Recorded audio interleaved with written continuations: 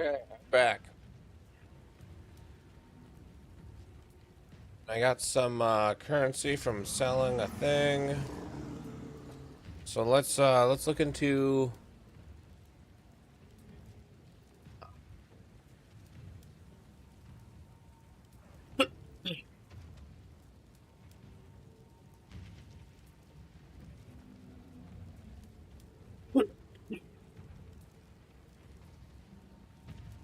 man. So how expensive would it be to roll okay, what do we want?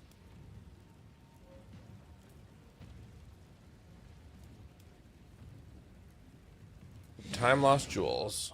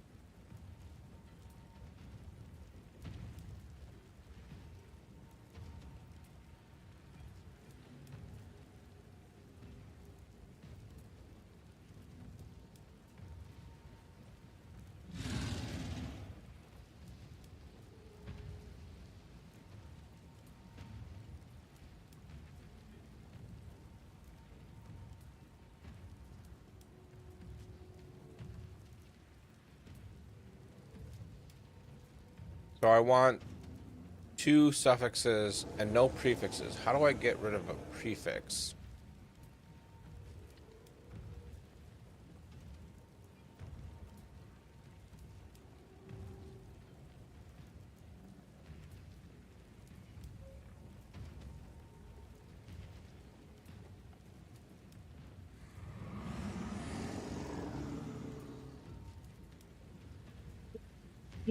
So first let's look at my jewels. Do I have any time lost sapphires? I do not.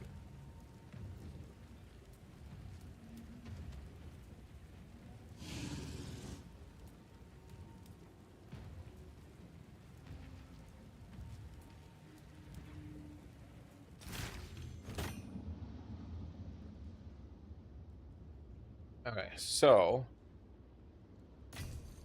it's a 50-50 to annul the right thing.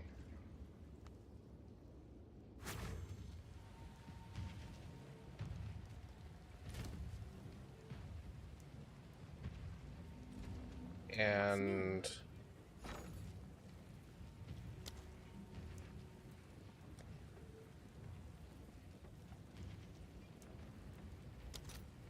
this is how many divines? Another 10 divines. So it's a 50-50, but it's actually cheaper to do the Sinistral Annulment.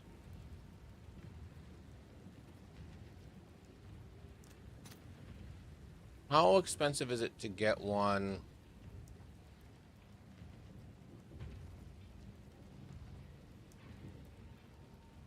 And prefix.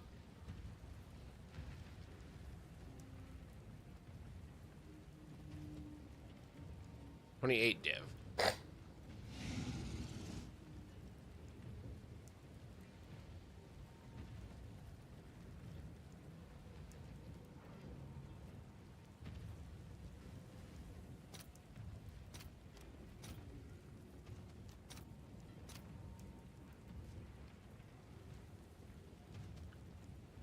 Cool.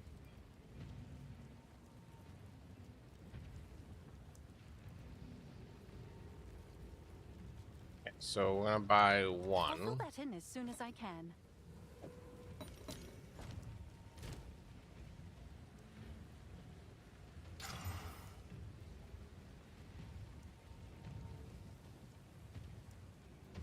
And then we put onto this. Ah.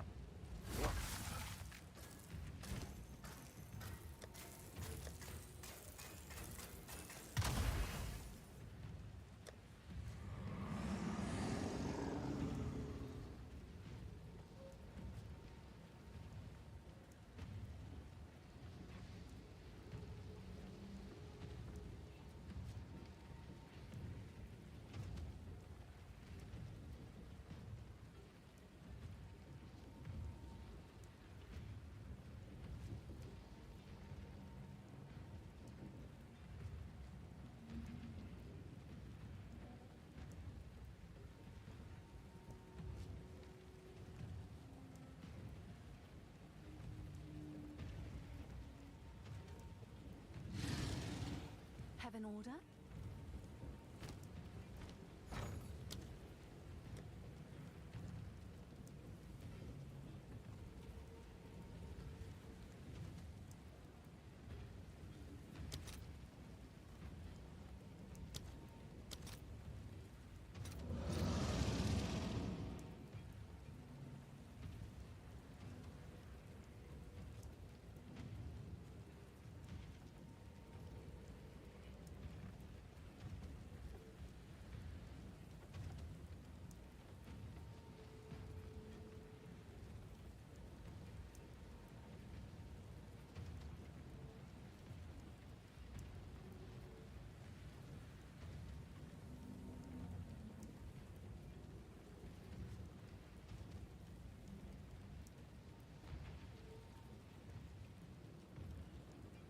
I'll post it right away.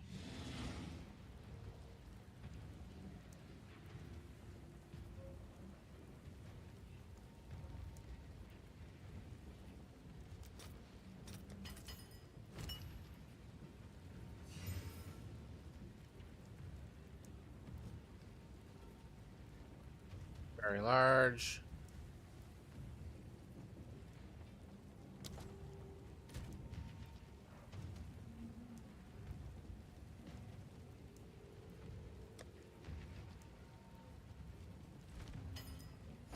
Which is a preserved cranium.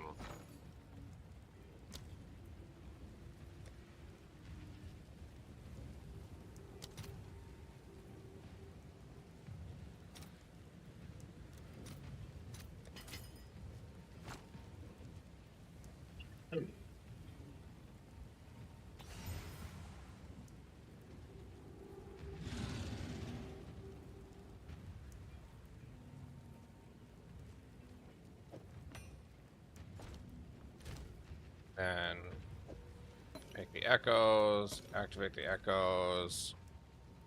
How much? So that has cost me about 20 div.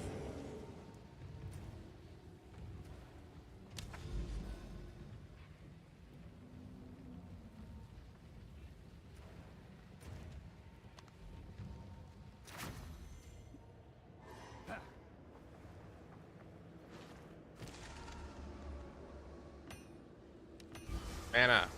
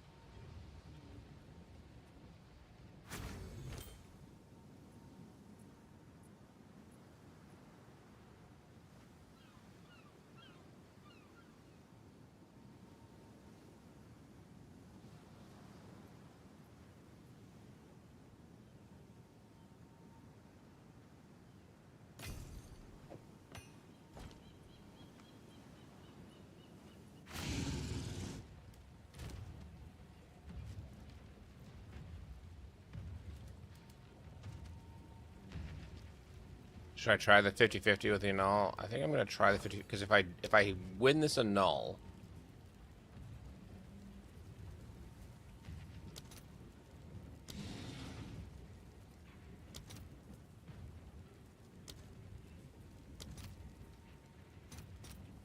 I'll fill that in as soon as I can.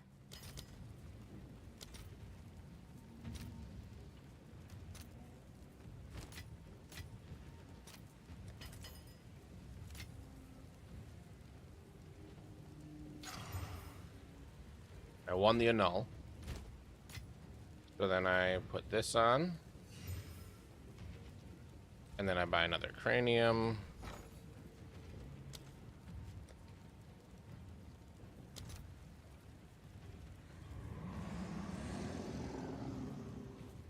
I need more.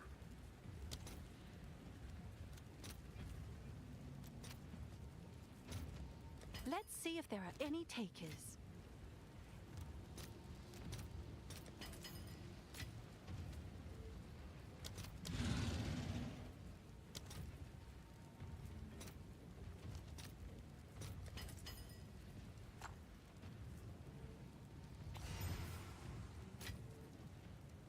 Echoes.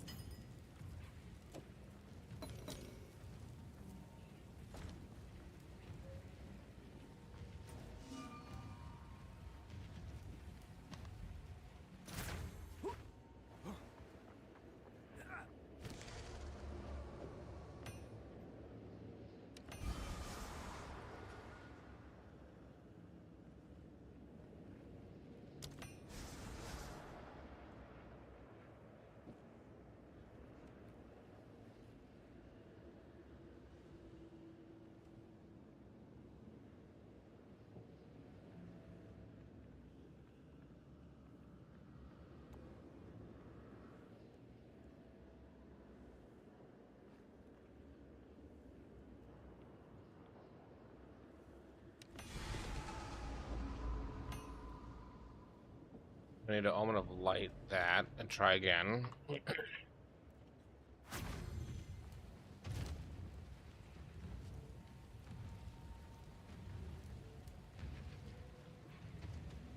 Or just sell it for 70 div. Do 50 div. Start working on another one.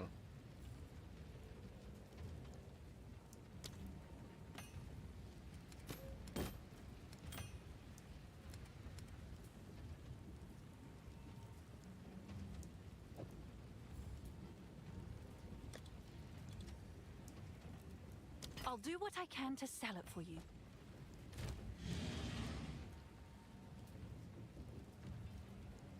Are you even trying?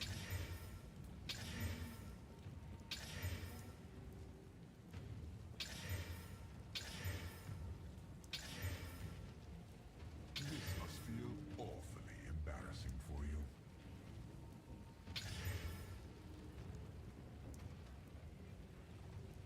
I just...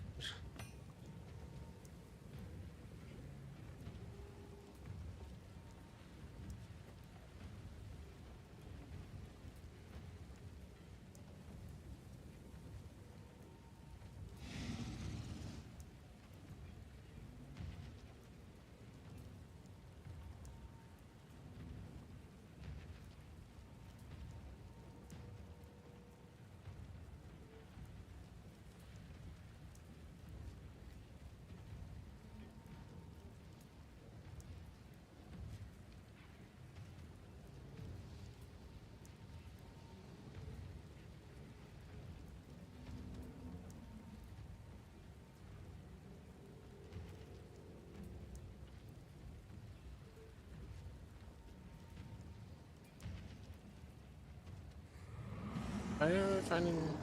What's wrong with this? Okay, show filters.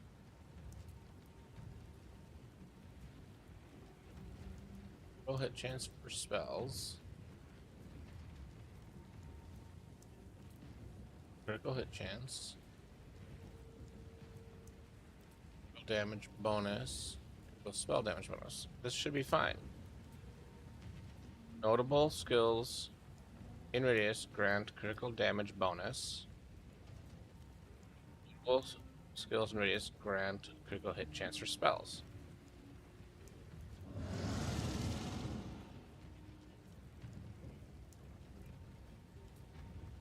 Why? What is this?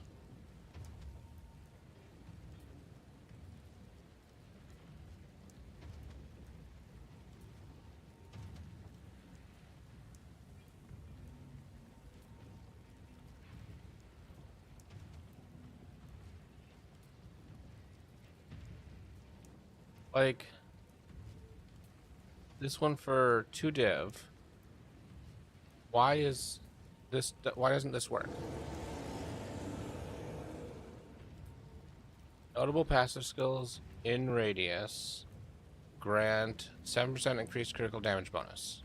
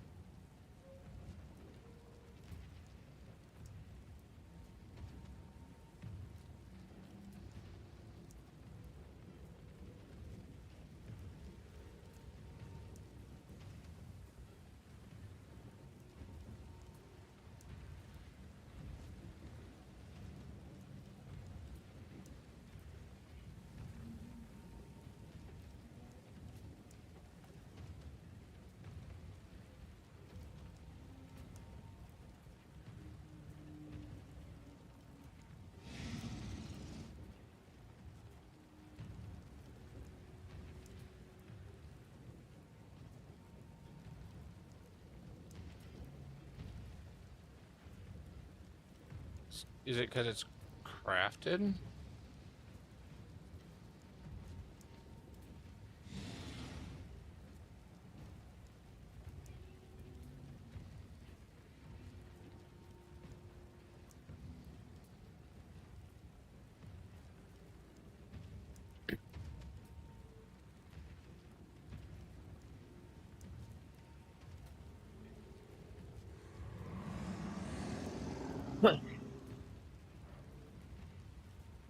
Yeah. This is desecrated, so I need to take the desecration off. Desecrated, no. Instantly. And that's crafted critical hit chance for spells, so I got crafted, no.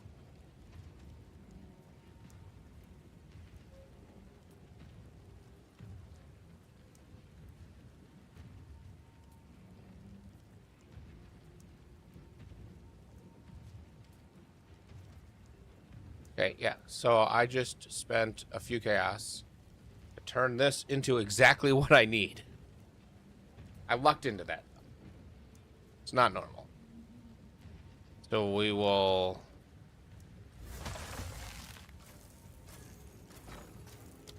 I want...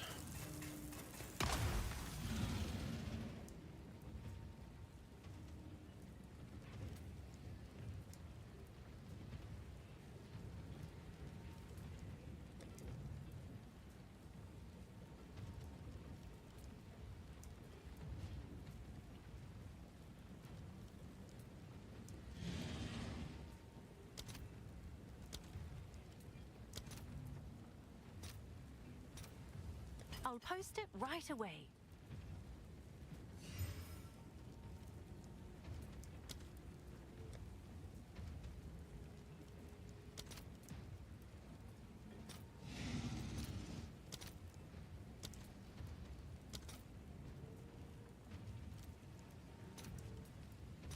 I'll fill that in as soon as I can.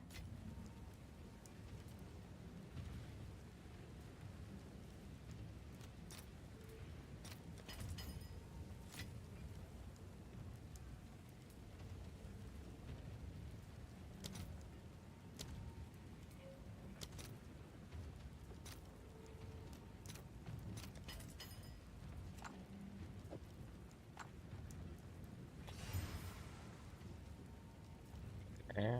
And then I need another echoes.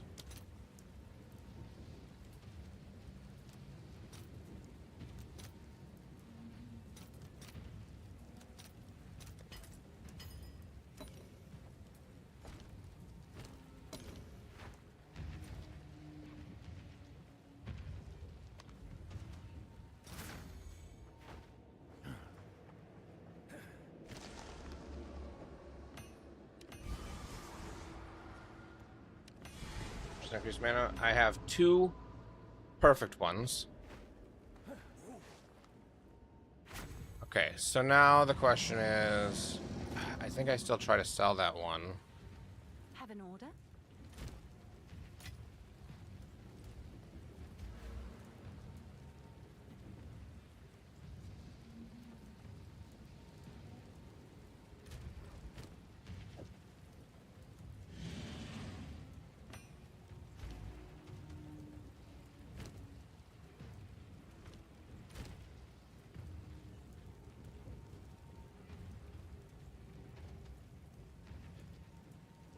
At 15 div left, do I try it?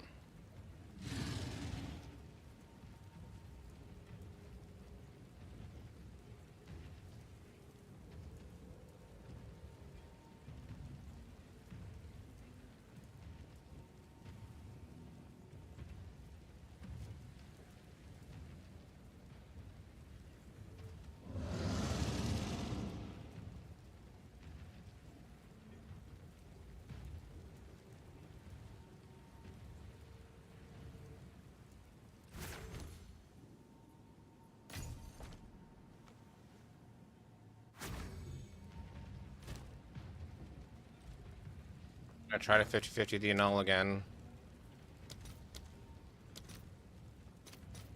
I'll post it right away.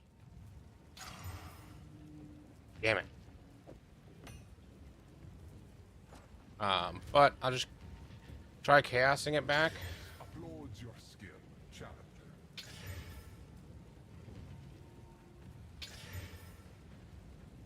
This must feel awfully embarrassing for you.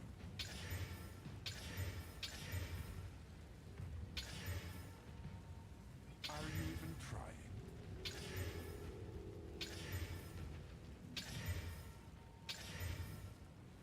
Be stripped bare before chaos.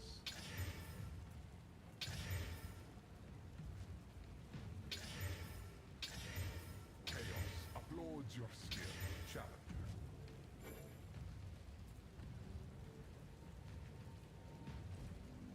Let's turn my greater chaos into...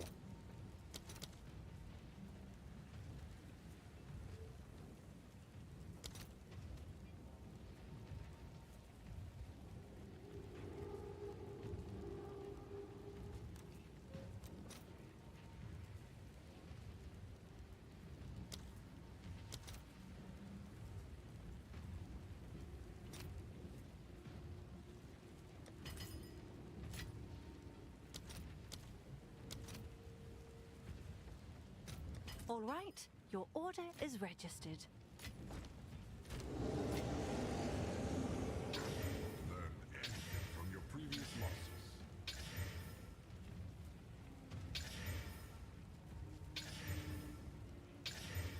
Chaos applauds your skill, challenger.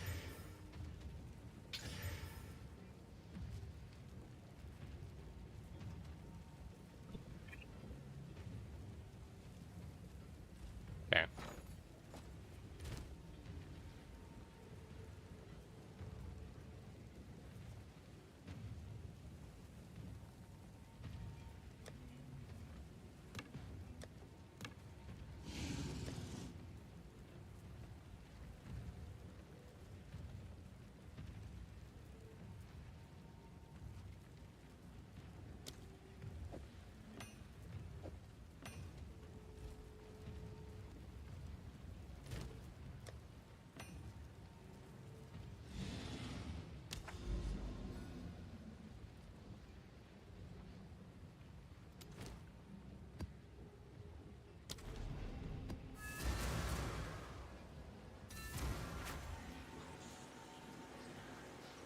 Hey, Logan, how's it going?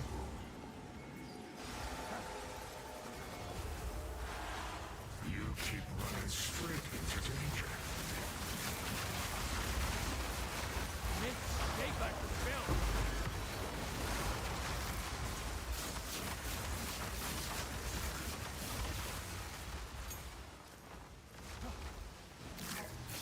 Still melting. Like melting things in game? Good.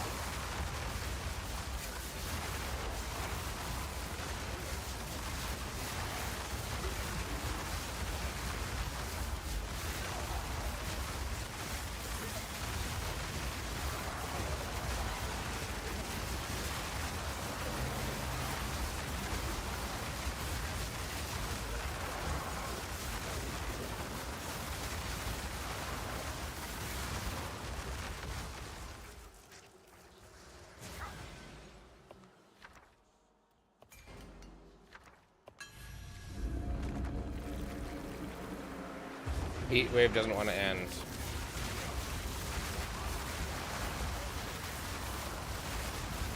That happens.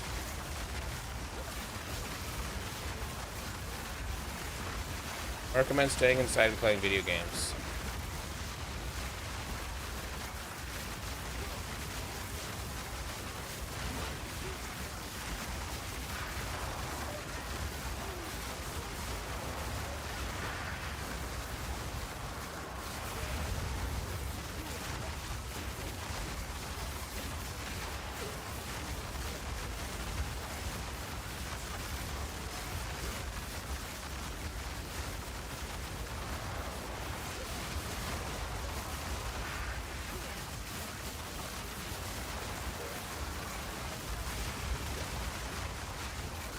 What you do is you put your computer outside and you sit inside. Poke a hole in your wall.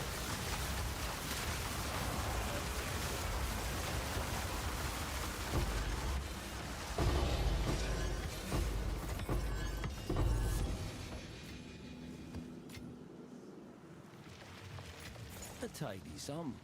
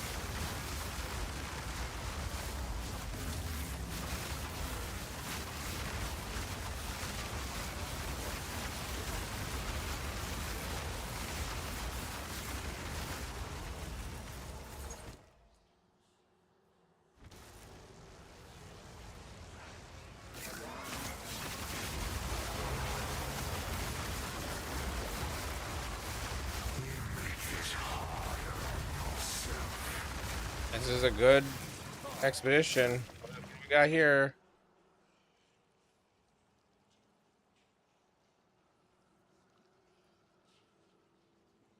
Perfect chaos orb. Got here. I guess that one's just okay.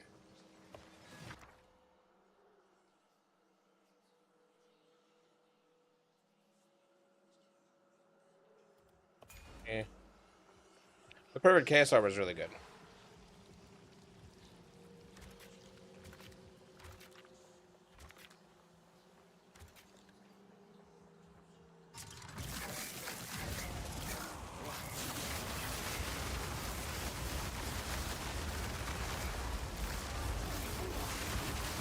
If you give me a logbook or two, I'll be very happy.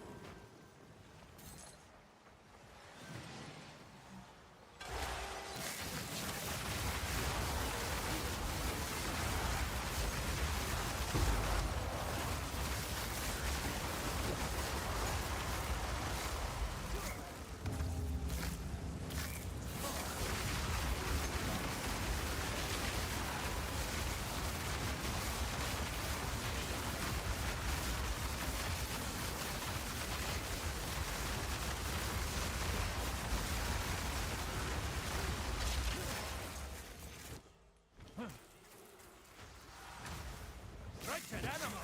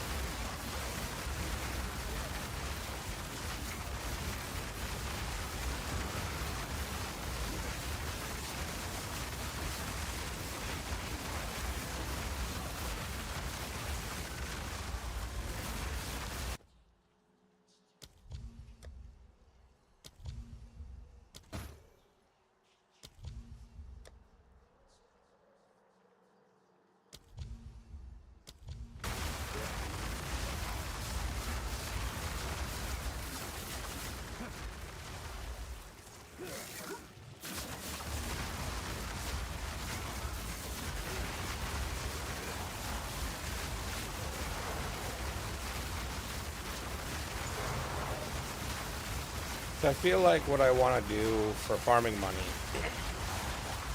is be out here doing expedition and at the same time be doing ritual. So I'm going to start doing ritual tablets.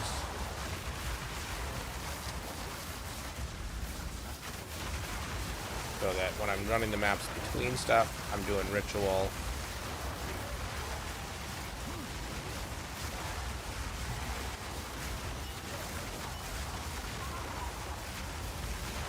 I want to do ritual, maybe breach.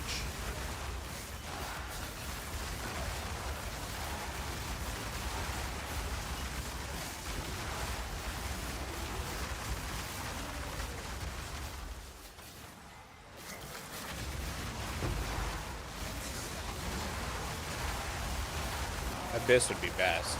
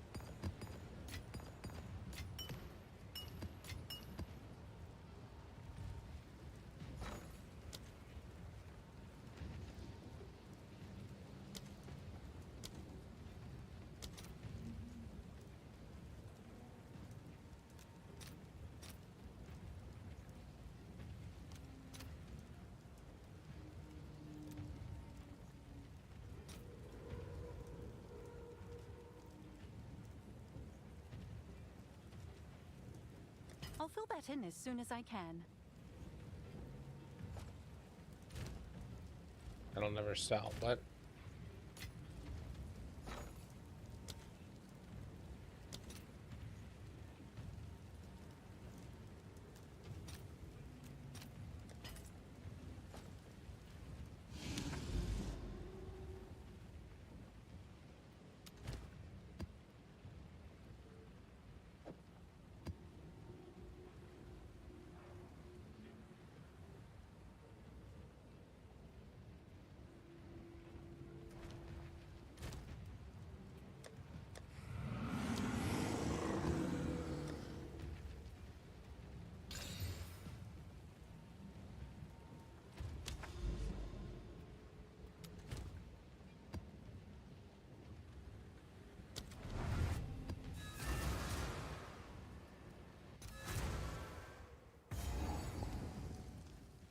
Another step into the past.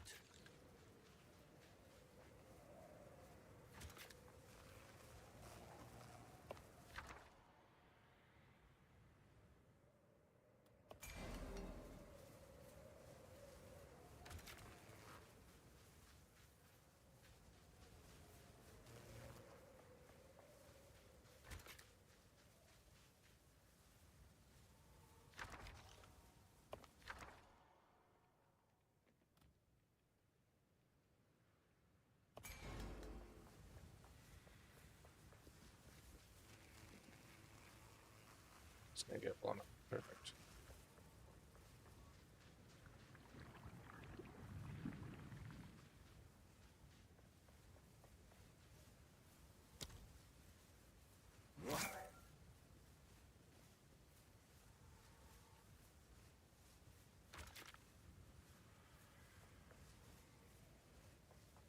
Close.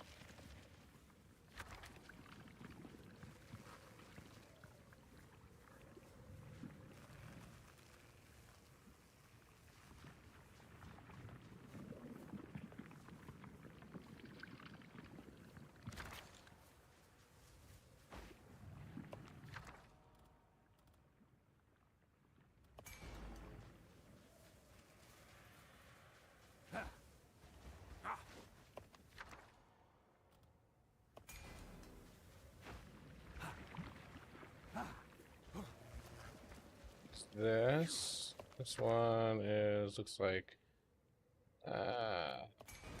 40 exalt. I can probably skip that one to make sure I hit everything down here.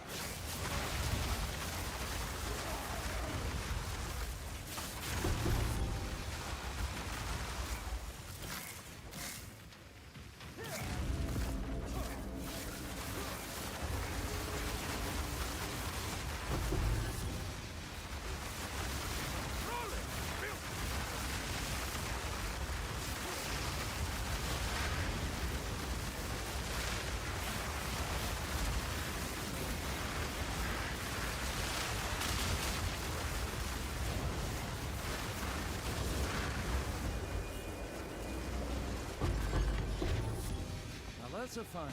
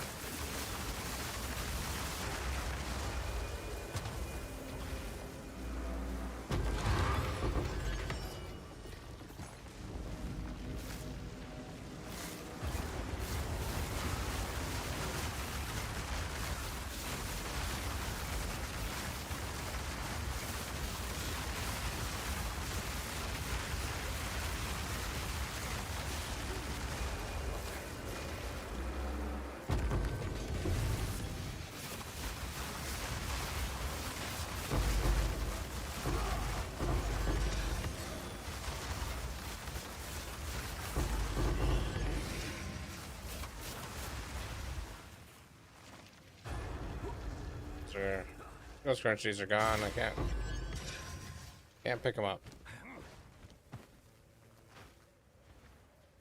Like, really?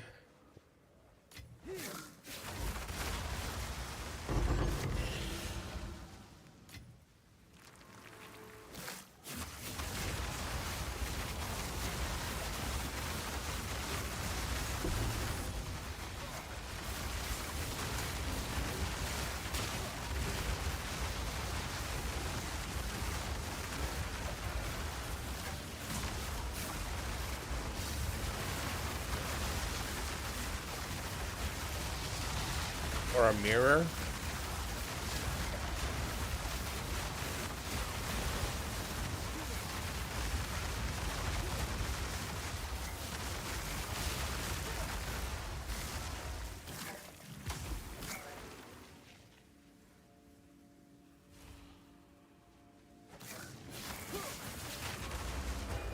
There's that one going off, so I'm like, where's the guy?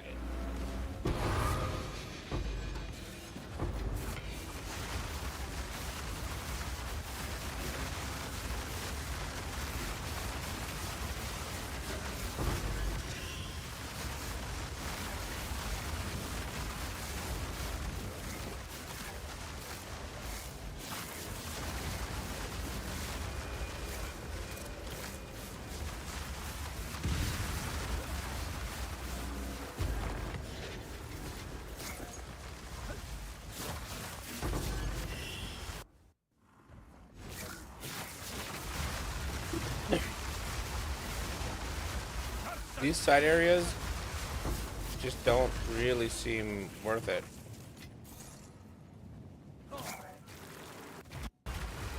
I mean, when they're that quick, you might as well do them, but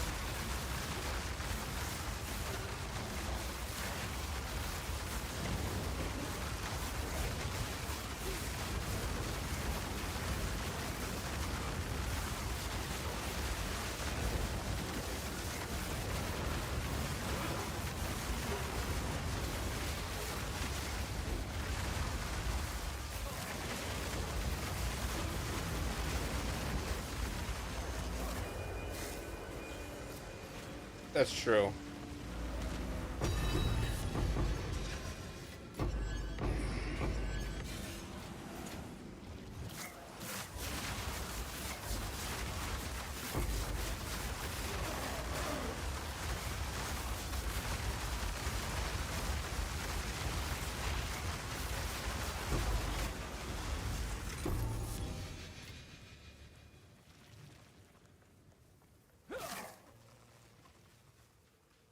These two that were glowing because of the thing not actually get triggered?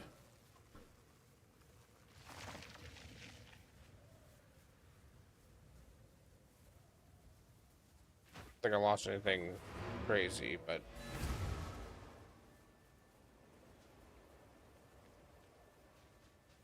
collect the Verisium remnants.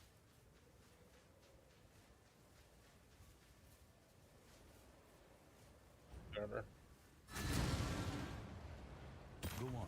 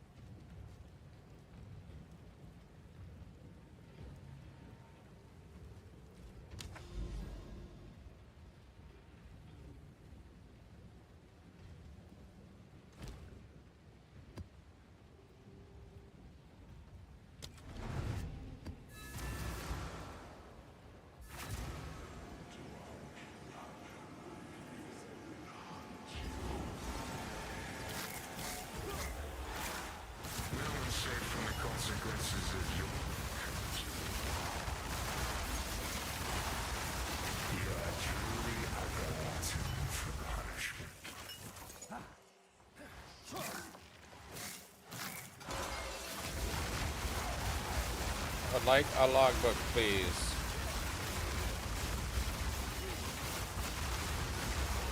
I don't even see any good flags. One okay flag.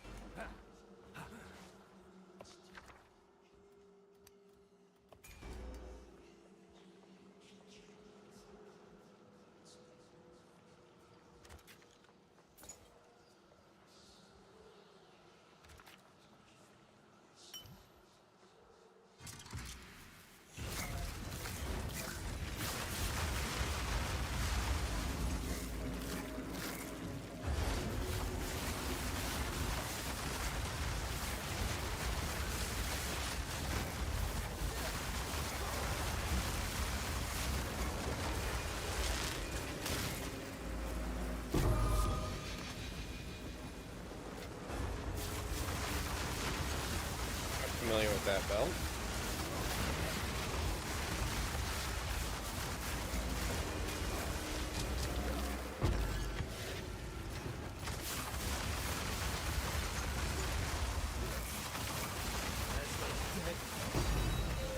Divine. I'll take it.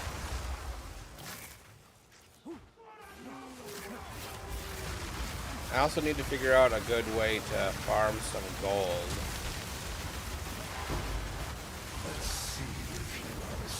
Because I'm running low on gold, and I'm going to need to do a big respec, which is probably going to be expensive.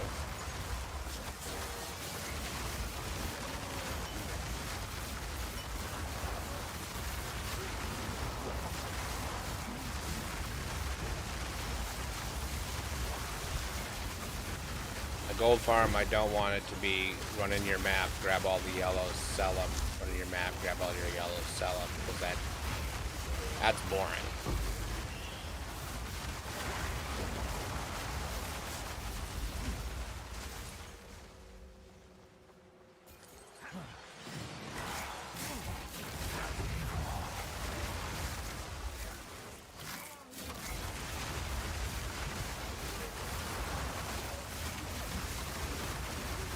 This.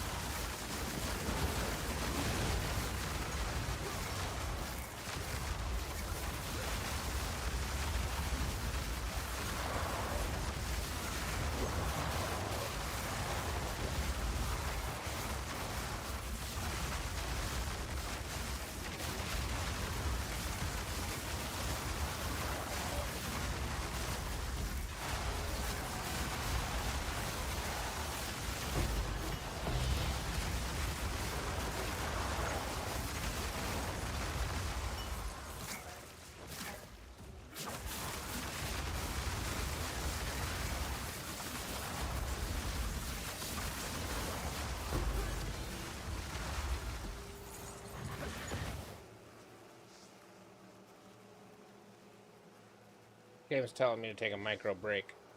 Ugh.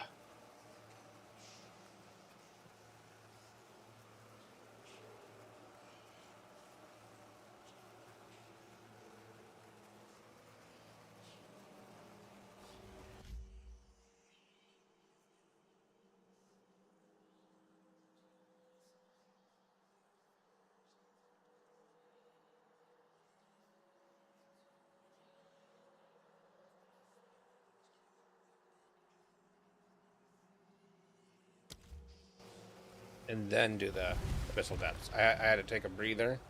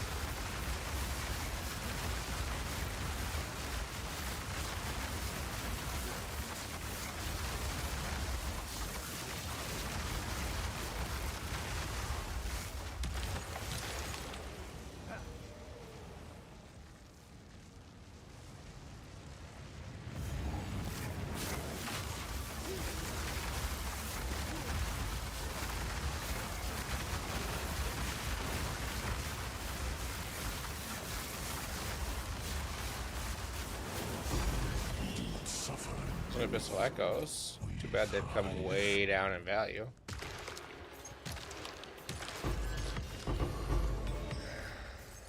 But I'll need one, so I guess I don't have to buy one now.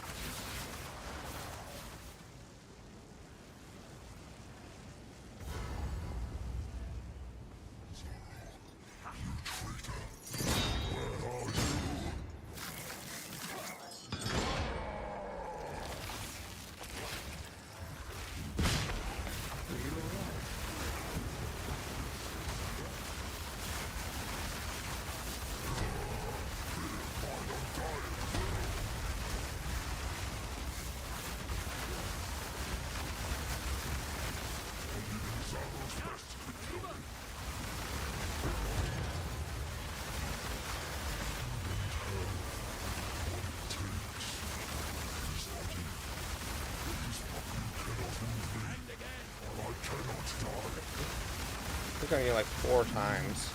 Cannot burst me. No missiles burst. Are you alright? You look like you've seen a ghost.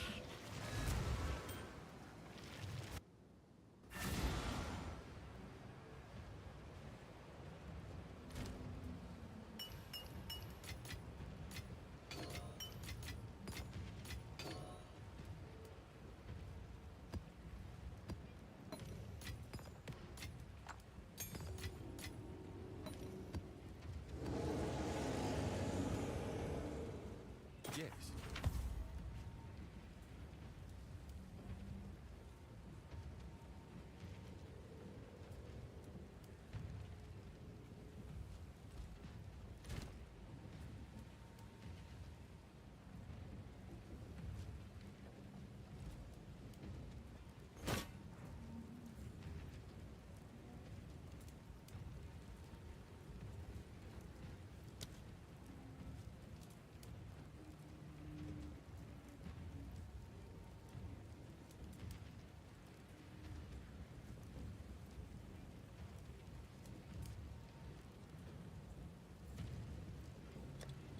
I'll do what I can to sell it for you.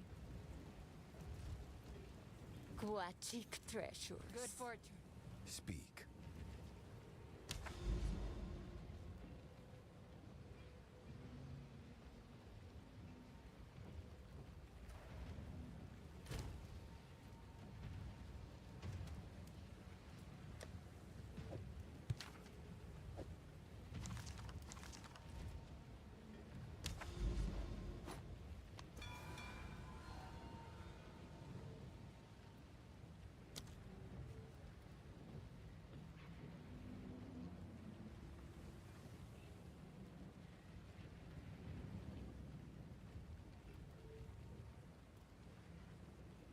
Map in progress. I didn't complete that one yet.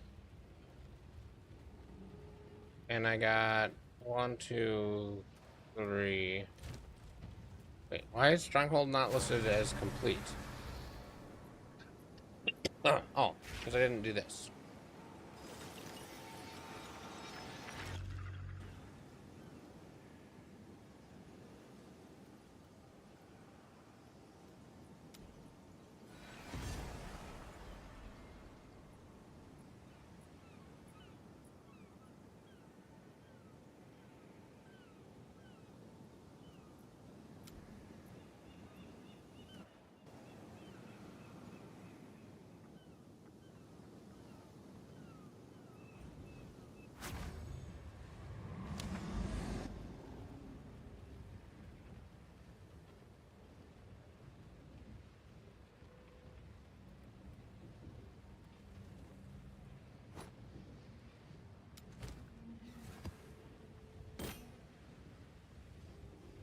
I have a buyer.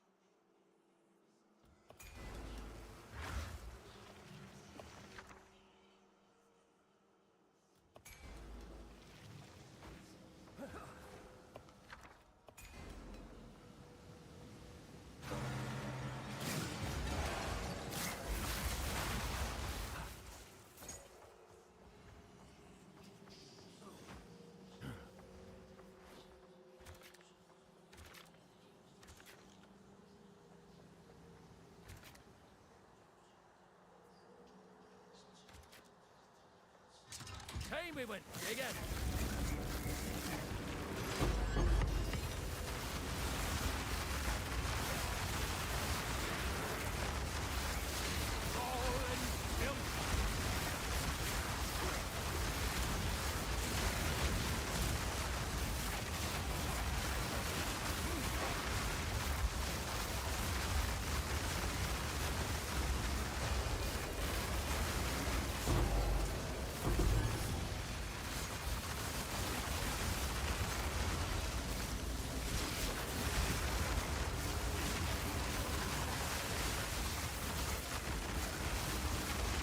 I would really like another logbook.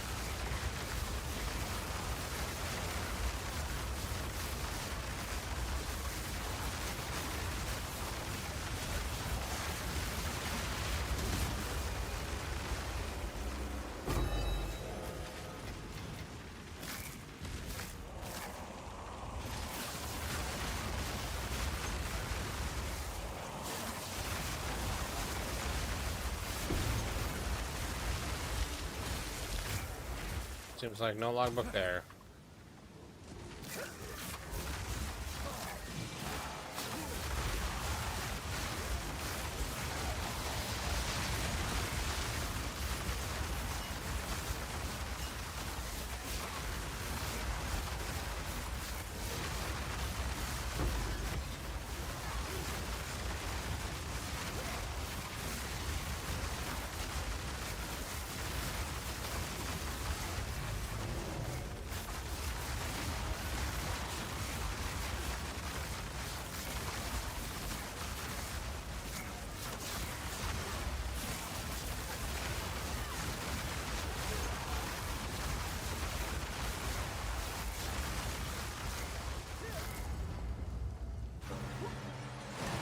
A challenger!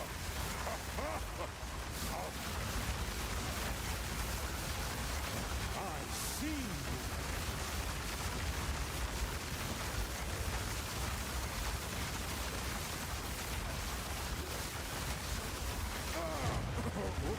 Okay. Yama sees you. You are worthy.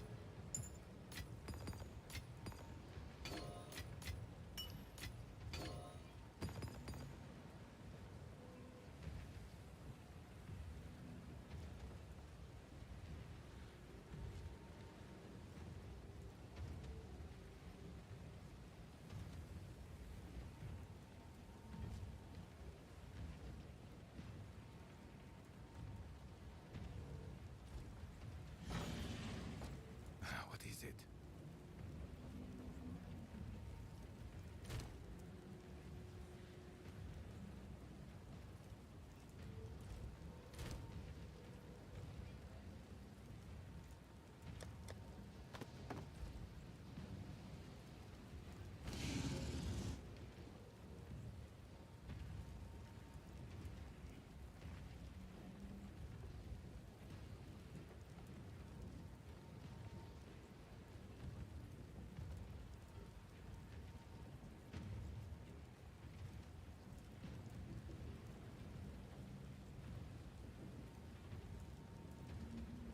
So many plugins.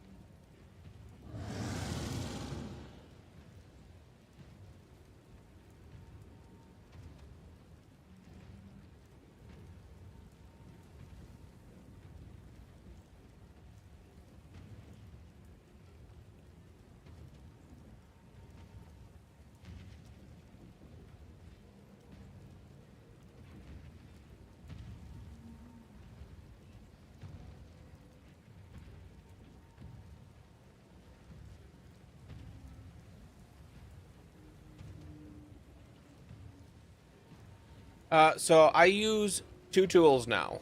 I use Scalpel and I use Exile UI. Exile UI is the one that I've been using for price checking and not price checking, everything but price checking. And Scalpel is for price checking. There is some overlap between the tools now.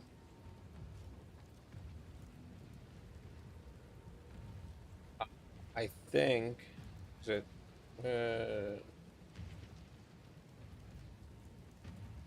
what did I create? What commands did I create?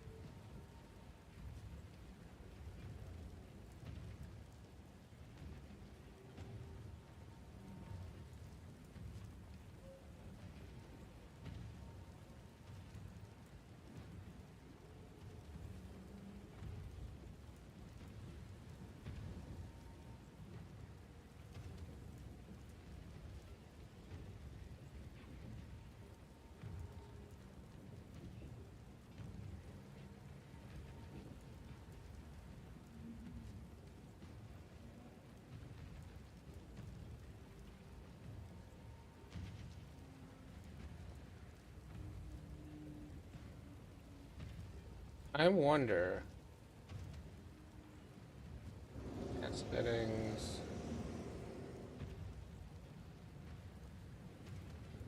Alias. Flash. Tools.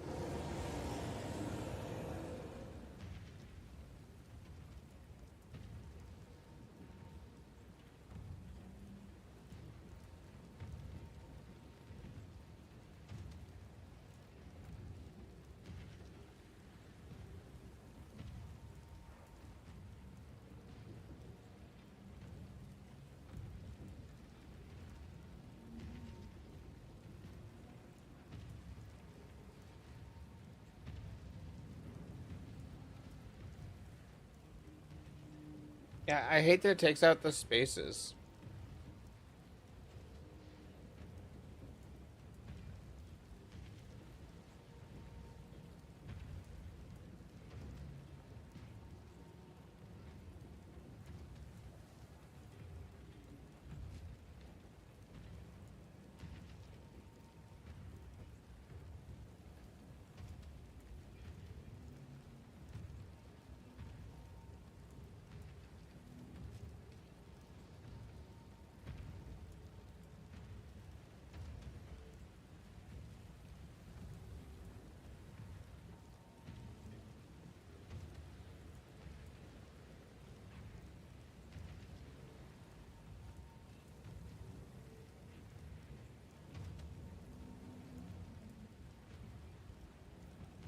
Okay, well, the command is as good as it can get with the way Twitch handles white space, which doesn't allow for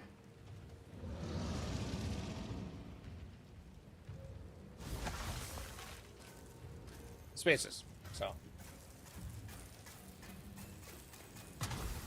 Speak.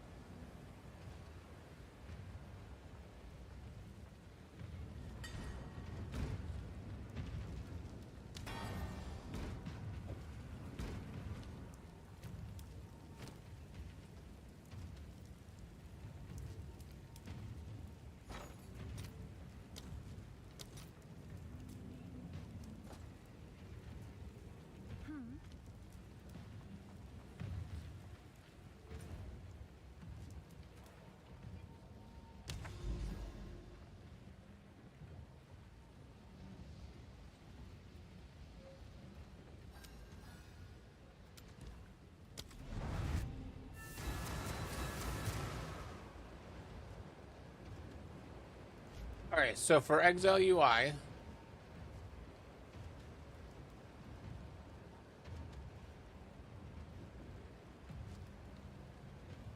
to install Exile UI, first you need to go here, and it runs in auto hotkey. So you need auto hotkey version 1.1 specifically.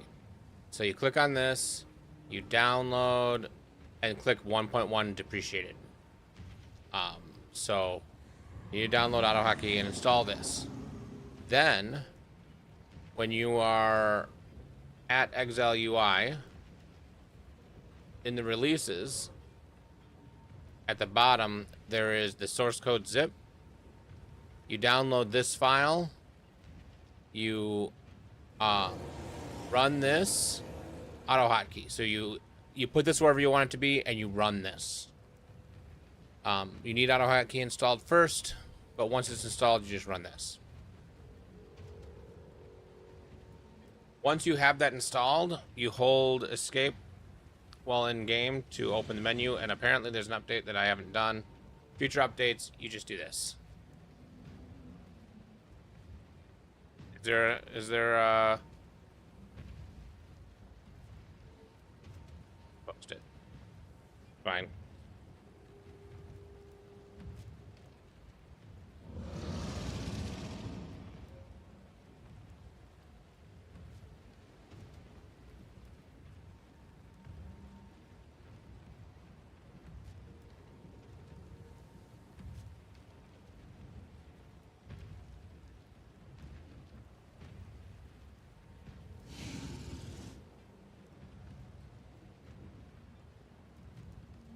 Hey, there's Skittles in there!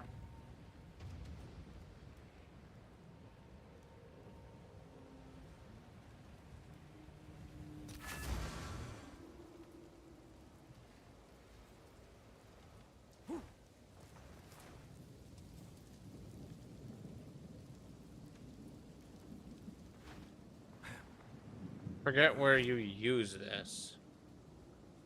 Speak to Makaro. Good day.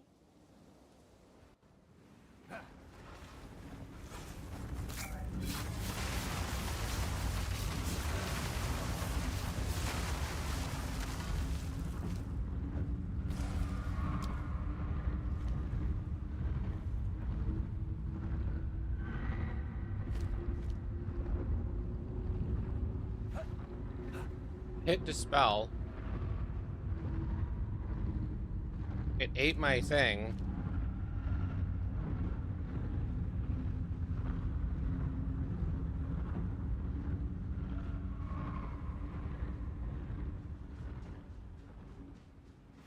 Like, what?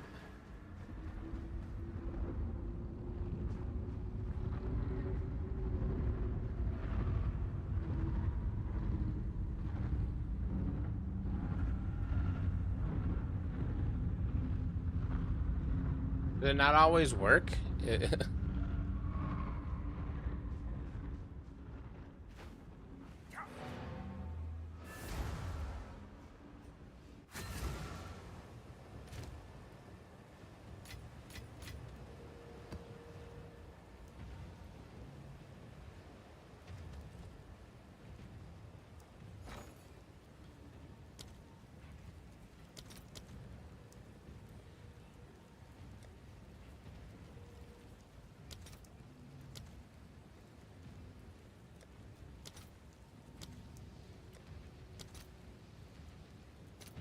All right, your order is registered.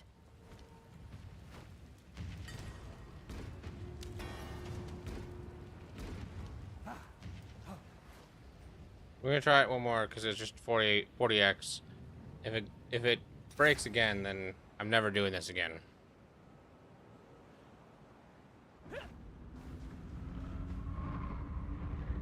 Okay, so I put this in here. Click dispel. Hey, this time it actually worked.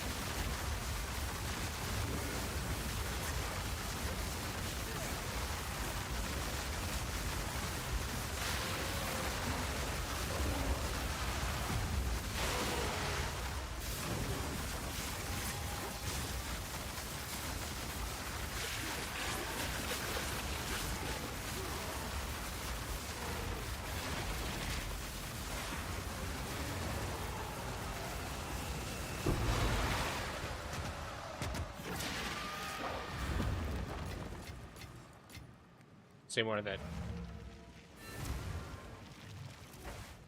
Yeah, you put it wherever you want it to be. You could put it on your desktop if you really wanted to. I wouldn't recommend it. But you could make a folder right in your C drive and just put it there. Wherever you want to extract it to, it doesn't matter. It just needs to be somewhere on your computer.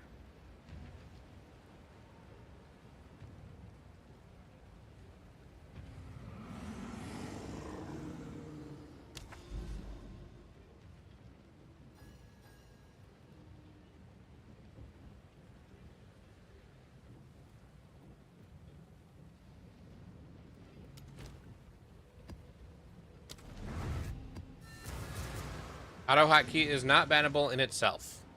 No, it is not. That is false information.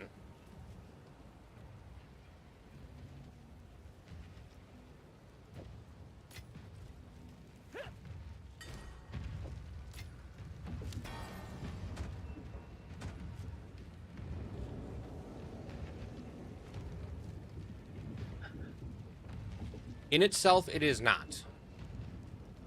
It depends on what auto hotkey scripts you are running. In itself, it is not. It is bannable. Okay, so some games that use certain anti-cheats will see auto hotkey and blanket say you can't be running this. Some games, not Path of Exile, because Path of Exile doesn't run any anti-cheat. So, it is not bannable within Path of Exile, period. If you are playing, like, I think Call of Duty's anti-cheat will say you're cheating if you use this. And so you need to not be running it when playing the other games. But those anti-cheats will also tell you, hey, you're running this. If you play while running this, we will ban you.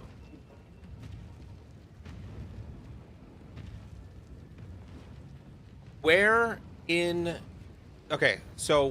has Grinding Gear Games in any of their stuff said that auto hotkey is bannable? Because I've done extensive research looking into this, because people come up with it all the time.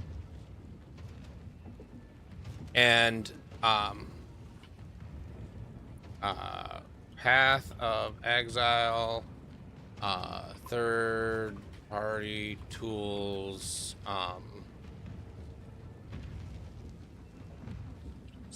whatever.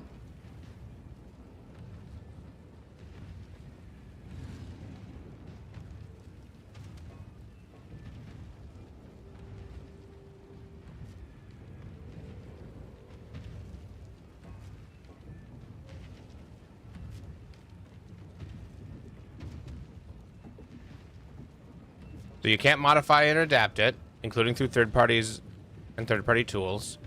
But that auto hotkey doesn't, in itself, automatically do that.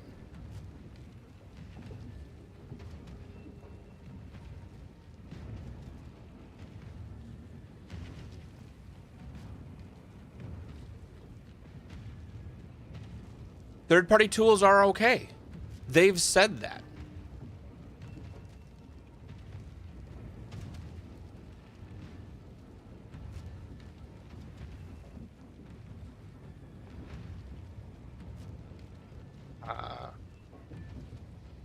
Like, they say that they shouldn't be necessary?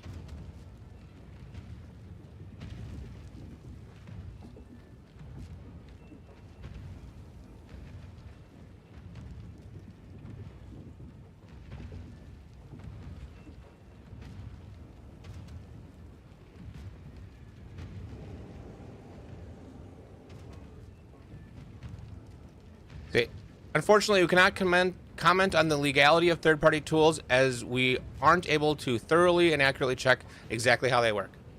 This is a Grinding Gear Game employee in 2024 stating that they would be able to say any third-party tool is not valid. If they would say that right here if that was true. We do not encourage the use because they provide advantages for players that use them. We are unable to guarantee if a tool is allowed or would remain allowed in the future.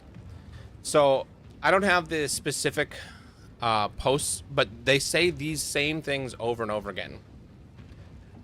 The rules for third-party tools and any form of automation is one button press equals one action. If one button press equals one game action, then it is fine. They specifically allow it because of logout macros. And it's one game action. So typing /logout, which is what all the logout macros do,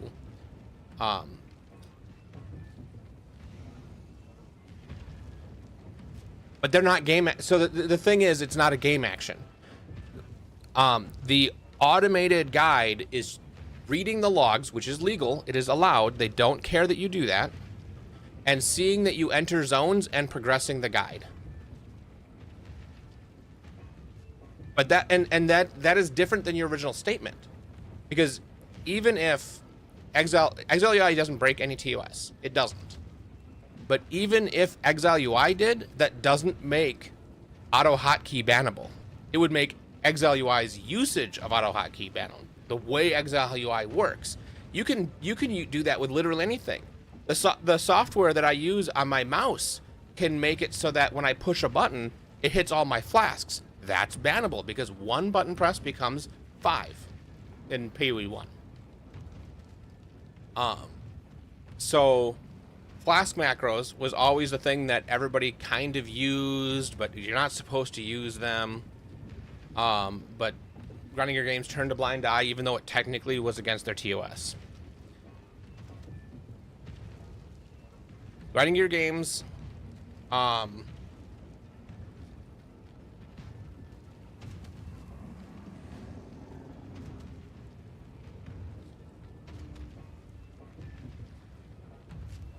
there's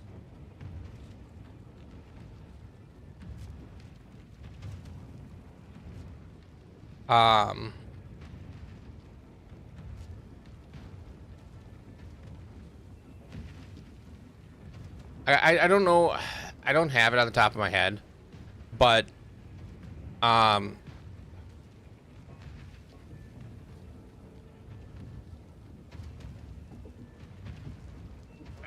Logan's here.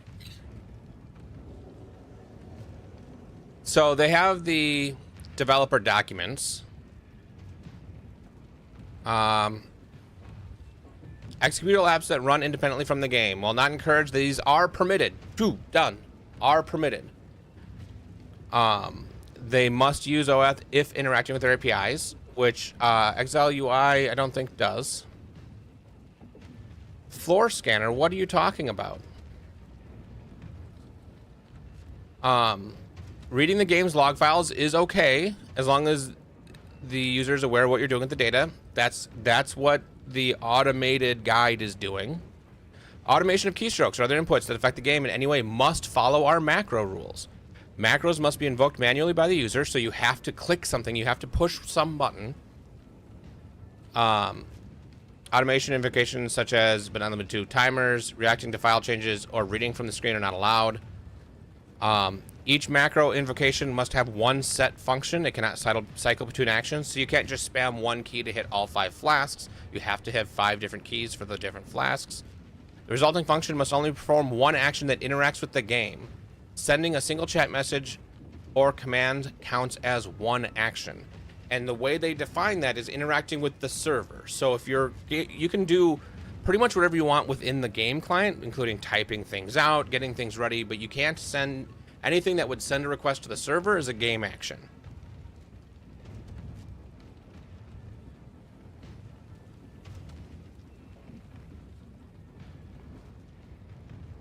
Scans floors that haven't showed up on your GUI yet? What are you talking about? Hey, Demon Slayer.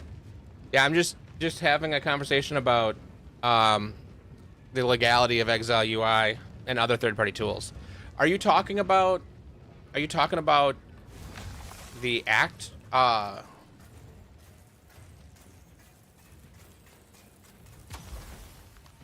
if I were to go here and hold this, this is not reading the game and knowing what the layout is. This is just, these are some common layouts. These are where things tend to be. You start here, the boss is here, the things are here. This is just screenshots.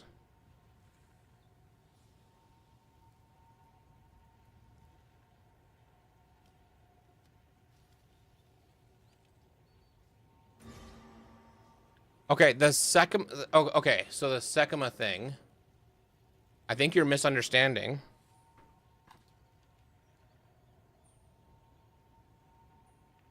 So this is a screen reading thing, which is again not against terms of service.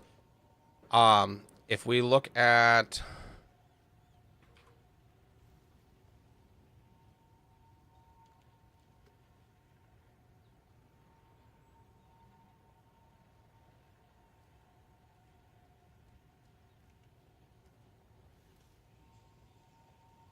you know what? There's an easier way to find this. Sekima Planner wiki page. Okay. So this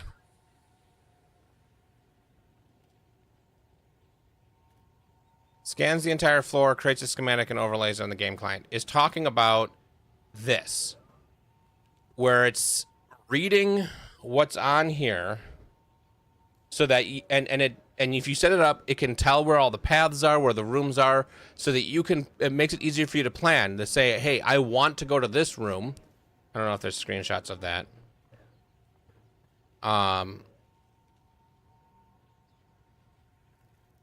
Yeah, this is what it looks like in the back end. Yeah, I want to go to this room.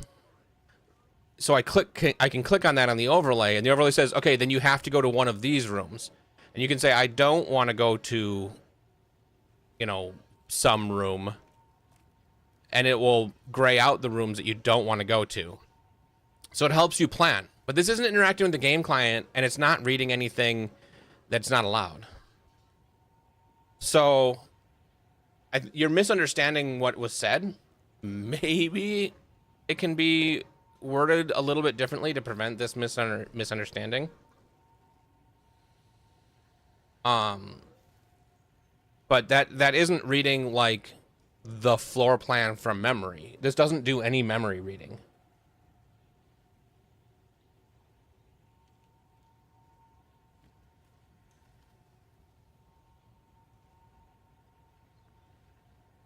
Auto hotkey in itself is not bannable.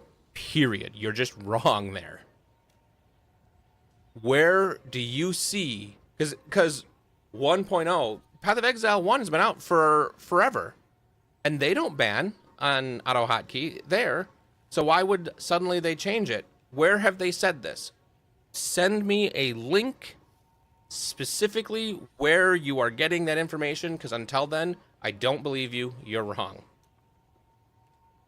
Okay, if people say they've been banned for auto hotkey on PoE1, first of all, either they were using a auto hotkey script that does one of the things that's against TOS, so auto hotkey on itself isn't automatically bannable.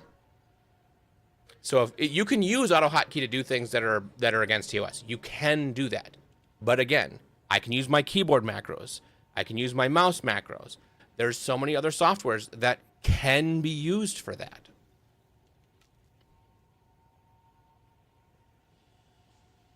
I've been using it on stream consistently forever. For years. Not been banned.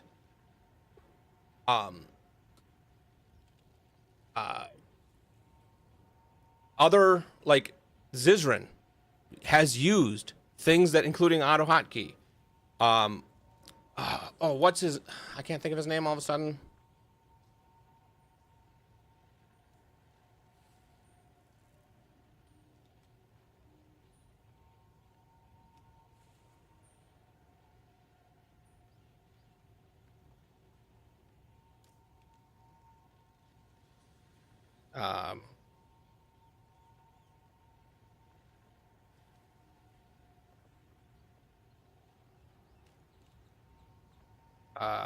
What is his name? He does all the interviews.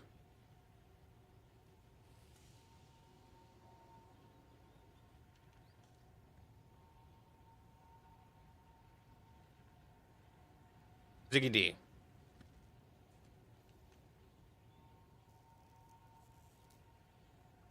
So Ziggy D 3 years ago, so not Once I've that got my long precision, ago, and it created a video specifically talking about it. Ziggy D, the person that they bring on to do the interviews, covered Exile UI when it was called Lilocan UI, so before he rebranded. And he links to it. He's never said, "Hey, this can get you banned."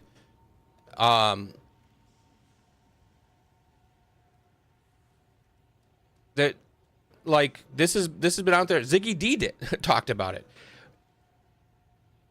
and he's the one they bring on.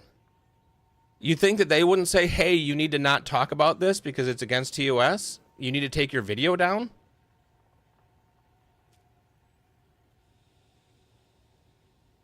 Auto hotkey in itself will never be bannable.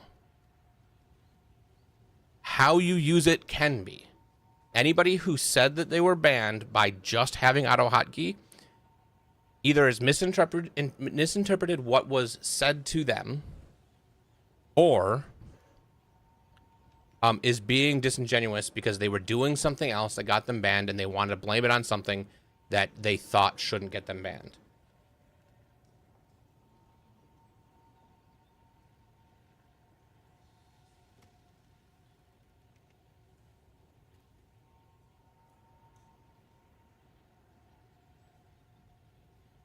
Yeah, the old trade macros were auto hotkey scripts as well. The ones most people use now aren't, but a lot of the old stuff was auto hotkey. Now, there's lots of things to be said about auto hotkey, and is it the right tool for the job? Well, it is, because it's what Lilocan knows how to use.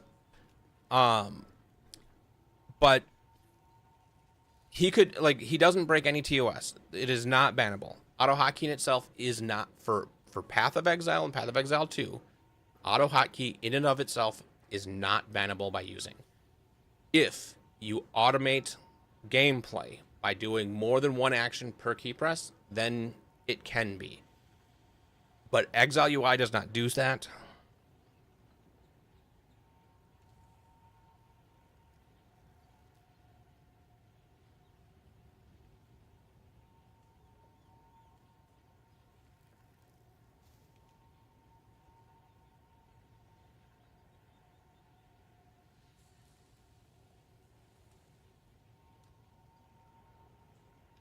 Yeah, over on YouTube, Val's like is saying it's never a ban for just auto hotkey related. If you were banned,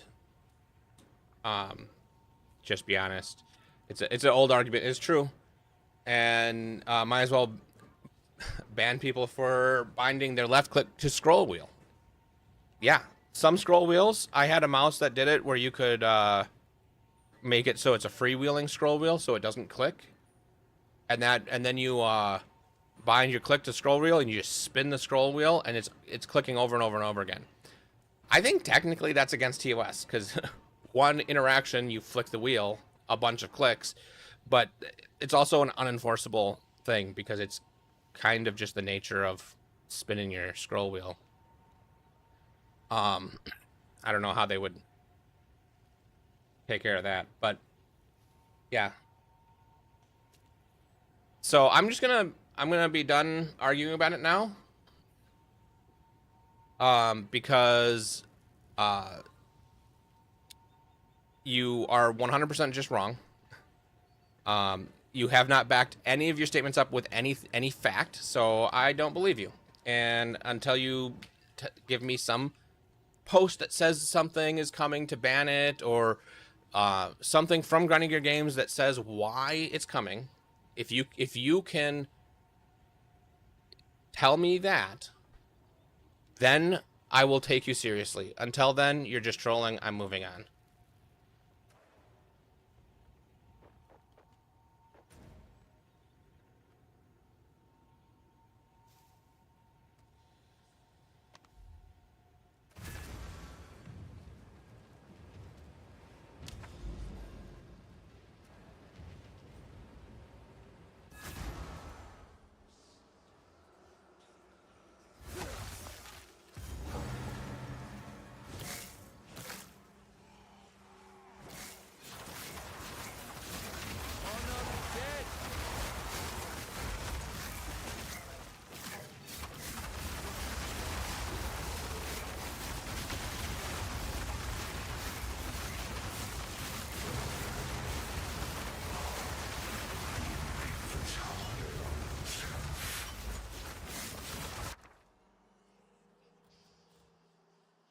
Unless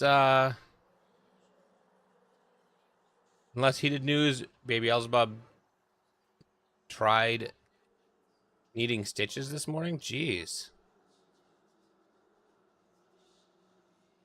I think tried as in needed stitches.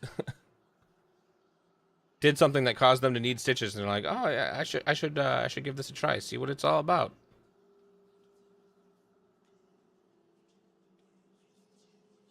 My brother, so my entire family, if we smile, we've got dimples, right? It's a genetic thing, we all have them. My younger brother, when he was really young, fell and hit his cheek on the corner of a table, so he has 3 dimples. It gave him an extra dimple. It's funny.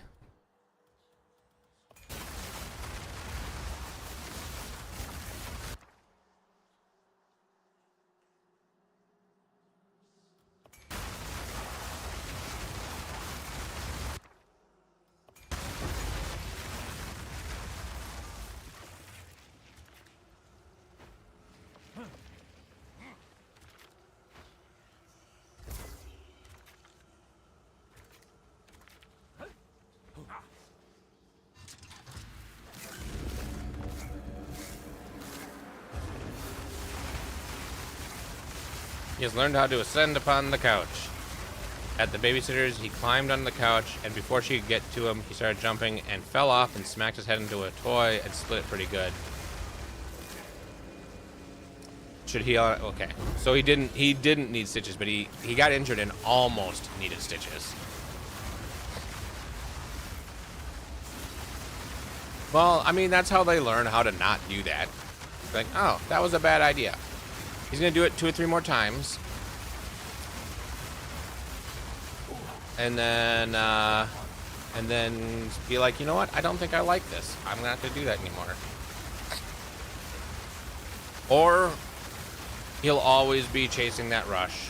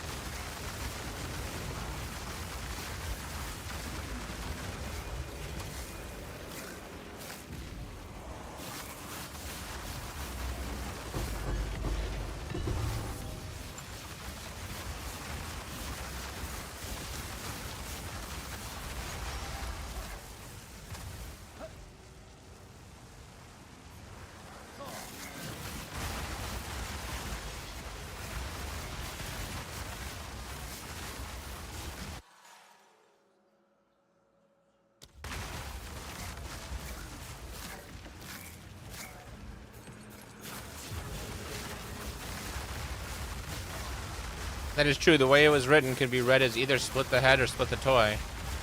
Splitting the toy would be impressive.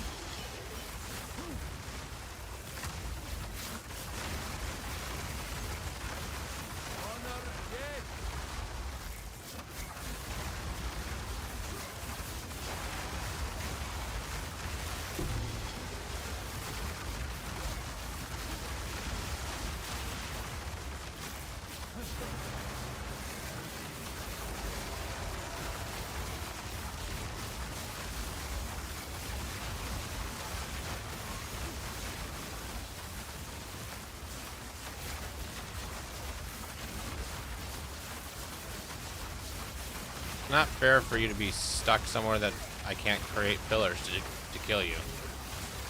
And then you're just actually stuck.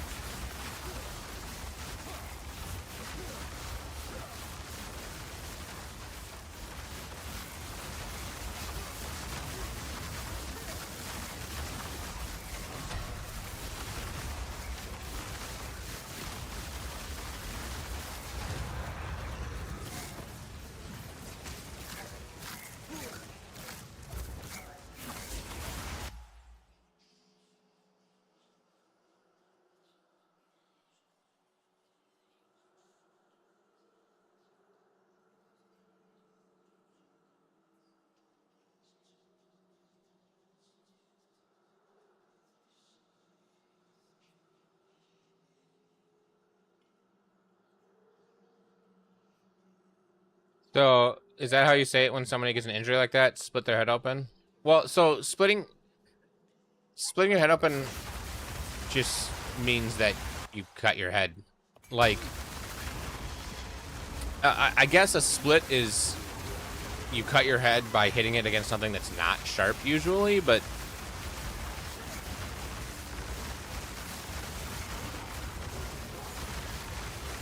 a lot of times it can mean that you like cracked your skull, but generally people say you cracked your skull if that's what happened. You know, if you got a fracture. So, you know, split. Yeah, that's a common way of saying it.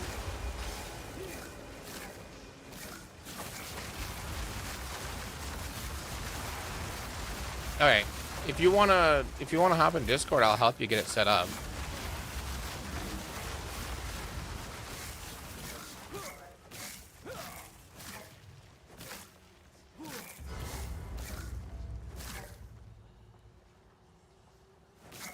Yeah, yeah. English is hard. English is, I think, the hardest language. Or not necessarily the hardest, but one of the hardest commonly used languages in the world because nothing makes sense because it's based off of so many. It borrows from so many other languages. It almost isn't even its own language anymore. Oh.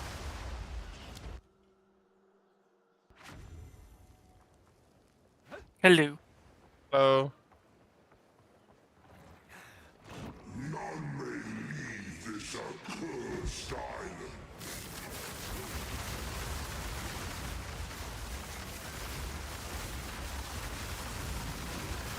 Yeah, I'm just gonna kill this boss quick.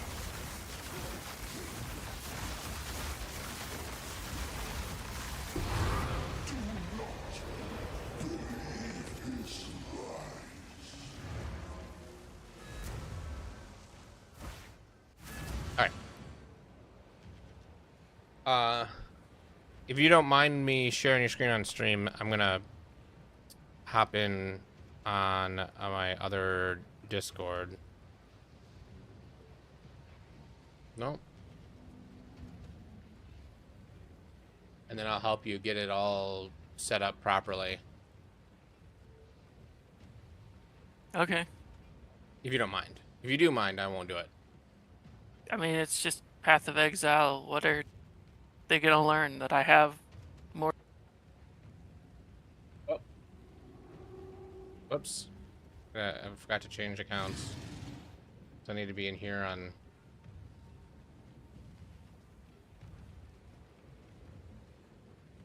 They're probably all gonna learn that they have more divines than me. Yeah, well, it's not just that.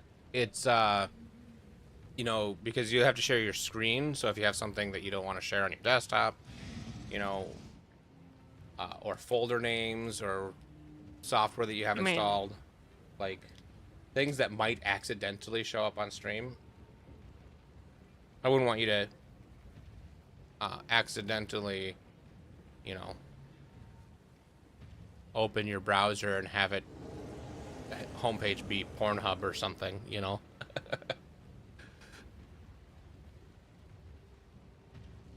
If you care, we won't. I'll just do it without sharing screen.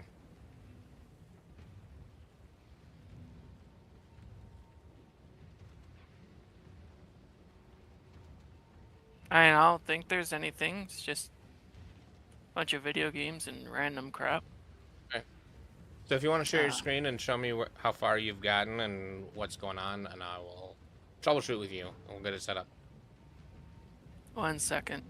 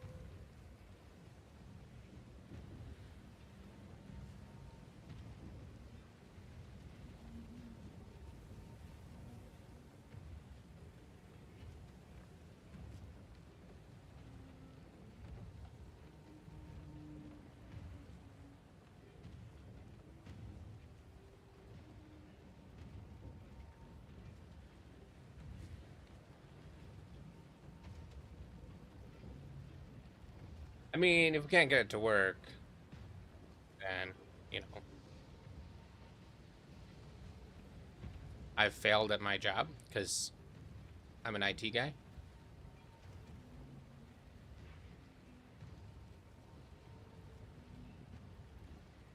Although if we struggle just a little bit, that'll be very reassuring for Ancient.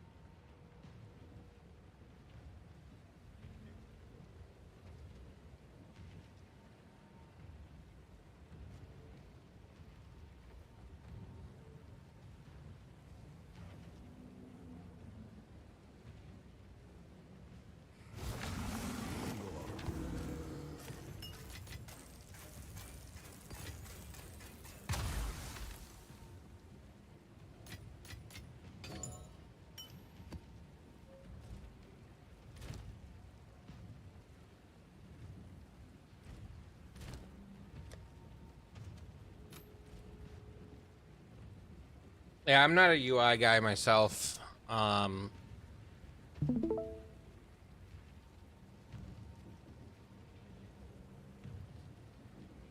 you sharing your screen and not just Yeah. Path of Exile? Yeah.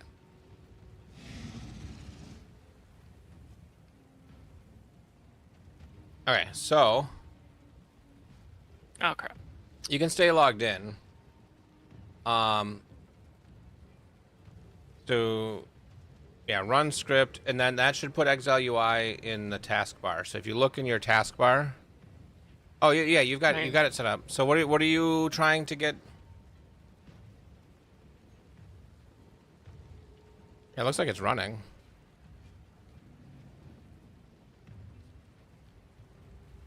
Update failed. Update failed. I'm not getting.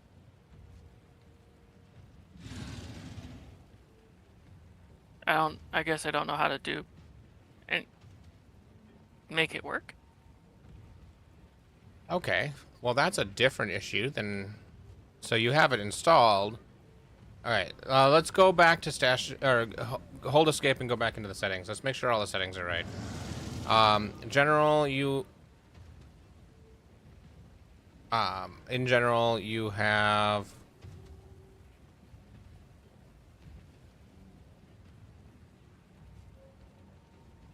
Yep. Okay, click down to Vol Street. Sometimes there's an issue with Cloud Sync in the background. So I look and says, where is it? Where did you put the file, the folder? I put it in the download section on accident. Okay, let's just so let's close out of it and let's just move it quick. So if you go, you have to close Exile UI. Just to make sure it's completely, yeah, exit. There you go. And then go to your downloads, and then let's just create a new folder in your C drive just to make sure.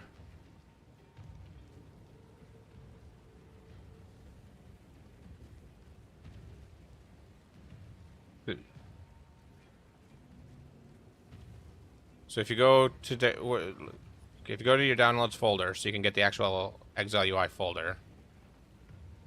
So the Exile UI main right there, not the zip, the other one. So copy that out. Right-click copy or cut. That's probably better. And then go to your C drive.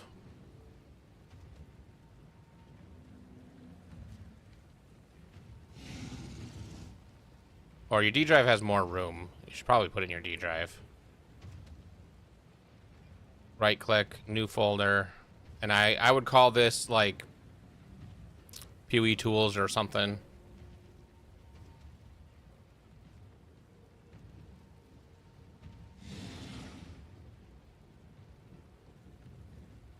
Okay. Go into that and then right click paste.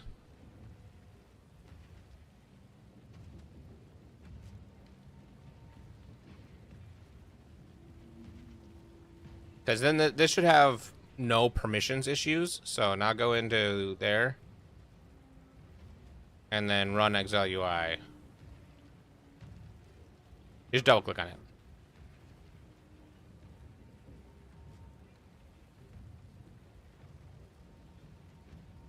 Oh, more spam email. Okay, so it's That is running my now. Now email, try it yeah. again. Try doing your price checking. That was my evil email that got taken over by some jackass who decided I needed to have an unusable email address because of spam emails. Thousands of them. Yeah, it's hard, but you can clear them off, get them all Oh, blocked. I've tried. I've tried, and it just seems like new ones crop up once I've gotten them all. Okay, go ahead and try your.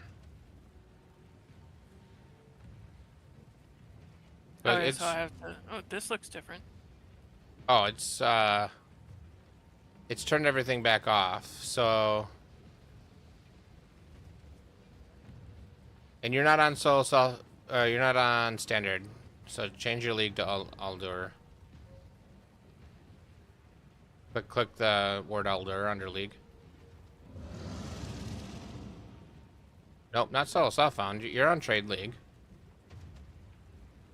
Not hardcore. You're on softcore. I can't. Okay, so that's how that works. Okay, I figured it Yeah, out. the green ones are the ones that are active. Okay. So then, go down to Wall Street and enable it. Or Stash Ninja is the one you were using. Stash Ninja. Well, yeah, I think I want to use this one too. Yeah, don't I? well, Stash Ninja was the one we know had an issue, so I just want to test it, because then you can just play with turning things on. Okay, so now you can X this out real quick. Don't I need to set up the Screen checks. screen checks again? Yeah. Open your inventory. You don't have to exit. Okay. Open your Well, inventory. I do for this one because I think this one's the one that It's you not need for Stash that too, Ninja. isn't it? Not for Stash Ninja, but hit calibrate. Hit test. Okay, so now that one's done. So currency exchange.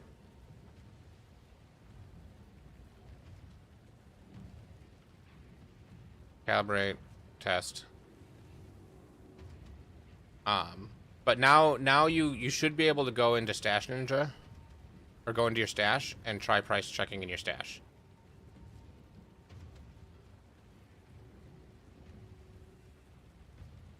Oh, hey.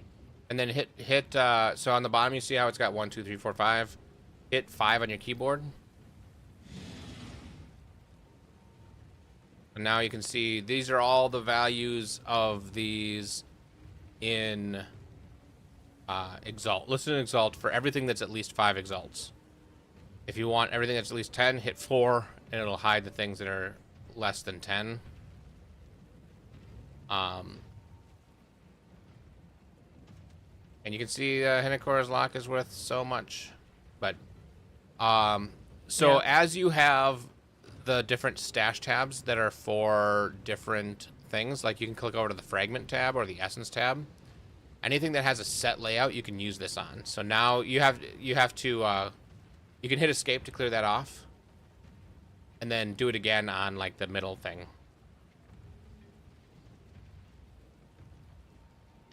So you can see the values. That bottom one is 2.75 divines right now, give or take. So that's working. So it looks like it didn't like we're running out of the downloads folder. Okay, so that's Stash Ninja. which one of these is fragment orbs? This one? Fraction orbs, yeah, that one.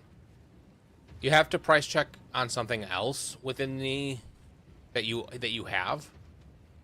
And then you can see that that's 1,943 exalts. And if you hit 1 to switch back, 5.61 divines. Ugh. It's gonna cost so much to make that chest because video said like 40 40 of these on average Oh, to hit what the thing was. that's optimistic.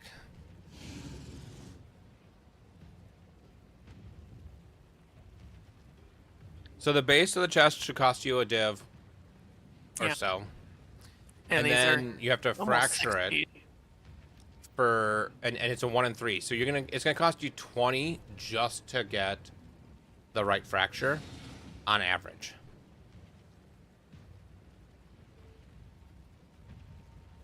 Still building up the currency. I'm at 42.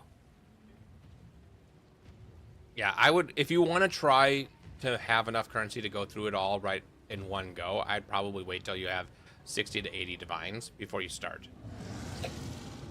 Then you'll probably have some left over, but in case you get unlucky, you should be okay.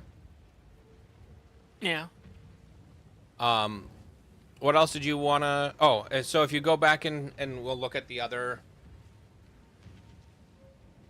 if you hold escape... And then, so the act tracker is the thing that I was using that told me, like, oh, doing the league mechanic in this zone. So go ahead and check the box to enable it. And then hit the plus on the guides section. You can have up to 9 guides, so you can have different characters at different spots. And click optionals. I like optionals in PoE too. So now you can close this and hold escape. And hit the new button. And you can see down here, so if you hit the right arrow, it'll start paging through all the steps. It'll auto go when you hit the right zones, so you don't have to do stuff, but you'll see some of these show up with the pluses. So, stop, go to the right one more. Again. So that plus. There's a thing in the crop circle that is additional. So that's what the optional shows. There's a skill gem in the crop circle. But if you hit right until one of them will say league mechanic. League. So if you do the league mechanic, whatever the current league mechanic is, in this zone, you will get a support gem. And that's true no matter what the league mechanic is. It's just that Runes of Eldur also shows you what the bonus one is, which it never did that before. So it was like trial and error. I remember when we didn't know, like in Act 4, where there's the league mechanic that gives you the greater jeweler's orb guaranteed. We weren't sure right away that it did that, and until we dropped it like 4 or 5 times in a row and been like, okay, it has to be a guaranteed. Well, now we know for sure it is a guaranteed 100% because it actually says bonus reward. So whatever next league is going to be, and this zone, you will get that point, you know? Yeah. That thing. So you can also hold escape and then click on that to turn it off. And if you hold escape, click and hold on it. And then click on the, and then, yeah, keep holding and then release while you're over the red. That'll close it, and it won't open back up again until you tell it to. So one nice thing is, unless they're bringing it to Path of Exile 1, you can import your Path of Building into Path of Exile 1 into Exile UI and get a very similar overlay as the built-in one in PoE 2 for your like skill tree. So that's why you would turn it off, but turn off the actual display at the bottom, but leave Exile UI running. Yeah, so then there's other things in there that you might like. Yeah, that top section is all like overall tool settings, and then each thing below are pieces of the tool. So cheat sheets is something. So you only have one monitor right now, right? Indeed. So if you click on cheat sheets, it's like 2 down. from Ag Tracker and enable the cheat sheet.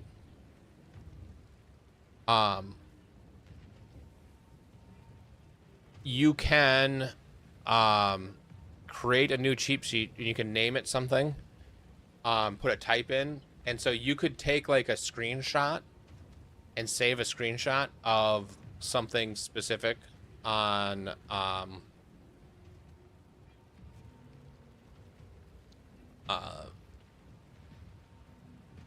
I'm trying to think of something. Maybe you want to take a screenshot of your build guide of the crafting process, you know, of something. Well, you can put it in here and make it so that you can hold a button and it'll show up without actually having to tab out.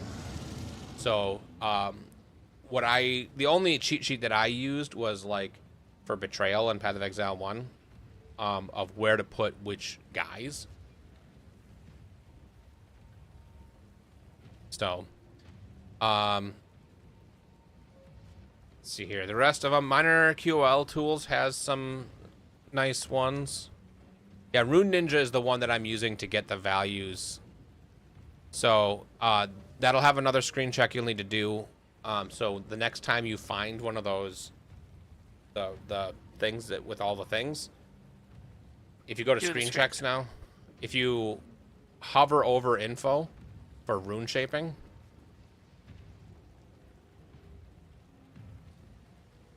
long click on that. So hold it down. That needs to be visible on your screen. Okay. So next time that's visible, you calibrate it.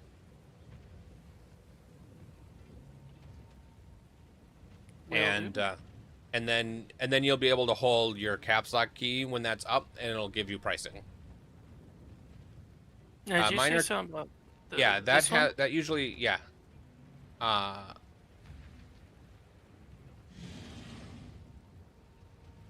So yeah, actually I don't use any of these in PoE 2.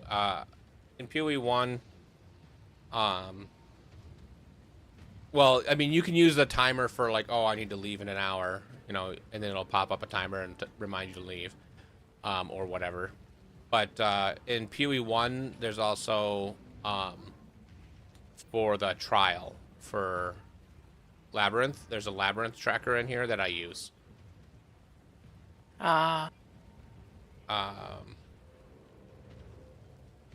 And you don't do Sakima, so you don't do the Sakima planner. No, I use that. So if you check the box for the Sakima planner, so now if you go to the Sakima location, bring a key with you. I mean, there's a chest there, so. Oh yeah, sure.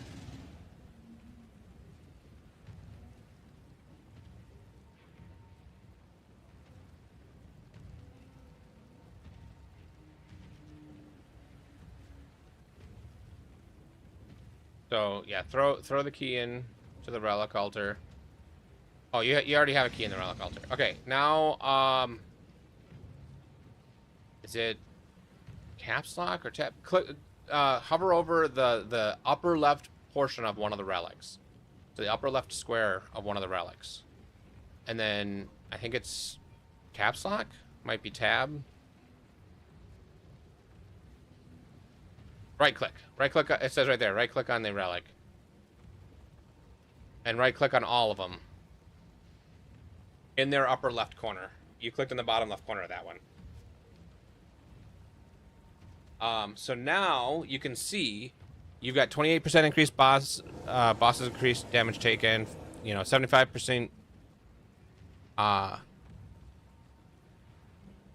increased maximum honor, 93% honor resistance. So you're well over honor resistance. So if you click on honor resistance,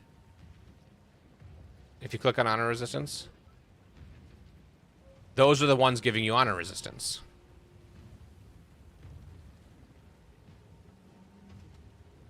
And then if you right click on the empty spot, now you can see you have 77 honor resistance. So you still over cap, but you have more room.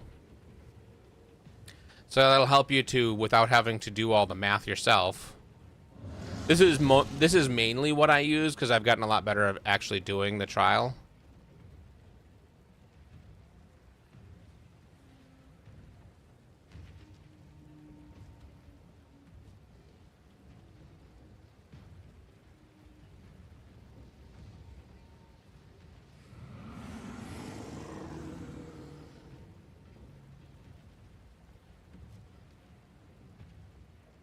So you could do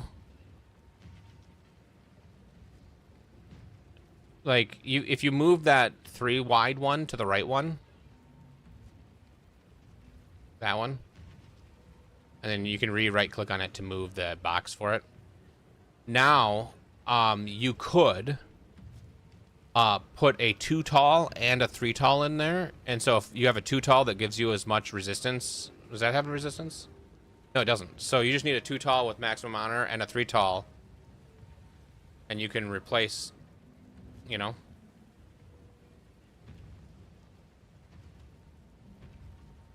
I mean, this is 12%. This is 25. So, yeah. But that wouldn't beat this one's 20 and this one's 23. So it would still be less. Yeah, but well, maybe there's something that you like more, but this will let you use all the spots at least. So that one's got, you don't care about the keys probably. Not really. What are the other tall ones that you have? The 3 tall ones. Honor restored, honor resistance. Bosses damage. Bosses take And increased boss damage damage is nice. isn't bad. So, and an additional room is revealed. That's probably valuable. Yeah, but it's a random room though, and I found it to be. Oh yeah, it's not you less see than- one more. Never mind. Yeah, it's just an additional room is revealed, Yeah. and it's random. It's still So good. I did It's not try it, amazing. and it was like it was so random. It wasn't even along the path I was taking.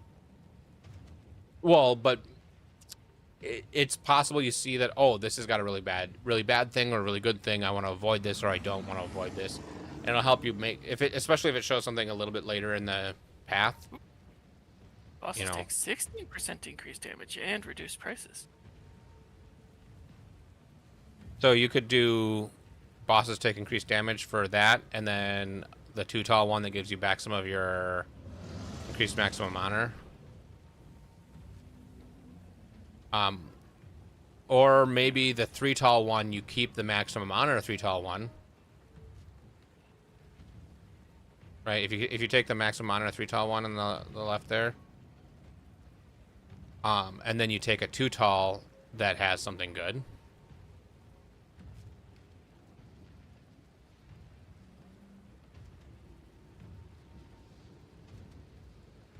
But anyway, it's not super important. I don't think any of the 2 tall ones that I have anything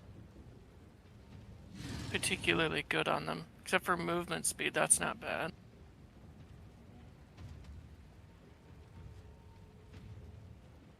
Honor restored probably isn't terrible. Yeah.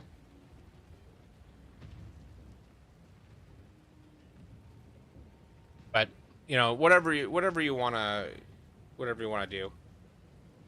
I'll be right back. Yes, this is very interesting.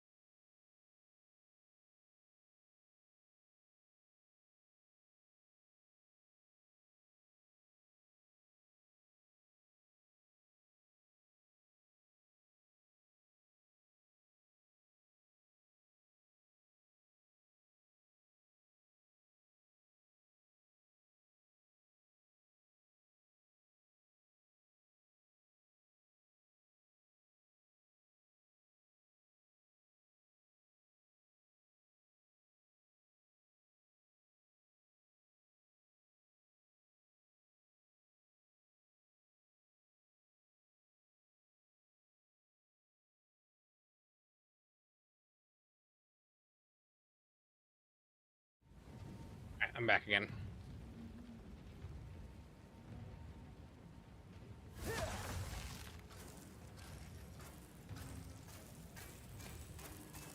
You know what? I never watched your build showcase video. I got busy.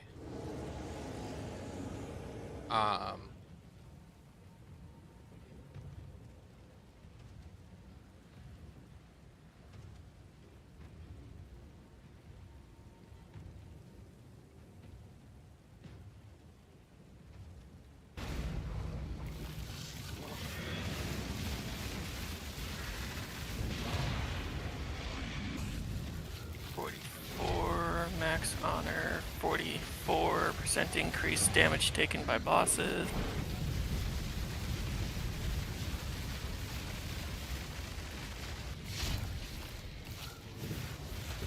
%20% increased damage taken by monsters.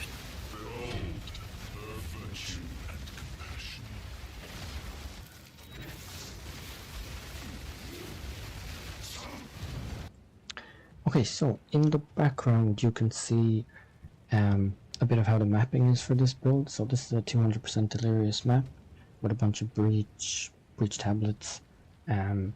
This build never lacks any damage from the moment you switch to totems till you hit level 100 if you wanted to push it that far.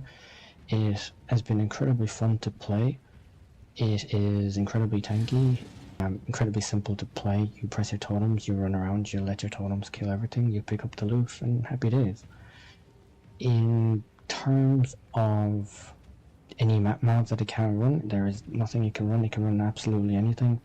The map mods don't matter in the slightest. It absolutely shreds every single piece of content in the game. This is a pretty high-end investment version, which you really don't need to do. You can get this damage on pretty much half the budget. The only thing that you kind of need for this build to feel tanky is, I would say, about 7,000 mana.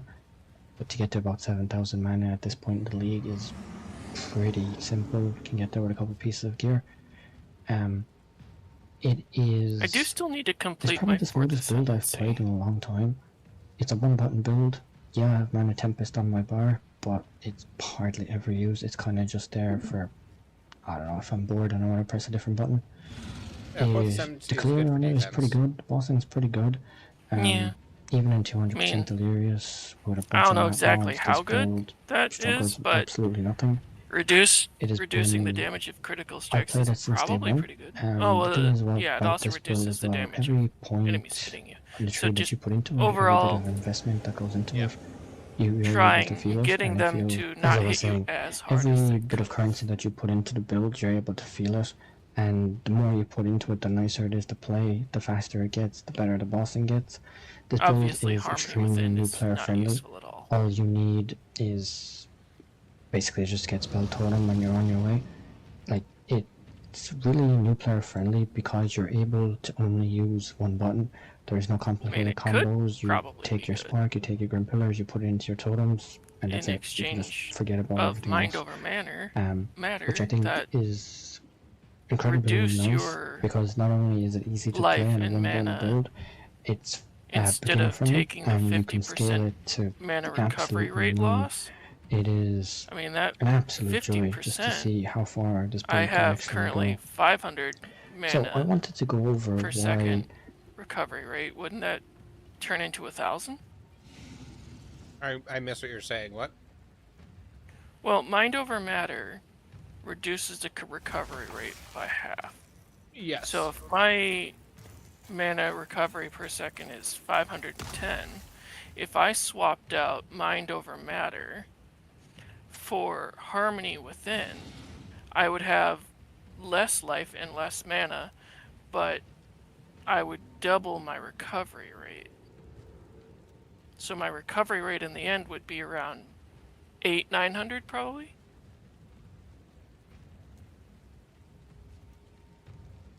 Accounting for the lowered mana, reducing the amount of recovery per second. I think the 15% less mana is a huge drawback. Probably. I'm not. Just trying to think about it.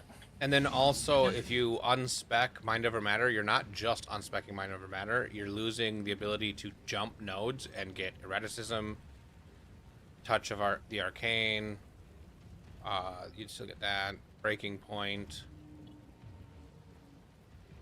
Like you miss 1, 2, 3, 4, 5 points by unspecking Mind Over Matter. You wouldn't necessarily have to. You would just need to find 2 points that are slightly less useful and come over here. Well, 3 points that were slightly less useful. Come over here and take this, and then use. You're not showing your screen anymore, so I don't know what. Come over here and take this. Oh yeah. 1 second.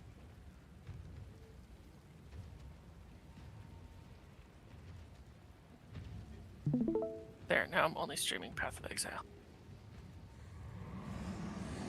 So if you find 3 lesser nodes that you can use to take this, this, and this to this jewel socket, you can get a I believe it's a from nothing that allocates Mind Over Matter, and then still take those. Yeah. I mean, it doesn't allocate Mind Over Matter, but it allows you to grab things in range of that Mind Over Matter. I think that's not a bad idea, except I would rather not take the node that reduces my mana by 15% and instead start taking the nodes that say damage from mana before. So there's 4% of damage from mana before life. A couple of small nodes there. There's a 10% there. You can get some on some jewels.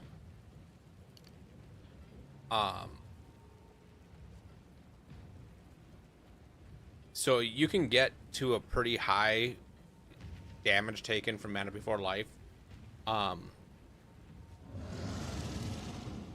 Percentage, and that would allow you to unspec Mind Over Matter and get 50% more, double your mana recovery rate. But to be completely honest, a lot of your mana recovery is coming from your mana fragments anyways. I don't think that it's as big of a deal as you think it is.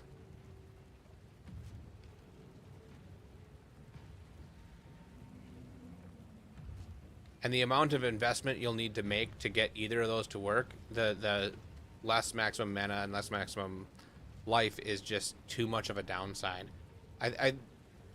There are ways to make it work. I don't know that it's better. If you want to give it a shot and let me know how it goes, absolutely. But yeah, I don't necessarily think that that's I'm just gonna look here quick and just see how much mana is lost from my nearly 4,700. 4,700 mana goes to. So you lose around under 700. But that's from 4,700.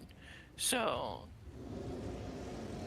you get up to the round 6,000 that so is possible to build. Times 0.85. And yeah, okay, so that's interesting. It didn't change. You might have to oh wait, I forgot to unallocate. Oh yeah, you have to unallocate. You have to unallocate all the nodes. Yeah, that's gonna be a pain. I mean, it's 5 nodes.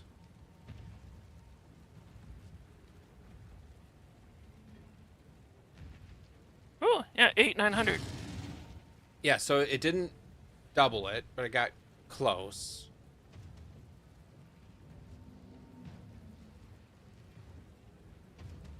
Cast your spells and see how it feels.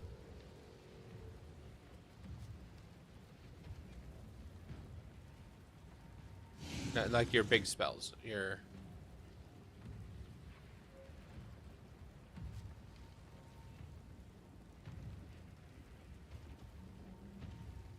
I cannot.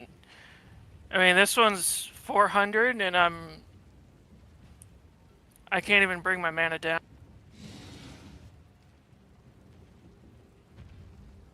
Go get hit in a map?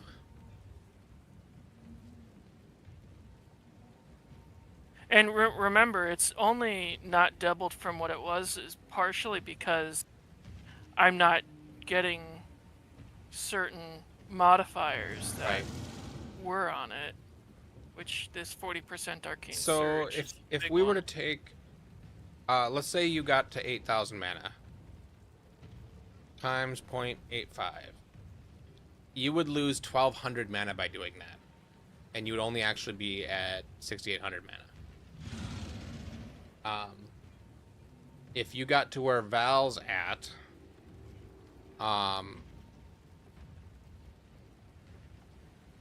he's sitting at 12,135. So we're just gonna call it 12,000 times 0.85.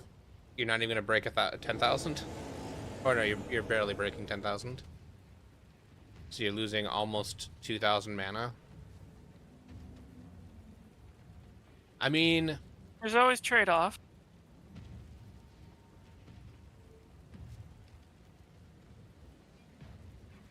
that seems like that hurt. Oh yeah, that hurt. 700 more mana probably wouldn't have saved me much from that, but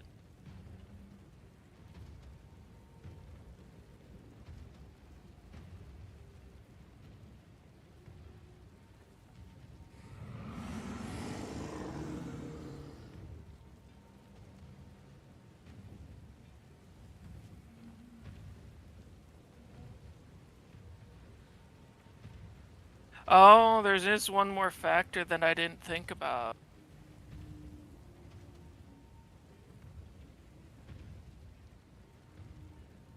Yeah, one more factor that I didn't think about that really does 1000% ruin it. That you really wouldn't want to use this.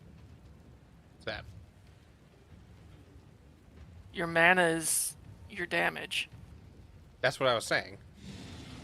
Yeah, but I didn't think about it. I didn't even pay attention to you when you were saying it.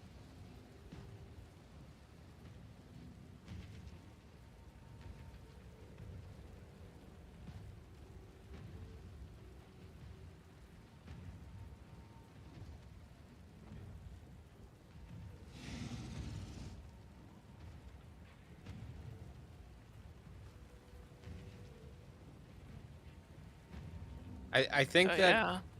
It's, if you have a lot more mana where you don't care about your damage and you want to be able to just sit there and tank hits a lot easier, you absolutely could. But I think like once you're to the mana where it doesn't matter, it also, because the more mana you have, the more regen you end up having. That's why it didn't double. Because part of Yeah. your natural regen comes from your max mana. So the higher your maximum mana, the more regen you have.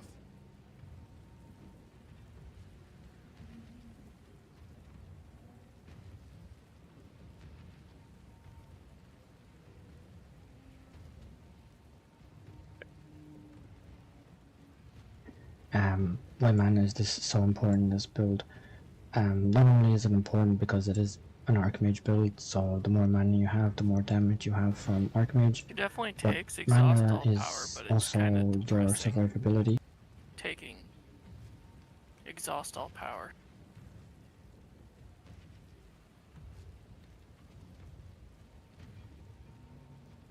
But that's probably just because I don't have the critical chance from the next level of this I mean, build yet. you could unspec those and spec something else first. Save those ones for later. Or at least the big one. Yeah, because this one increases the duration, but this one reduces the recovery. Nullify. I mean, it perfectly nullifies with these Right. over here. So, at least it's not making it worse. But yeah, I probably should wait on this until I don't have any more points to put in this one even would be more valuable just because it's even without the offense, it's still good defensively.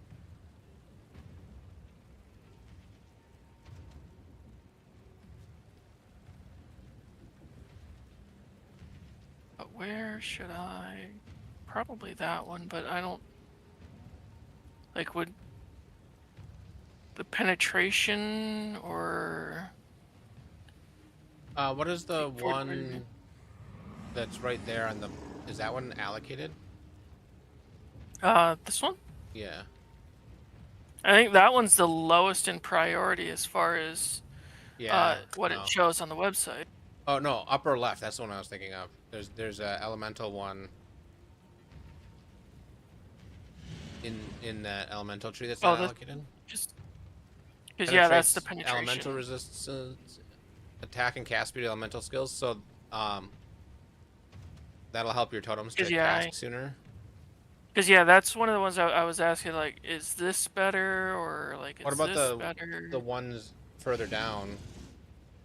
Oh, this the critical and critical defense, and then mana regen and cost efficiency, which I didn't think were super important since I'm doing pretty good on that right now. Well, but you were considering swapping things for mana regen. Well, I was just wondering if it would be good defensively to do Harmony Within versus Mind Over Matter, because they both have the same kind of functionality, but with different detriments, different downsides, but similar functionality.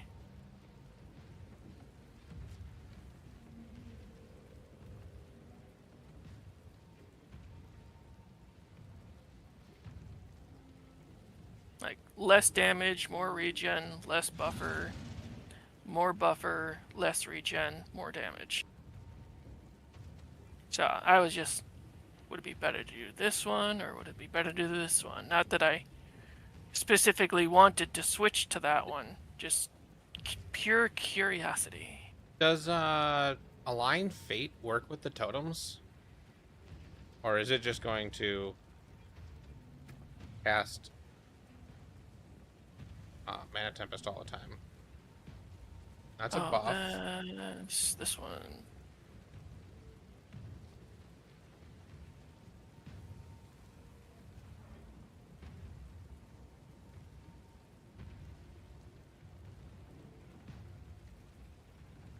I don't. Because it says from your first valid weapon set. So it would be from weapon set 1, which would be things like your curses and your. Yeah, but you could just swap that, put those in up too. I don't know that those need to be in one.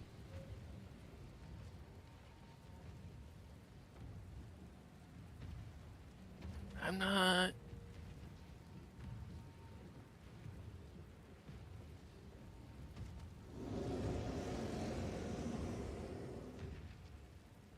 I mean, it'd probably end up being randomized whether or not it's actually effective based on whether or not your totems actually cast what it wants you to.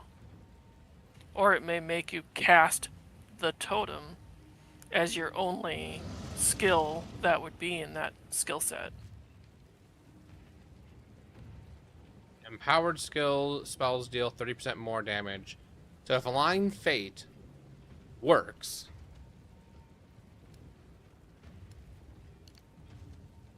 and if you didn't care about the defenses of lesser harm, once you have Radika's...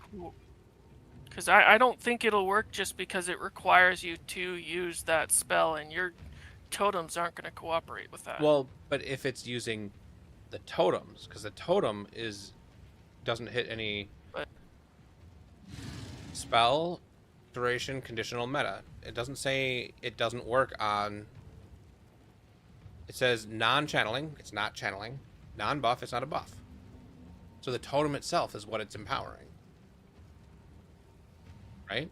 The totem itself doesn't have any damage, though. Oh, yeah, that's so right. If you're empowering empowered, the totem doesn't... can it even become empowered? I think it would empower the totem, but it won't do anything because the totem's doing 30% more damage.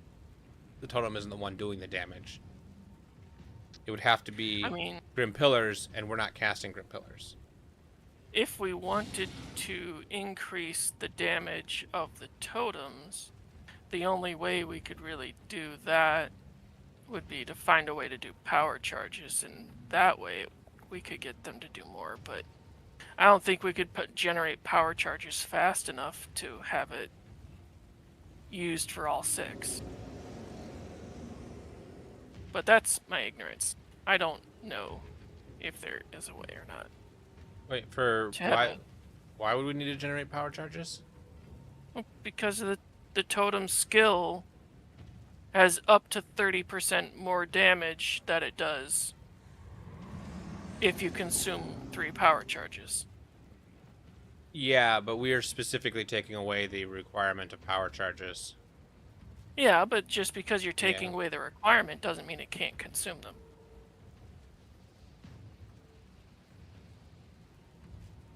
So if you had 3 power charges, it would probably still consume them and still give you that additional damage. 10% more damage per power surge and consumed. So that's up to 30% more. So if you could have permanent 3 power charges, you'd have permanent 30% multiplier. But I don't know how you'd do that and if that would be feasible to do without just destroying the entire build. Probably not. And it would, because you would need to gain all 3 back before casting your next totem. Otherwise, it's 30% more on 1 totem per time you cast totems. It'll actually be closer to 33% because the more would be multiplicative with each other. Yeah, that's why I said you'd have to have something that prevents you from losing them in the first place. Something that gives you 3, gives you 3 minimum, so you can't go below 3, which I'm not sure if that's even possible. I think it's probably not without sacrificing mana.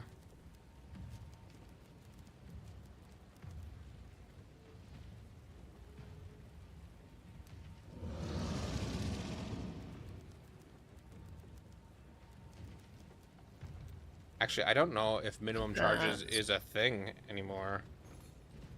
Or in PoE2. I mean, you really wouldn't want to lose the buffer, but if it was only related to damage, you could lose, as long as you didn't lose more than, 4 per.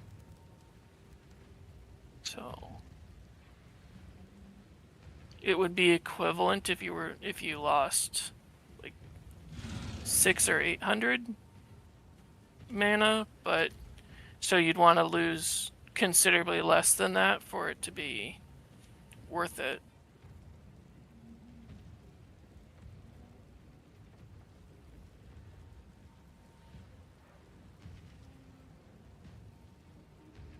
So I don't see anything on the tree related to minimum power charges. No, I don't see anything either. There's gain a power charge every second if you haven't lost power charges recently on a body armor, but we can't afford to lose that body armor. No, that body, especially once we get to the good body armor, that's just too powerful. That's almost make or break endgame variant of the build.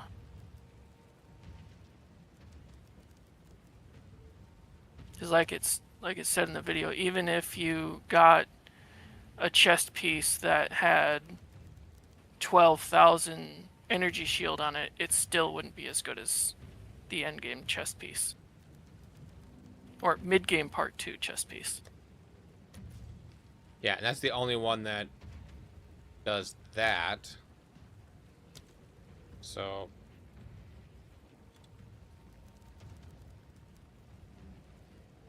Is there a minimum power charges piece of equipment? if you put the word minimum and power, it has got nothing. Min power, nothing. Okay. Min charge, your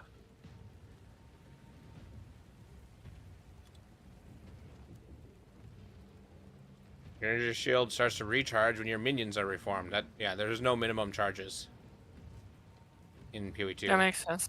I think it's because they want you to have to, for things that need charges, they want you to have to Build them generate them. And so I don't think I think that that whole concept is a dead end.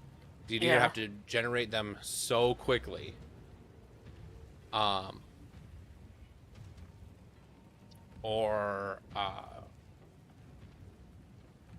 only have one totem, basically.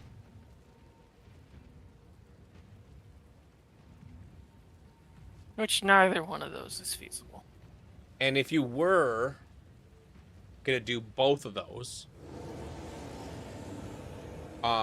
you could drop Ancestral Bond, and the only thing you would lose is Dimensional Weak Spot, which you also lose anyways when you're doing Radica's Flow, because Radica's Flow does that automatically. So, Hey, you wouldn't lose that. oh no, we wouldn't lose that because it's in Pain Attunement as well. Yeah. So dropping You Ancestral wouldn't lose Bond, anything doing that. if we were gonna do both, generate power charges somehow very quickly, and then and only use one or two totems, we could drop Ancestral Bond, and that'll make our one or two totems significantly better.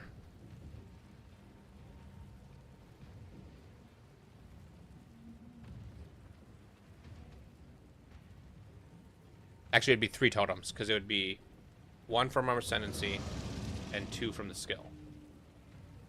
Right? Yeah. Wait. Yeah, 3. Actually, if the endgame variant only uses 4 totems anyways,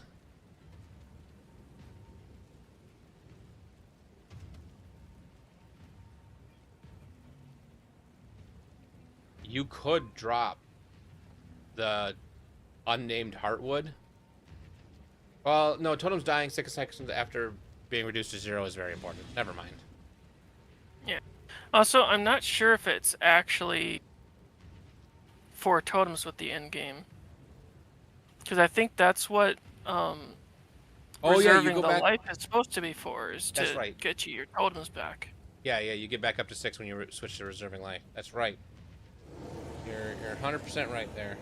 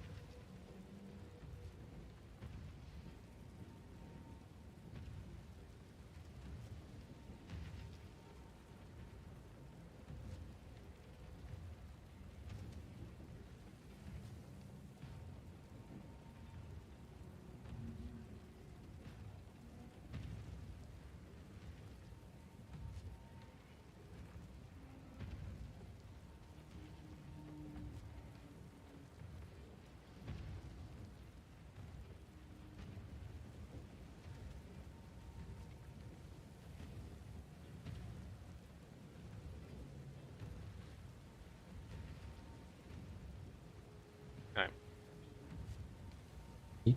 Because when you go Mind Over Matter, all your damage is taken from your mana, so your health pool doesn't matter in the slightest. This could be set to 1, this could be whatever number you want, makes absolutely no difference, because all of the damage is being taken from your mana pool. And the reason we're able to get such a big mana pool is because of Eldritch Battery. So all of our ES, all of our mana is being double dipped basically to convert it all to mana. So we're able to get quite high numbers. In terms of the tree, other ways we can scale the mana, so it becomes our damage and our defense. We scale it through all the small note that we pick up int, so the more int you have, the more mana you have, which again scales both your defense and offense, which makes it pretty easy to gear because you're only kind of looking for two things on the prefixes, which would be ES and mana. The rest of them don't really matter in terms of the prefixes for most of the gear slots.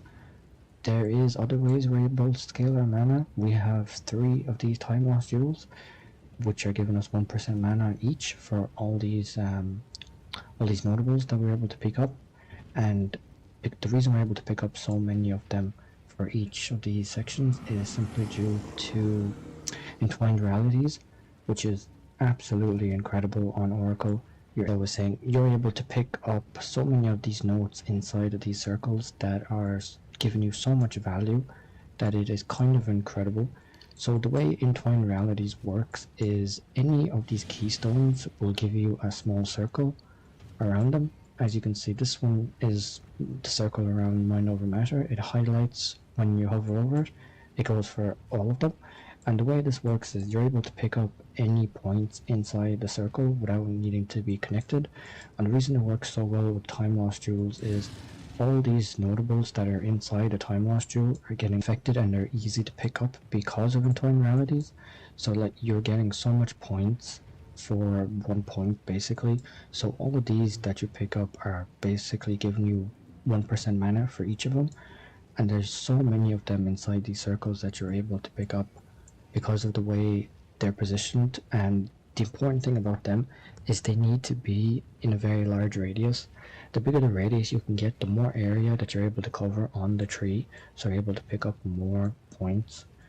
It is incredibly fun to play a build like this because it cuts out a bunch of travel points that you're just able to get so much raw power from it.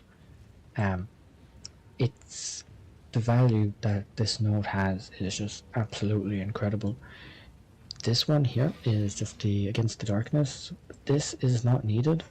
This is more high-end investment. You could just completely forget about this section and just kind of ignore that and just pick up more points that are inside your time lost jewels. So I'm not going to go over how to craft these jewels in this video. I'm not going to go over any of my gear, any of it crafted. I'm just kind of doing a showcase of the build. I could go over how to craft some of the gear afterwards. Wouldn't be a problem at all. But yeah, that is the tree. It's a pretty cool looking tree with all the circles. In terms of the Atlas point, or in terms of the ascendancy points that you pick up, there's a lot of people that end up dropping the +1 to go for crit, but I don't think dropping the +1 and making them die faster is not that great, because in high-end mapping your totems end up dying quite quick or dropping to 0 quite quick. And if you're going to be dropping these 2 points, you have to pick up more survivability for your totems on the tree, which takes away all, not all, but it takes away some of the damage notes that you're able to get. So I don't think it's needed. You could go for it if you like, but in my personal opinion, I think letting them survive is just a bit better. But in terms of the ascendancy points, you only really need about three ascendancy points, or 6 to play the build. So you start off with the +1 and 6 seconds so they don't die. Then you move your way to Entwined Realities. And then from that, like, I didn't get my last ascendancy point until I was, I don't know, in my mid-90s, because this one doesn't really provide that much bonus to the build, because you're hardly ever taking damage anyway. But if you do take damage at some point, it helps a small bit. So next I wanted to talk about the skill setup that you'll use in this. Alright, so looking at this video, I feel like the feedback I have, and I'm not going to spend the time to watch the rest of this right now. The feedback I have on the video is pacing. To me, it kind of feels like you reiterate things a couple of times. And you talk about things that aren't part of what you're talking about. Like when you talked about, I'm not going to over how to craft. That entire section is not necessary, and in my opinion, I would cut that out. It looks like you've done this all in one take, which does make it very hard. Because like, if I try to make something in one take, I'll ramble, and it'll take me 3 times as long to get my point across. And so my suggestion for you is pacing and conciseness. For this kind of thing, people want to see the intro. The build showcase is maybe shorter than it should be. I guess you've got the bossing is 40 seconds. That's fine. The mapping is another 2.5 minutes, and that's a bit much. I would show the mods, show some peak points where you're doing some big things in maps, and keep this down to 30 seconds of showing the mapping showcase. You are also talking about other things during this, so it's not just a showcase, it's also a little bit about the build. So going longer in the showcase while talking about it is okay, but 2.5 minutes is maybe a bit long. I'd cut it down. The entire video should probably be less than 15 minutes. So that'd be like cutting a whole third out.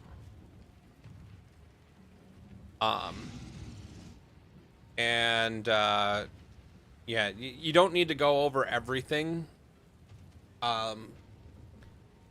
Because this is you're not advertising with the name of the video, or the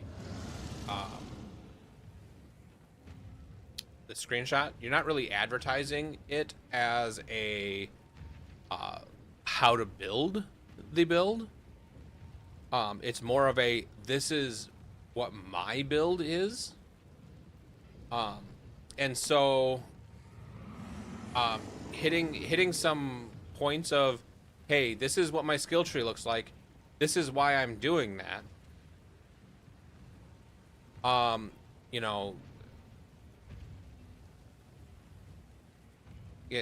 Being like, okay, we're taking Oracle because Oracle lets us grab these nodes and grab the little nodes around it, or the notables around it. Once you're in the end game version of the variant, that's very important because of these high-end jewels. Like that could be a little bit shorter, right? This is what my skill tree looks like. This is how it differs from the guide that I'm gonna tell you about. And do you mention the guide?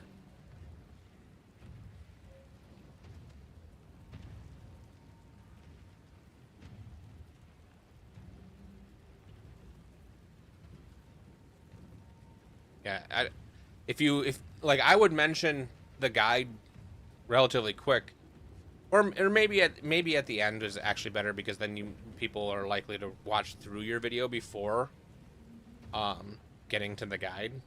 But I'd mention the guide. I'd have a link to the guide in the description, and say how your build differs from the guide.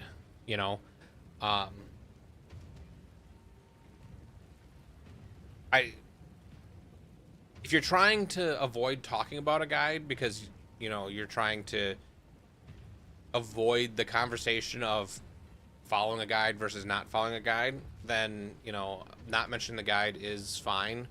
But then it's still, you should have 2 videos: how to build this character, and just the showcase. Like, I have 12,000 mana. That's the most on the server. this is how, or most on the league, this is how I got there, and be like, my jewels have this on it, and they, you know, whatever.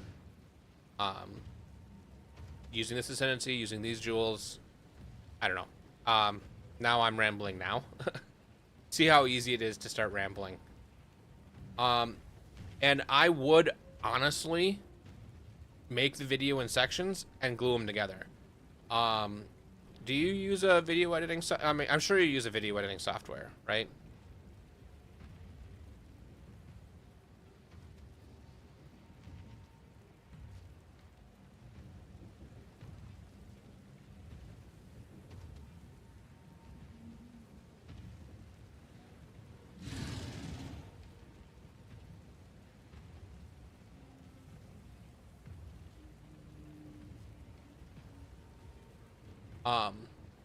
But if you were to record, yeah, DaVinci Resolve is what I use. It's free. Yeah, I the more I think about it, you have to have, because you put the stuff in the beginning.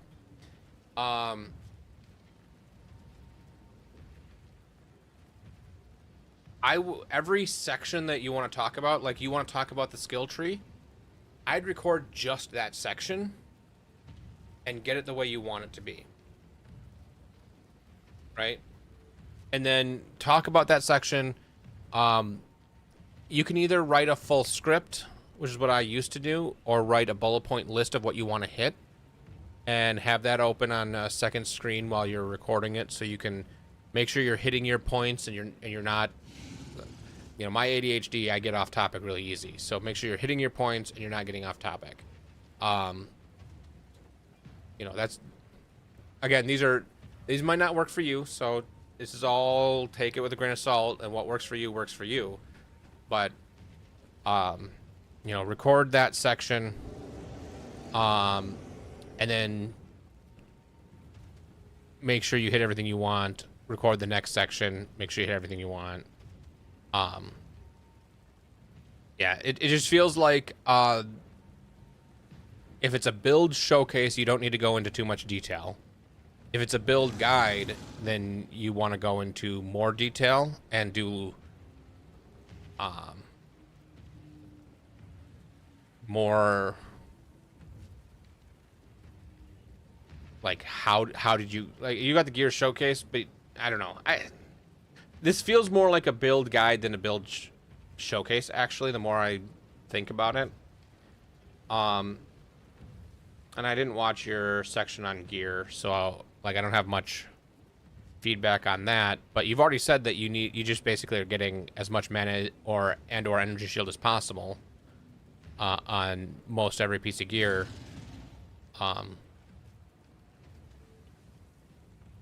Yeah, I'm not trying to sound too negative, because it is good. What I've watched of it so far, it just feels long for me personally, and maybe my experience doesn't mesh with what the real world says. So, you know, if it goes bad, if it goes good, it goes good.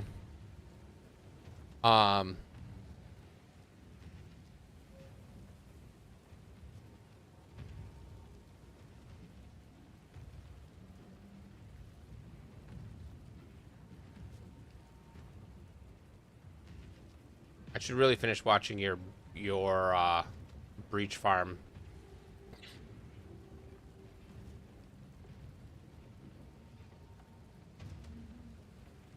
So I know better what I should be doing. But anyway. Hey, Yes. I hate this, but I would like to request assistance.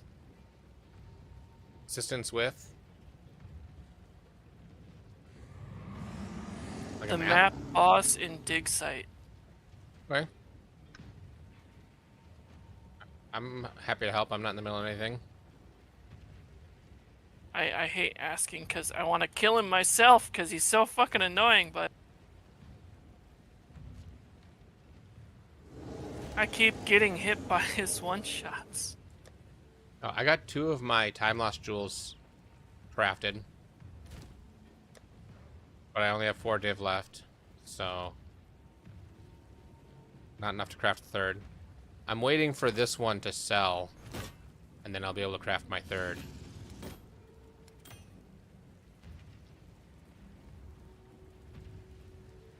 I feel like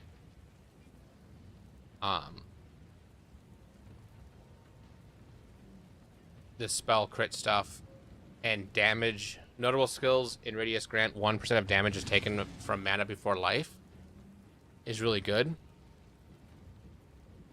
Because that'll help you to drop Mind Over Matter if you wanted to. Oh, can you even come in? There's only one portal. That's You're not per allowed character. to buy it all. Okay. He keeps killing me. I can't kill him fast enough.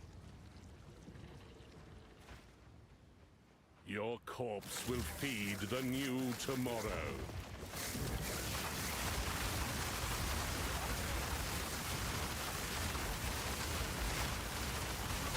Utopia awaits, whether you like it or not. Behold, the beginning of tomorrow. Divinity holds you in its love.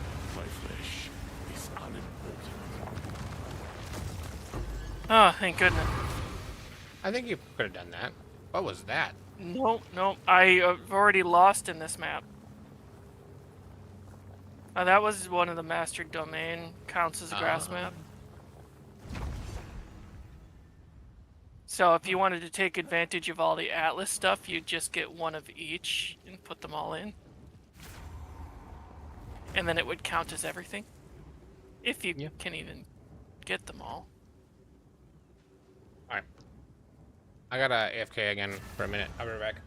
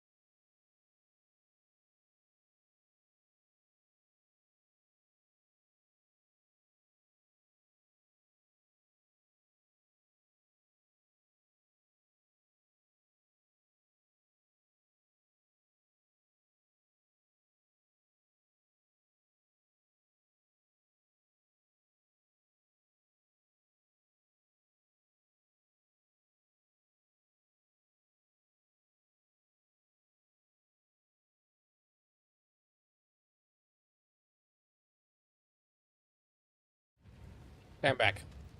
Yeah. So, Welcome. Val, um, so thinking about what you're stating here, it's breakdown of the build versus showcase. What I would probably do is do 2 videos. Do a quick, like, 5-minute video that is a look, you know, 2 minutes of showcase, 3 minutes of this is the general idea. You know, we're maxing mana, we're using totems, we're doing this, but don't go into really much detail. And then do a build breakdown, and you can call it a guide. It can be a guide because not all guides need to include leveling. You can just be like a Uber endgame guide. Be like, hey, endgame only build guide, and mention you can level as this. And I would say if you're leveling as this, I would recommend following this other guide for the leveling portion because it does a really good job already. And I don't think that I have much to add to the leveling version of this build. But here's what I'm doing in my endgame version so that you can follow it if you have a couple hundred divines laying around, you know? And in that guide, the one that is the guide versus the one that's the showcase, and I would link to the guide in the showcase, right? And then the guide can have a shorter version of the showcase that just has like the, a minute or two of showcase. And then in the guide, you go into more detail, being like, hey, this is the general idea of how you craft the body armor. This is how the general idea of how I crafted these jewels. Or you call out that, hey, I'm going to show you the stats that these are the stats that I wanted on these pieces of gear. This is a dead stat and why I don't care about it. And I'm going to have a how to craft guide, because that's something that I think would be very useful, is a guide that is how to craft the gear for every slot for this build. Be like, okay, in this section we're going to talk about the chest plate. In this section, or maybe you could probably do a video each, because that'll help increase your view count probably. Or you could do one video that has all the different things in it. It would take you longer to make, and people will jump around in the timestamps, so. That being said, you don't have to listen to me. I'm not I've made YouTube videos, and I've gotten, I don't know, what is my highest view count video?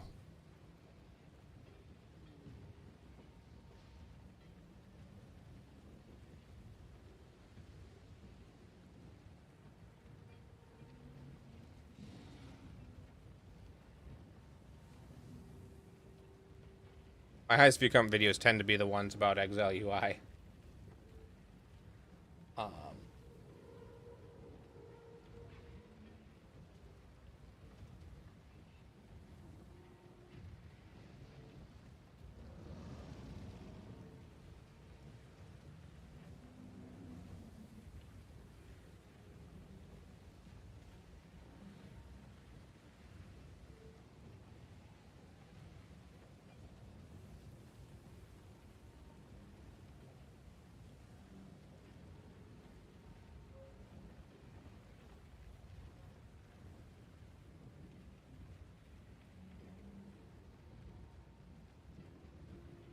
Yeah, so my Exile UI video, that is an overview of the tool from just about a year ago, probably, has 45,000 views.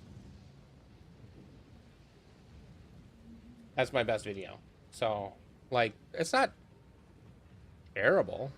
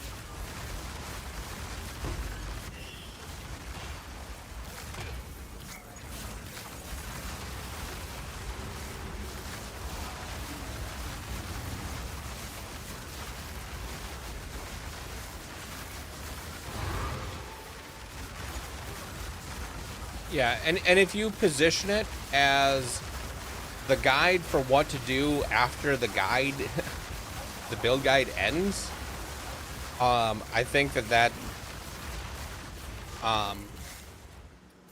feels pretty good to me personally. But I'm not afraid of what people think about me for following guides, because I eventually want to make my own builds, but I am not worried about doing that right now.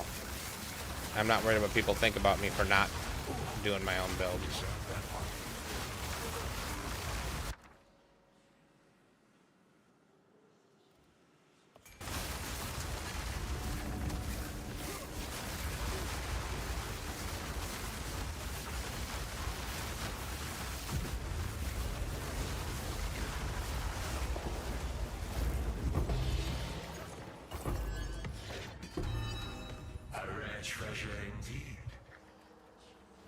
I'm also a very matter-of-fact person and take a lot of the fluff out of things when I'm doing things personally.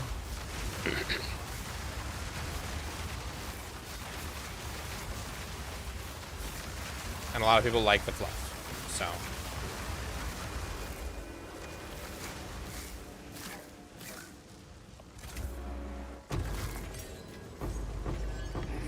Yeah, so 95% of the player base,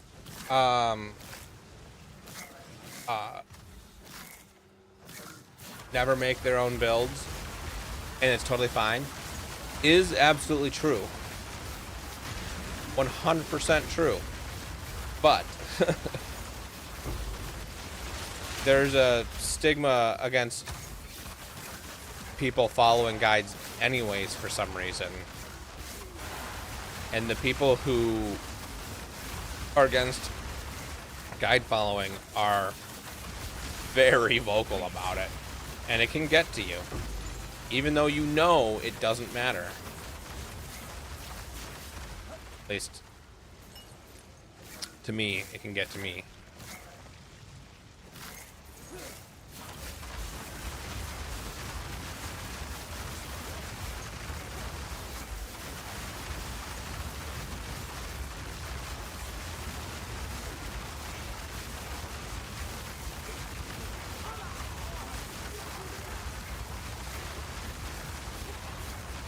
Yeah, at some point I should make a video, and what I'll do is I'd be like, the best PoE2 build guide I've ever followed, and I will link to the build guide and the number one person who's doing this build, and link to your channel. Not that you'll get much traction from me, but you know.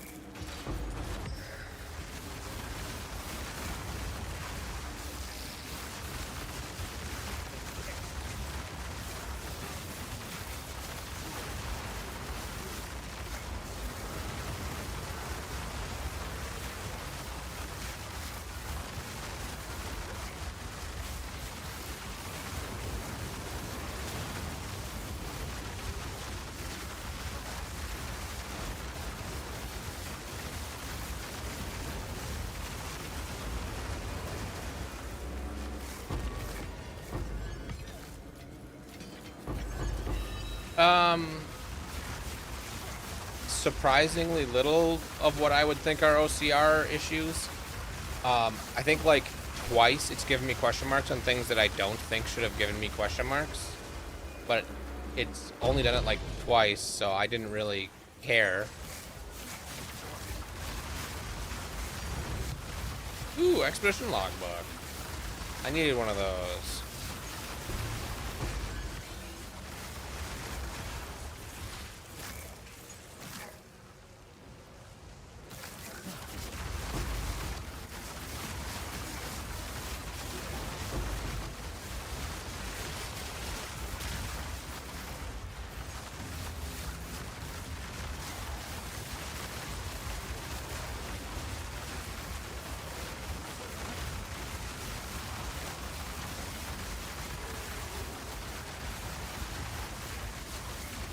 You wonder if you may have to go to the office later, your coworker got lippy with you and you forgot to be diplomatic. Well, if they got lippy with you first, I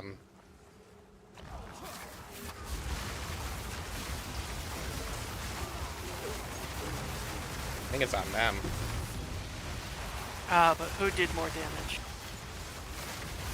Who did more damage? Oh, I'm sure Demon Slayer did.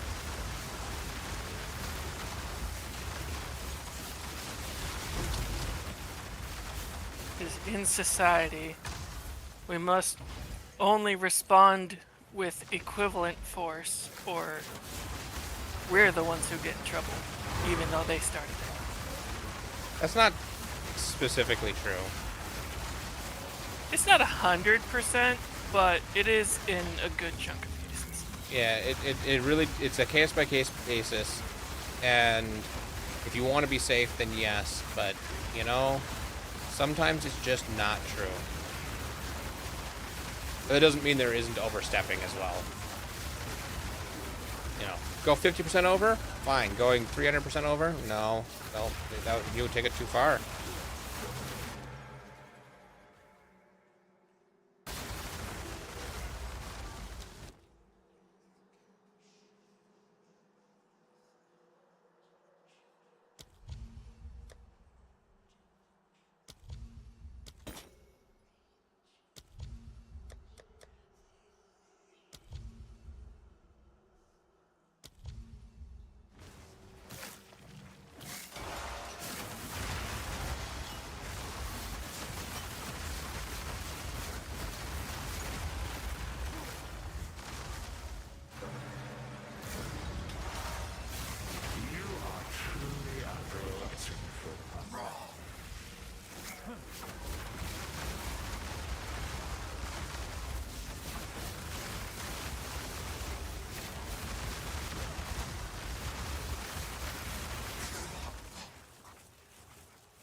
I love it when my game freezes on me.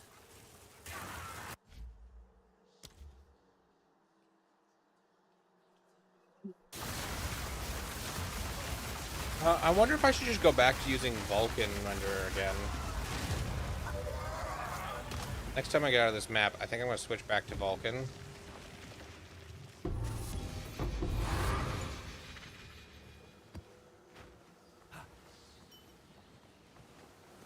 Actually, I don't think there's anything left for me to do here, so that is right now.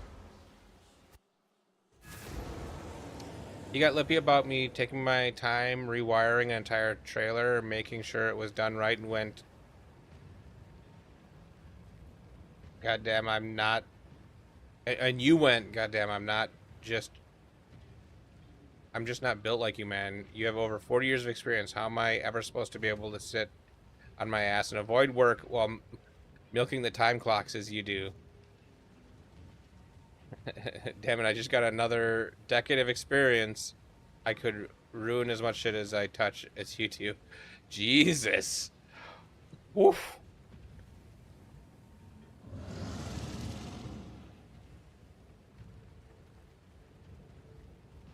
Profit crafting is something that I wish I knew how to do better. Hey, you know a lot about things. Are better about it than me. I am consistently low on gold. Is there a good gold strategy?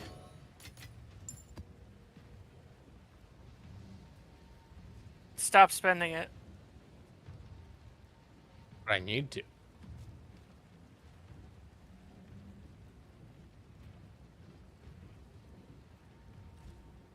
Well, I never tried to say it was a good strategy.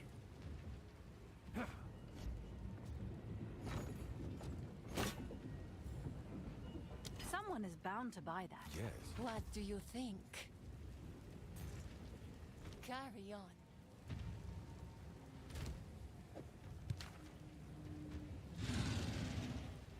Okay. So let's go into options. Switch it back to Vulcan. Save.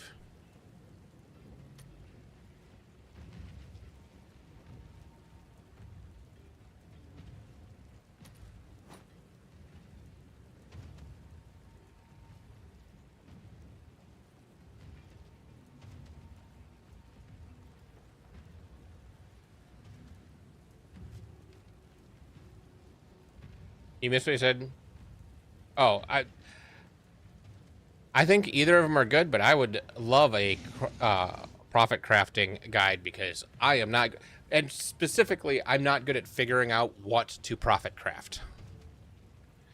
And then, so an example of finding one, an example of, because a lot of profit crafting guides are, here's how you profit craft this item. Which,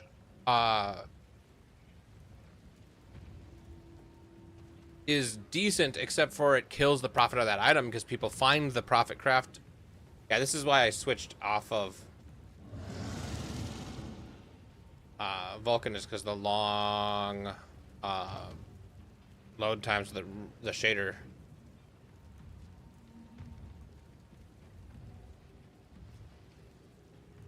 Does it increase your frame rate though?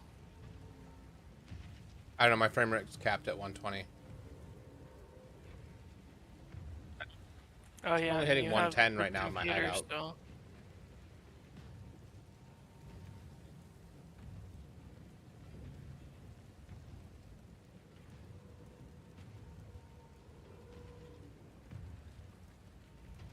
No matter how I lower my settings, I have really bad frames once I get into battle.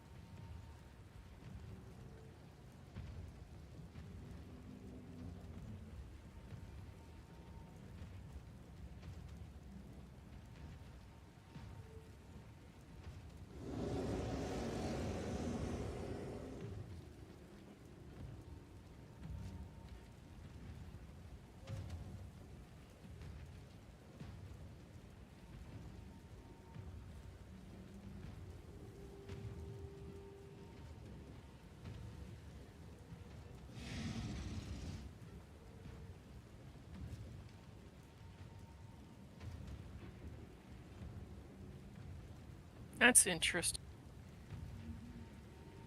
Kind of annoying, but interesting.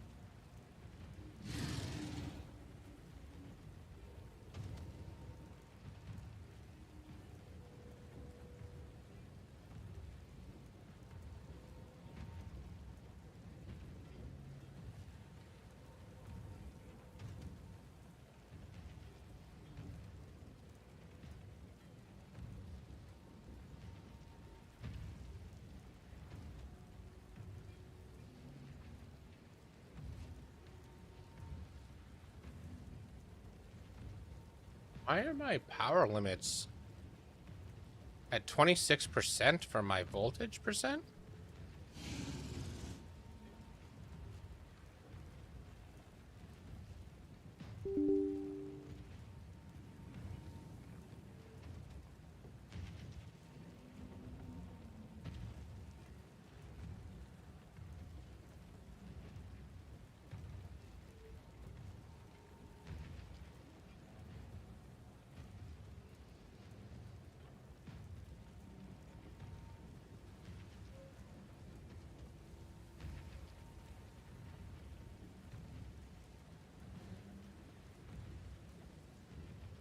doesn't work at all. I don't think there's anything else messing with that, is there?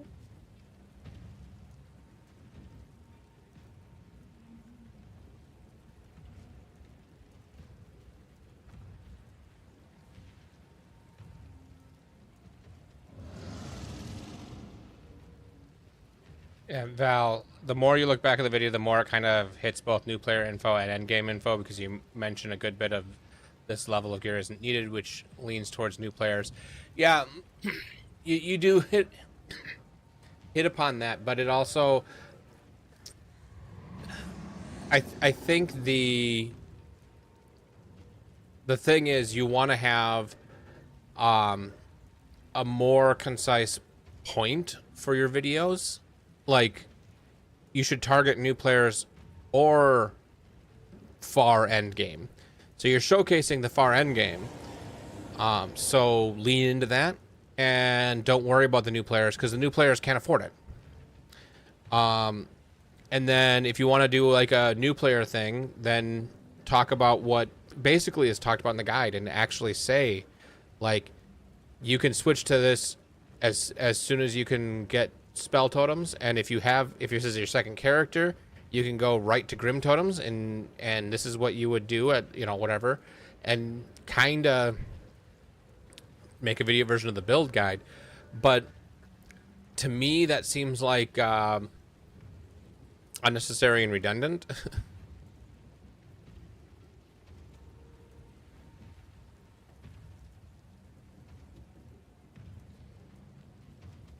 No, it doesn't work. Oh, that is interesting and annoying and... There's the NVIDIA control panel. It's broken. You should pay attention to it and see if you see that it's broken too. What's broken? Archon's recovery period expires % faster. Doesn't do anything.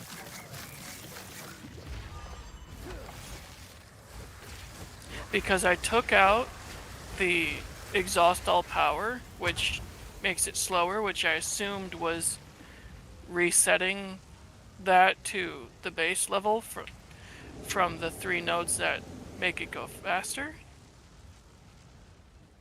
But after taking that out, it's still 20 seconds. Yeah, but the color is blue. What do you mean the color is blue? Okay, so what I'm gonna do, I'm gonna refund passive. I'm gonna take this node out that makes the 20% slower. 30%. 30%, whatever. And now I'm going to trigger it, and then we're going to start a timer when it starts, because I think that what's happening is it says 20 seconds, but it's going faster, and it's indicated by the numbers being blue.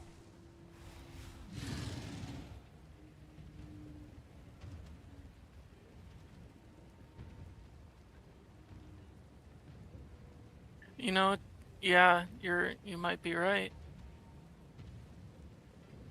So yeah, it only took 15 seconds to do 20 seconds worth of timer. So it doesn't tell you how much time is actually left. It just runs faster. Okay. Then the internet has the explanation of what it does wrong. Okay. Bad Google. What do you mean? It still I it looked just up doesn't what that stat does, and Google said that stat reduces the number. It reduces the But it amount of doesn't. time taken. Yes, but I'm saying Google said that it reduced the number. It didn't say that Can you send me it the reduces link? the Or speed. you're live right now. Oh, but you're not sharing your screen. Send No, me a link to. It was just a Google search. So And what the what Google did you AI Google said was search? just- Archon recovery time? PoE2. I Google searched what does Archon recovery period expires faster mean in PoE2, and it gives an example here. 50% your 20-second cooldown is cut in half. The very first thing, by default, it's last 20 seconds. Modifies with it. Do not alter the 20-second number on your buff bar. Instead, they act as a velocity multiplier, meaning the countdown ticks significantly faster than 1 second per second.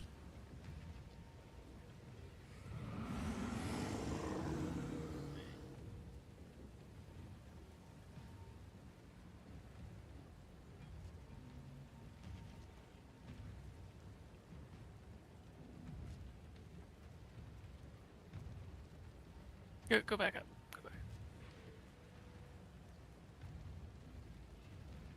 Mine doesn't say that for some reason. Yeah, that's why I asked you to send me the specific links so that I can be looking at the exact same thing you're looking at. To try to figure out if something is just worded weird or...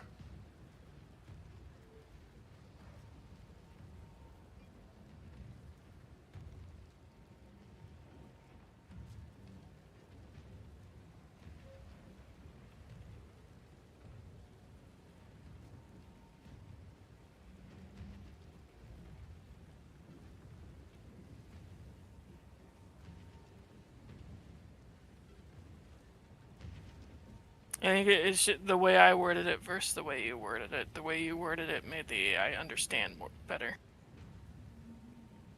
Yeah, but if you send me the link to your search, I would have it worded your way, and we'll see what it says. Then I can see what it says. But it doesn't matter. This is how it works. It doesn't matter.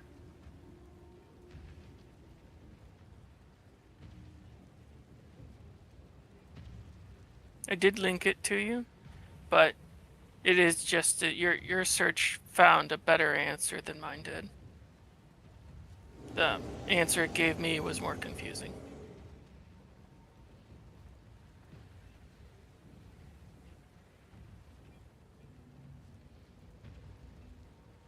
Or less detailed or whatever.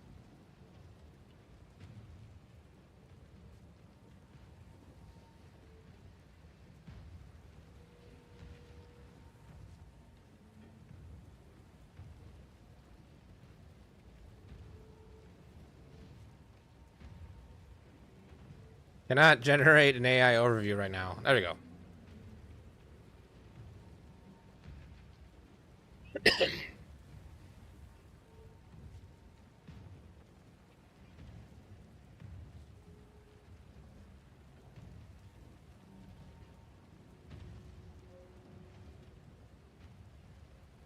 Yeah, this one still does the same thing. When the buff expires, that you enter a 20-second recovery cooldown. Quicker or speeds up the timer. Allocating the passive nodes under Arcane recovery period expires X% faster. Accelerates the expiration rate of that 20-second cooldown. Yeah, it doesn't have what note, does this stat do on mine. The UI timer may still display 20 visually. I don't know why it's limiting the information it gave me and not limiting what it gave you, but yeah, in the end, it doesn't matter. no, doesn't really, because the information got corrected. So, still good.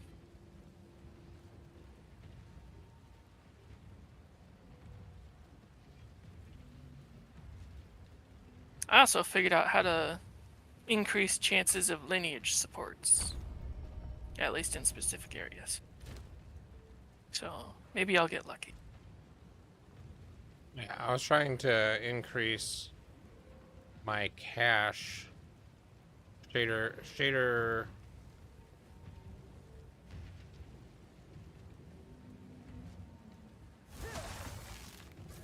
But it doesn't, those options don't show up.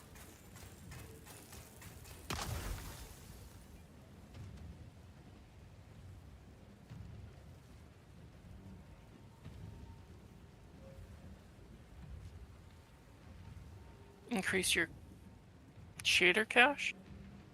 Yeah, there's a shader cache.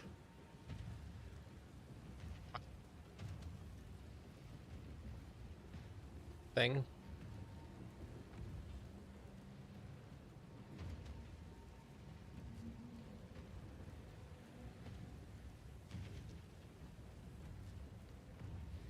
And when I was Googling how to speed up my cache,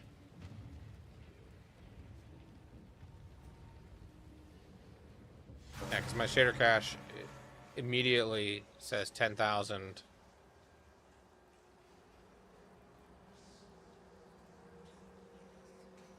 That's no.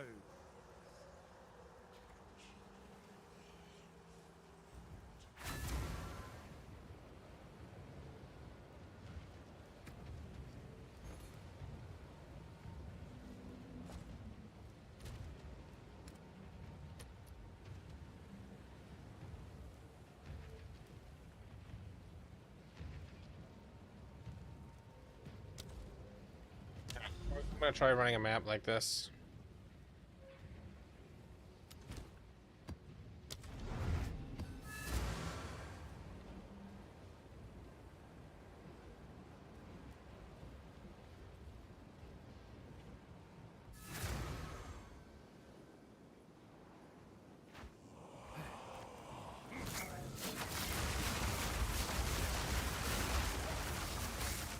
Oh my god, it's so choppy.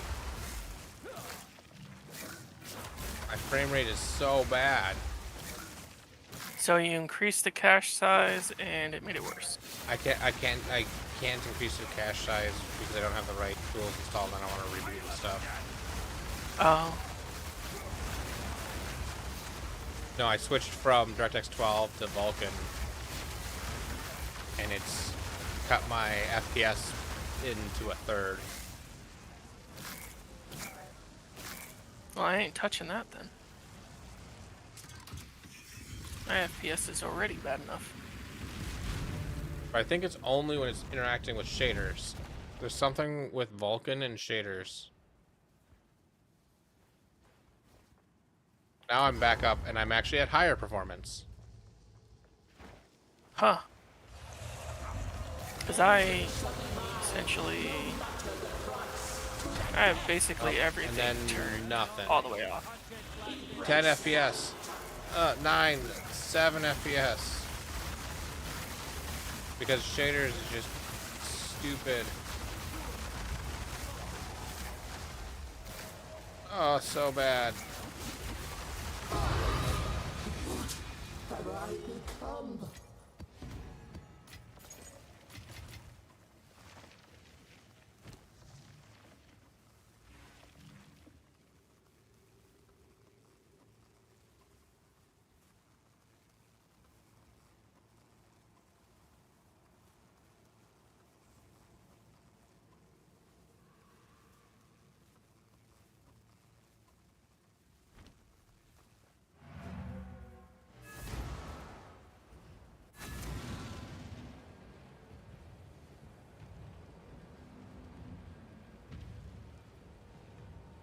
And some other people are talking about shaders in general chat too.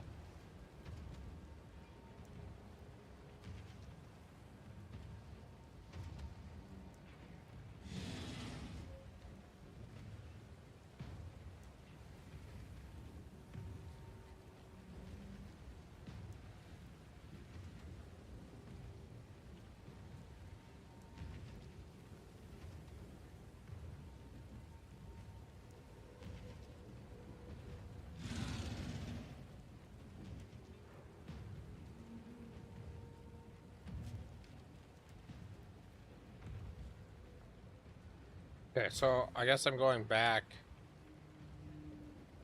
To DirectX 12.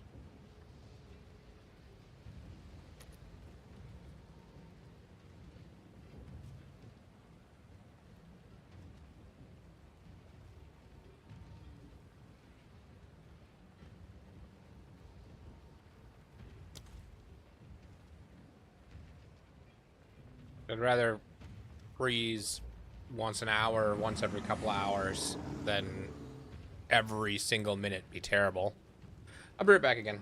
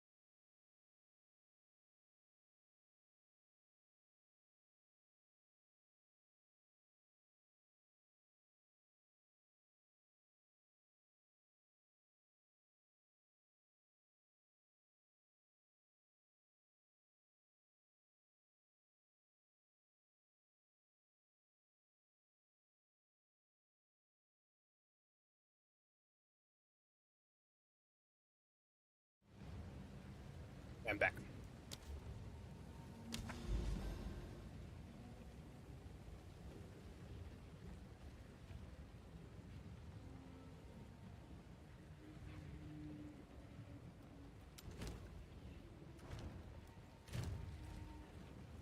Welcome back.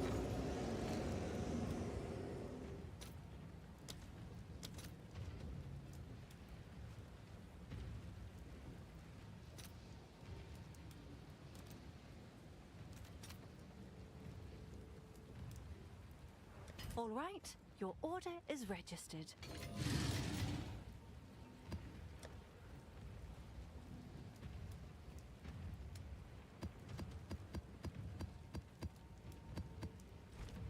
Yes.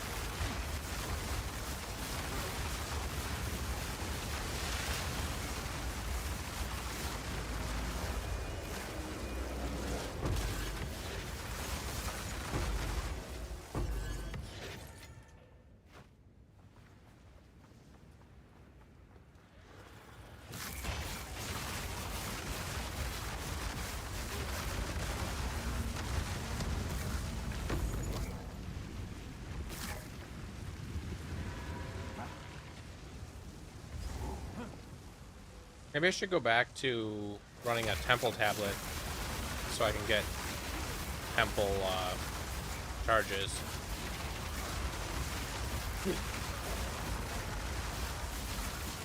Oh, I wonder how many temple charges I have. Oh yeah, I can't figure that out because I haven't gone over there.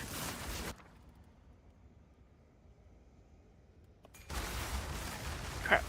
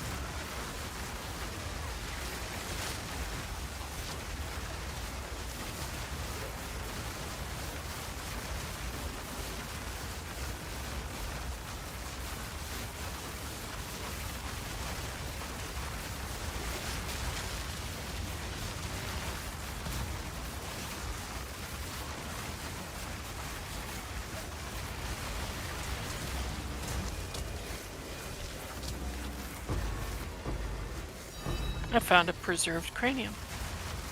Nice. I've been using those. Oh yeah, I just got a free one then for myself for when I go to have to deal with those. Yep. I need at least one more. 10 div. Pass. Kind of figured since they're nowhere near worth that much. Yeah, I think they're 50x or something like that. I mean, I'd have to look again. I thought they were like definitely more than that. Yeah, like 500x? No. Like 2 I mean, if oh one. Well, yeah, like 500x is around 2 div. Yeah. Yeah, it wasn't 2 div when I was doing it before.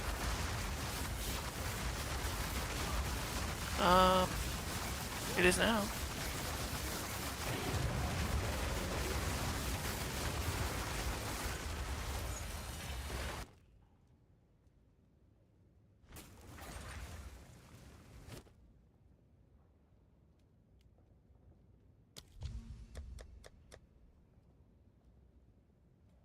I don't know what to say.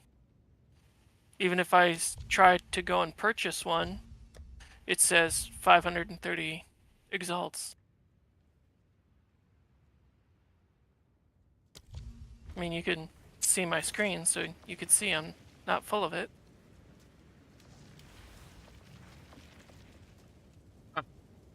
Maybe it was, and I'm thinking of something else. It's Oh, possible. I'm thinking of the... No, okay, you're right, yep. I was thinking of the other thing that you use. A challenger! There's a ancient,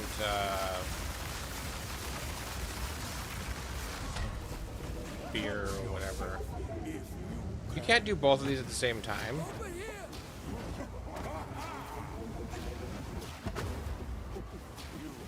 not worthy. I must seize your soul. Too wiggly for you.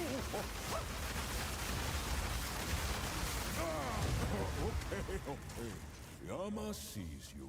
You are worthy.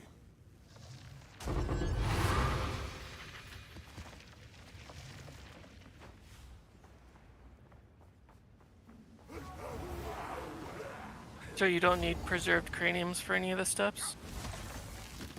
No, you do still need a preserved cranium. It's the other thing that's less valuable. Okay. Then I'm gonna keep it for the future so I don't have to buy one later and then potentially be even more expensive then.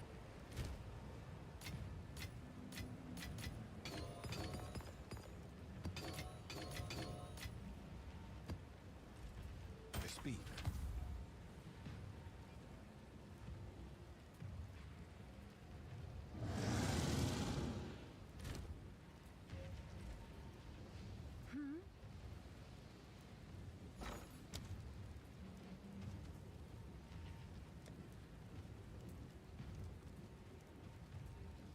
Yeah, it's the ancient potent liquid melancholy is what I was thinking of. And oh, it's not even 50, it's like 15.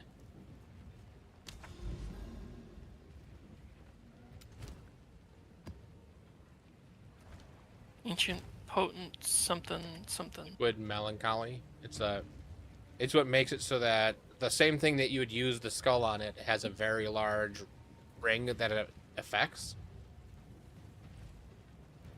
Aquatic treasure. Good fortune.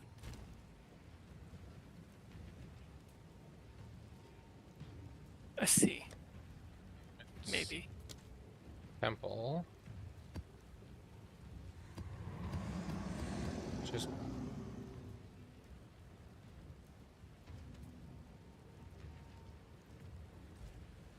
Yes.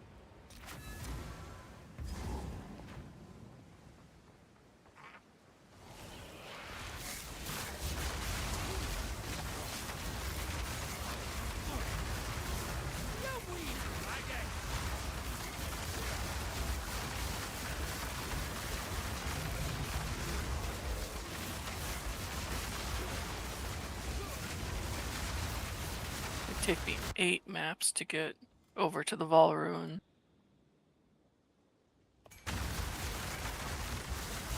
But at least Vol cities now count as forest maps.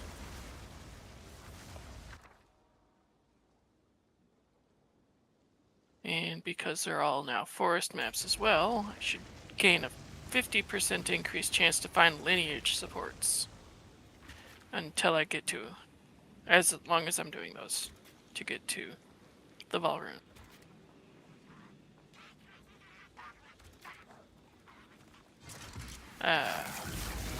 Wonder if I'll make it rich.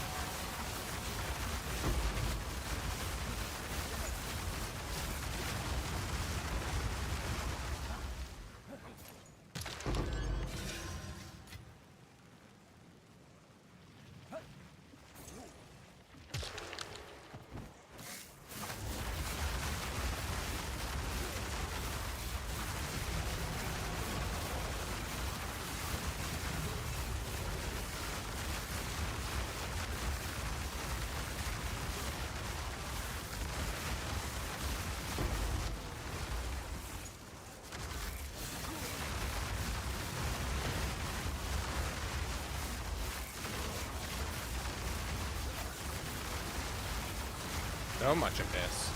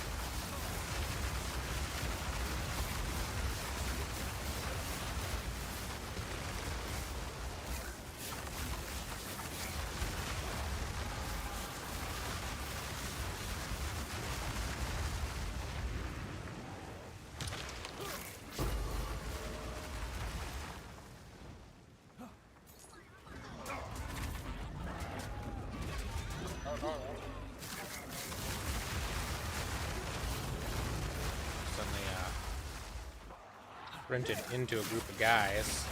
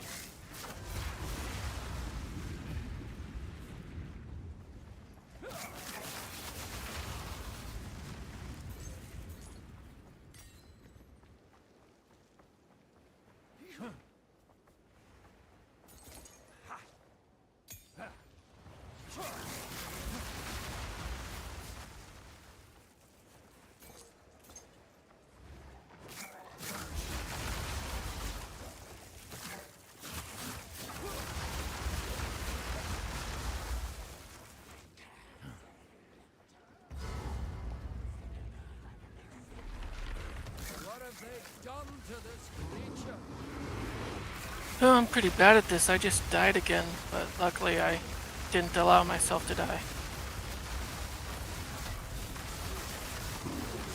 Okay. Yeah, I have a bunch of Omen of Resurgence that I bought just in case. So I know I died just now, but I didn't die because of that. You would have died. Yeah.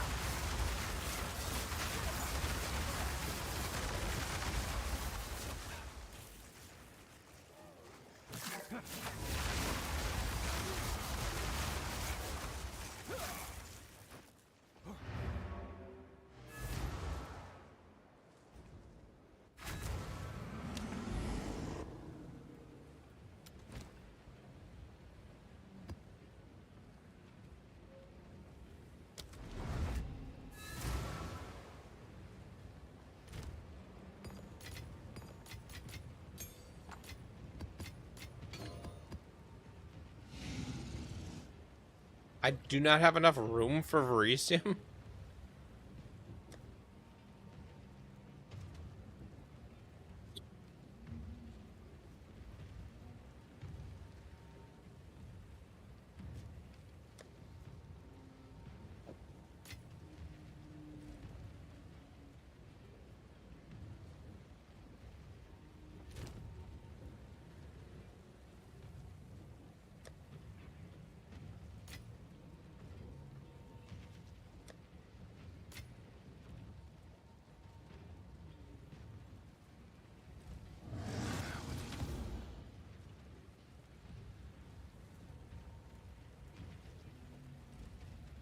Take your time. Bring any tomes you find.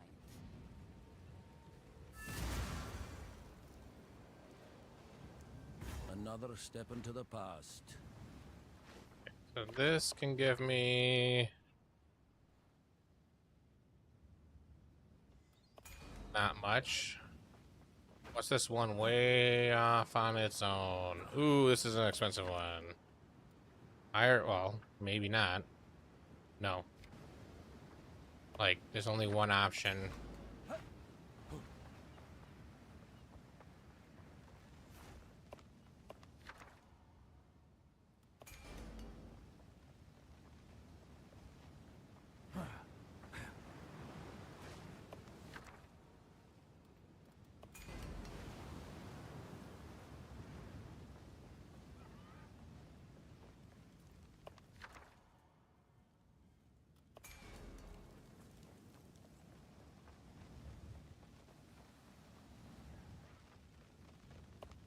Wow, this is just a bad one.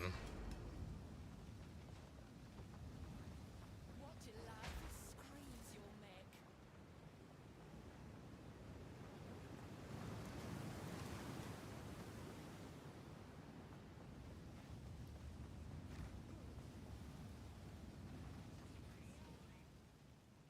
I think Heart of the Well Jewel Craft Profit is next with talking about the best mods you can get. Yeah, and I guess for me, it's not just the best mods you can get, but once they are... Is it this way? Where are these guys?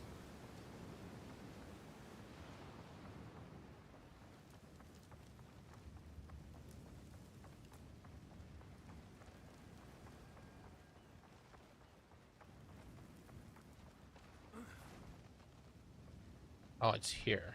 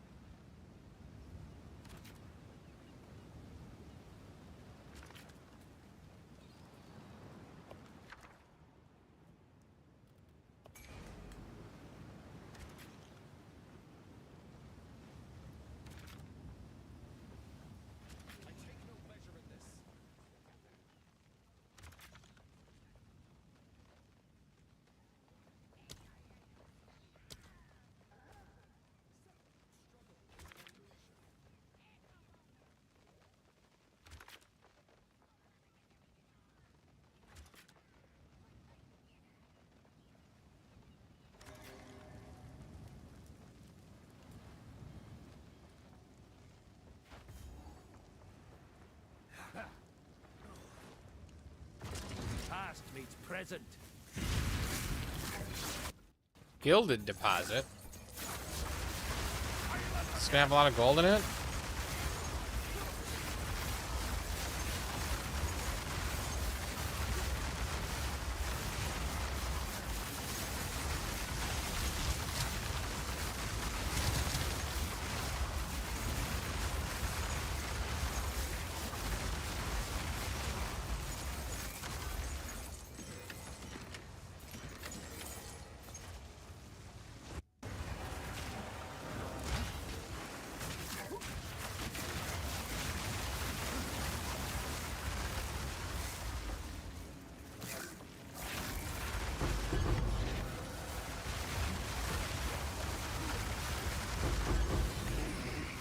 Not bad for a window.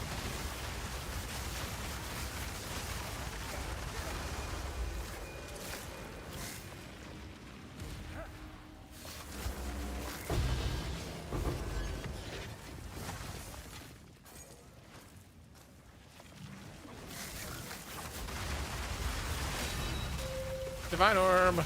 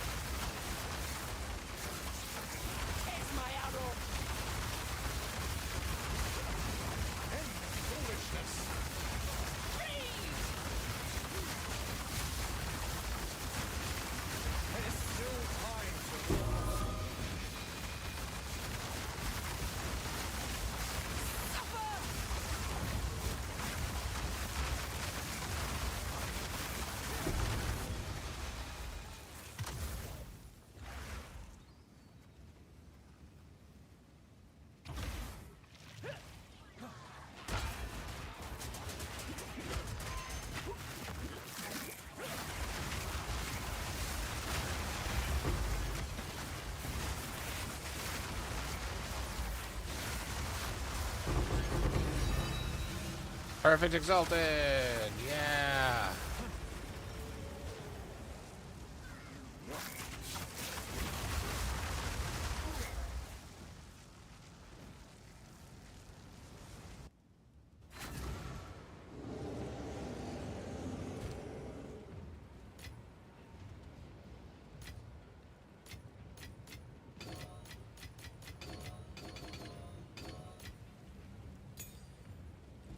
Speed.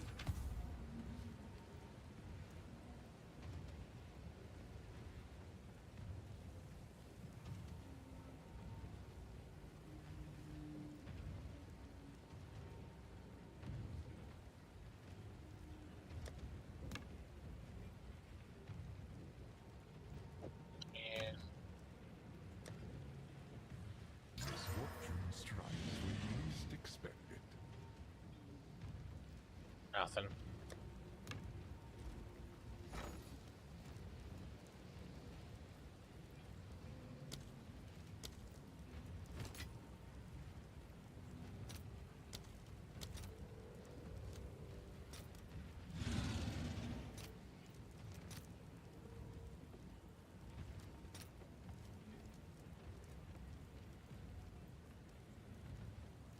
I'll post it right away.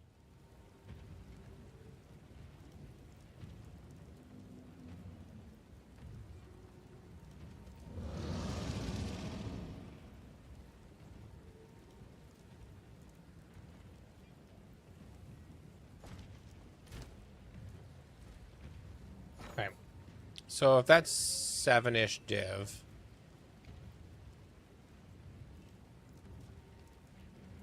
And this is 5. And I have 5. Then actually what I need to do is cancel these.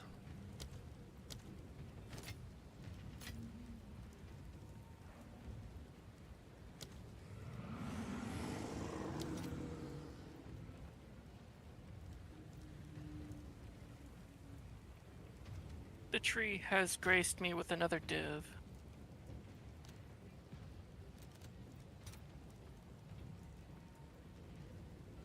I'll fill that in as soon as I can.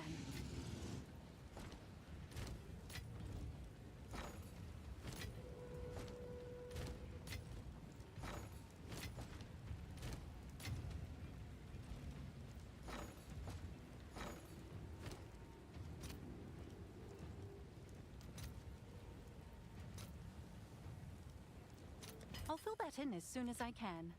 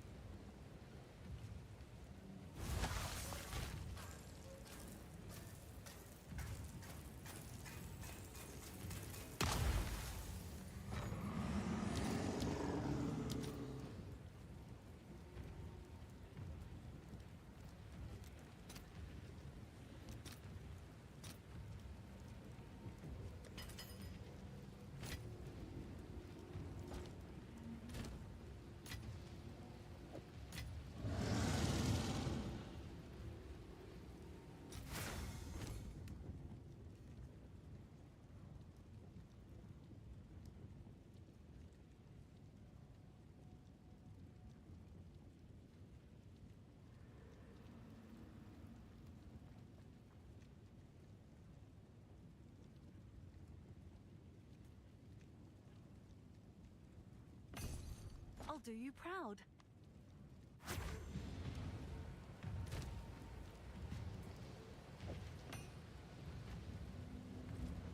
So then I need an annul and I need a initial annulment. Oof. Okay.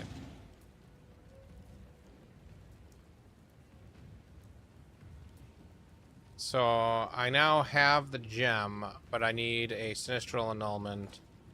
Let's double check I don't already have one. I'm pretty sure I don't.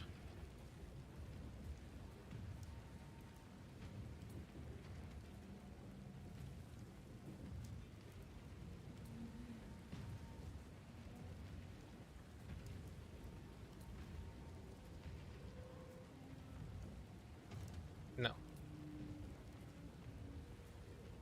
I don't think it was thaumaturgic fluxes. Because it was something, it was a rune that I know has worked before and just didn't work, and I think it was just a fail to OCR.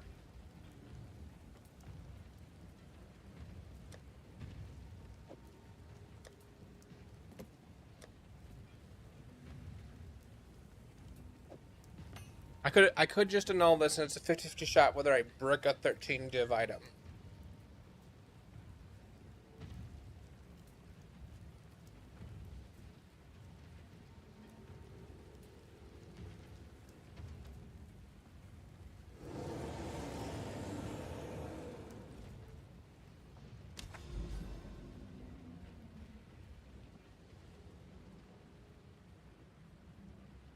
Warm but risky, and cold as ice in these island rumors.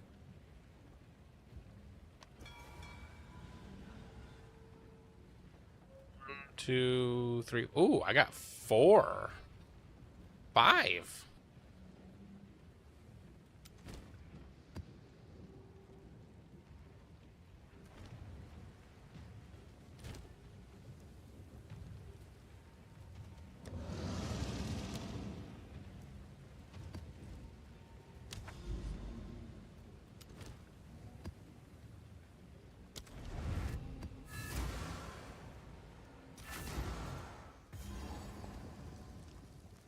Another step into the past.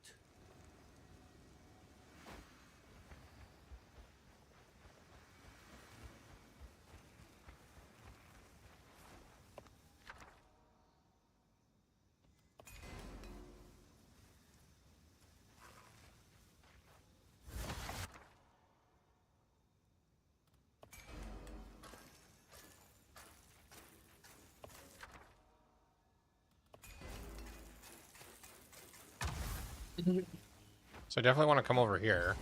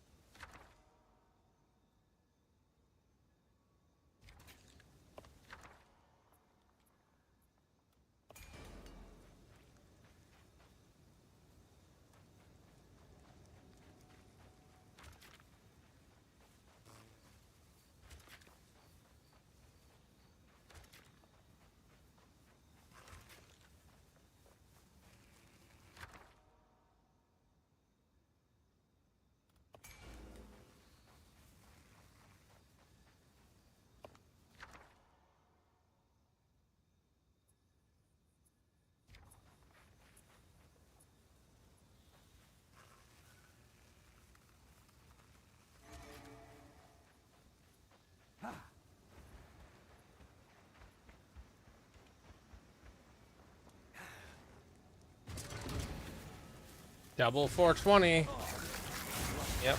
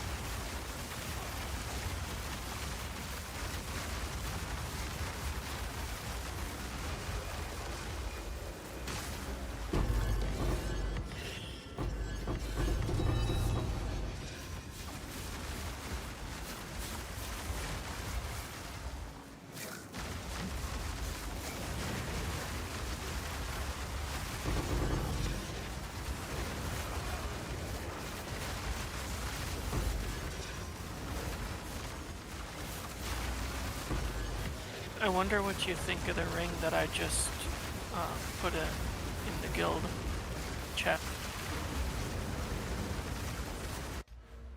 Okay, let me look.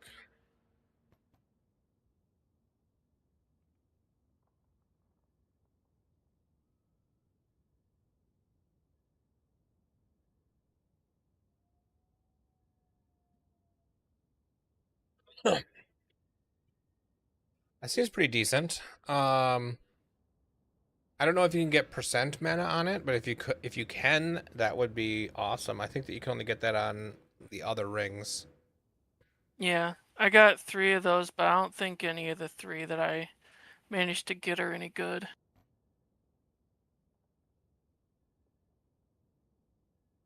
There's only a couple of those out there. It looks like it's like a 5-div ring.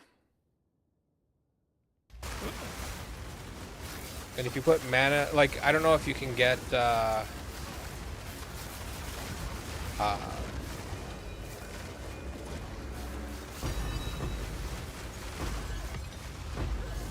any more mana modifiers on it, but if you quality it with mana, Yeah, that will skyrocket.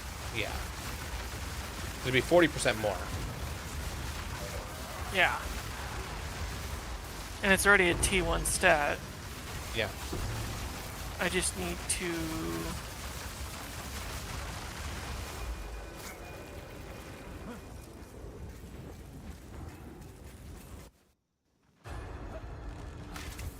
On to stale crevice. Not sure my cold resistance will survive without my current ring. Well, it has room for 2 more, doesn't it? It has room for a prefix and a suffix. So if you... Whether or not I'll get resistance right. with that. What you do is you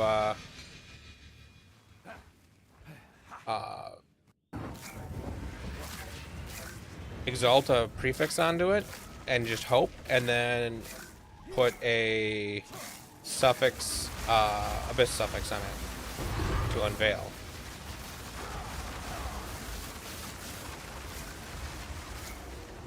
That way you have some control.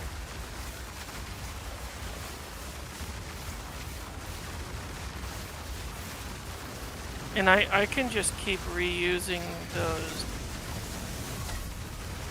reroll things, can't I? I mean, you can only use 1 per attempt, so you'd have to Omen of Light after rerolling it.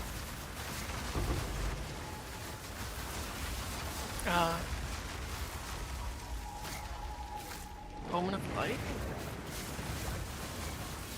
Yeah, so an Omen of Light lets you annul off specifically a abyssal thing.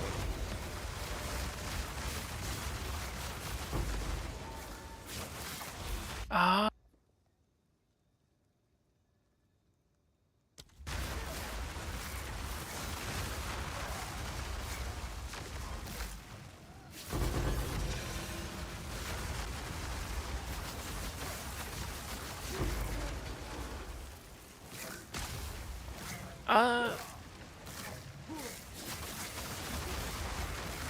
No, I highly, highly don't believe that that's worth No, it's probably not, because the Omen of Light costs as much as another ring, but it. that's what you would If have this is to only do. 5, Huh? yeah, because if this is only 5 div, it's almost double, because it's over 8 div for one of those omens. Right, and so it would be worth using the Omen of Abyssal Echoes to get 2 attempts at getting, maybe a Chaos and Elemental Resist.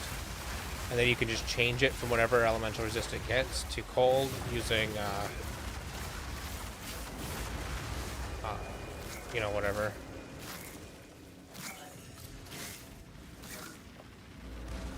It's all T1 stats. If I put another prefix on there, I should probably spring for the perfect, or do you think using a greater would be fine? For the exalted. I mean, it's not about being tier 1 stats. It's about the expected value of what you're going to get out of it. Is the ring, if it got really good, like what other roles can it even get? That's a good question. If it can't get anything that's good for you, then I think a greater is always worth it, because graders are so cheap. But perfect is probably not. And then your Omen, Heaven ordered. you've got 2 Omens. There's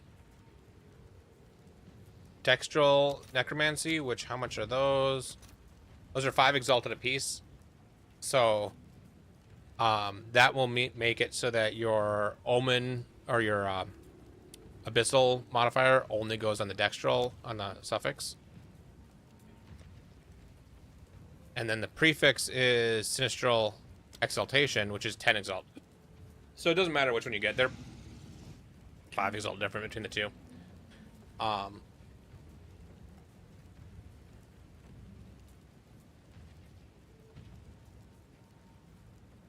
The Omen of whatever, and either put a let's see here, what do we got? Abyss. I mean, Ancient Collarbones are worth more than the ring.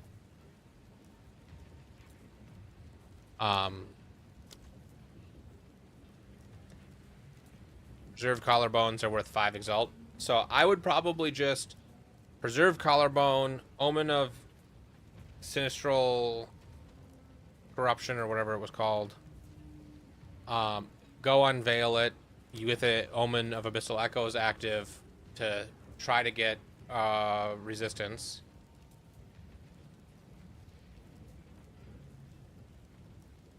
Yeah, I just need... The suffixes are perfect on this already. So, to prevent me from bricking it, now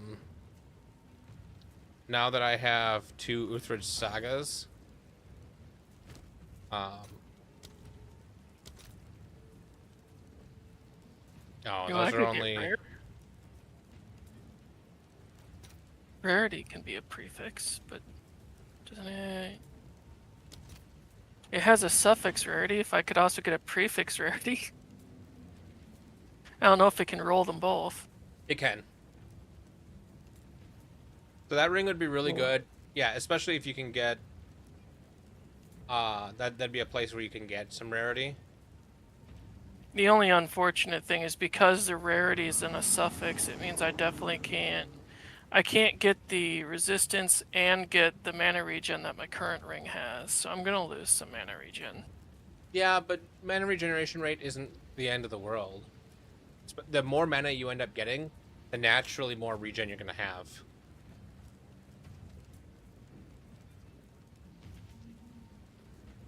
Ugh, evasion rating.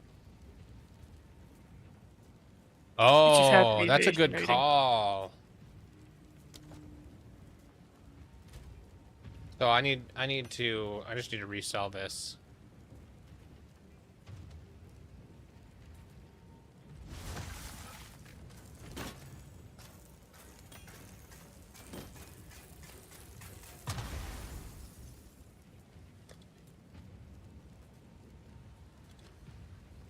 Let's You're do reselling 15 div. Someone Yeah, I found shouldn't have it. bought a diamond because Val just saved me from having to do a lot of scouring, which is what I would have to have done on this too. Because this one has everything I want, except it has 1% damage taken from mana before life instead of 1% more increased mana. I think I'm the cheapest out here by a long shot.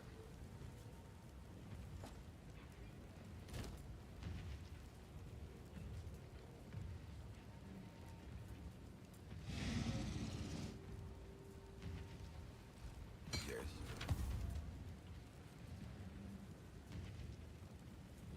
Oh. Well, that's not... It's not too bad, but it really didn't want to give me any good stats. Well, But Cold and Chaos it is has a good. usable. Well, yeah, calling, but I need it You said to you at needed least- Cold. because it'll cover the cold, and then I can cover the lightning on the gloves. So it works. So I think you can still change that. So here's another thing you can do. If you take the Cold and Chaos,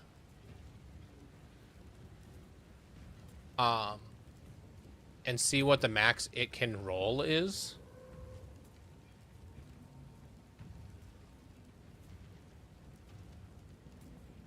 So I got 14 out of 17. 17. So if you wanted to, what you can do is change it back and forth between like cold and fire and back to cold and then back to fire. And by doing that, it will re-roll within the tier. And so true. you can get it to 17 for just 50 exalt or so. That is totally true. And what is the lowest mod on there? You only have The one evasion rating that I didn't want. Okay, so you could Omen of Whittling because the evasion rating is tier 2 and everything else is tier 1. The Omen of Whittling should replace the evasion rating specifically. And you just chaos and change it to something else and hope it gets something good. Yeah, that's certainly an option. But again, Whittling, I don't know how much those are worth right now. Probably quite expensive.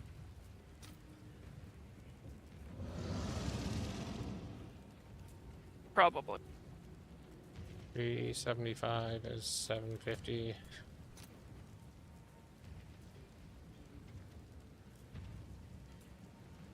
I'll fill that in as soon as I can.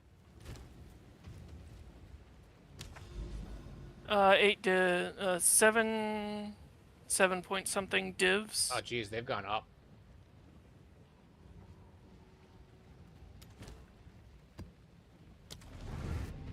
So, I mean, you could whittle it if it, but I don't think it's worth it. I don't either. But this ring, just overall, is definitely worth it. Honor dead. Well, not worth that, but worth like, exchanging with what I currently have. And I made it on my own. I didn't have to buy it. Nice. I got extremely lucky from the tree. All the stats were tier 1. And all the stats were good for me. And then with your advice, the only crap stat I ended up with was the evasion rating. Oh, whittling. Okay, never mind. Whittling takes required level, not tier. So whittling might not even have worked. But it would tell you before it did it, so.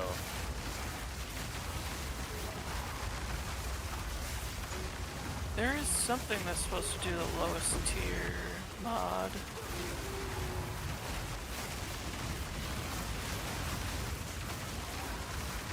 I don't think so. I think whittling is what we're both thinking of, but it doesn't do lowest tier. It's the lowest level requirement.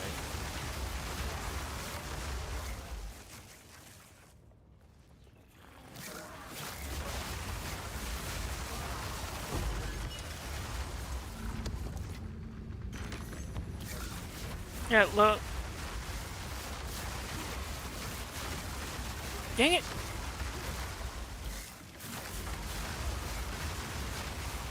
Isn't the lowest level modifier, isn't that the level? The tier? No, that's the level requirement. Oh.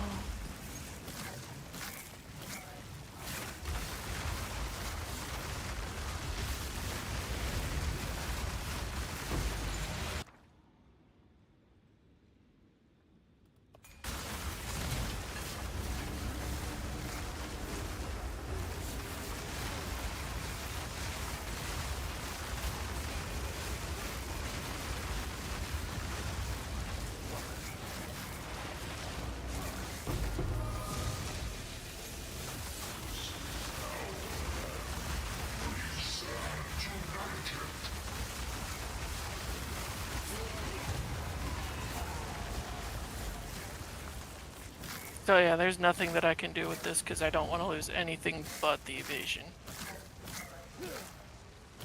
You couldn't mana quality on it, or you could do resistance quality if you really want to, but mana quality is going to be better for you. Oh yeah, I meant nothing I could do with the evasion rating.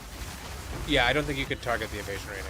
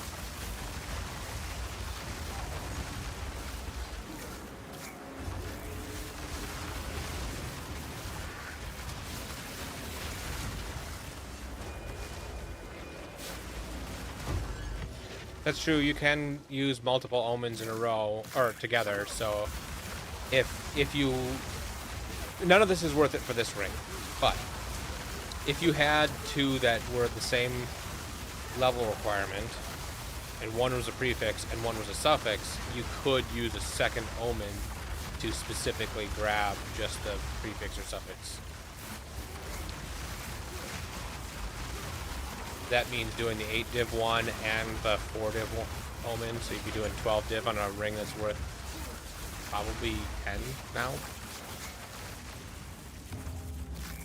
And if you hit right, would only be worth 15 div. Something like that.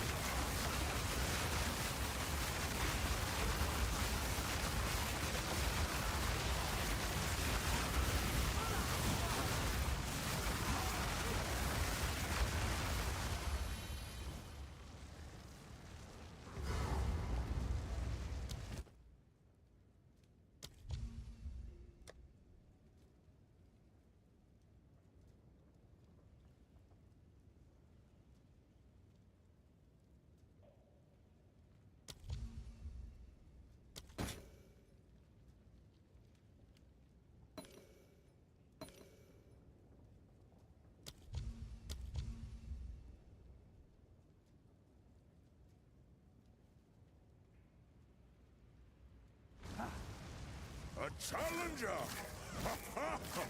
Yeah, it's a good thing to keep in mind, but not necessarily good for...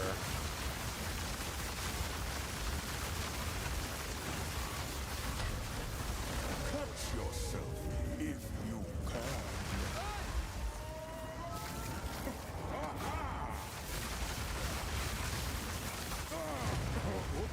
Okay. Yama sees you. You are worthy.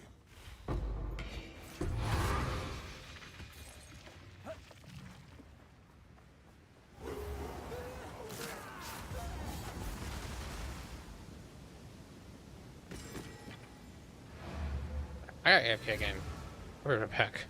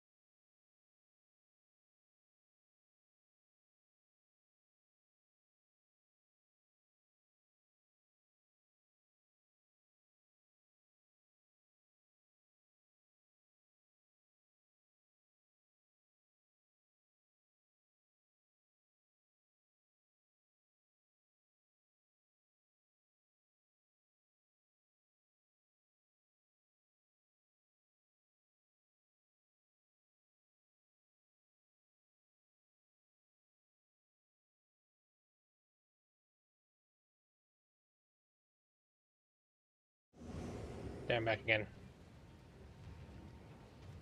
I'm gonna gain over 100 more mana because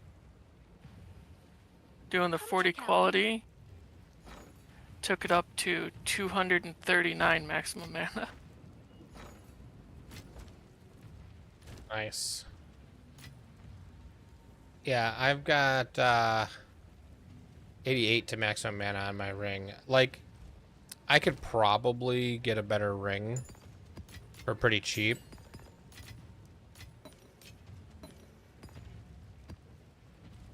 Go on.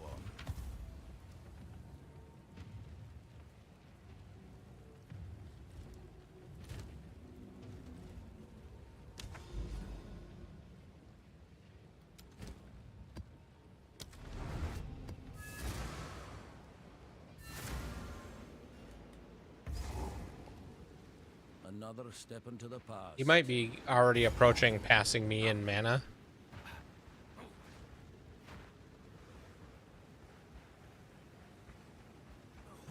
Oh no.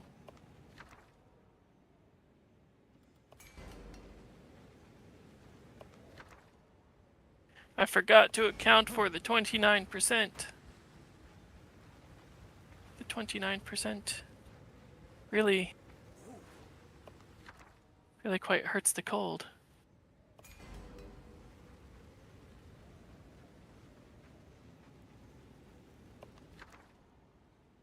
We can still make up for... Oh. Well, I can make... If I take this 40 mana out of the focus, I can still correct the resistances.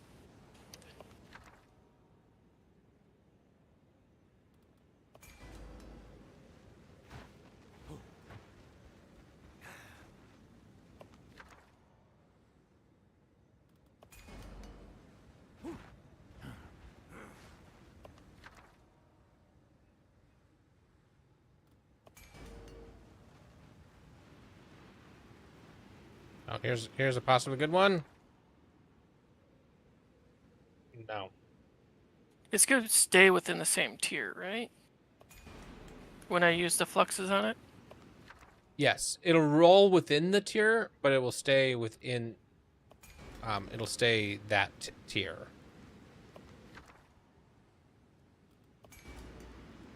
went up to 16 right away. Which is 1 off of max. Yeah. Nice. But if you re-roll it again, it could go down. Oh, 15. Which is why it's like, you gotta roll it. I said it was gonna take you like 50x to get it to 17 or something like that.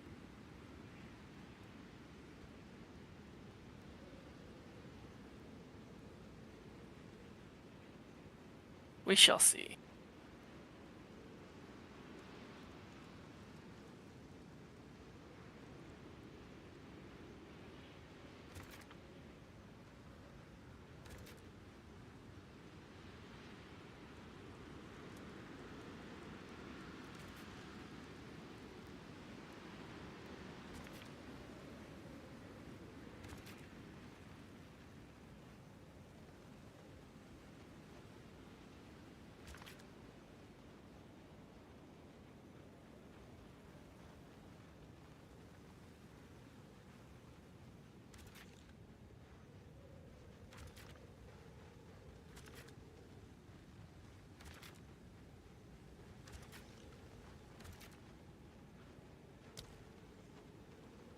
These flux prices are weird. People try, I mean, me trying to buy it, people want 17 exalts. People trying, I'm assuming this is the way this is supposed to be.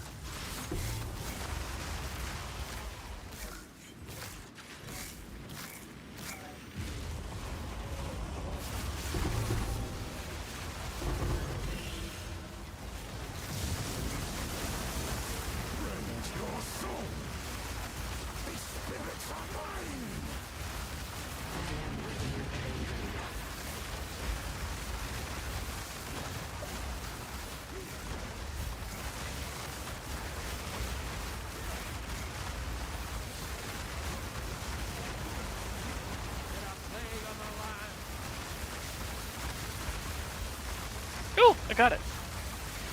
17. Perfect roll. Nice. See you looking.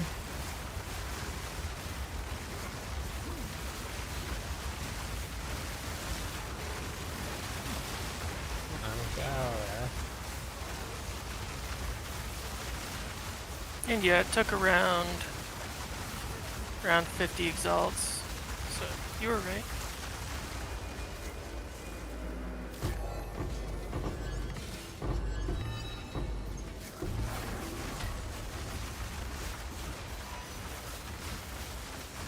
Oh, how does my ring look? It has 128 mana. How would it compare to yours? Mine has a double percent mana roll. Oh, so nowhere near.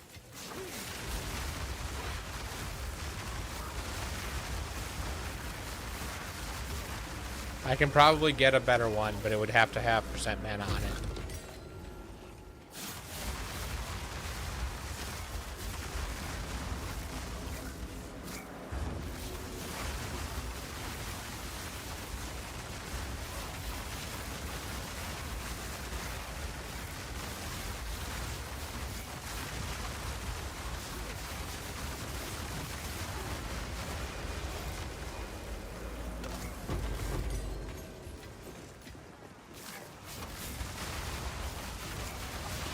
Yeah, I'm down to 142,000 gold.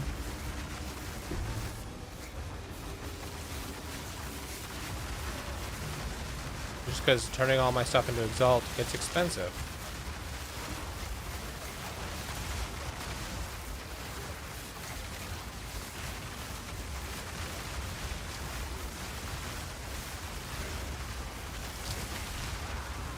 Okay.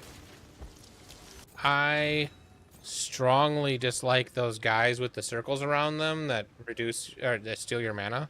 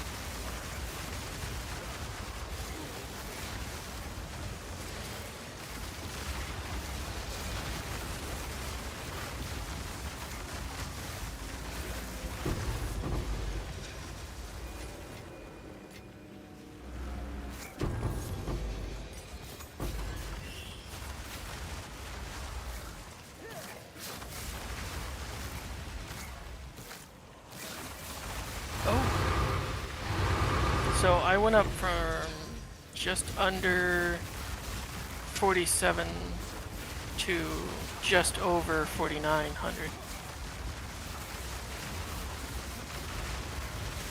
So yeah, I think if I got the chest piece right now, I might beat you out. I really think that I'd gain more than 400 mana from 20%. How much energy shield does your current chest plate have on it?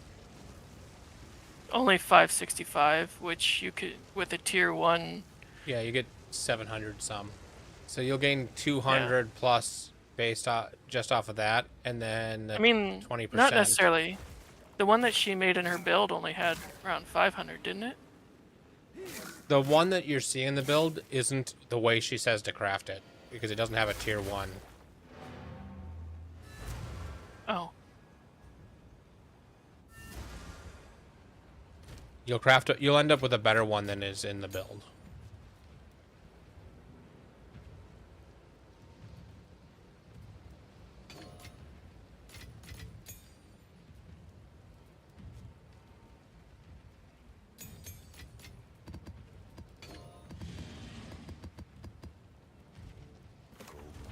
Then yeah, it should go absolutely nuts. Because it should just be taken. Well, no, it shouldn't be as simple as taking 49 plus 20%. No, because you have other increases, so it's not going to be times 1.2, but it'll be the 200 more mana. It would be kind of nice to be able to see what my modifier is. Yeah, you can if you import your character into Path of Building. Yeah, do you need a different path of building though? Path of From Building PoE 2? 1? Yeah, it's Path of Building 2.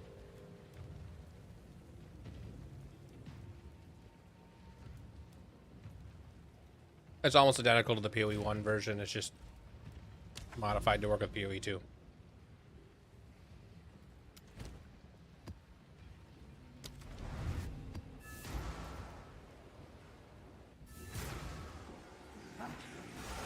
Okay, and I should get it from pathofbuilding.community? Or... I don't remember. I just searched Path of Building. Okay, Path I'm just... Building 2.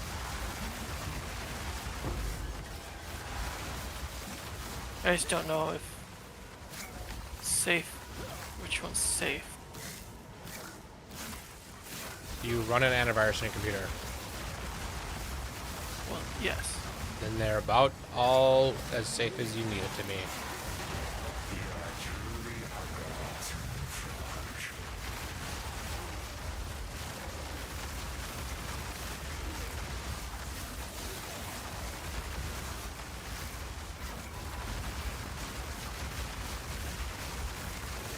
Okay, well, PoE Ninja says the path of building .community. So I will trust PoE Ninja. I shouldn't trust PoE Ninja? I said I would.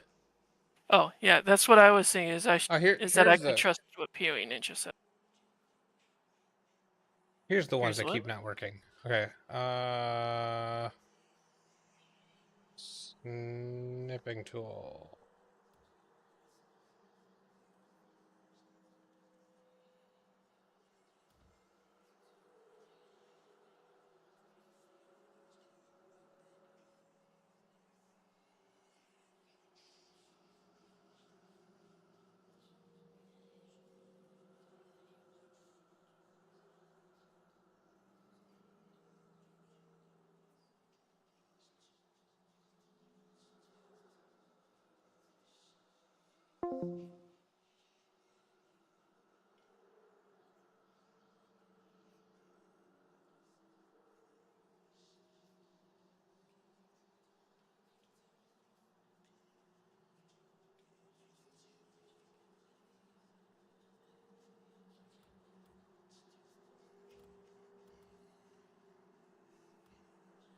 Okay.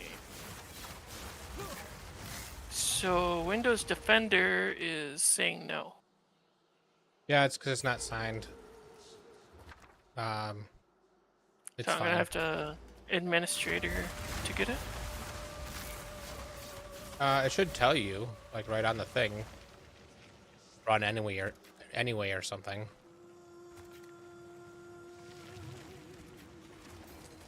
No. Well, if you share your actual screen again, so I can see it, I would tell you how to get past it.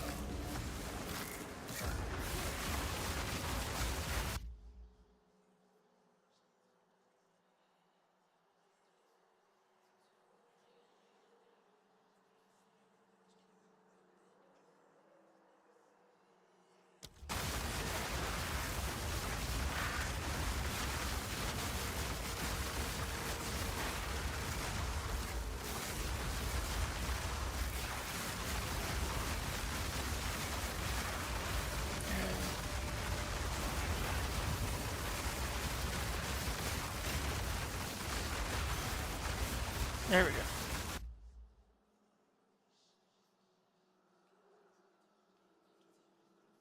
Okay.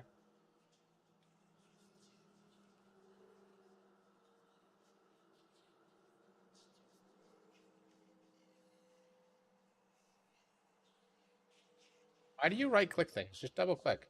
Click more info. I tried double clicking, but then it did that. You like clicking and dragging. I was not clicking and dragging. You clicked too slow. I don't know. It doesn't matter what it's called. So just double click it. And when the thing pops up, click Wait. more info. That's not.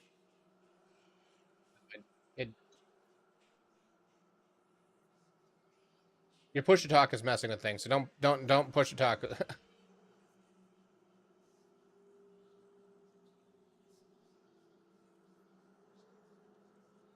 More info. That's what, Run anyway. and see that. It's because it's not signed, and so because getting your application signed costs money.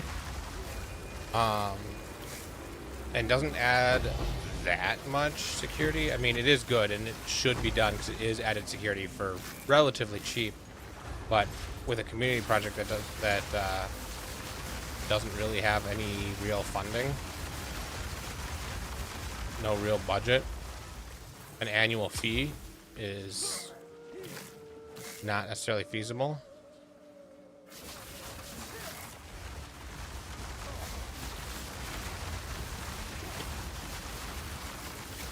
Woo! DLB2. Import.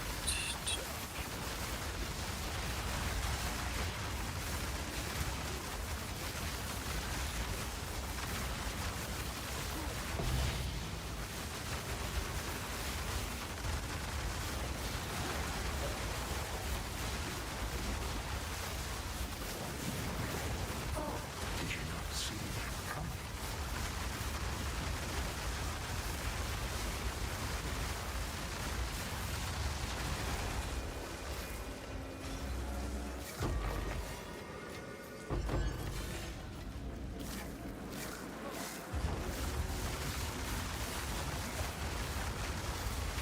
Okay. My character is now in here.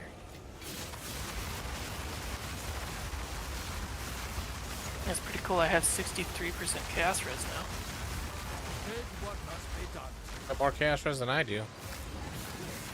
I have 49% chaos res. Yeah, I got pretty lucky with the boots and the gloves. The gloves got a fire and chaos that was maxed out. I don't have any chaos res on either, I think. No. Oh, I went and I grabbed her purchase stuff, and the thing said to have chaos resist on both of them, so I got chaos resist on both of them. Yeah, I Cost didn't do multiple that. divs for each, but I didn't do that. I really need to go follow and buy those now, because I also, part of the reason you're going to be past me is probably because you have more energy shield on your boots and gloves, because my gloves have 84. gloves have 136. And my Plus boots have 80 mana. 297. Do they have mana on them? I have 28 mana on my gloves and Ooh, no yeah. mana on my boots.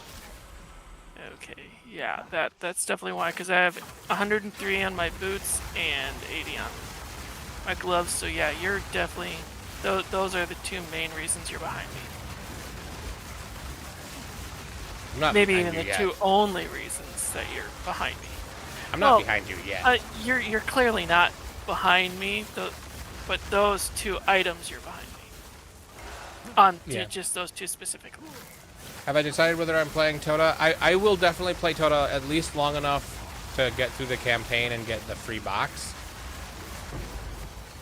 Beyond that, I don't really need to play it because I already beat the Challenge League. And there's not like a get to 90 reward either, so I'll probably play long enough.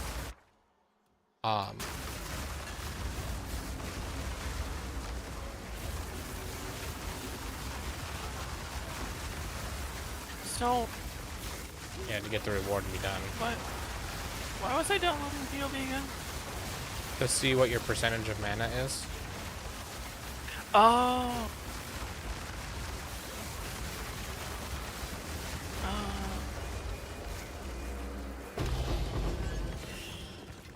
Increased mana from tree is 8%. No, there should be.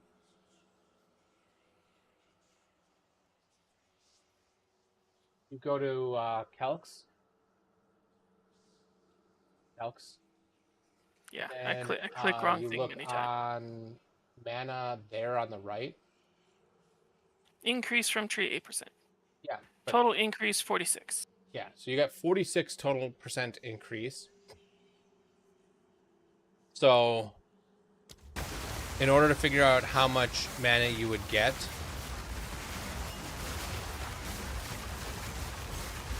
well, okay. How about this? I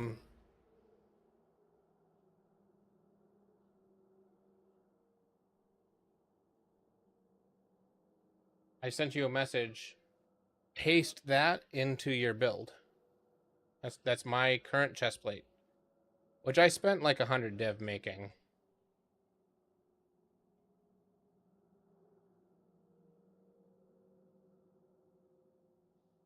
Yeah, I'm definitely not quite there yet.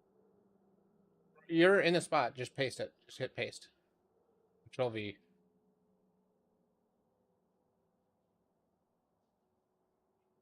Don't I need to go and hit No, create just, item? Or... just Control V.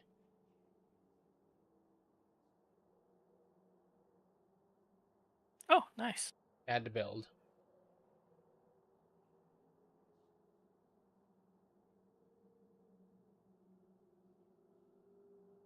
If you were to put on my chest, you would go to 5827. You'd have 500 more mana than me. Nice. It almost adds 1,000 more. How much energy shield do you have in your helmet? Like 300? Oh, little under 300. So you have a little bit 279. more. You have a little bit more on your helmet as well than me.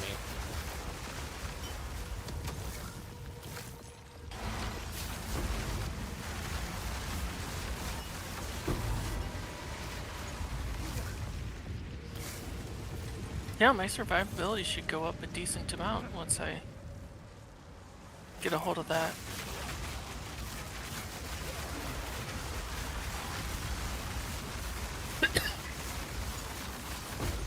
Yeah, you're kind of more interested in the changes coming this week with 5.4 this week as well.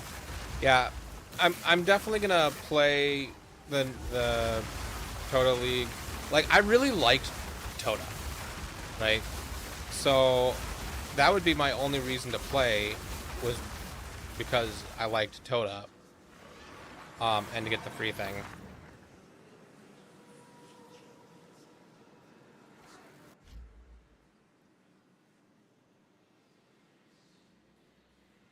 Okay, one resistance on gloves and just focus, and I should be safe.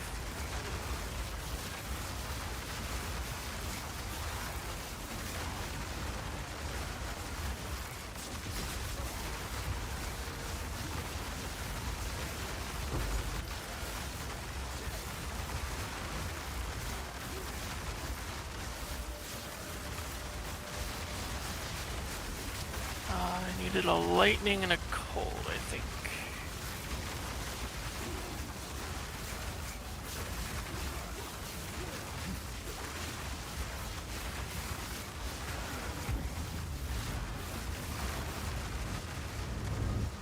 Yeah, lightning and a cold.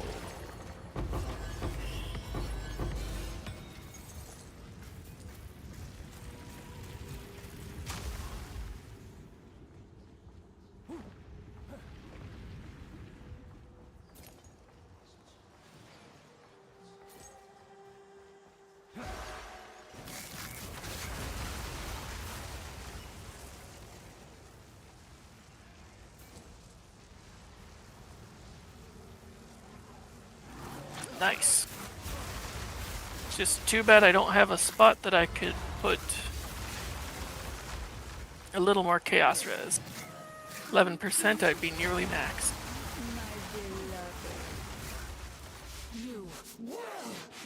Yeah, but like, I'm not really hurting at 49%, so.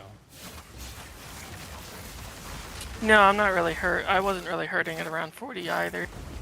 But the more the better. 3.29 is probably the last PoE 1 league this year, because 3 to 4 months later is November Exile Con, then December is PoE 2 full release. It might be.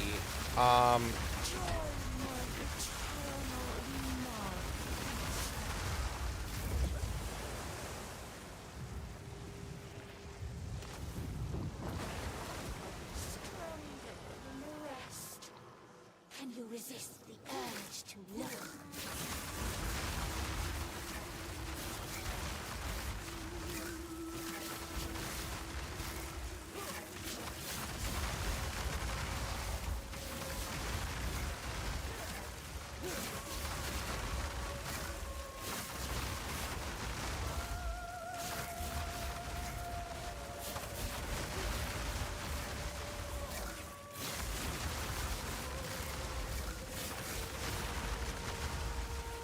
Another funny thing about it is that is the first and only breach ring I've ever gotten this league. Yeah, I've not gotten an actual breach ring yet this league.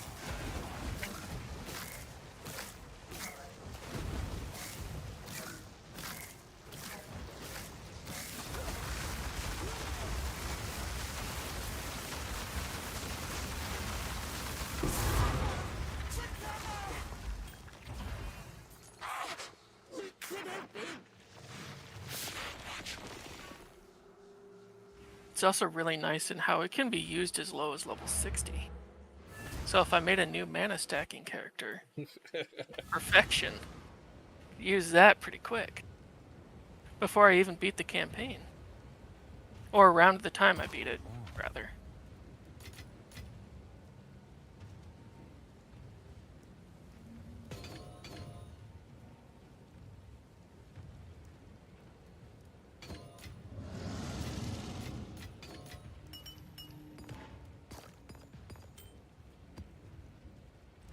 Go on. Oh yeah, so is the amulet.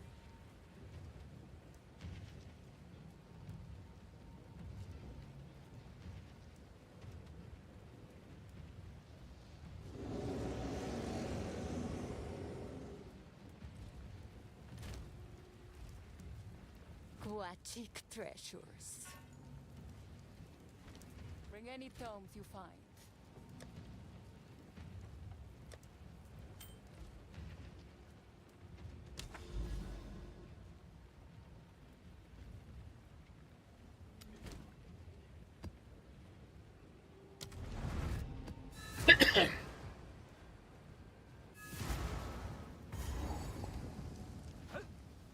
Another step into the past. Okay, so this one, that's a free divine. I'll take that. This one,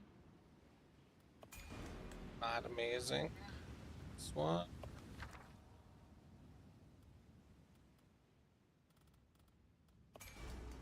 Also not amazing.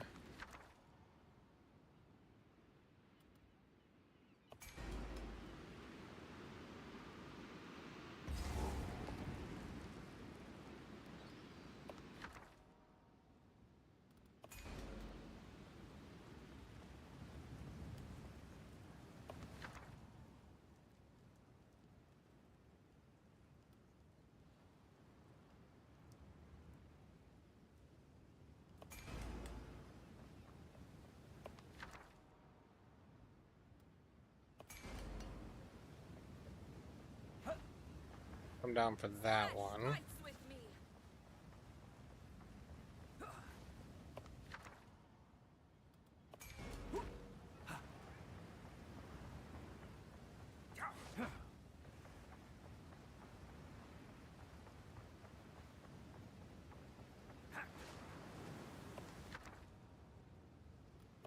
Get one of these.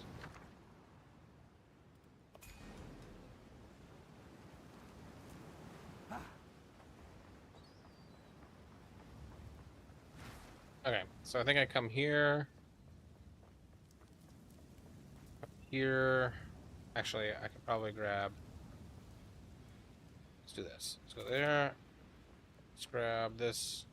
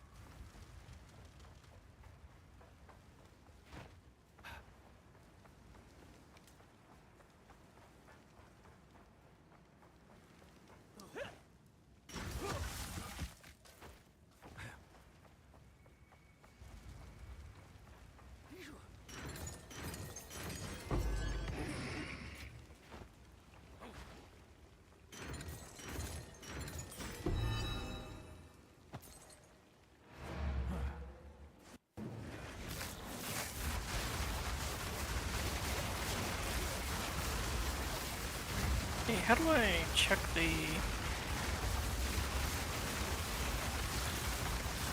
rituals? Is that something that Exile UI can check? The prices and the rituals? No, you use Price Checker, which is the other one. Okay. I haven't gotten that one yet. These are probably all junk anyways. Greater Exaltation is only worth like 3x. Yeah, and I got all this that looks like junk.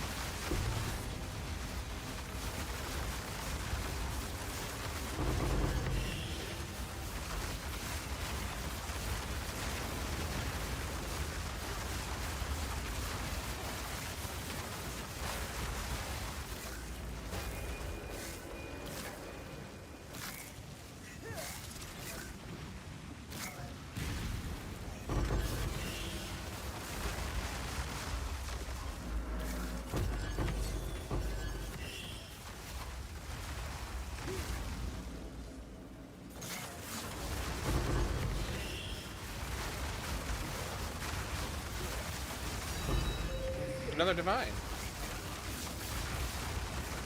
Nice.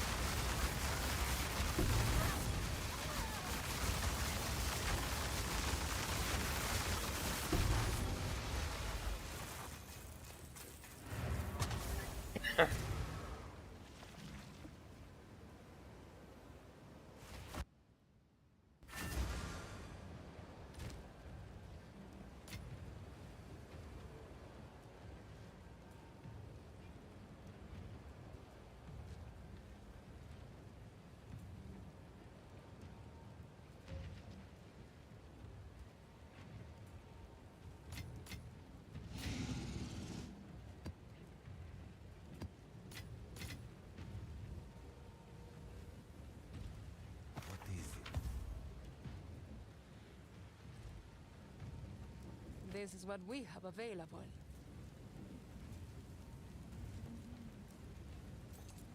Bring any tomes you find.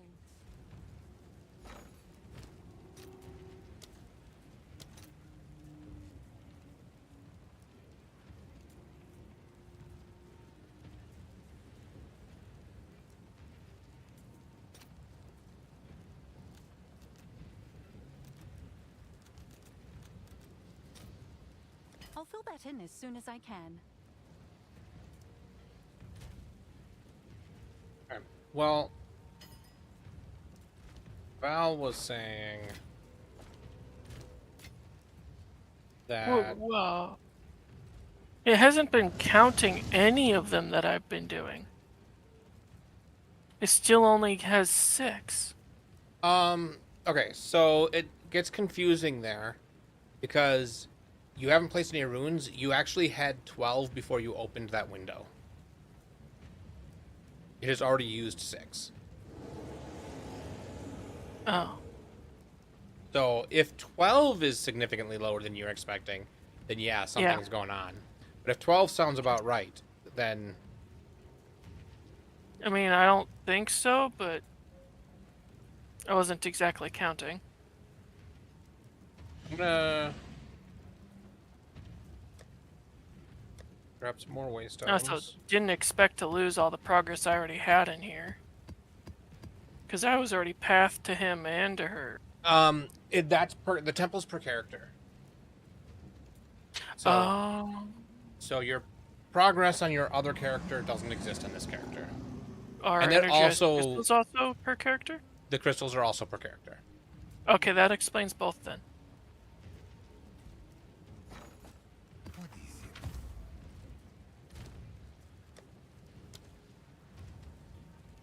so let's do some breach. Rare.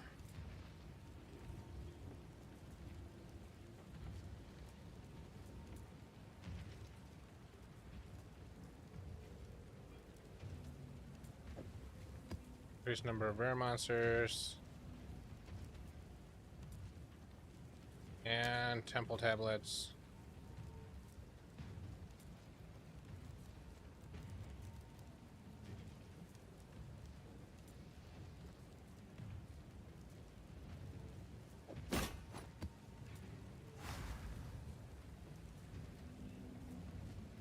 Good news.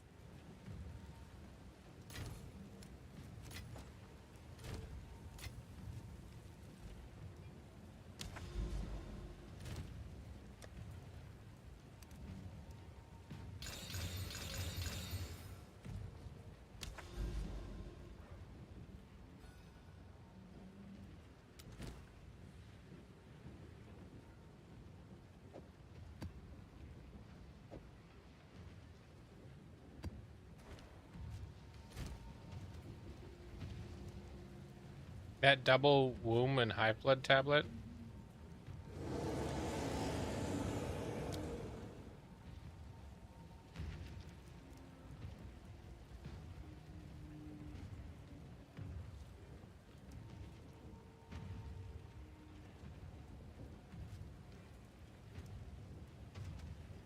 You're talking the one that you need, not the one that I have.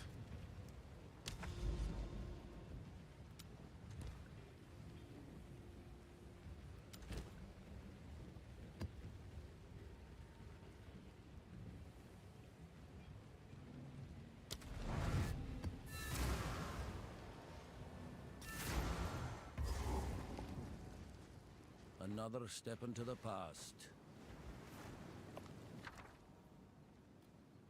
Masterwork rune is 120 exalt. This is going to be swift alloy. Yeah, no, so I don't need to go around this way unless.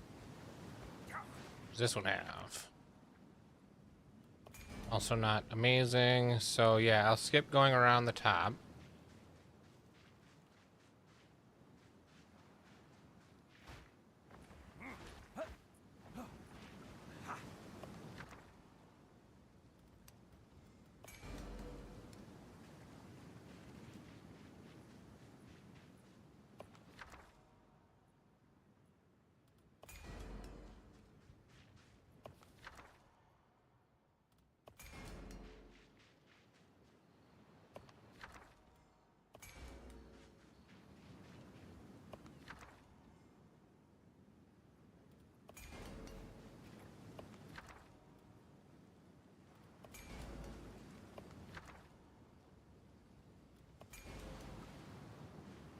There's a lot of useful ones down there, or valuable ones down there.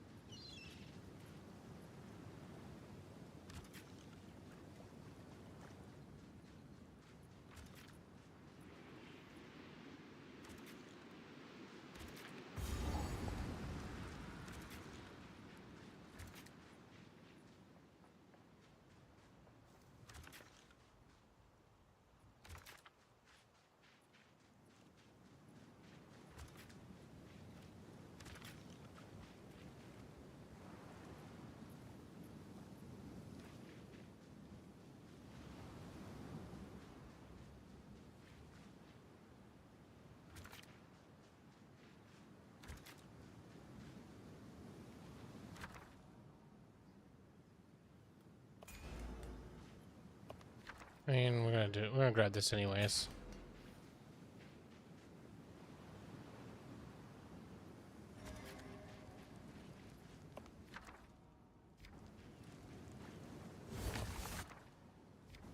Actually,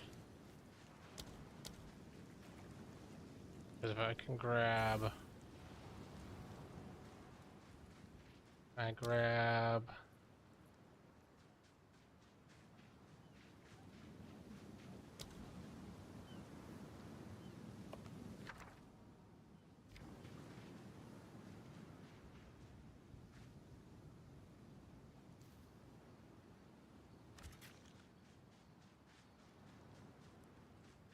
Okay, if I come through this way a different way. So I grab that, then I come down and I grab that. Which is this? It's 2 chaos orbs, so I definitely want this. Then this. Then...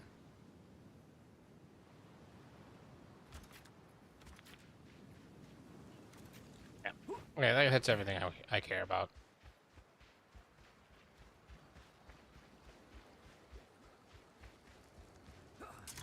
Nature, forgive me for this one.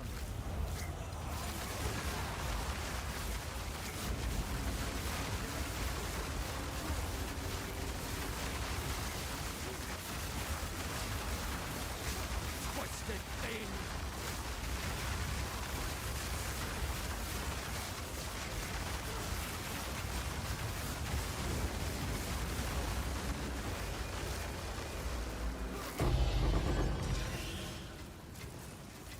Could be worse.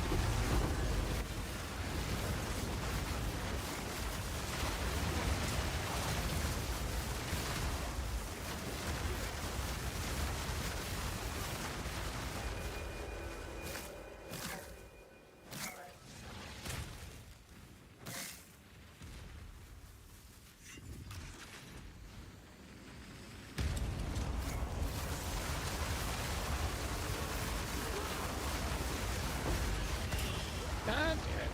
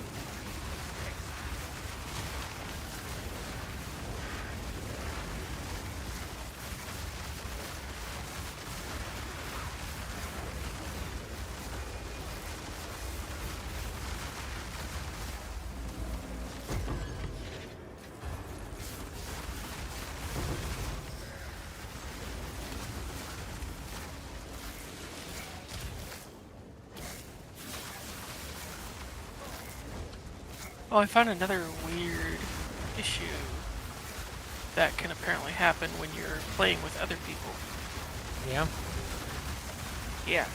You'll have, like, specifically what I found is with Breach, but I was playing with you and with Carl, and one of you must have the Atlas passive, Major Breach, which makes it require 2 breach stones to open them.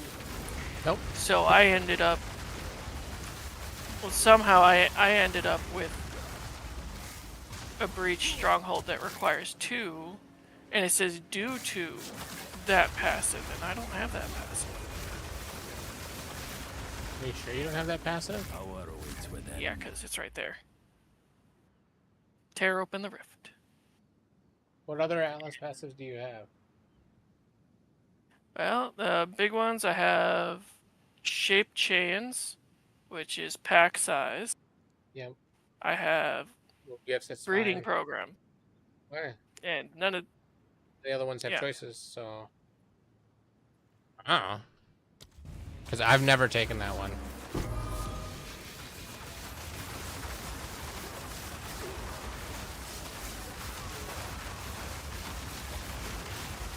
Yeah, I don't know. It's weird, but due to tear open the rift, so it shouldn't exist because I don't have it. It might be one of those things that you need to put the point in and take the point out and see if it changes.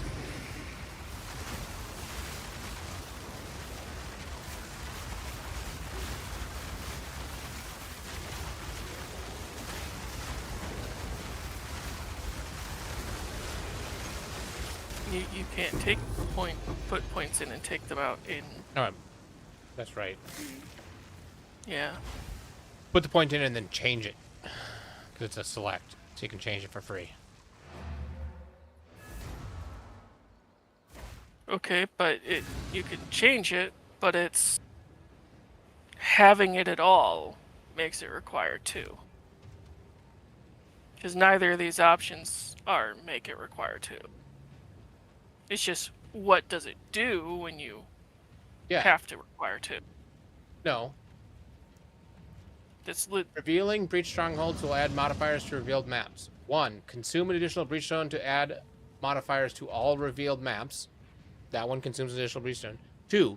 Add a modifier to one revealed map. Does not consume an additional breach stone.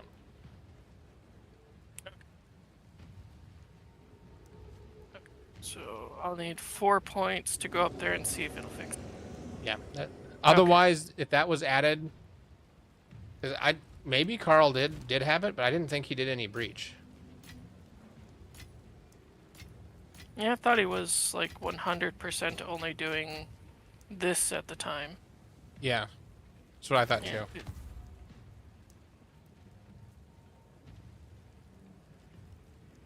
Which is what I'd be doing right now, except I'm sidetracked by Alright.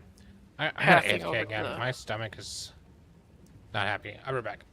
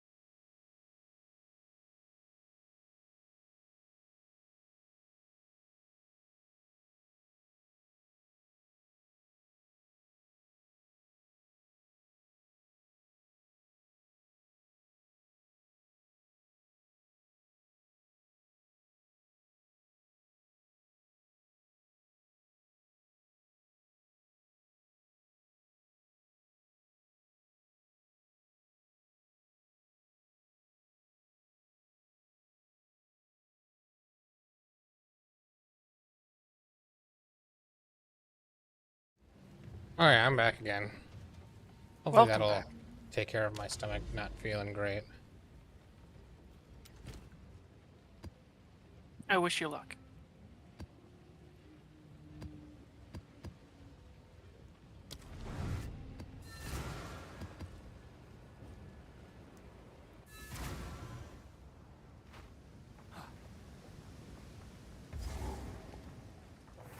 Rock clean yet.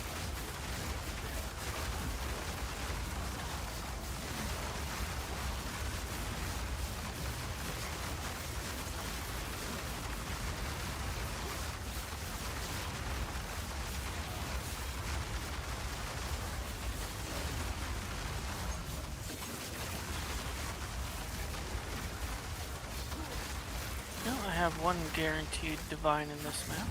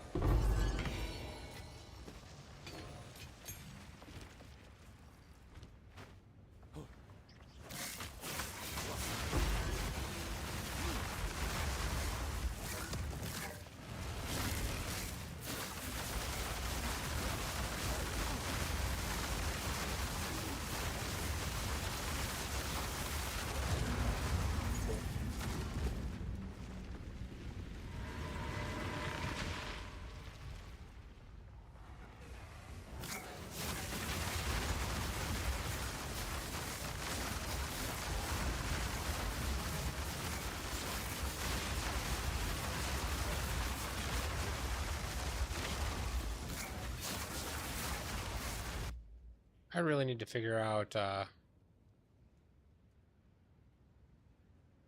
UE2 gold farm 0.5. There's a note on the map that on the atlas that increases gold with a specific type of map by like 50%.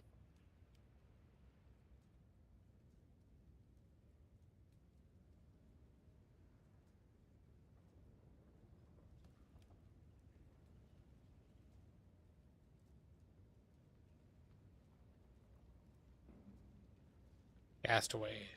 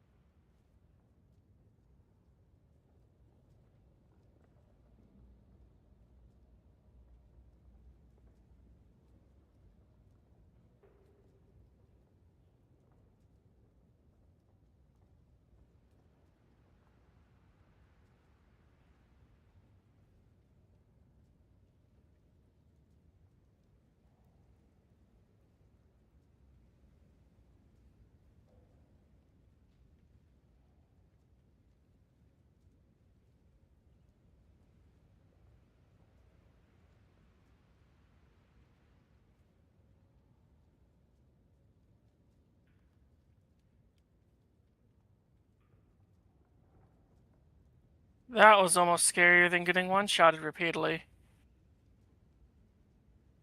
Oh my.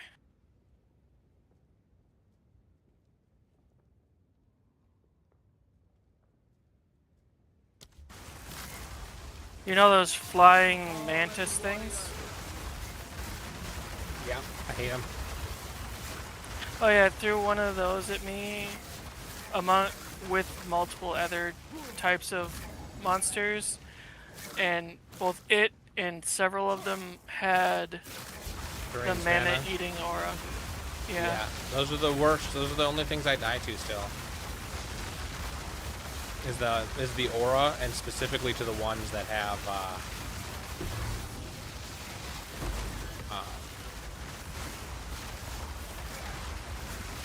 yeah. And the mantises, the flying ones. Yeah. They're so fast. Your totems have totems have a hard time dealing with them.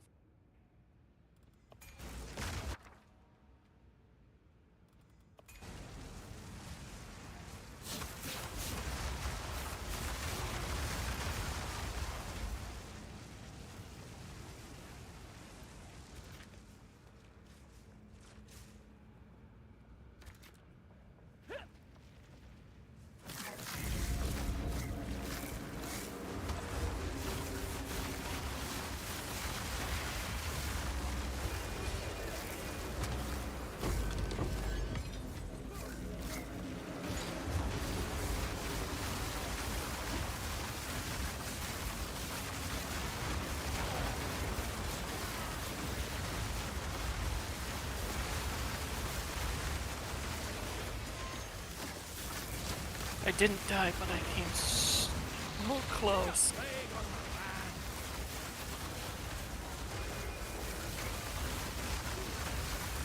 It's running for dear life while slowly whittling it down with the totems.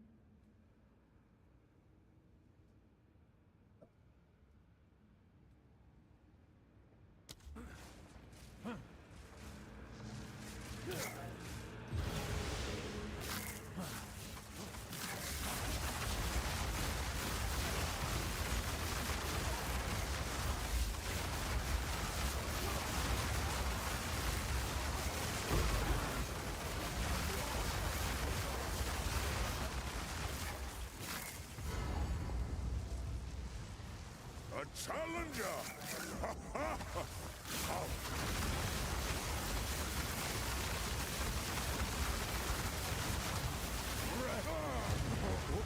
Okay. Yama sees you. You.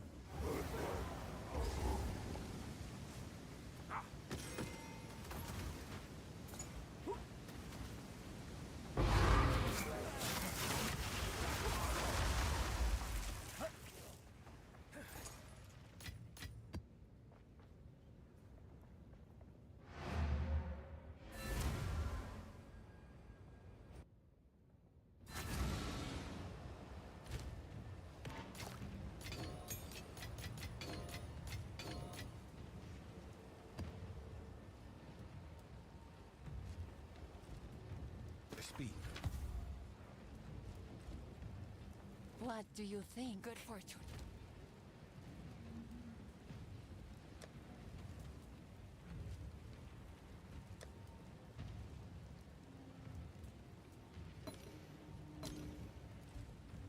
What? Carry on. So if I have multiple Valrune beacons, Bring any tomes you do I have to go into one of them to go into the other one? Because the other one won't let me do it. What do you mean? They're taking you to the same place. Well, this one didn't give me a reward, and I still is only one of them lit up instead of two. Is something still alive? I mean, not that I can find anywhere. I don't know. You shouldn't be too far away from this, right? Shouldn't be. Maybe it's that. Oh, crap. Yeah, that was hiding way over there. No wonder. You were right. Someone is bound to buy that.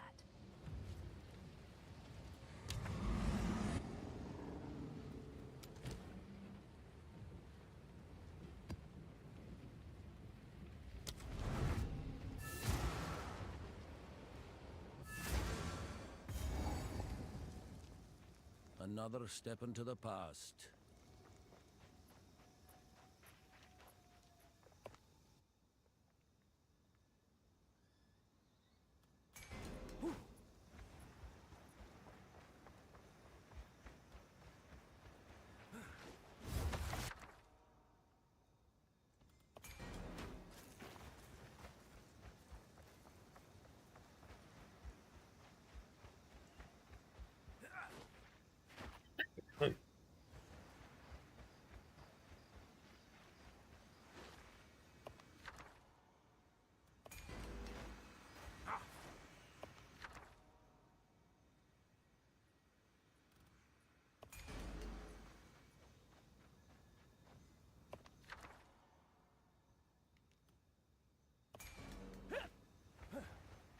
The Omen of the Ancients is worth a bit, isn't it? Just Say, a couple. so when the Couple of exalts. Not a lot. I mean, it's the one that guarantees that a chance will upgrade the item rather than destroy it. Yes, but it changes it to, if you read it, it changes it to of the same item class. So then it doesn't care about the base anymore. So if you use that, any belt can become any belt, which means you can't target Mage Blood anymore. It could be any unique belt, which actually reduces your chances of getting a Mage Blood.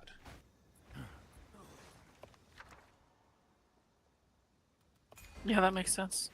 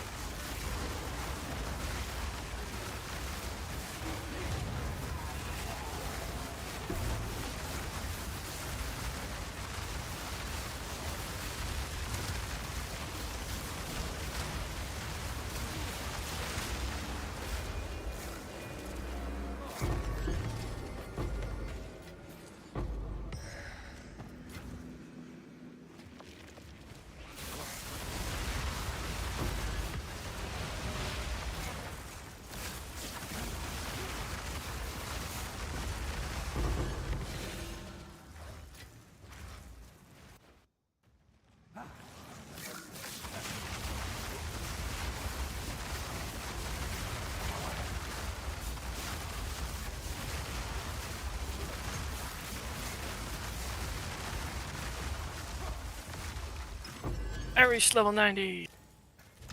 Nice. Yes.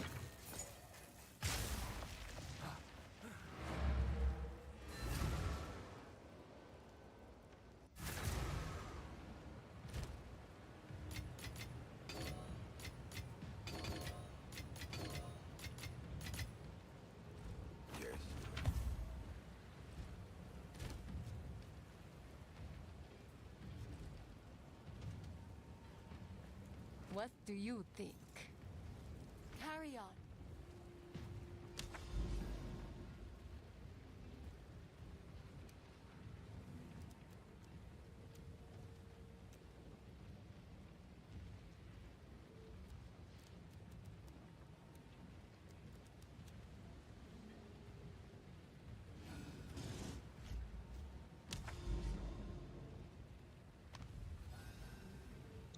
See, I swear I had one somewhere that had a modifier that said something about gold.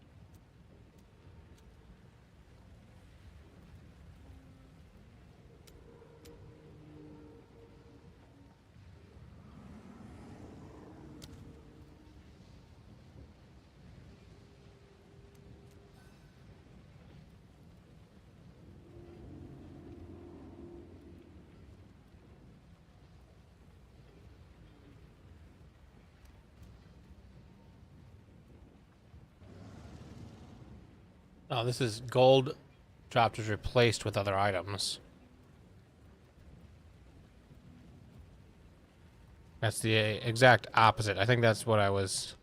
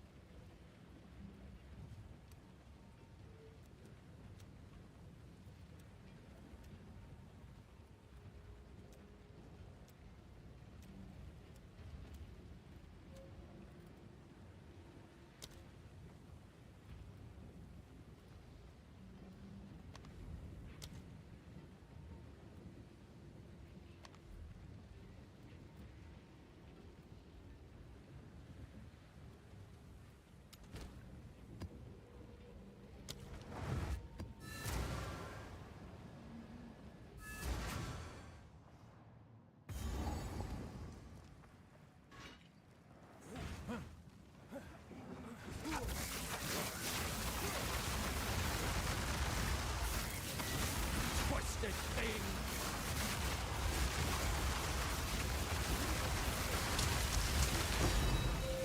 And Divine Orb. Now that's a fine.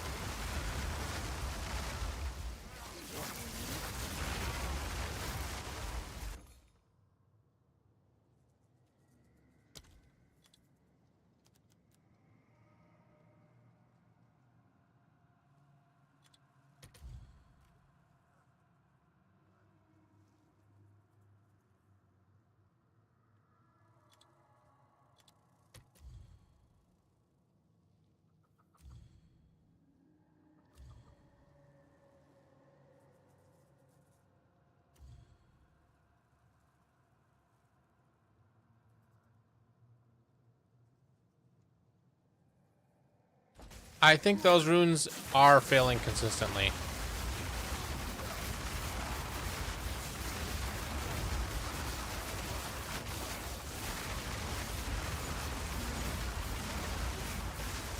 What runes? I sent Logan a screenshot of runes that were failing. Oh. Now that I think about it, it was those runes pretty much every time. Oh, failing to price? Yeah.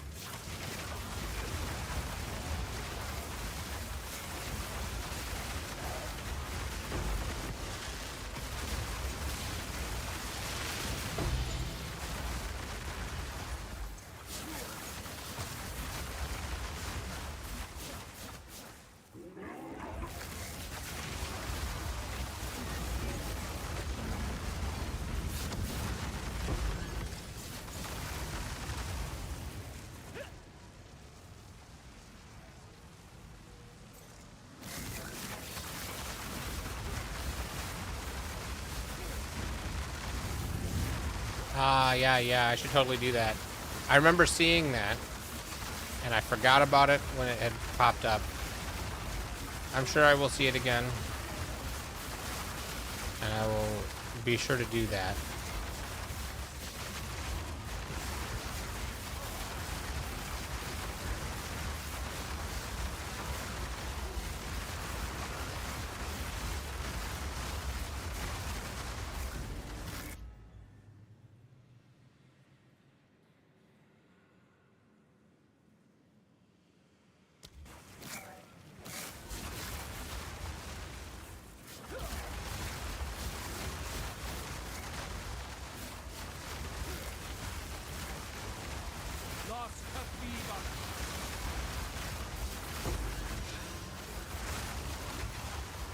Here, I'm at 338. And how much does this breach give me?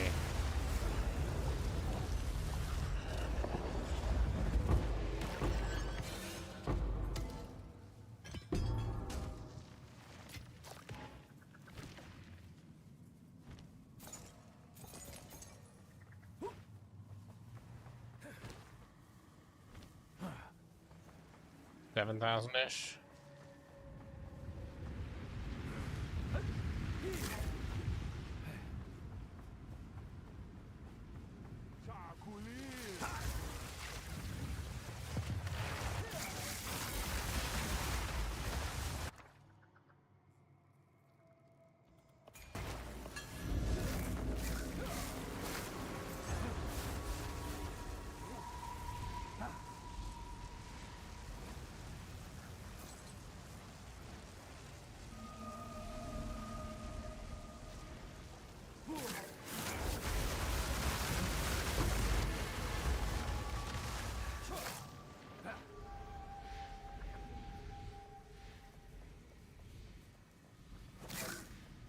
Nope, I switched off of Vulcan because Vulcan is worse. It doesn't like freeze and crash, but that only happens like once an hour versus being terrible 24/7.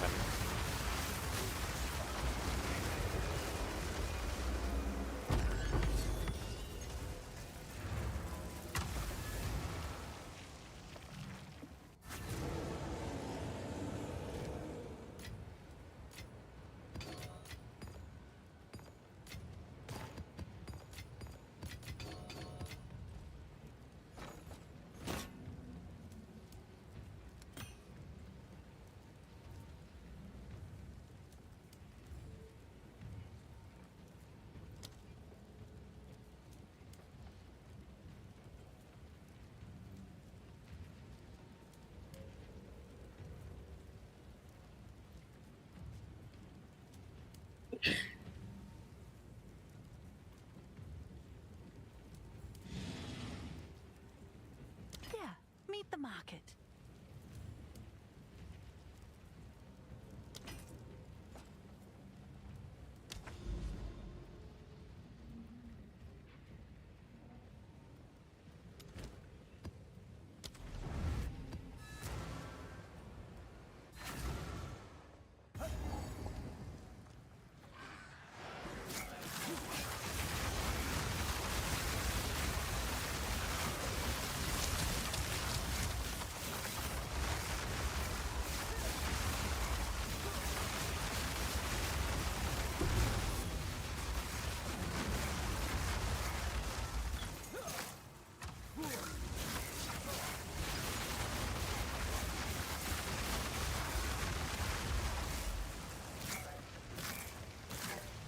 Yeah, you can add me. That's fine. That doesn't bother me. You're also welcome to be in the guild if you'd like.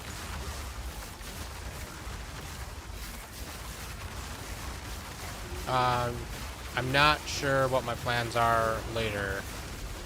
I will probably be on longer than I usually am. I'm not 100% sure.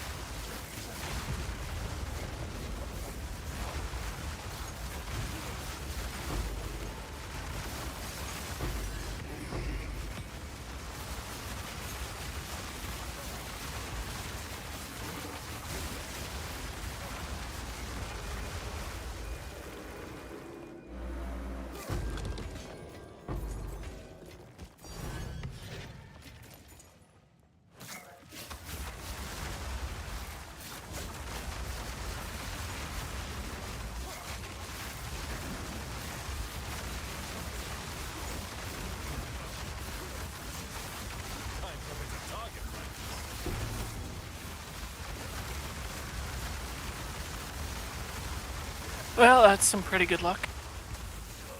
Yeah? The Grim Pillars have been using all this time, and the Spark have been using all this time. So I chaosed Spark first, -1. And I leveled up my Grim Pillars to 20 and chaosed it, +1. You know you can chaos it first. Not the Grim Pillars, because it's, as far as I understood from the internet, because it's not in, you can't do it in the menu, it doesn't work. Yeah, that makes sense. You're right. Spark you can, though. Yes, Spark you can. Which is why I didn't bother to turn it to a 20 before I did it.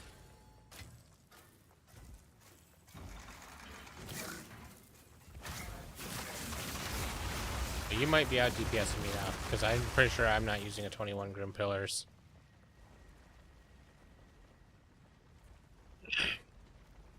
I just need to get myself 21 Spark.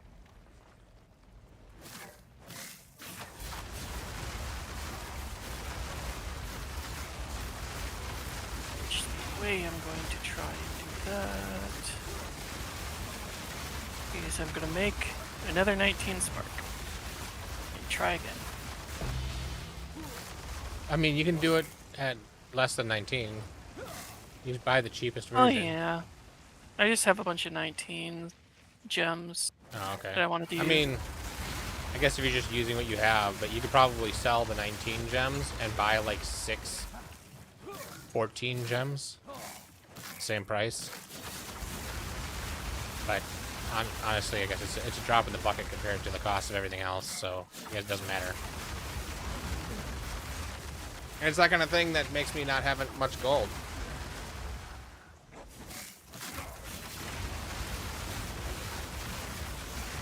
Yeah, you have basically none. I have 2.4 million. I had 2 million at one point, but respecking and buying stuff and turning things into exalts and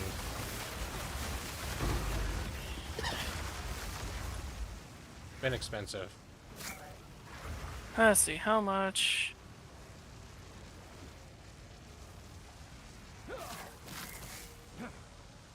How much is this even worth? It is worth 4 exalts for 19. Okay. Okay, never mind. They've come down in price quite a bit since I was paying attention.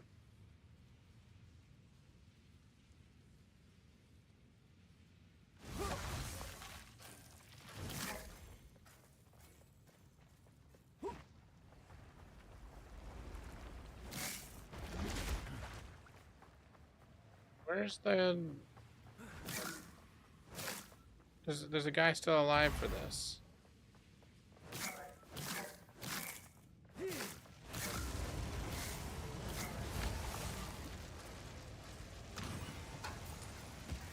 I really think they need to make it so that anything that cares that you've killed all need to do two things. First of all, not care that you've killed all. Kill most should be plenty. So if there's one straggler somewhere, sure. And then also, it should, after like a minute of no activity, summon the mobs that are there to itself. Yeah, I feel like one of these little guys, like, popped out from, like, underground over here.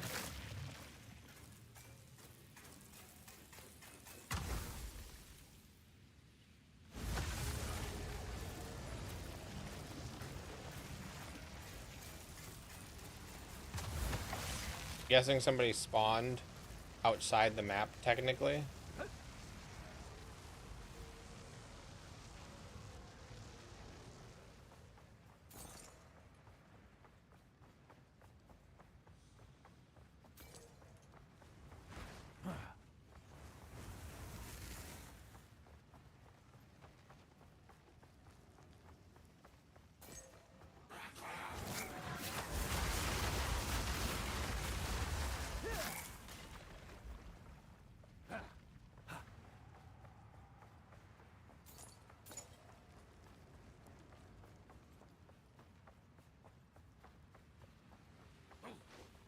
Whatever, I'm done. Yeah, strong boxes, this thing, expedition, whatever. Anything that cares that you kill it all every minute or so, summon everything to its center.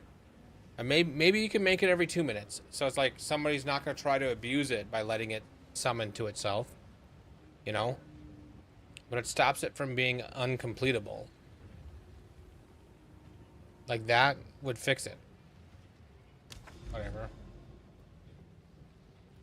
Okay, so Castaway doesn't care about tablets.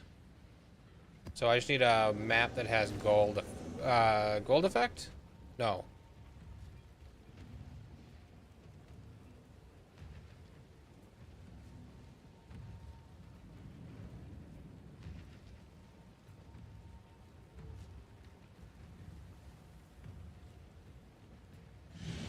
No, I think I just do.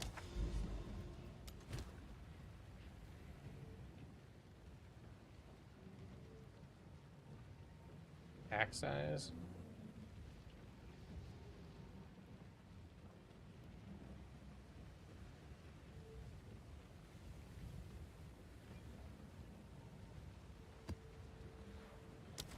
Do this I am one. getting extremely unlucky with Spark.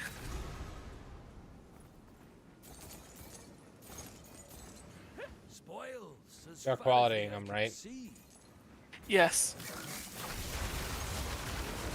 I should have checked. I'm at 443 now, so it's basically the beginning of the map.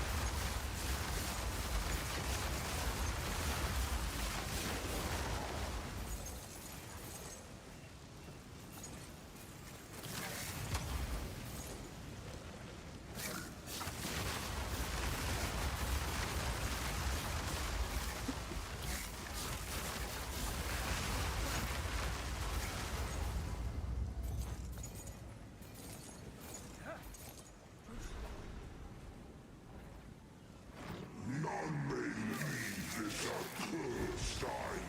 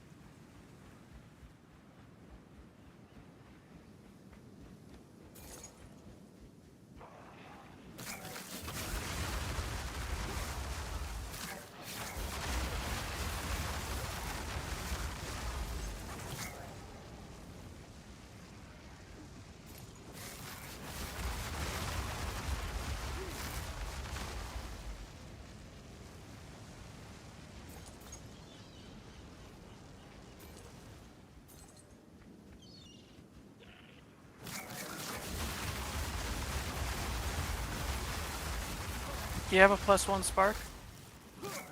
No. Do you want one? I mean, you could probably sell it to get some of your money back, but I mean, I should do it eventually. But you're Oh, just indeed, I gonna- could. 5 or 7 div. Probably 5 divs. Which I I don't think that those prices are legitimate.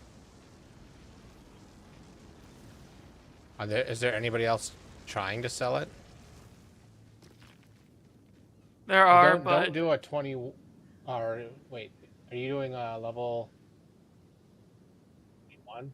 because the level.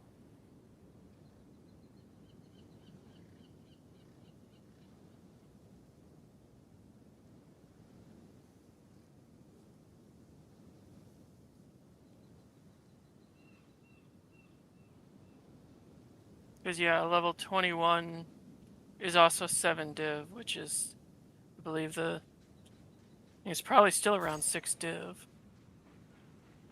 Probably.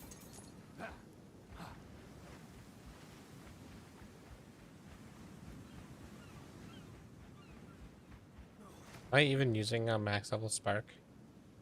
No. Oh, it's only 4 div. Less than 4 div. So I could max these two out.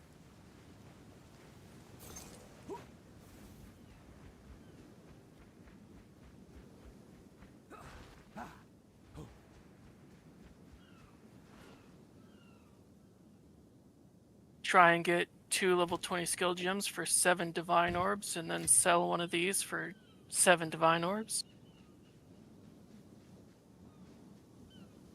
That wouldn't make much sense, would it? Well, I mean, it would make me my money back on the one that I use for myself, if someone bought it. This is to use to uncover the buried treasure. Do I use it on the swirls? Because it lets me use it wherever. I'm gonna try it.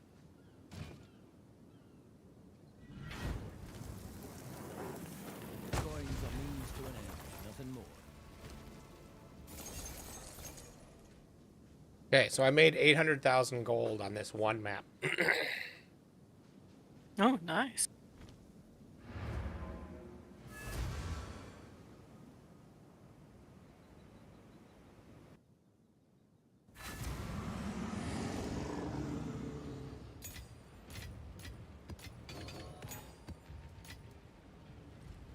What is it?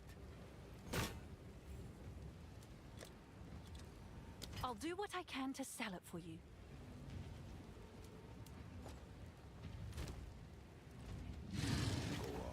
Take your time. Good fortune.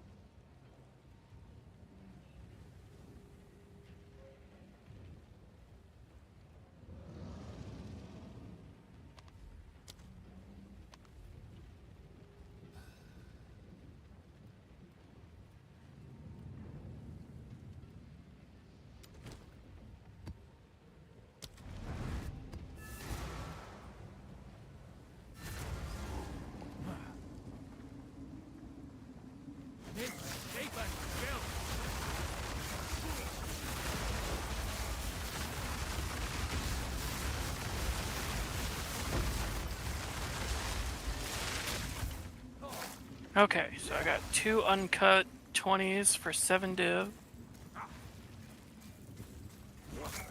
How is that part revealed already? You're talking about this part? It's from Jado's Spycraft. 5% chance of completing maps for a nearby anomaly map to be revealed, and this middle is an anomaly map.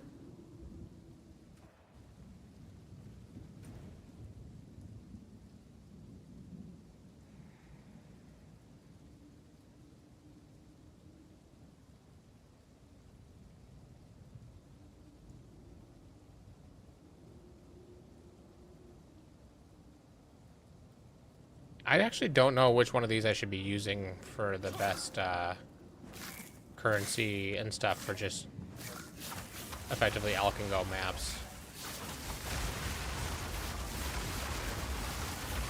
I could also just start anomaly farming.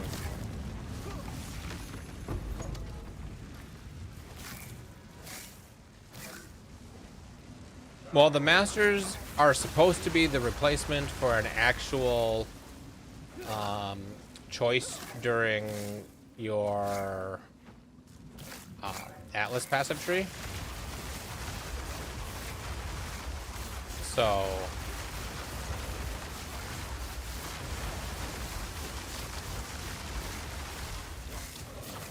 no, there's that.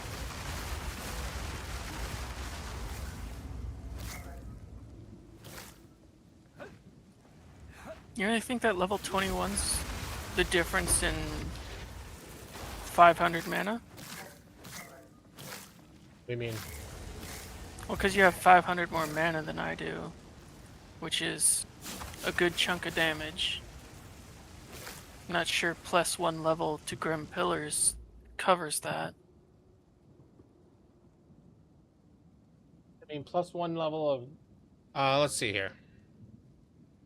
If I were to pull open my build and look at my tree... no. Don't save. New. Import, export, build.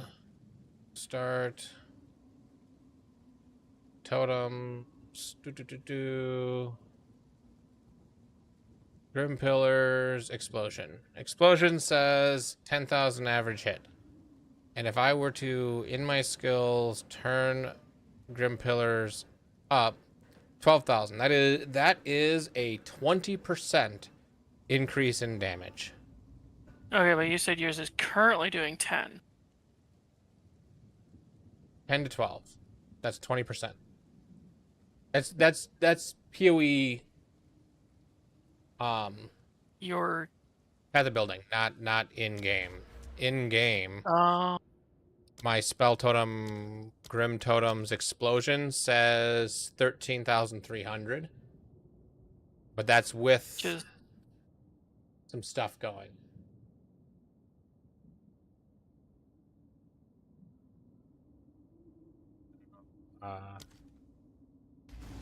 That's with Archon going.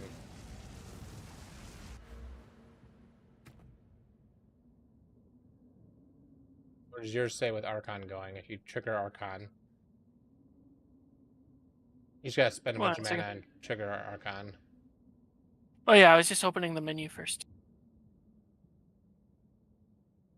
You'd probably trigger it faster by casting your other spells, not your totems. 84. Oh. 100. Well, I don't know why mine says so much more. I've got 50% more damage than you. So yeah, But it could be something to do with something Tree? going on in this map or something. I don't know. could even be the tree. Because you're higher level, you have more points invested. You could probably find my character. So, do you share your character with Huey Ninja? I don't think I ever have. So most likely not. What is your character name?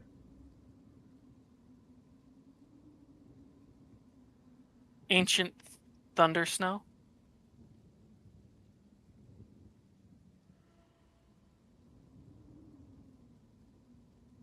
No. So you don't. So I can't do the comparison. But if you were to, there's a way to do a comparison. How do I share with that? I think let me look.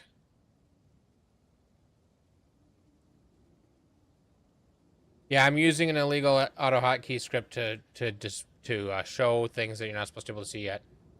So you have to hit connect to connect your pathofexile.com, and you have to authorize. Where do you do that? So hit login. Oh, Hit connect. Authorize. And then PoE 2 characters.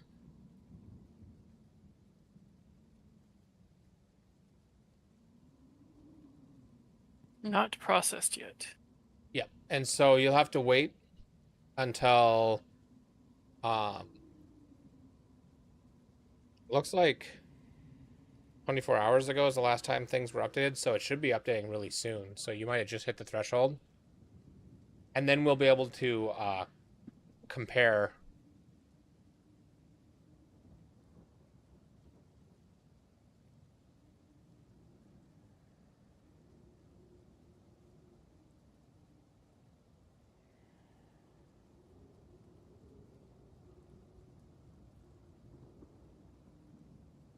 So I don't think there shouldn't be anything on your scepter that can increase your damage. So other than, I mean, you have like 500 more mana than me. That's a good chunk with Archmage. Because that's Well, what is your 20%. Okay. If you pull your character into Path of Building, what does it say in Path of Building for damage? Then we can compare true apples to apples.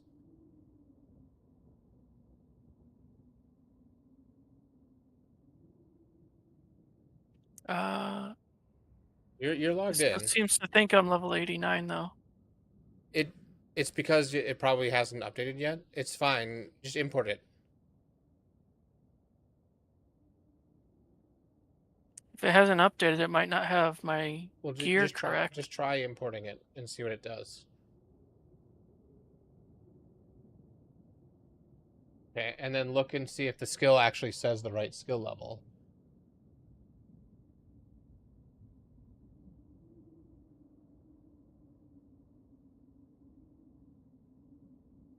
Yeah, it does. Okay. No, it says Spark 20. Oh no, Corrupt plus 1 level. Yeah, okay. It does. It does. So that should be up to date, even though it's because it didn't update the level in the import export, but it didn't imports from the thing, so it doesn't matter. There's probably a way to refresh that. But that doesn't matter. So if you look at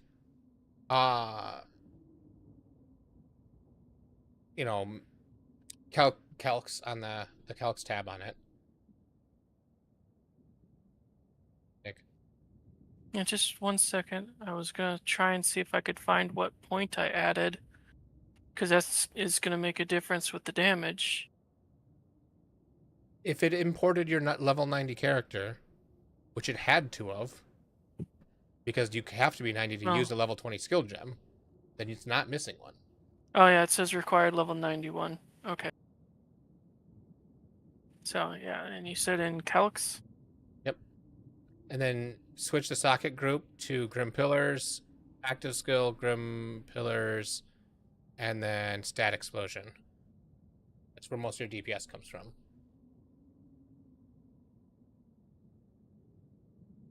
Down one. Yep.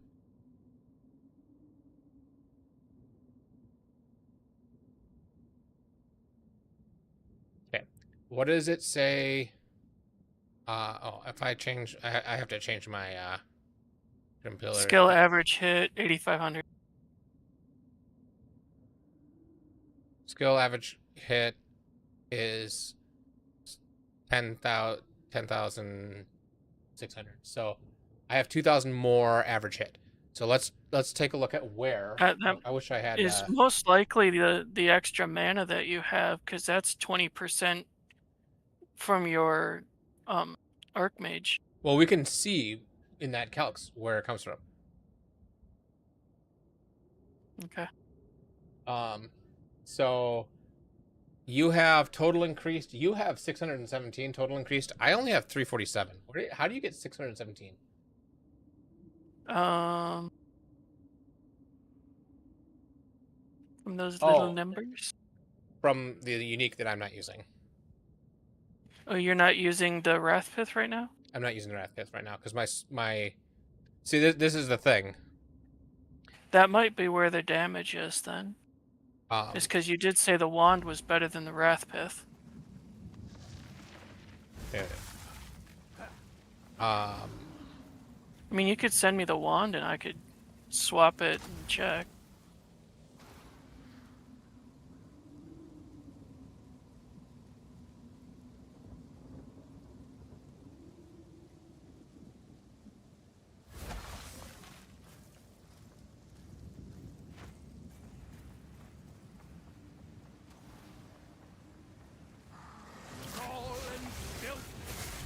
Do I need to copy the fractured item part? I mean, it doesn't hurt.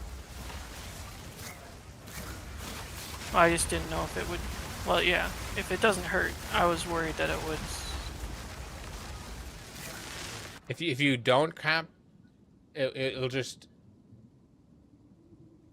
say that it's not fractured. So you have to move that to the scepter and weapon 1 to the wand.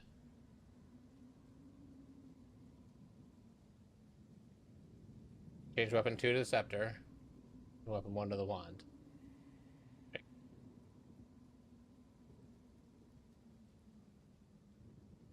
Oh, average hit 12,000. Yeah, that wand is doing average a lot hit, of heavy lifting. Yeah.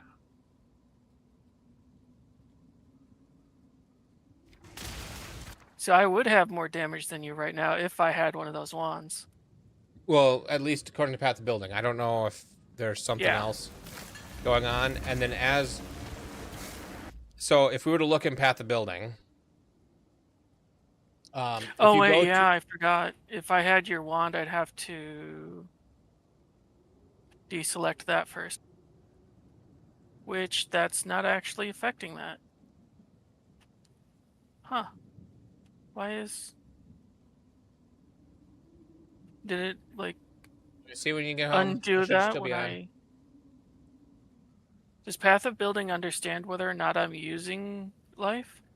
So then you can do on calcs or configuration.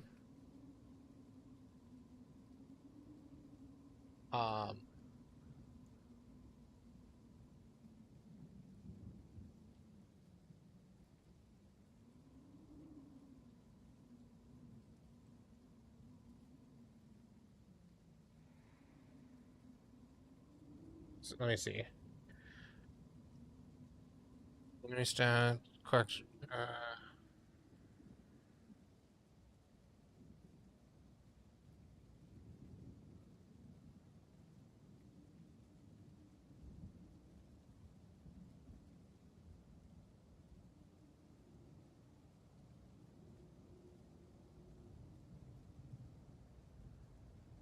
Yeah, I don't see a stat here for have you spent life recently, or just like that.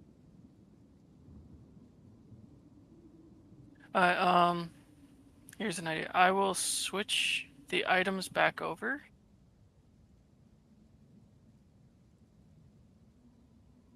And see if taking that out of the tree affects the calculated damage.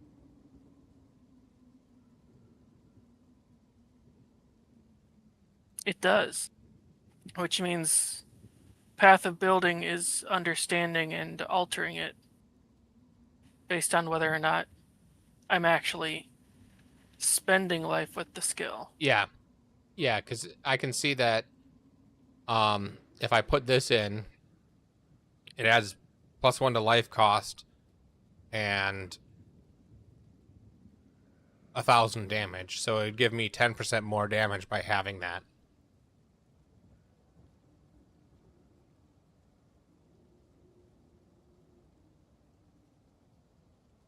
So yeah, wow, that wand would be a massive damage increase for me. So, but if we At what least we do, according to PLD. if we go into configuration and we do plus 500 mana, so that we can let's simulate that we add 5,000 more mana, right? So that would put my max mana at 13,000. Let's do 3,000 mana. So on What? yours, because you have both of them in, go to configuration and add, like, add more mana than 500. Like how much? Like, Because I thought you only had 500 more than me, and we well, were yeah, comparing. but you generally you want to be at like 7,000 mana. So whatever is gonna get you to around 7,000 mana. That's what I'm trying to Okay, get so to. like 1,200. So add 1,200.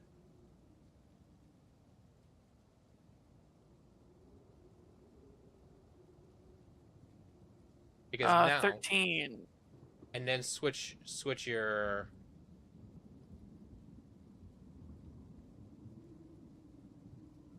also you can change on the left from spell totem to Grim Pillars explosion and not have to go to calcs to see it.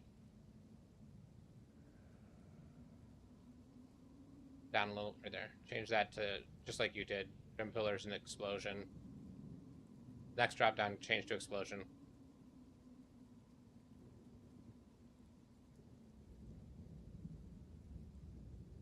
Average is 16, yeah. 16. And then add like 40% crit chance, because the thing is when you go to oh yeah, because of the jewels. yeah, add 40% crit chance.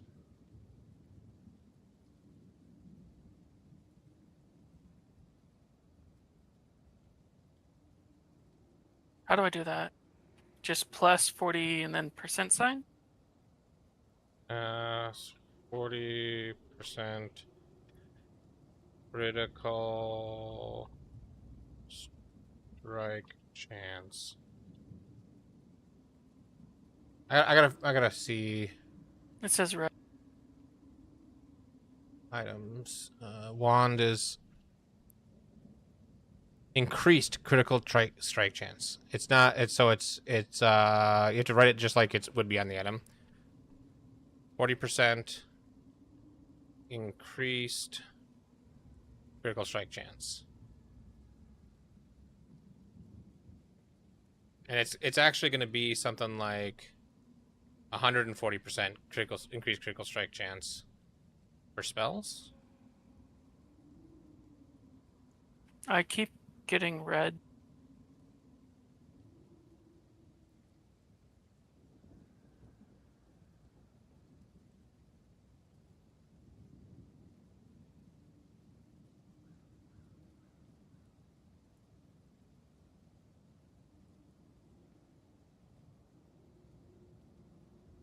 I wish there was like a oh.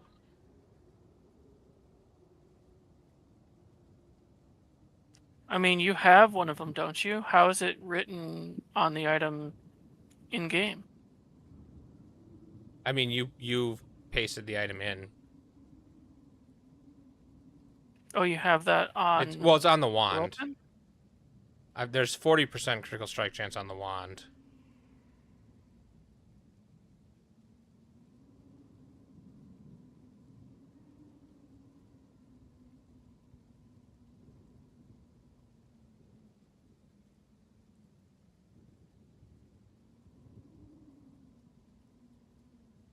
Okay, so apparently it is.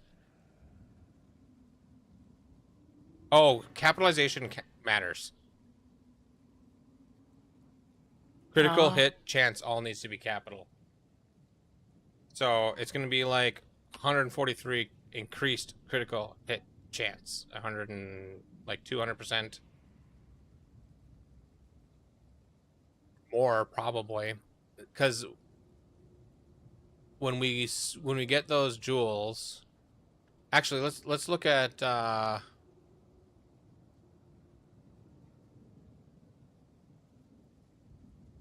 if I were to look at builds and look at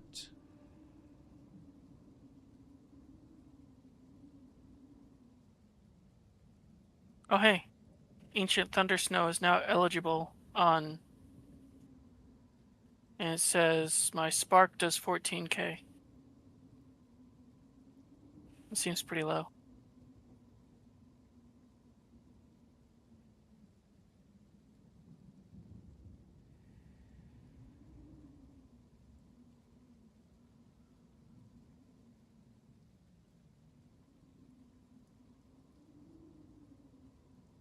okay, so if we look at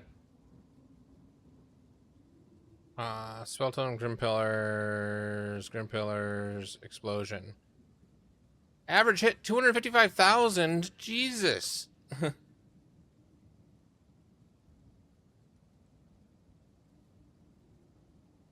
Well, that's end game for you.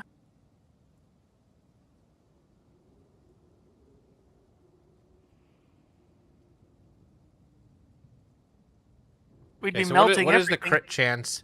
Yeah, so he's got 87% crit chance. So if I look at where his crit chance is coming from, it's nearly all. Well, half of it's coming from his jewel socket. So we would need to do 630 minus. Oh, let's take this off.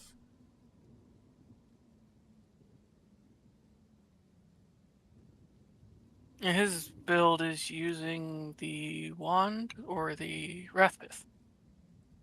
He's using the Wrathpith. 282.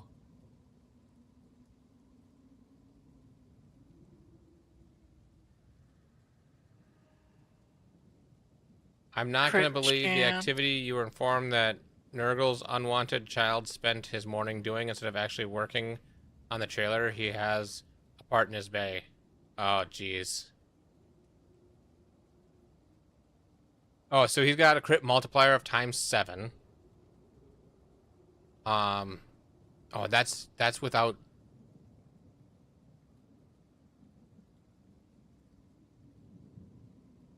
Oh, okay, so that works.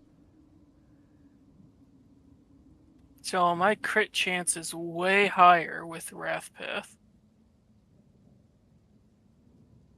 Because with your wand, it's 18. With Wrathpith, it's 37.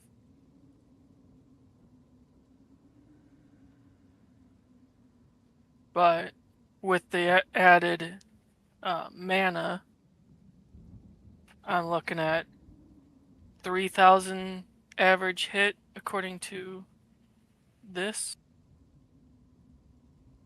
being the difference between 176,000 versus 255.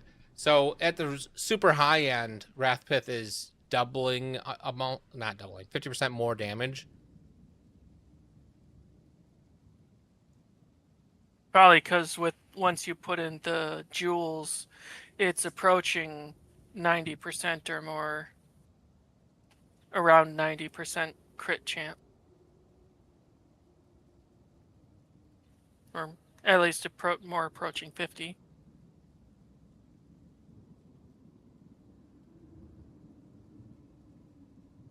Okay, so if I were to take, I'm gonna see. There was compare with import.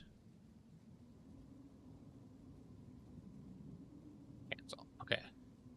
So I'm gonna take his build. I'm gonna save mine as.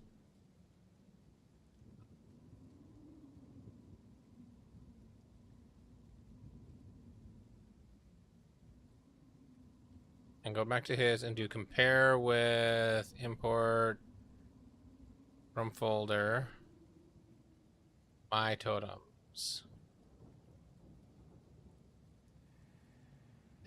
I'm doing 5% the damage he's doing. I am casting a little bit faster.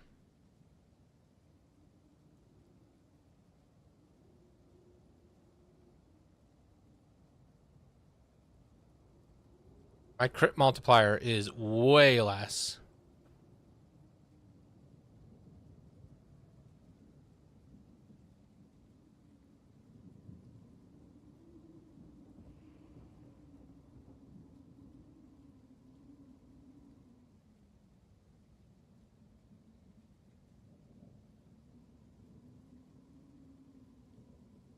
But yeah, you can directly compare our builds because mine is showing up on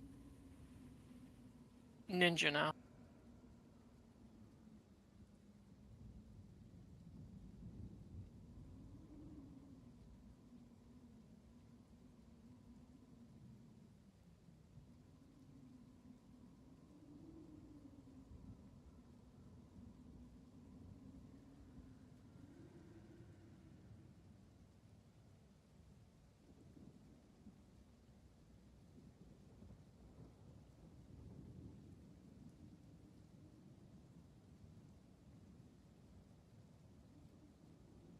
Okay, if we take off his mage blood,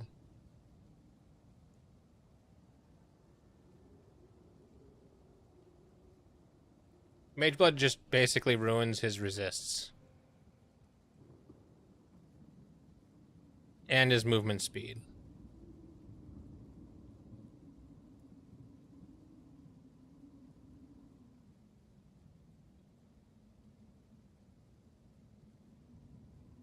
Doesn't do much to his damage.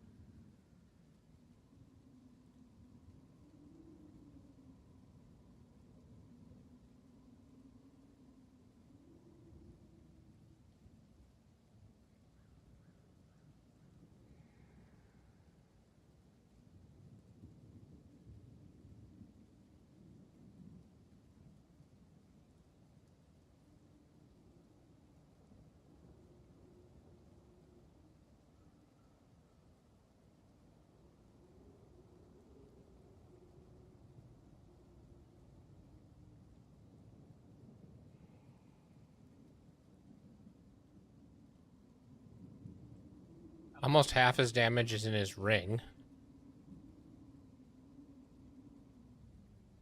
The mana from it? Yeah, because he's got a double 8% increased mana, maximum mana ring with 250 flat mana on it. That's impressive. And 31 intelligence on it, and 96% increased mana regeneration rate on it, and 10 to all elemental resistances. And then he uses Calandra's Touch to double that ring.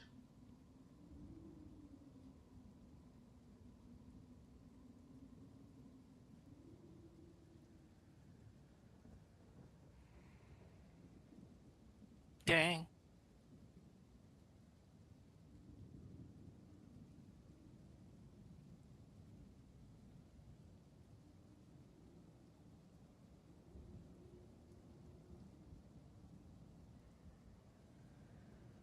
His helmet, everything just works together so well to make everything super good.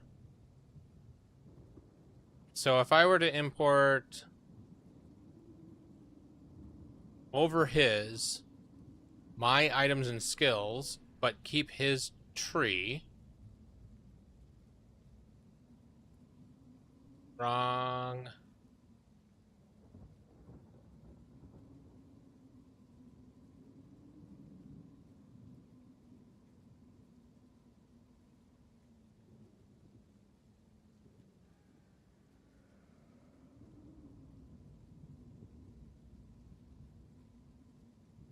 Oh, but I gotta put his, Oh,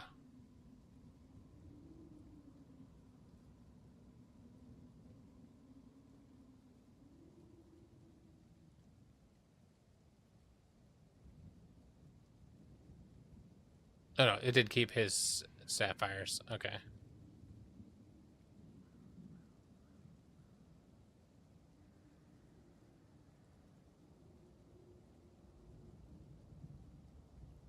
So just by changing the tree will triple my damage?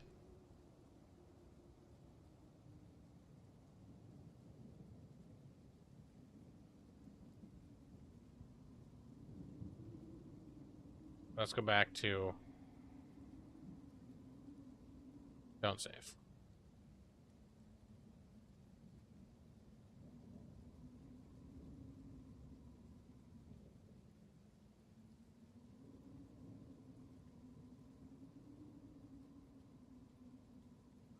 That makes sense, because you're supposed to change your tree when you get the 3 and path down to where he's at.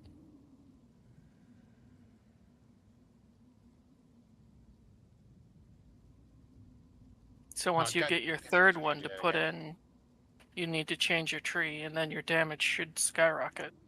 Yeah. So, import, export, grab the right thing, do not delete, just import, so that I can...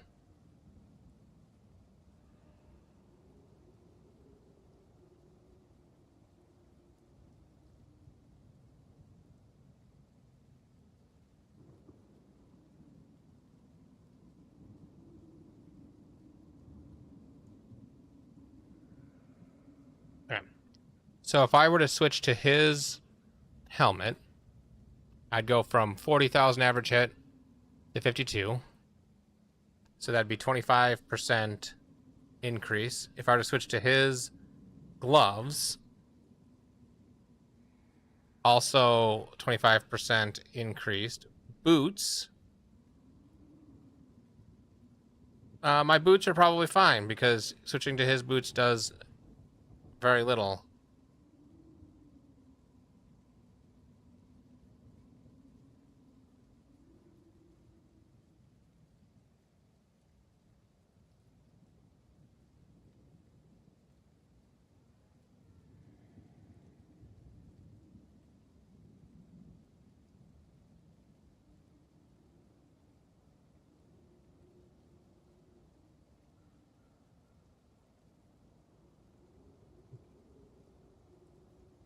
His amulet And just remember, all of his does gear, 50%. all of his gear, from the way you said it, is heavily dependent upon having that mage blood. No. Well, Because you kind of. said that it ruined his resistance when you took off the mage blood. So altering the rest of his gear to get those resistances would make getting the damage harder, if Yeah. it's even possible.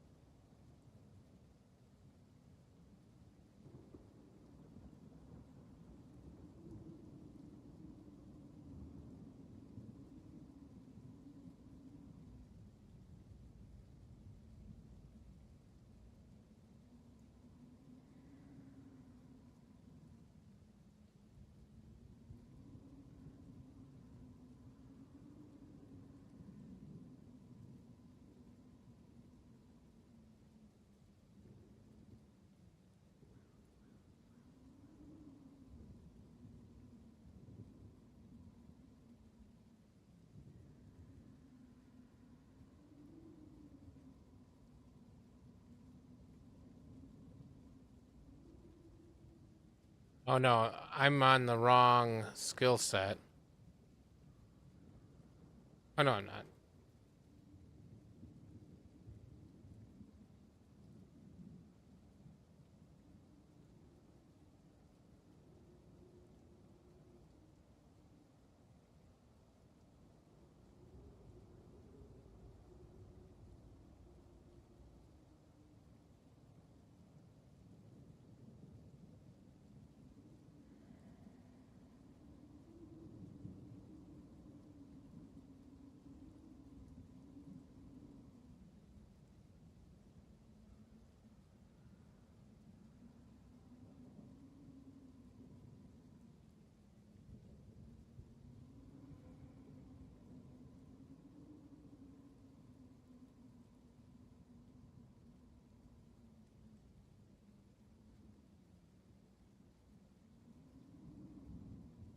So I can get to a fifth of his damage by putting in Radicus Flow.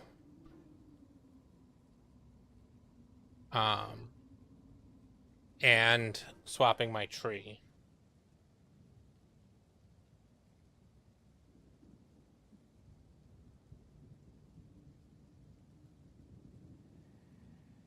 How much does Radicus Flow cost?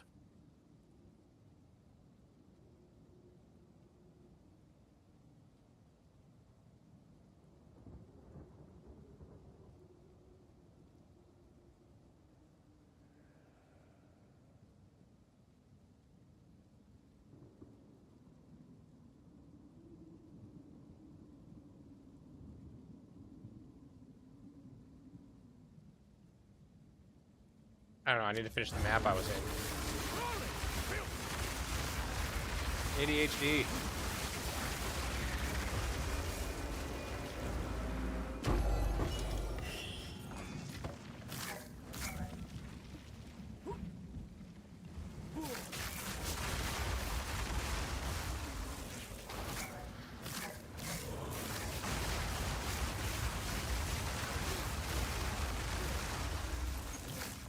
So I'll get, I'll triple my damage based on path of building by finishing what I'm doing. Power awaits within. And getting that last jewel set up. And then I will double my damage again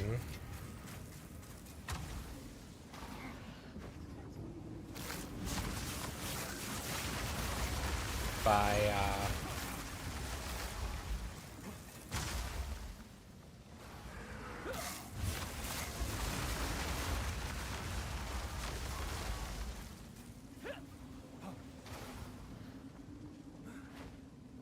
getting Radicus Flow.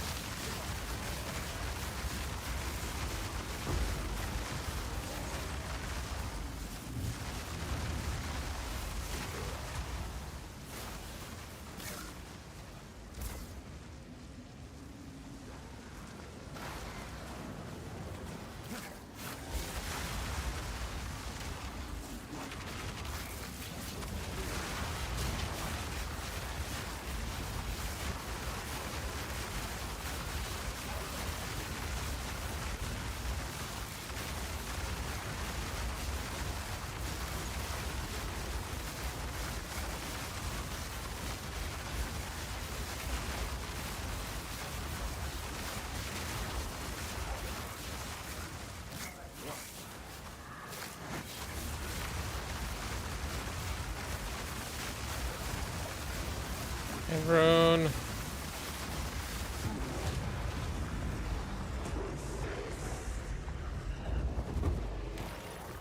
Because flow is probably a couple hundred div.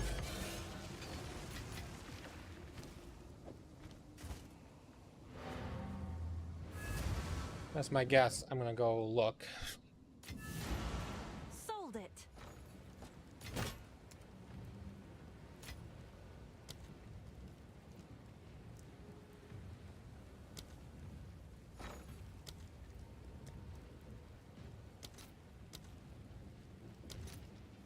$132 div, so a little bit less than I was anticipating, but not cheap. Considering I currently have 4 div. I have more than 4 div because I have exalts I can turn into divines, and I should really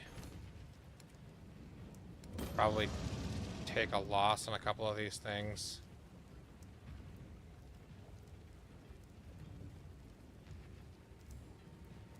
Let's see if that piques any interest.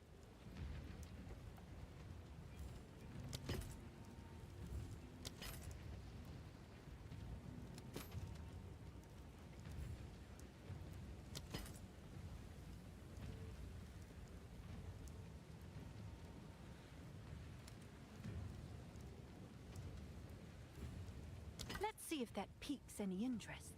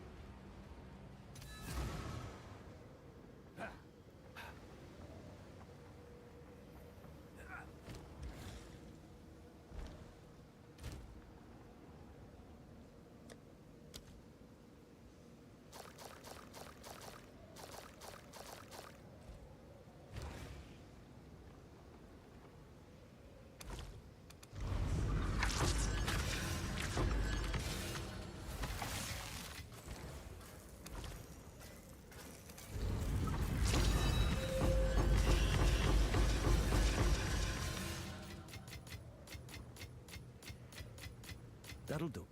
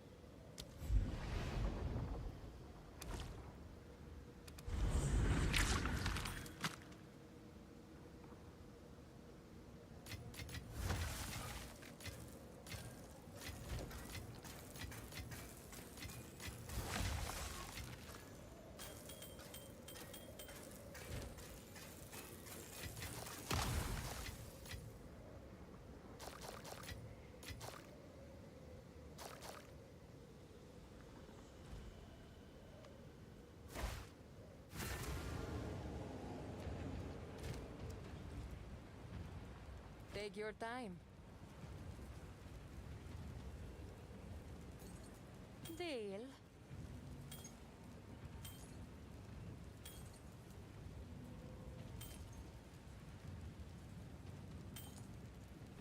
Good fortune. Yeah, I put it back again.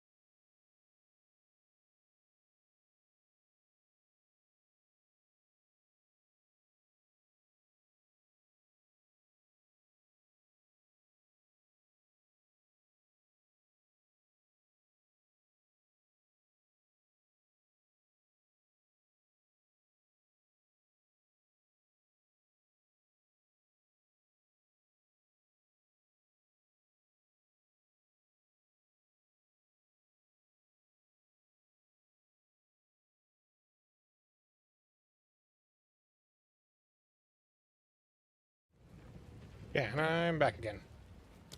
Welcome back.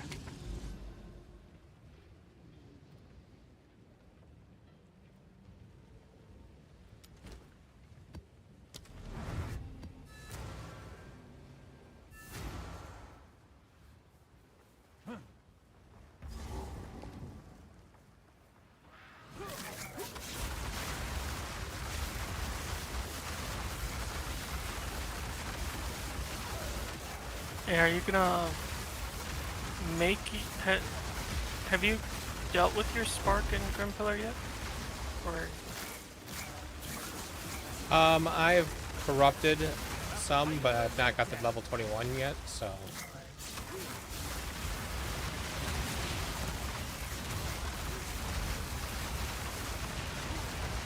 I will eventually, but I feel like there are other upgrades that are more valuable right now. Maybe, so what I'll probably do is the next upgrade I'll do is upgrade or finish the time lost, because I've got only one more of those to make, and then I can make the big switch on my passive tree. After I've made the passive tree swap, then I will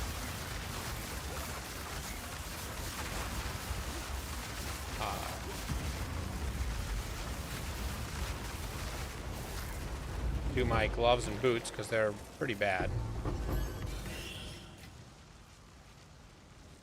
And then once I've done my gloves and boots, then I think the next step will be to do those.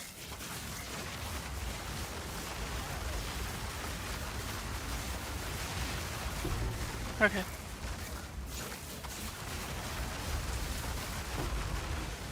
You sell that one for 7 div?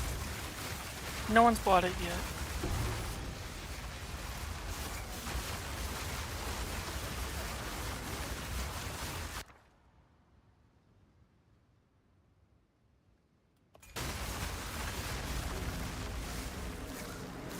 There are a good number of them up there for 7 div.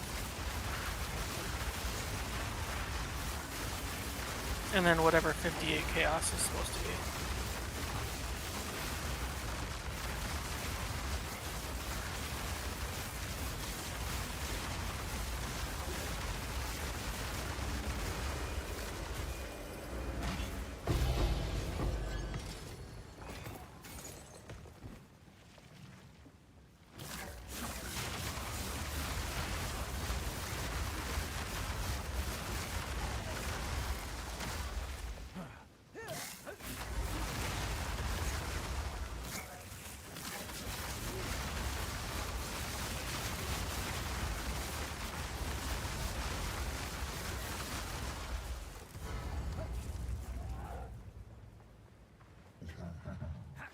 Do not bring soul fight.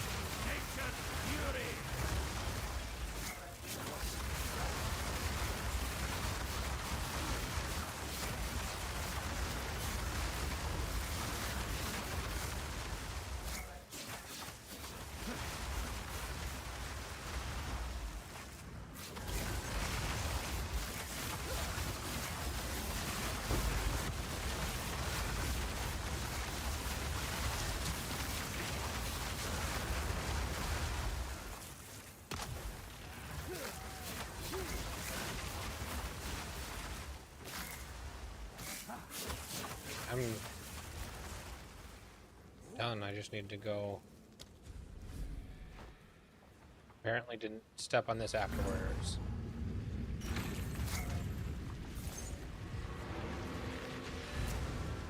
You know what? The Vol runes have three uses saved up. Maybe I'll be able to do another boss run. I need this and this. Put this here.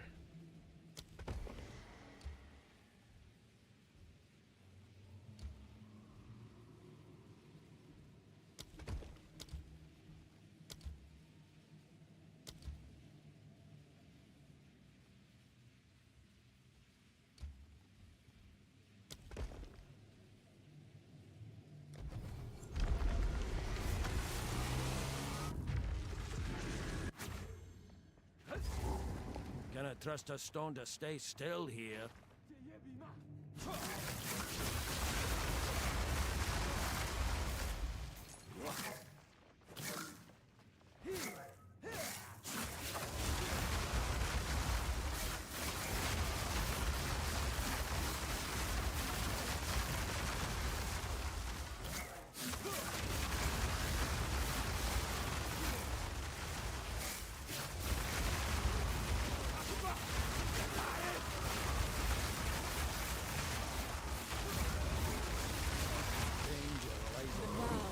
Many unseen.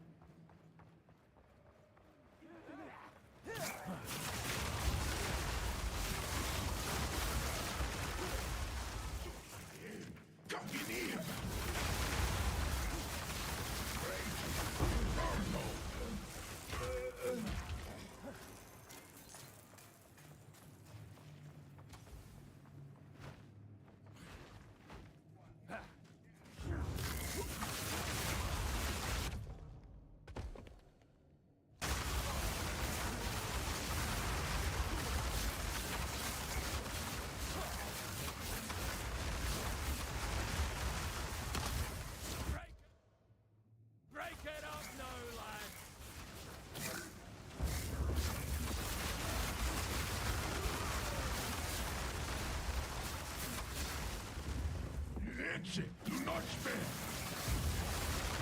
Burn.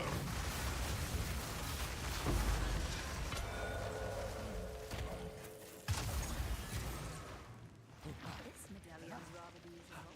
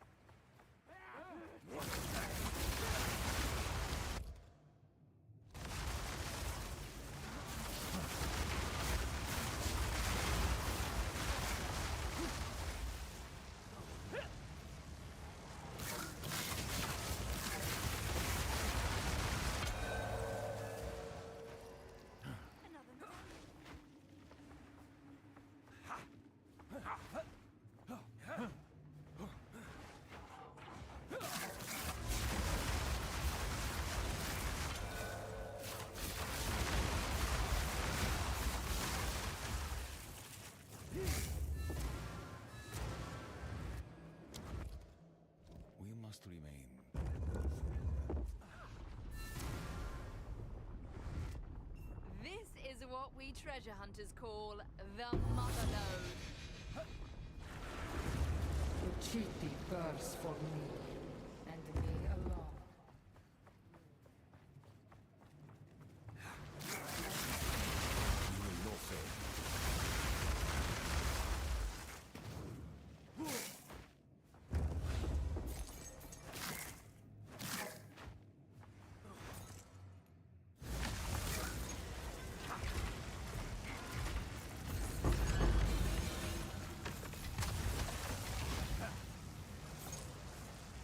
Hey, have a good one, Loken. This is it. Her chambers.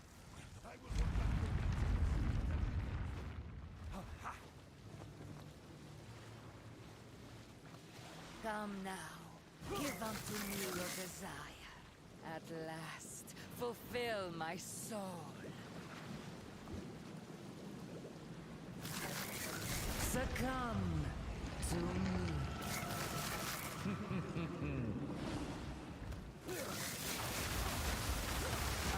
am forever.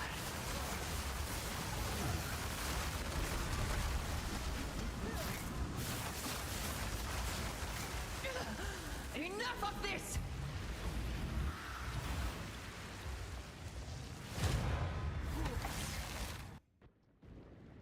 They don't understand our connection. They could never understand.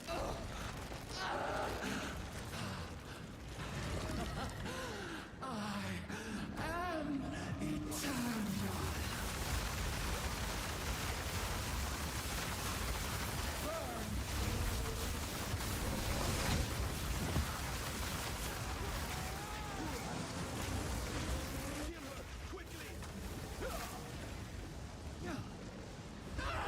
Take me, Bajiki!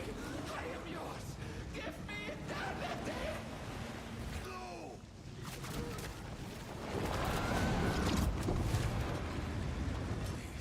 This is how it happens. We must... Come on, hurry!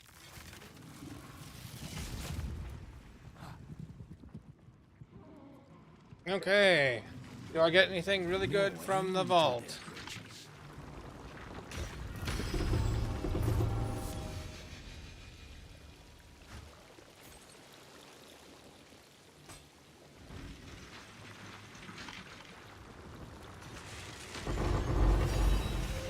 Got a raw divine, and that's the best I got this time. I got like 5 dib worth of stuff last time.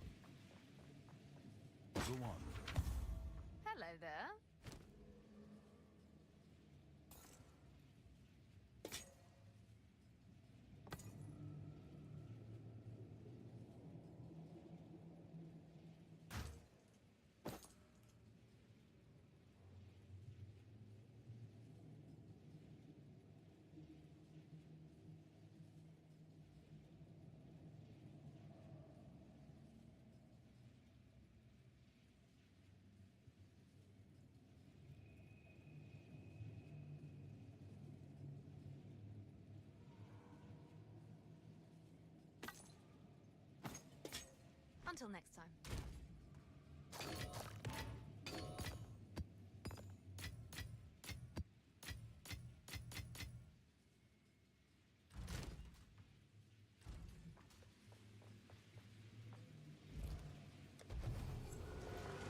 Hey, Val.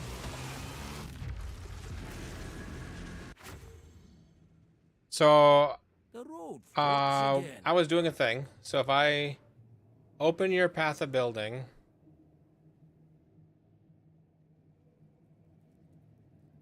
and then I do compare, and we're gonna look at Grim Pillars, Explosion. Your average hit is 255,000 damage. And if I compare with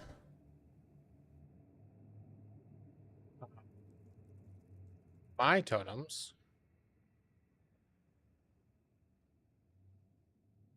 I am literally doing 6% of the damage that you do.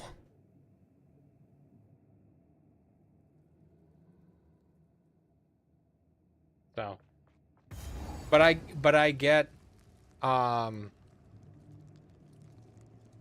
will get a significant portion of that. Well, not a significant portion. I will get a bunch of it by swapping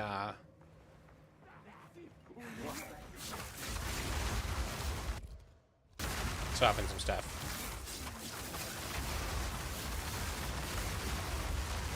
Once I have this last gem made.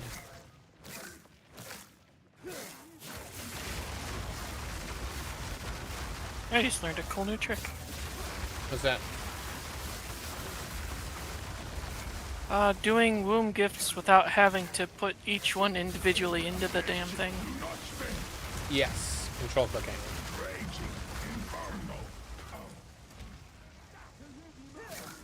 Yep. It is very nice.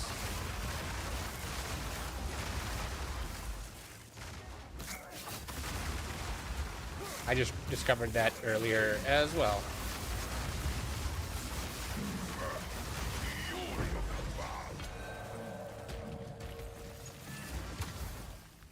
This medallion's rather beautiful.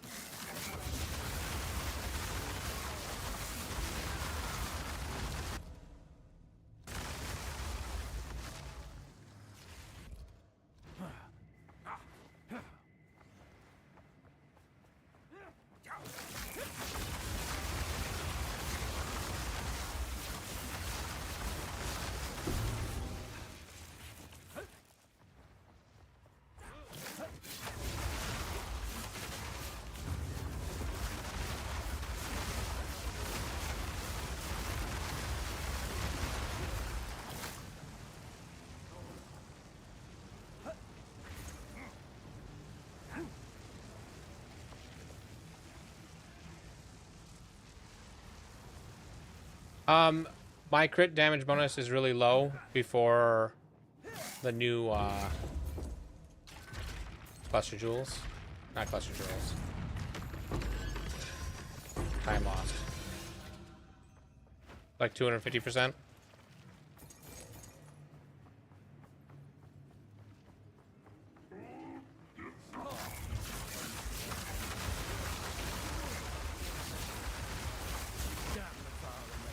Well, that's the damage per hit, not the DPS. The DPS is higher than that.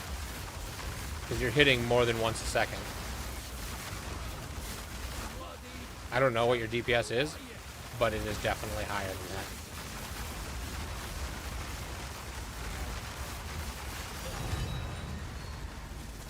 Perfect jewelers.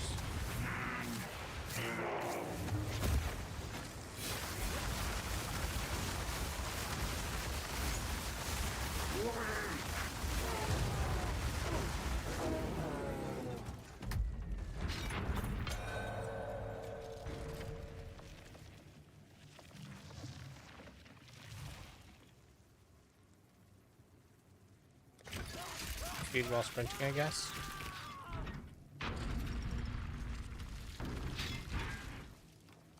What in the Dreoch's name did I just do?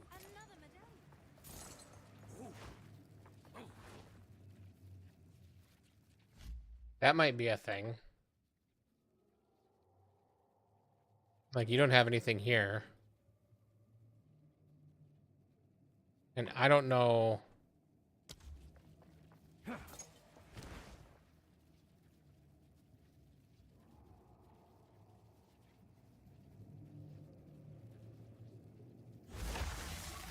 I don't know what options are there.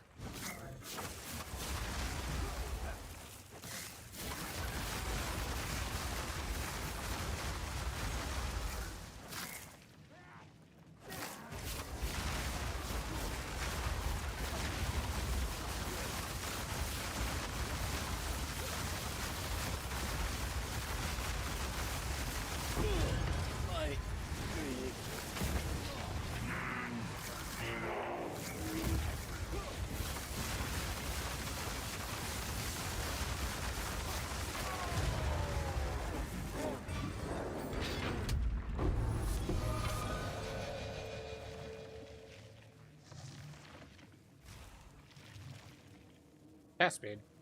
Mana regeneration while moving. I'm gonna go with cast speed.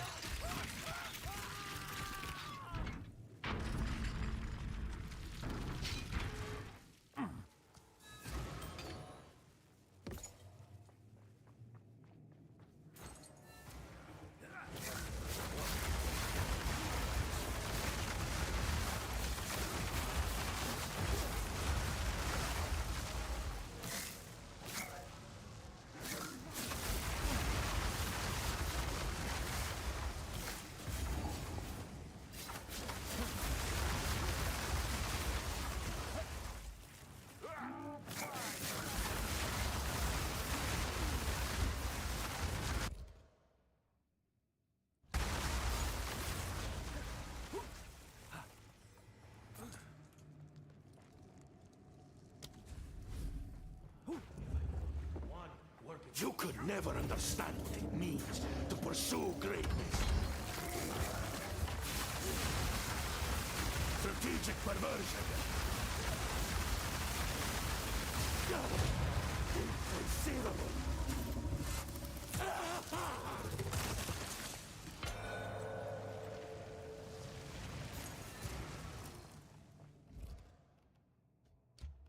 Access chamber. We'll put it here.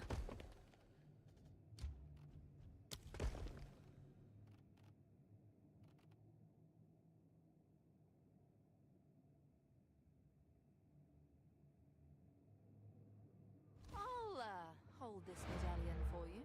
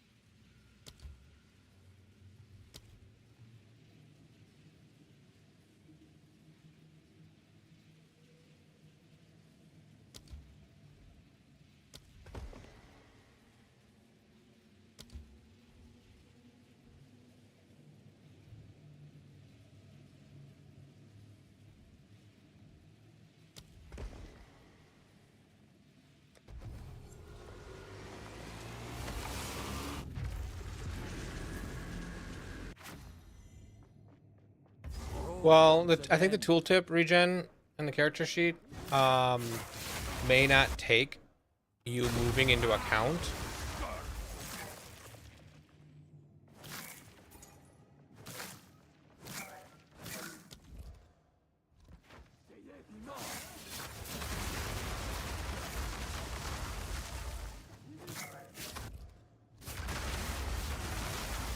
Are you talking mana regen? Yeah, the mana regen while moving. It does. Does it?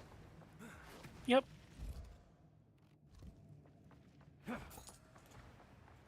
You just look at my screen. 448. Start moving. 521. Oh. Alright, well then maybe the mana regen while moving from the temple might be bugged. Because for Val it doesn't Could be. increase it.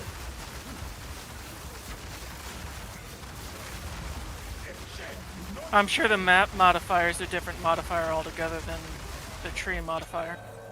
Well, no, so when you run the Val temple, you can get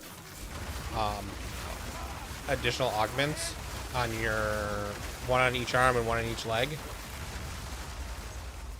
And one of the options is mana regen while moving.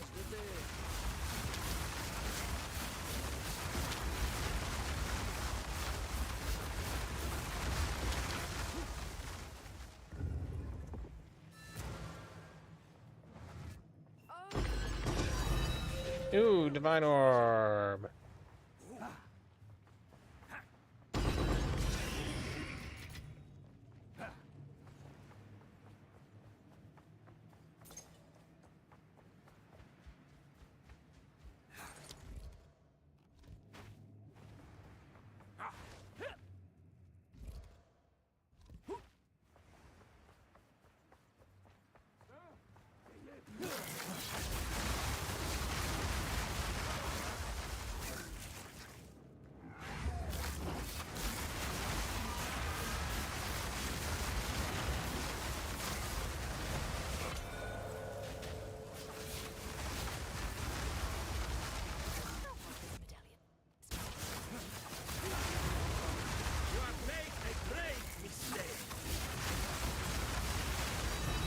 Ooh, another Divine Orb.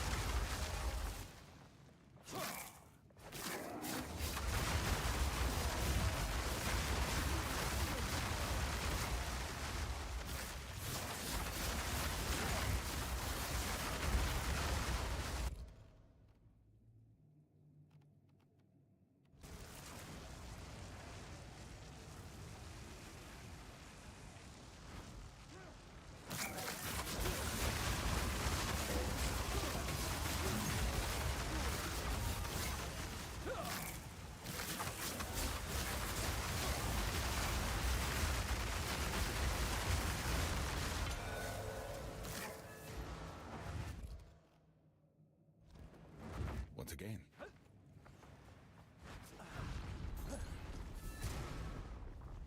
Another medallion.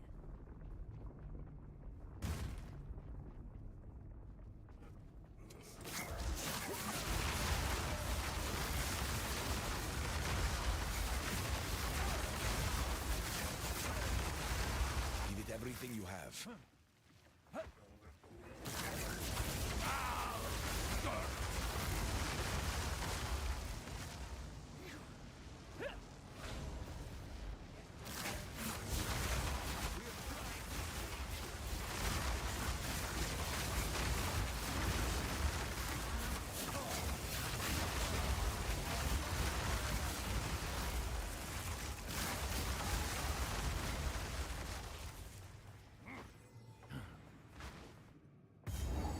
This is it. Her chambers. I will hold back her legions. Whatever it takes.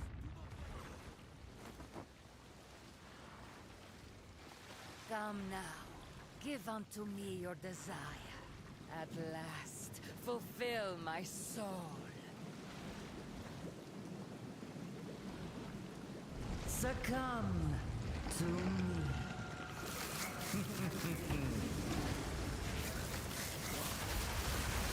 I will succeed. Enough of this!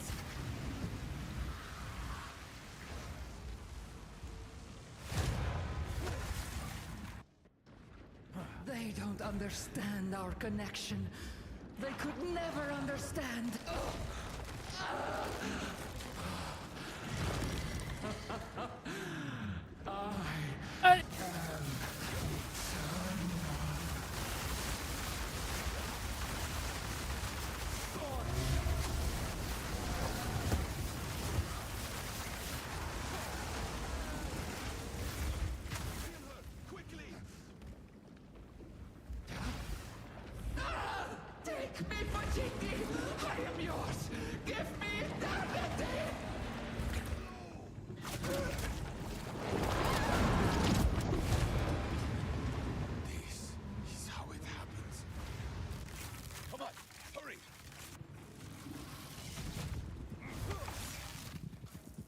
Okay. Anything good this time? Rather this in my hands than theirs.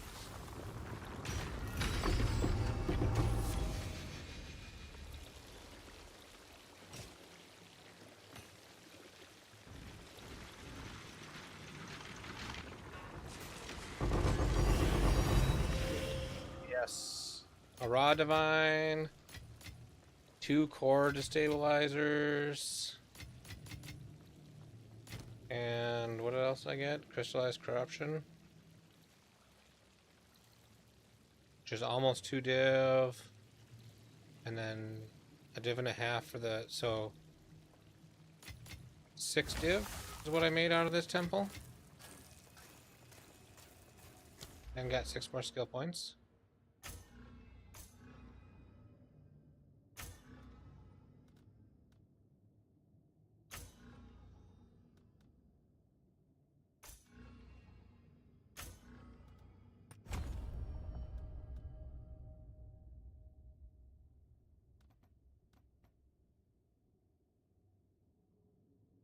Actually, that one probably is really good. But I'm out of things anyways.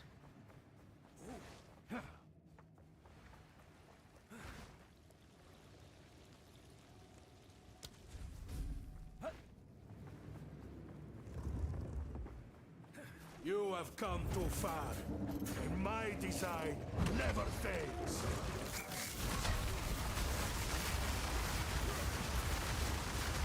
Strategic perversion.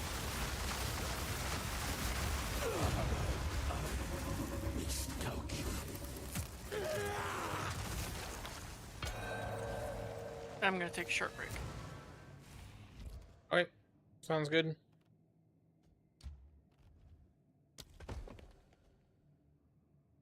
Wait.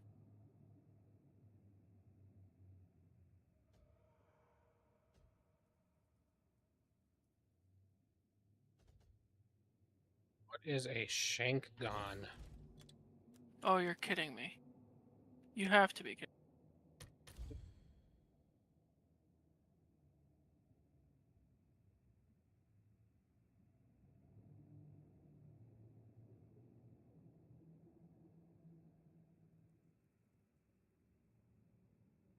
I don't think it's kidding me. Oh, it Did you better die have during the spawned boss new fight? ones in. Yeah. Sometimes that glitches it. You might be able to get the Vol beacons, That's why but I'm still searching. I don't think Just you're in gonna be able case. to. I don't think so either. But you will be able to run the map again. It's just, you know.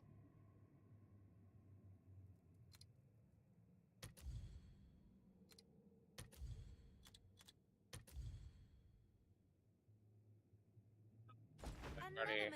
Okay, so then I guess lineage and lineage.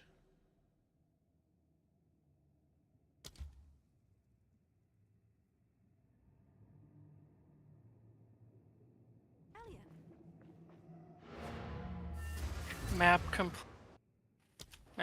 completion should never be based on something that you can end up not getting just because you died to the boss.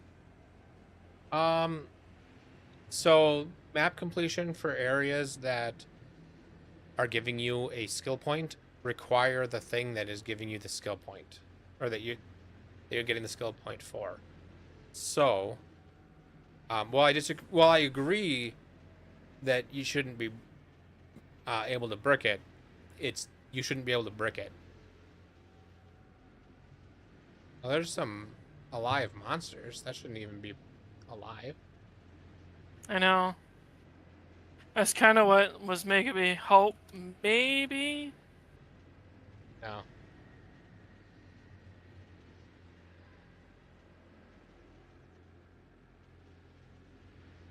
That's Yep. frustrating.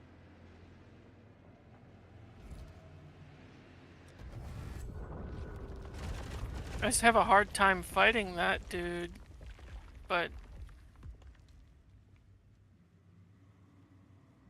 I'll manage with one of these maps someday.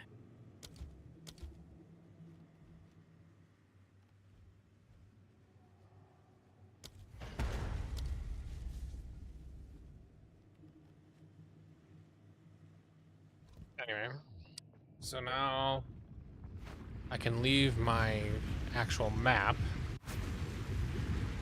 Guess who did not learn his lesson after going to the hospital this morning? Did he jump off a...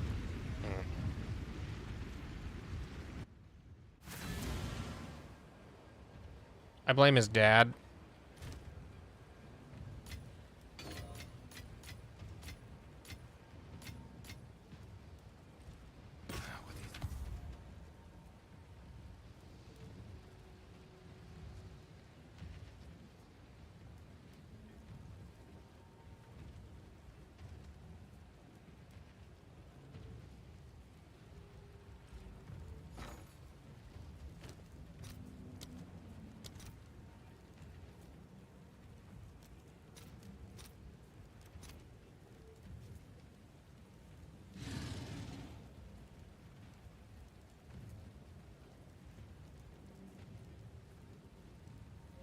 I'll fill that in as soon as I can.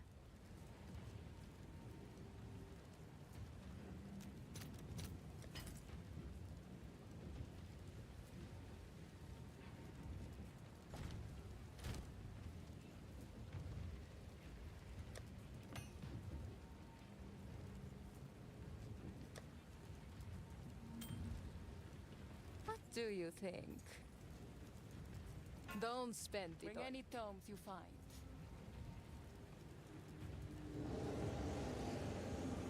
Watching temple things are so alien to me. I legit know nothing about it and don't want to know.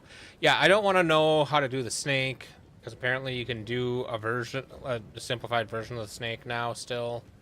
I don't want to know how to do that. I tried and it was annoying, but I don't mind the fact that you can actually make money by just beelining to the architect to add, and so every other run you should be able to almost consistently every other run 1, activate a key room, run 2, fight at Zeri, run 3, key room, run 4, fight at Zeri.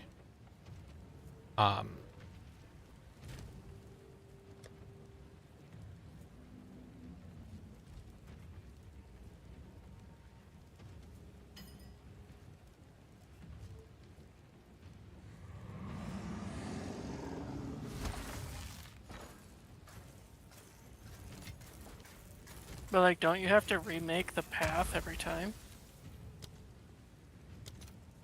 Not the whole path. I'll post it right away.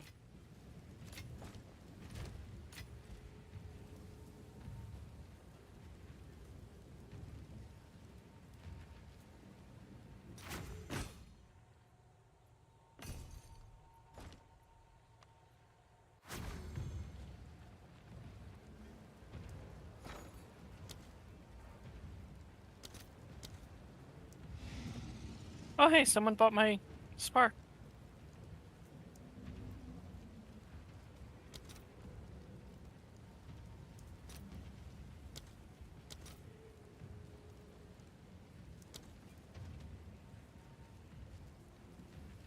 I realize that's just me getting my divs back, but it essentially means I didn't have to pay for I didn't have to pay for my level 21 spark.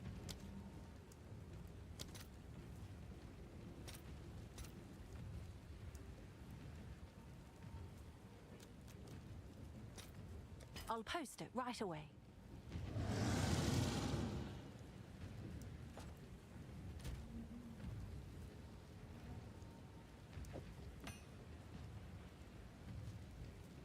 Okay, what else can I turn into? Let's do a greater.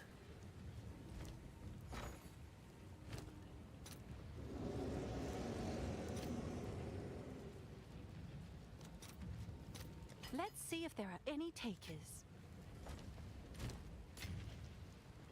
You get my exalts over 3,000. So let's essences.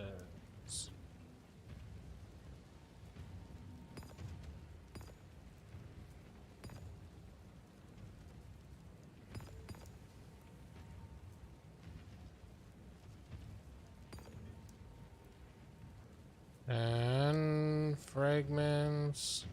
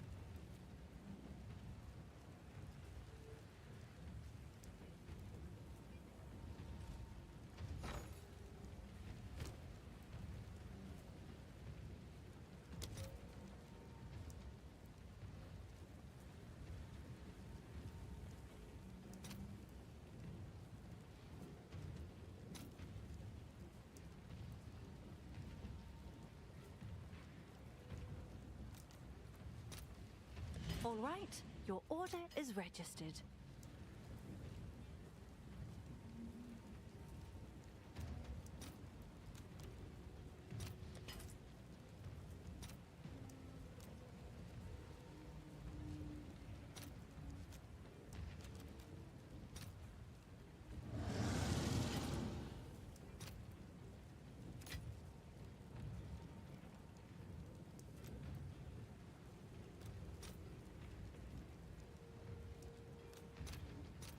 Let's see if there are any takers.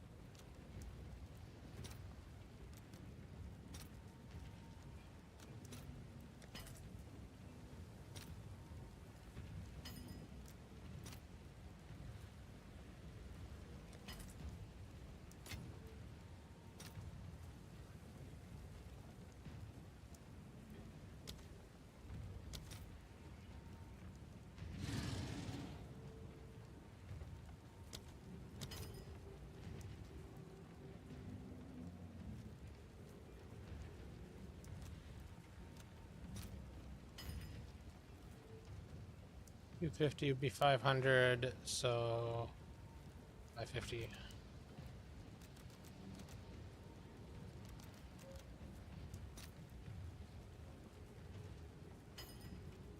I'll post it right away.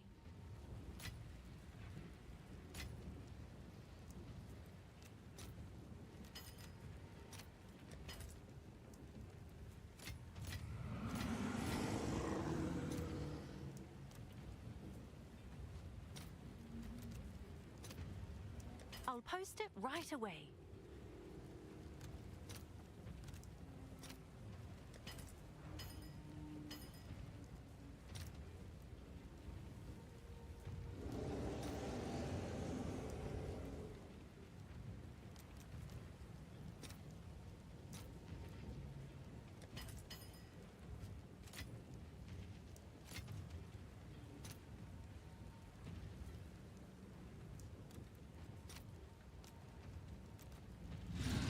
I'll fill that in as soon as I can.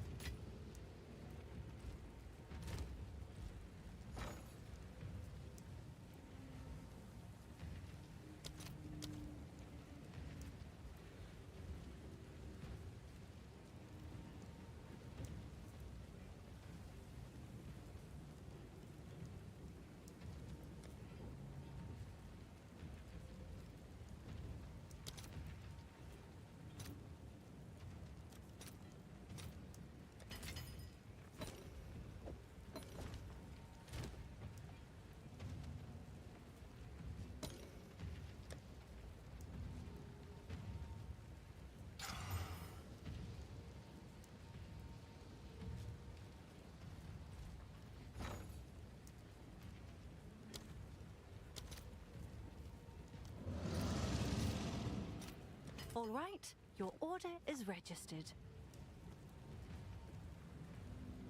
Need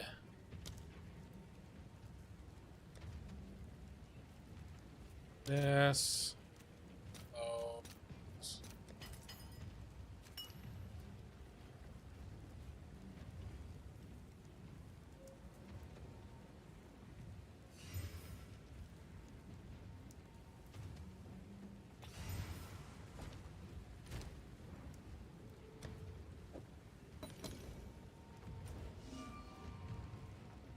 You don't think the Aziri fight in Fury 1 is better? The Aziri fight in Fury 1 is stupid. Take away the reflect, and it's just super, super easy. Leave the reflect in, and it's dumb. I don't like the Aziri fight in PoE 1 at all. Alright.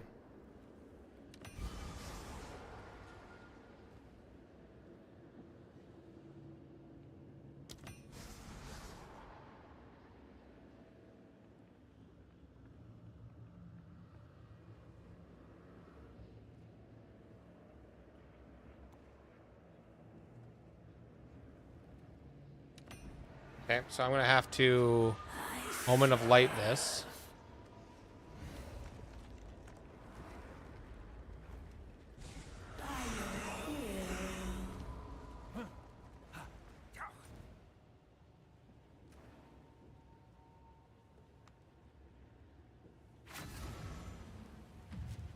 You finally got your tornado build? Build number 6 this league, up to unethical levels. Nice. I'm working right now on like this one right now.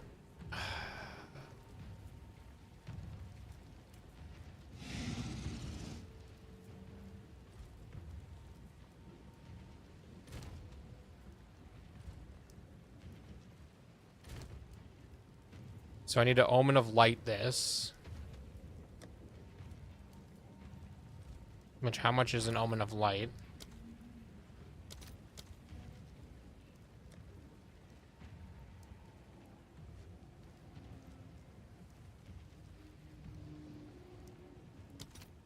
Are you making a ring? No, no, I'm doing my last sapphire. Oh. 9 div.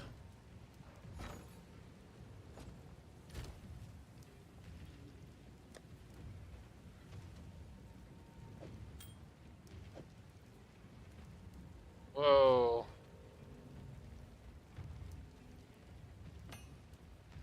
Got laggy for a second. Okay, so I need to Omen of Light, get rid of my prefix.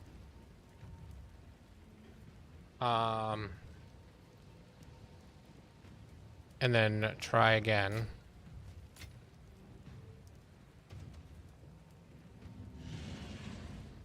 What's new?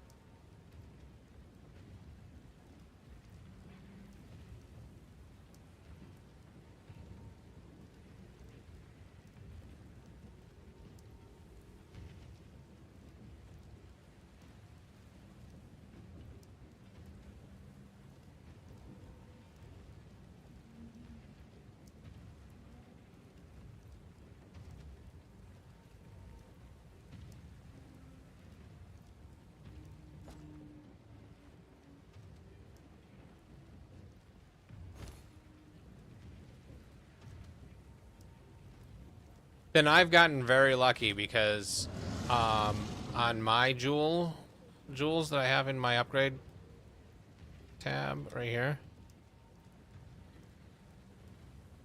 I got it on the first on this one, and I got it on the reroll on this one. I didn't have to use an Omen Light on either of those. So I've gotten really lucky then. So I just need to farm a bunch of div then, because the divines is what's holding me back now. Because I've got the base, I've got everything. I just need to re-roll that. Although I probably have enough with just the 2 to make the switch. If I were to... I said the same thing as you at the same time. Copy that. And I'm gonna look at this is your build. I'm gonna import this. Why didn't it copy?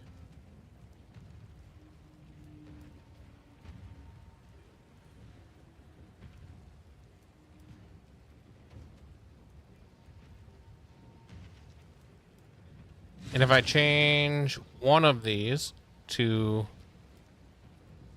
the luminous stone, how much do you lose? 20% of your damage?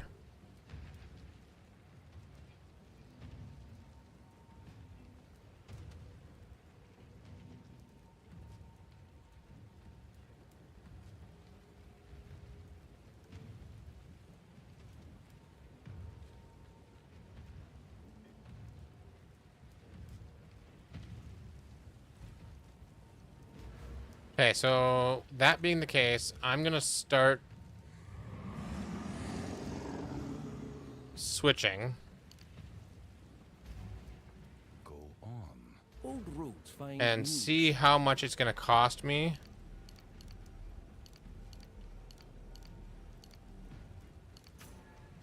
Can't even take those ones out.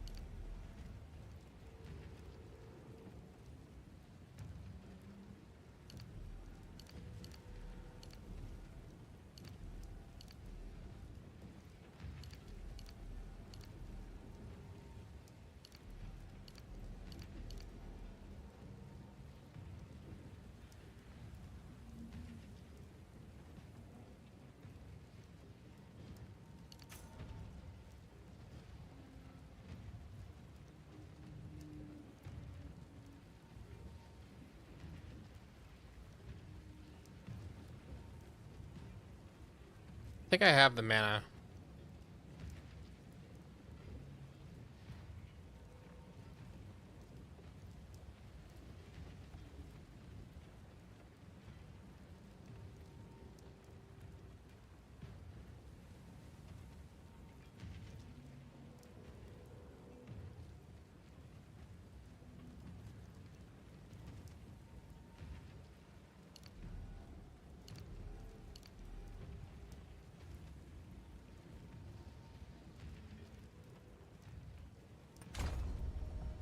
Okay, so I'm committed now. If I don't have the gold, I'm gonna beg to leech off of somebody for the gold.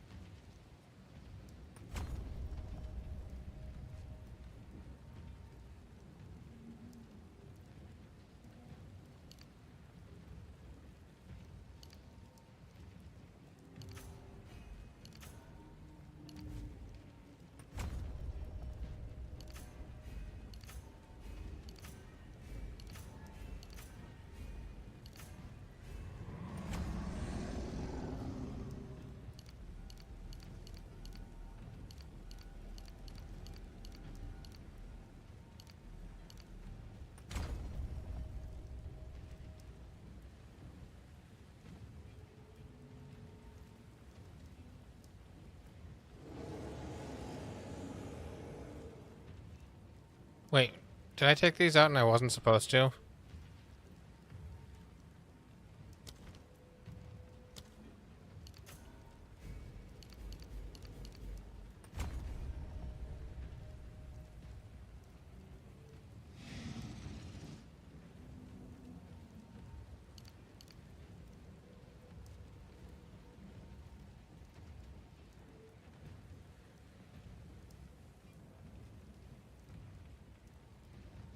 Nice.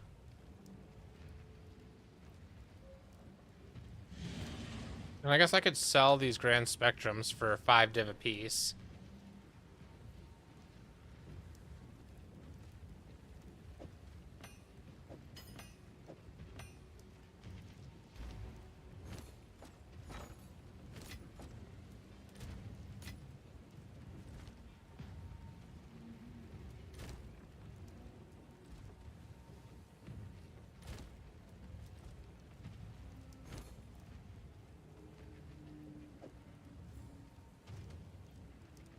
I'm sure someone will want that.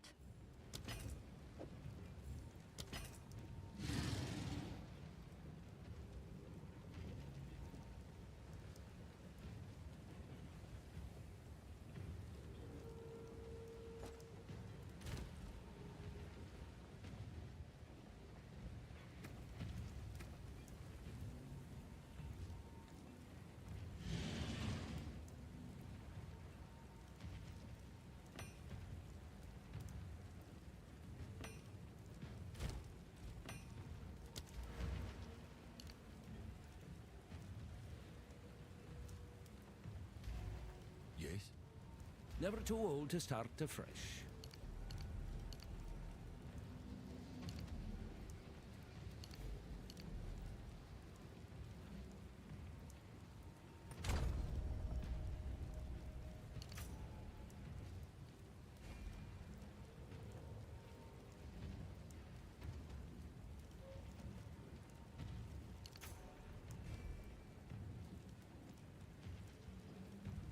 This needs to be regular now.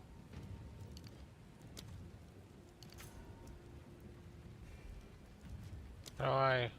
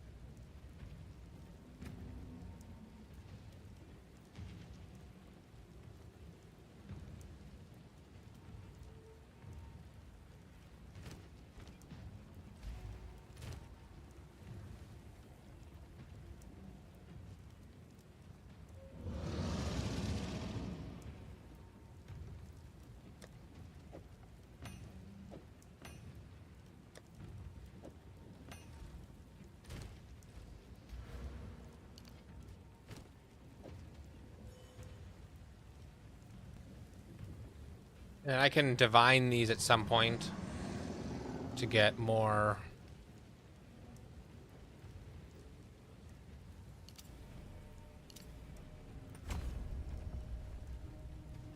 I don't think I need this to be strength, because I gained 10 strength from that.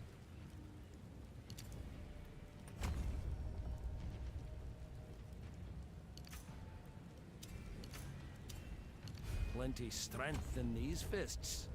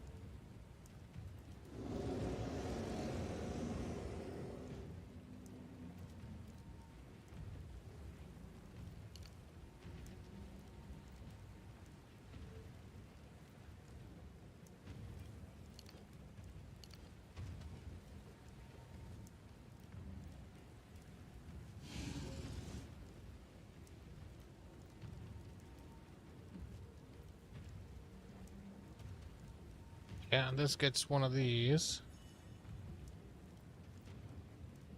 So it gets this, this, this.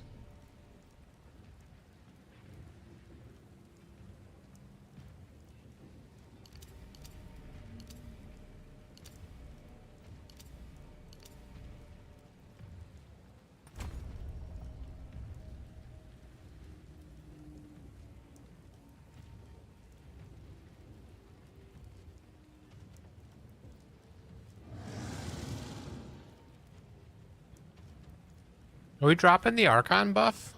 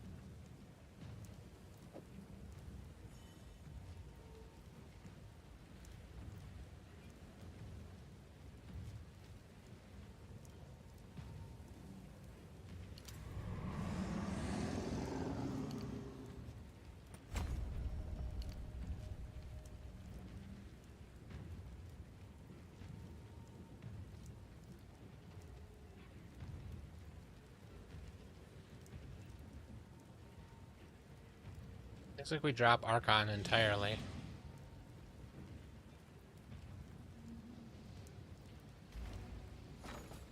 What is it? Old wolf, new tricks.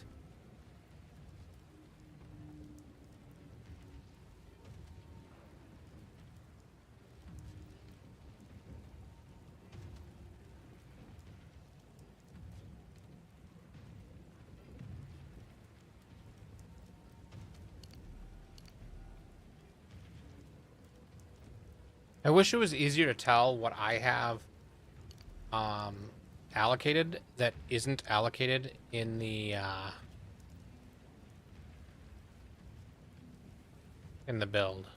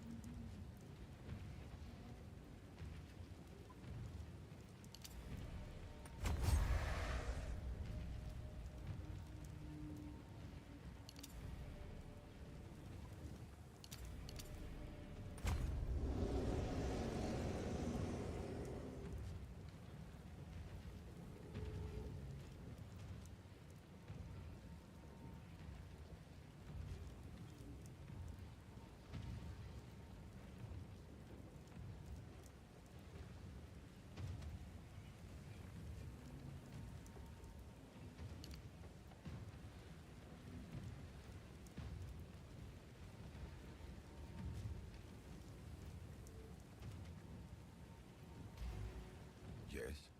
Old wolf, new tricks.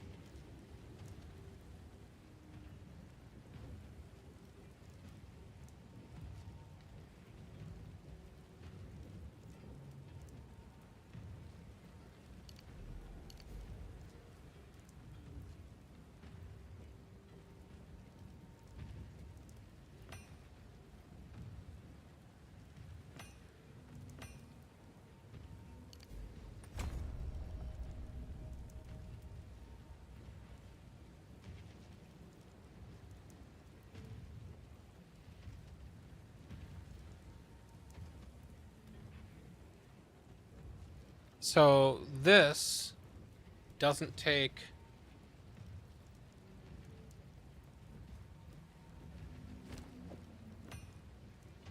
this one for some reason, or this one. But I'm guessing you're taking that.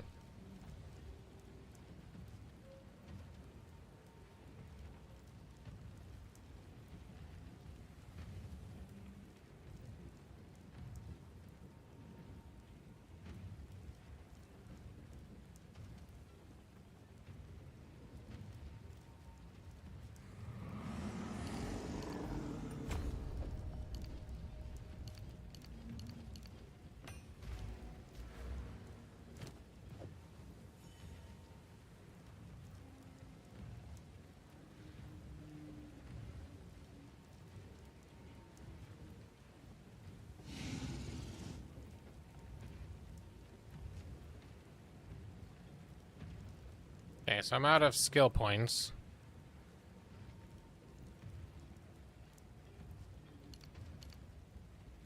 Like, you take this. I don't know why you take this.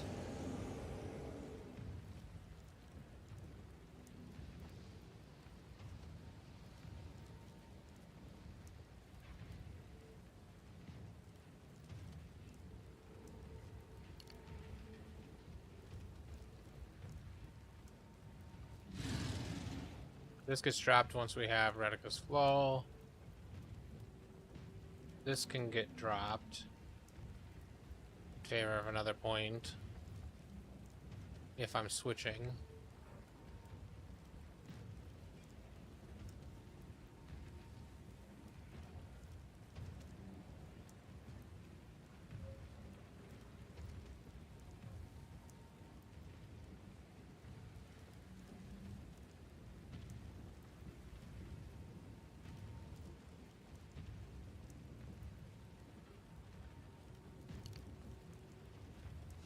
Well, if your strength was 2 under, can't you just turn one of these intelligences into strength and put that point somewhere else?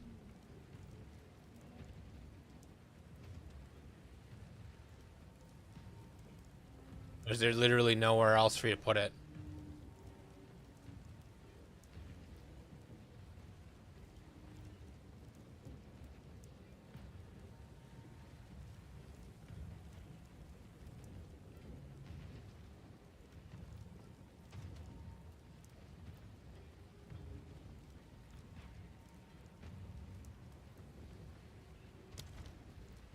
I could take out...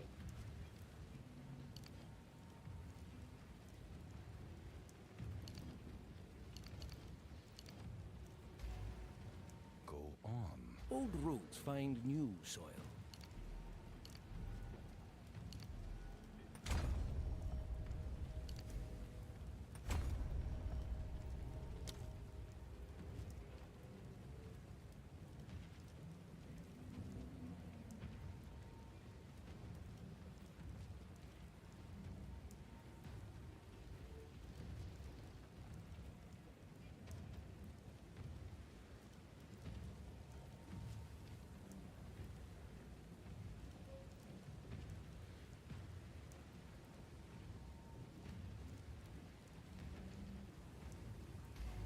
Go on.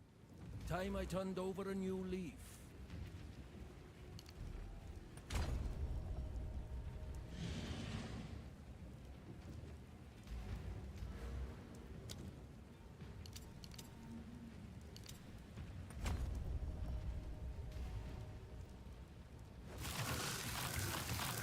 I can only have 4 totems up now, but what did that do to my tooltip DPS? First of all, I have 1,000 more mana than I used to have.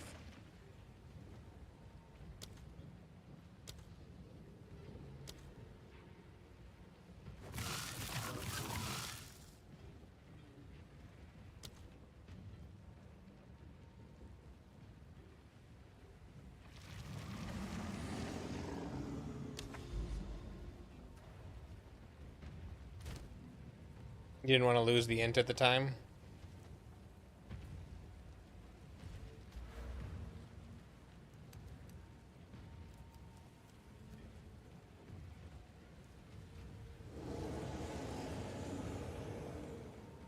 There.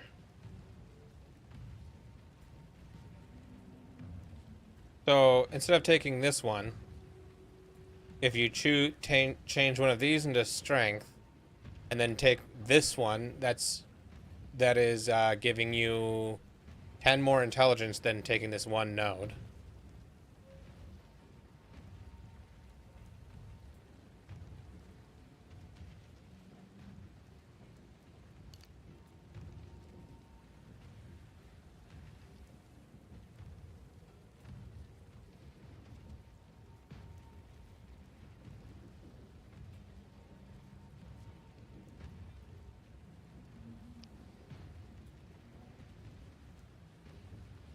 Those ints would be nice.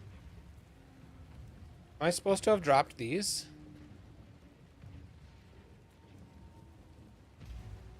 Yes. Never too old to start afresh. Yes. So that gives me 2 more points I can place.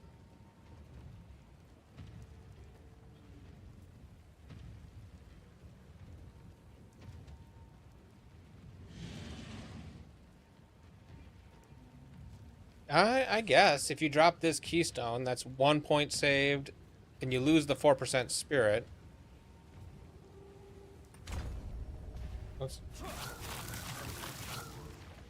I can't lose the 4% spirit right now, though.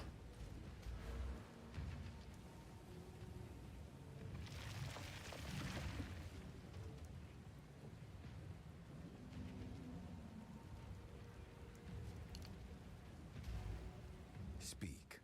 Old roots find new soil. Wait. Oh, that didn't give me back points. I just can turn... I can either place 2 green or turn a red not red anymore. Cancel. Passive.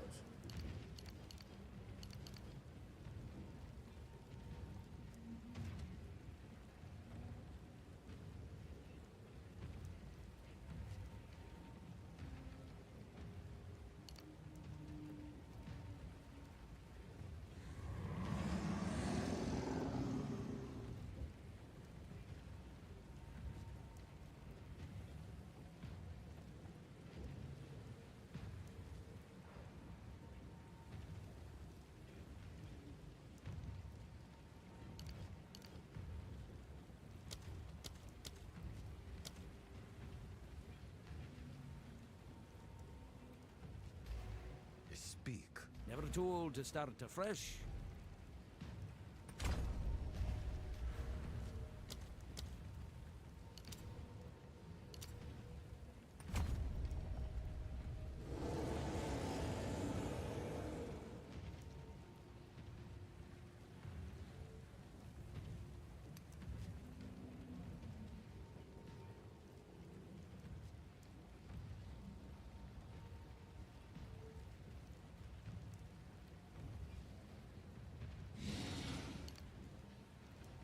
Okay. So, I also, am I over on strength? I am. Go on. So Time I refund, turned because I over need a to new be, for my spell totem, I only need to be at 57 strength.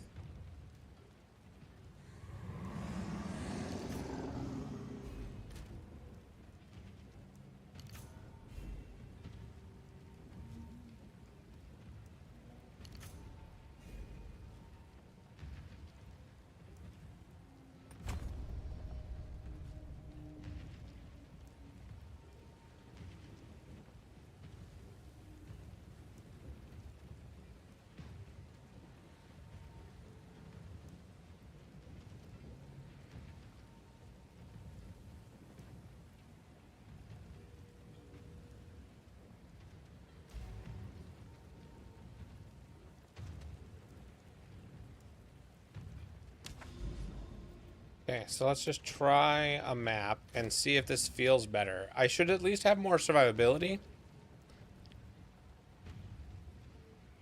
Oh, but I also might want to switch. my wand out now at this point. Okay, so right now the tooltip in game says explosions 12,000. If I were to put this here and put this here,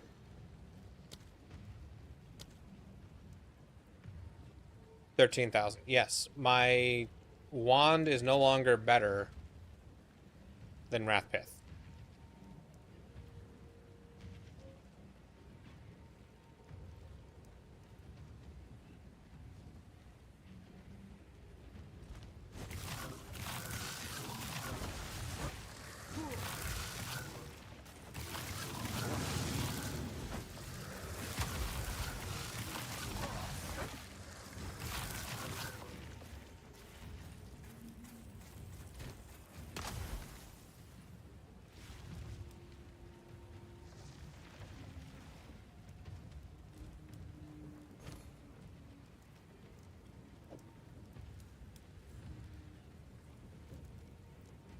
Someone is bound to Try to like sell my wand for 80 div. We'll see if this works.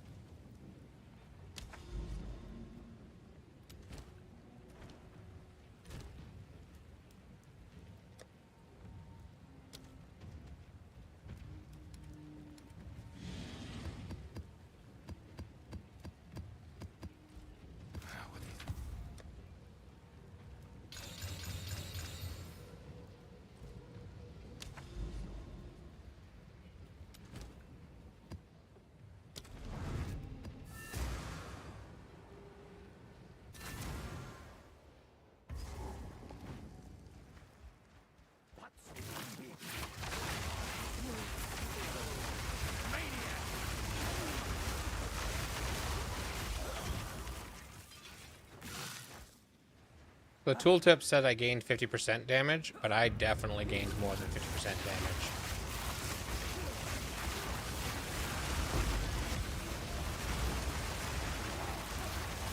Maybe. Could be one.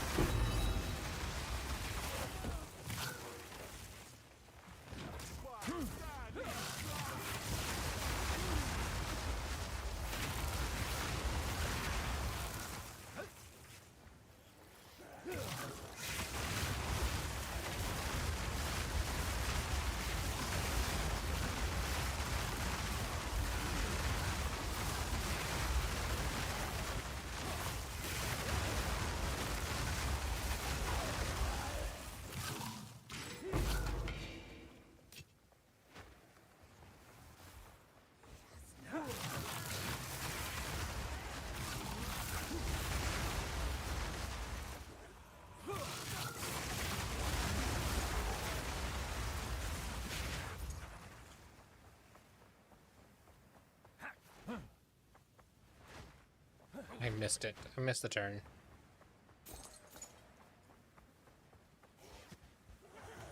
Abomination!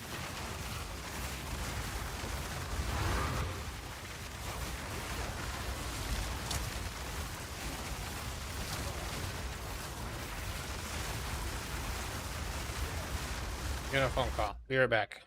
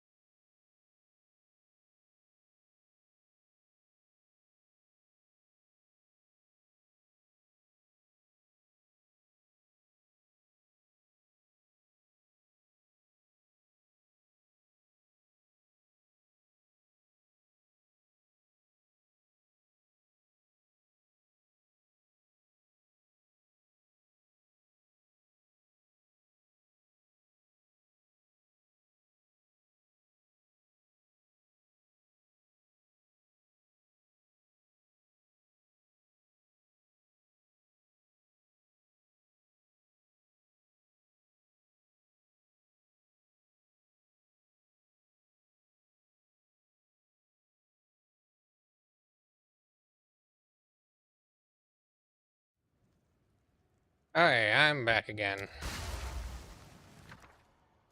Welcome back.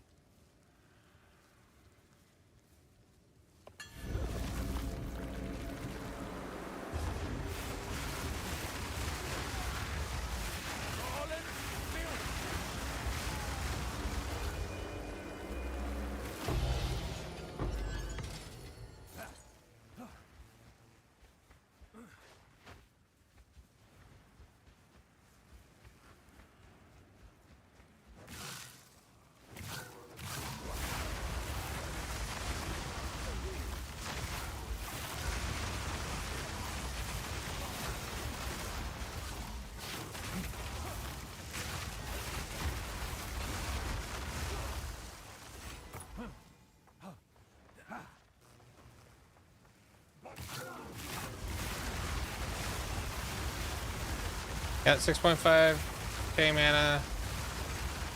Is pretty decent. I've switched to Wrathpith now.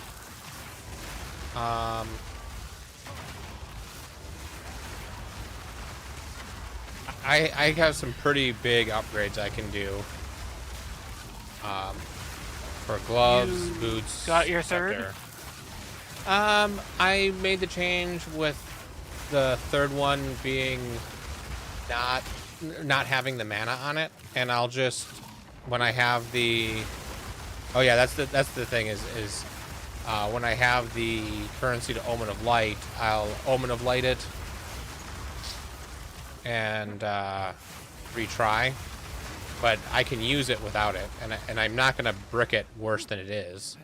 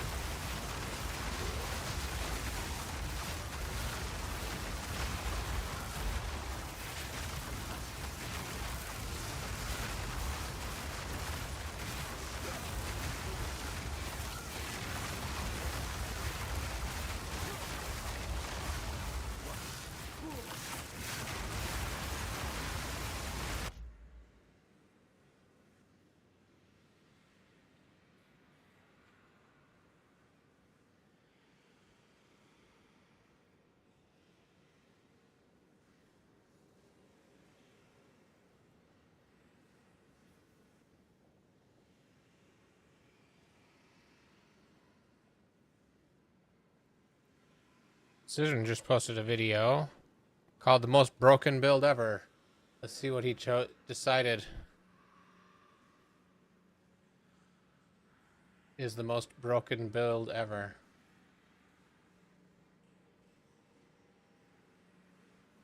Oh, it's Path of Exile 1.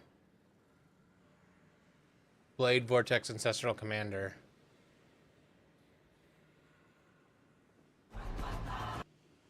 Okay, so maybe I'll do that one for Tota.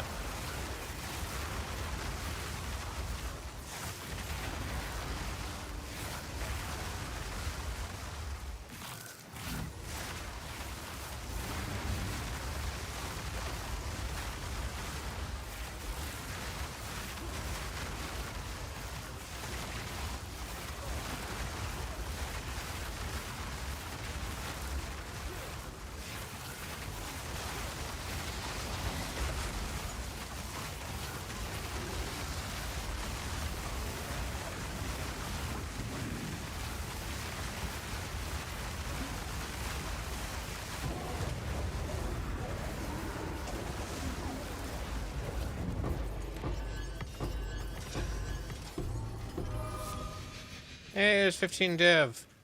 Somebody bought all 3 of my Grand Spectrums. Oh, they're 5 div now? Yep.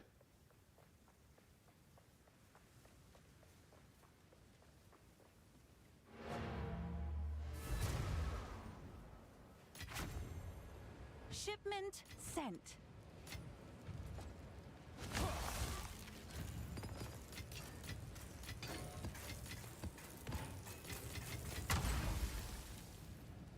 So then I buy Have an order? on light, almond light, light. For I'll post it right away. there we go. Oh, let's Speak. Yes.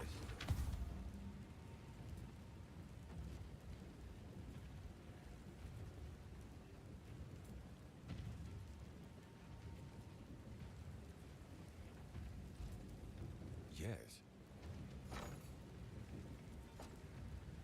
Take your time.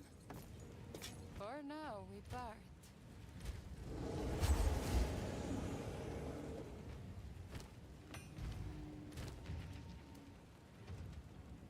flight annul.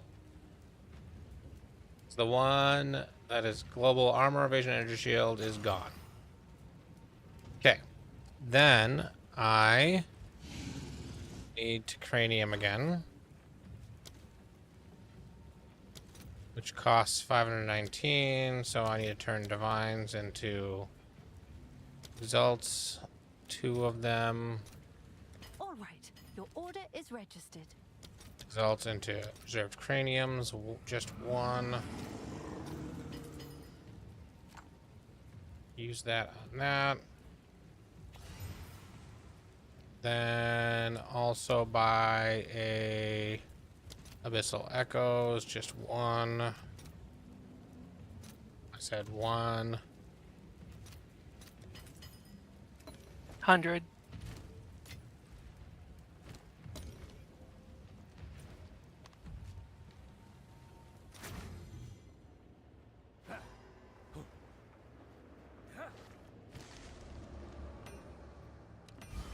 Mana, no.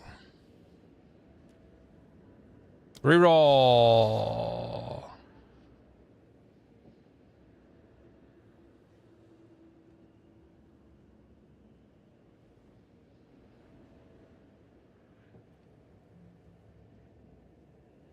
I am sure I'm quite far behind you.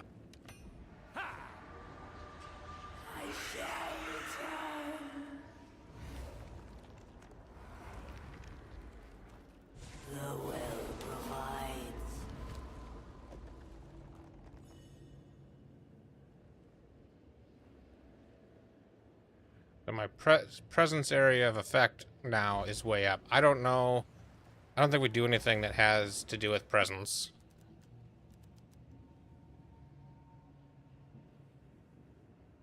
Pretty sure not.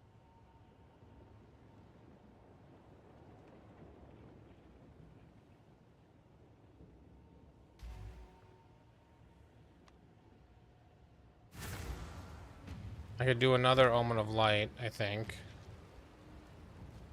Yeah. Or...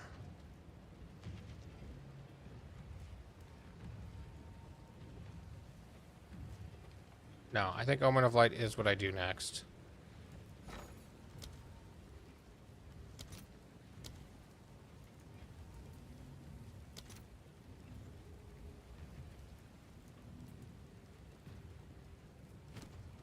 I need to turn 9 div into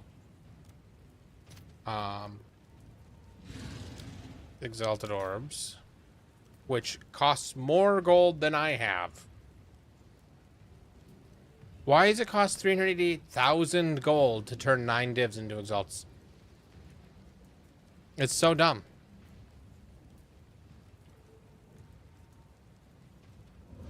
So I guess I'm just gonna take a little bit of a loss because I don't want to deal with that.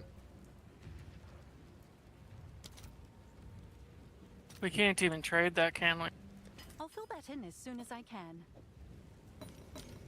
And I need another annul.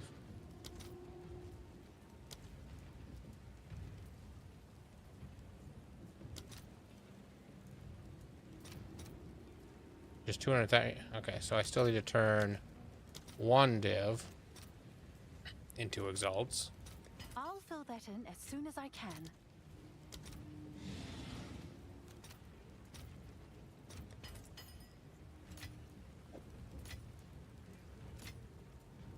And I need to turn. How much is the premium?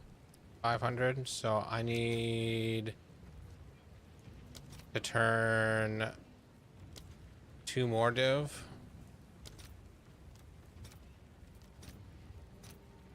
I'll post it right away.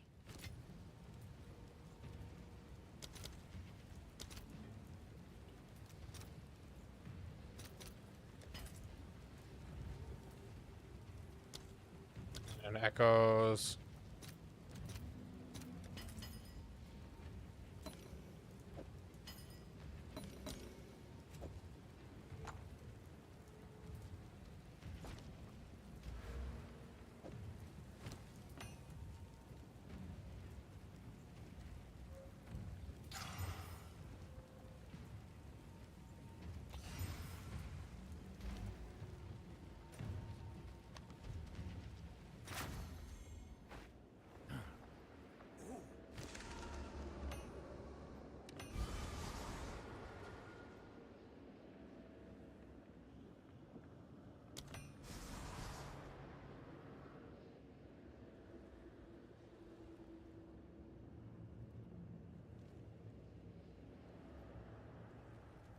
Notable passive skills and radius also grant 16% increased energy shield from equipped focus. The question is, does that apply before it gets converted to mana? I don't think so. Because otherwise this No, would work. definitely not. Well, no. I'm going to try it. Because otherwise it's small passives. Give 2% increased cold damage. And I do have 1, 2, 3, 4, 5, 6, 7, 8, 9 small passives.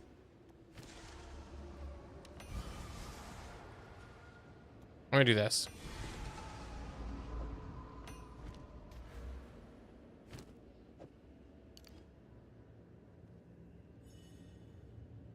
No, it definitely doesn't. But if I wasn't doing Mind Over Matter, I would have so much energy shield from my focus right now. 16. So 1, 2, 3.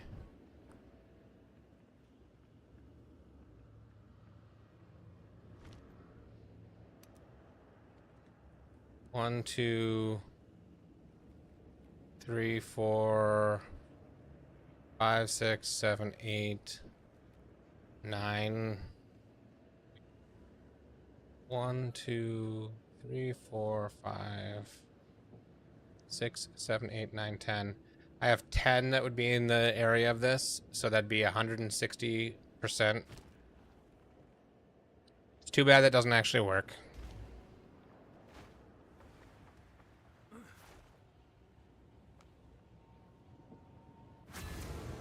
Oh well.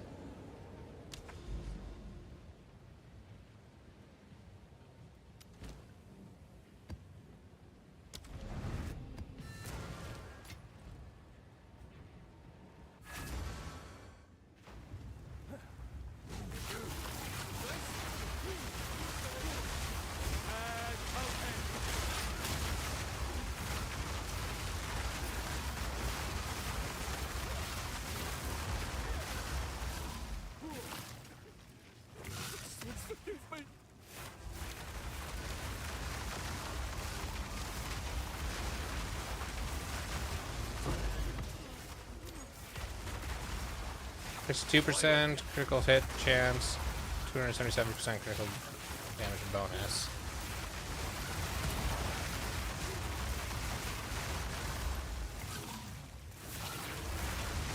killed before. You'll do it again.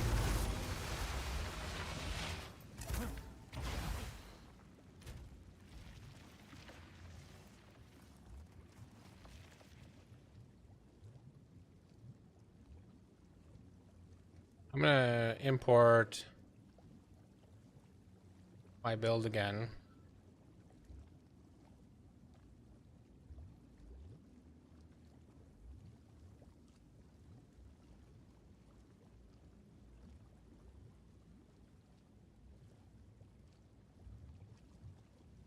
Why does this say my damage went down?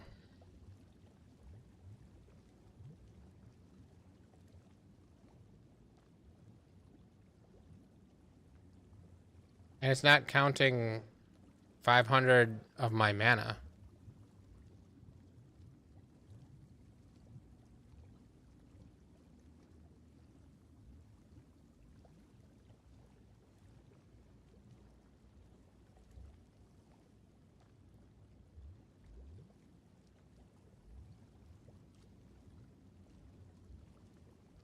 Did you at least zone once after making the changes? Yeah, I have.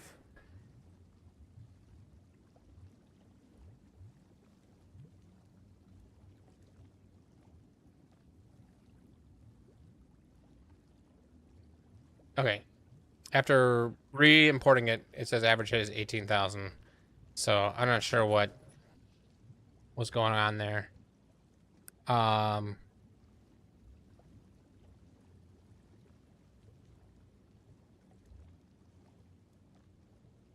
My mana's right. Everything's right now. Not as high as you thought it would be, or lower than what you were? It's 50% more than where I was on the average hit.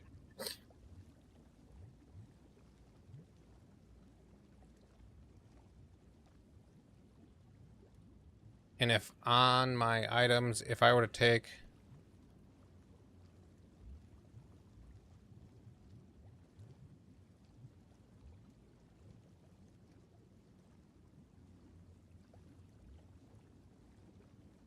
that would bring me to mana 68. So the 1% increased mana on the third one would give me 300 more mana.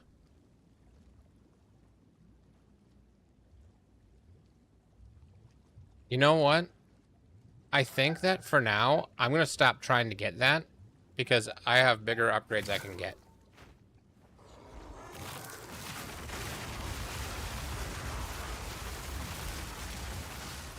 Yeah, like level 21s.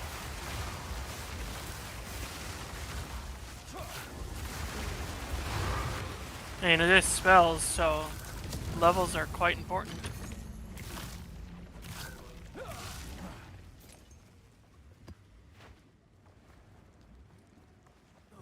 And I just thought of something that could have made this a lot cheaper for me, and I would have saved about 20 div crafting these.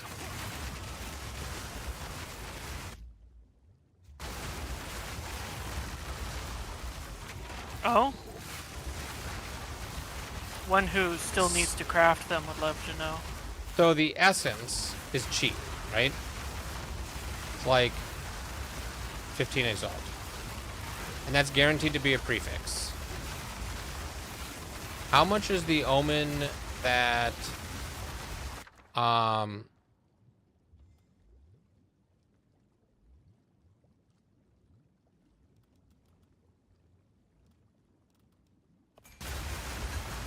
the omen that makes an abyssal modifier prefix?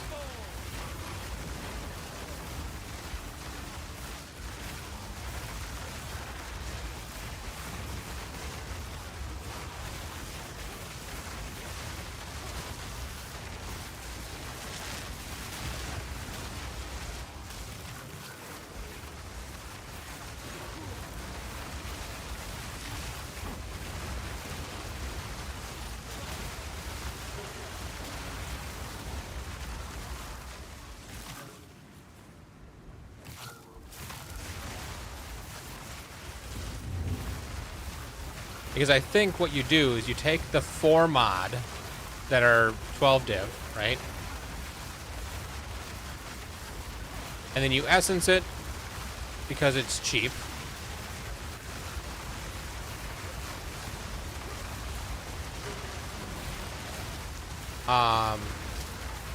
And then you do the Abyssal guaranteed prefix, right?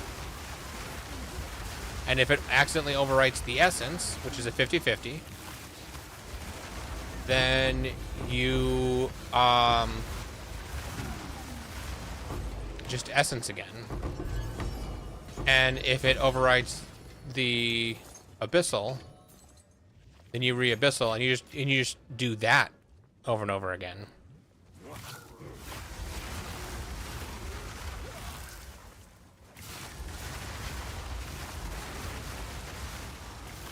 Because the guaranteed annul a prefix is 10 div. So if you're 50-50 on 3 div, I'll when I get out of here, I'm gonna check to see what the pricing of that is, and I'll also check out this chest plate you linked me.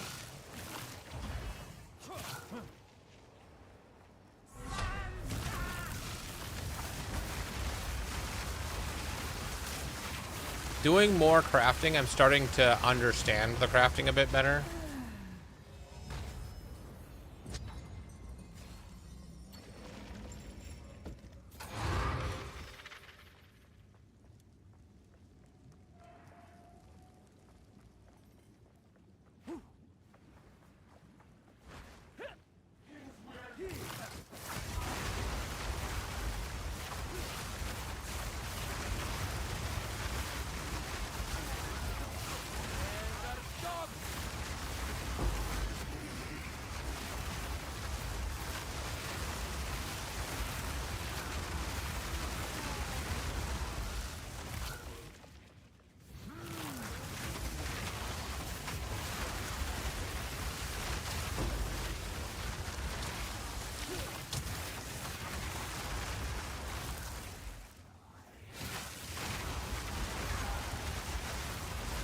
I encountered my first rabbit, and it gave me an idol.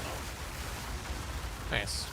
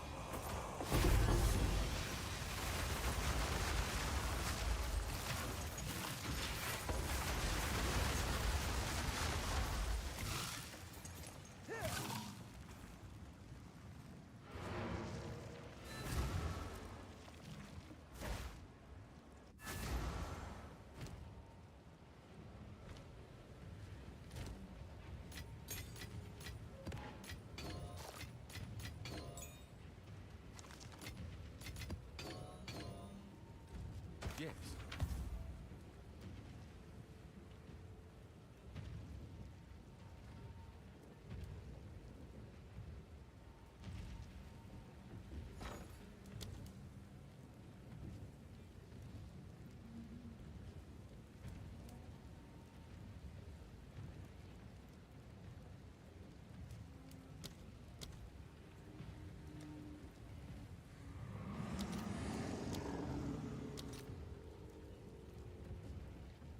Yeah, so the Omen of Sinistral Necromancy.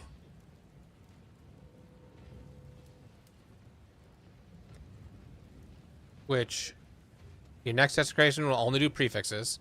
Only costs 1 exalt. A little over an exalt.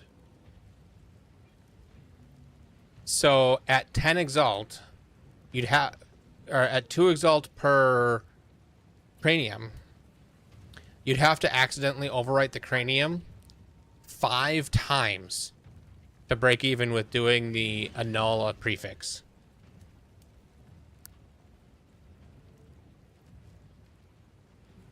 So if you accidentally do it twice, we'll just call it 4 div. I think that's the way to do it.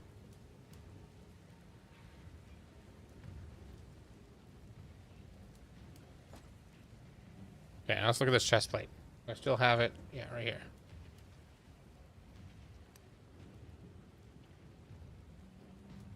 Tier 1 flat maximum energy shield, tier 1% maximum energy shield, and 20% increased mana.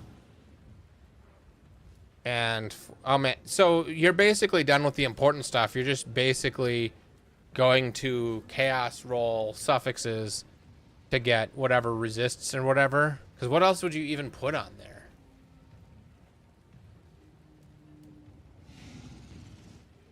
Yeah, it's just resistances. On the jewel? On the body armor. Or... Um. Oh. Val's making a new body armor.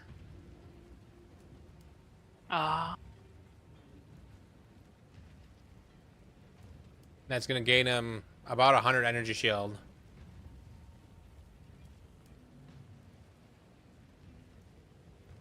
Oh yeah, so you'd want intelligence and resists on as your suffixes.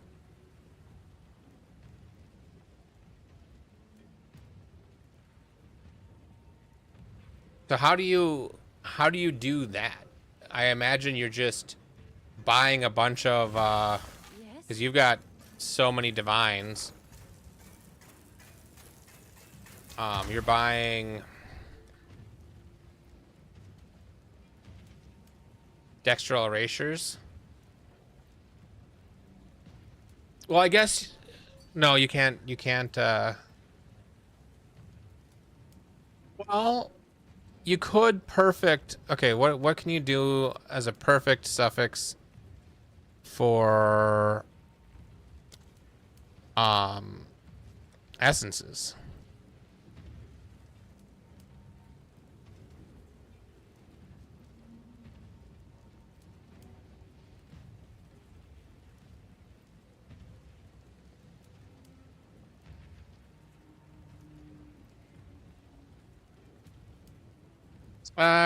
Hits against you have reduced critical damage bonus, but that's not that good.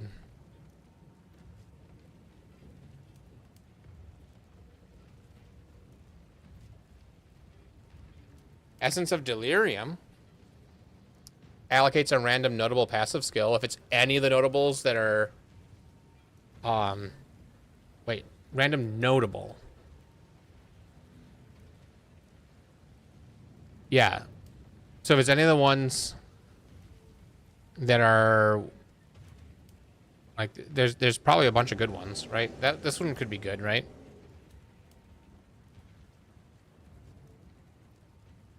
If you're going for like a perfect one, you could Essence of Delirium and then Perfect Exalt Slam.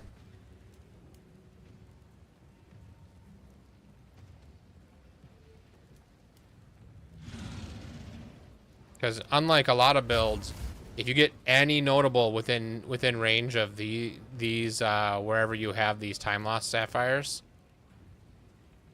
that either saves you a point that you can place elsewhere, or was a notable that you couldn't do, and you could always hit a notable elsewhere that's good.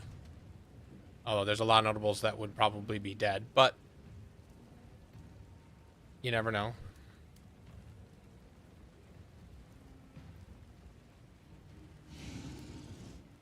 So for your suffixes, it's either int and res or that and int and res, I imagine.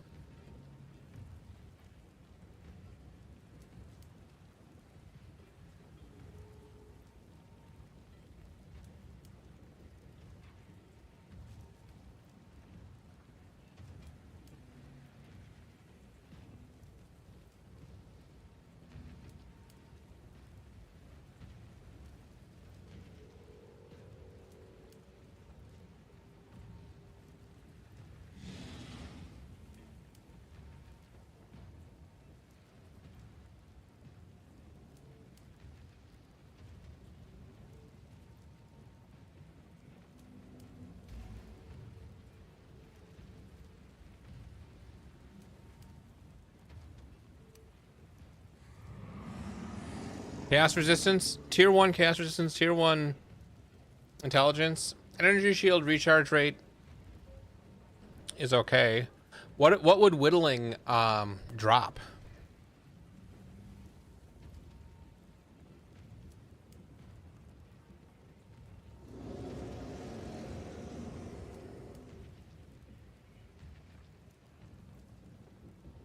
Because the energy shield recharge rate would be the one you'd want to drop.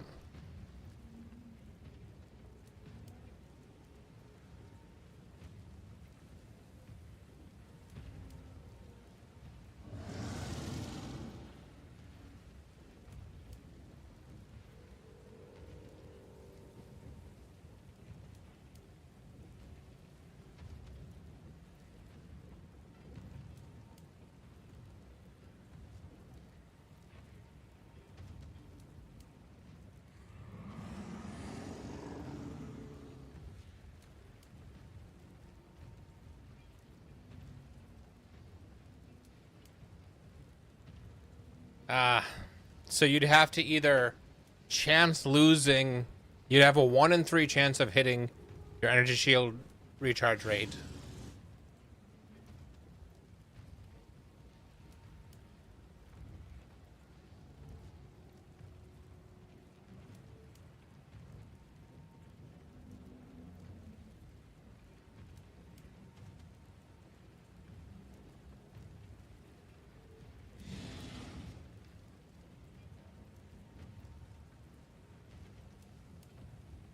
Yeah, it's probably done then.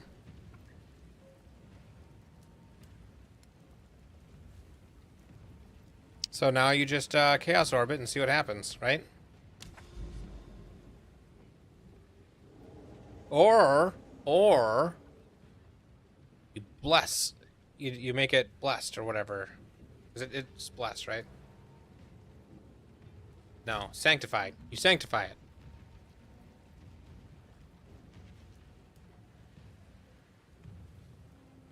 Can you sanctify and get above 21% mana?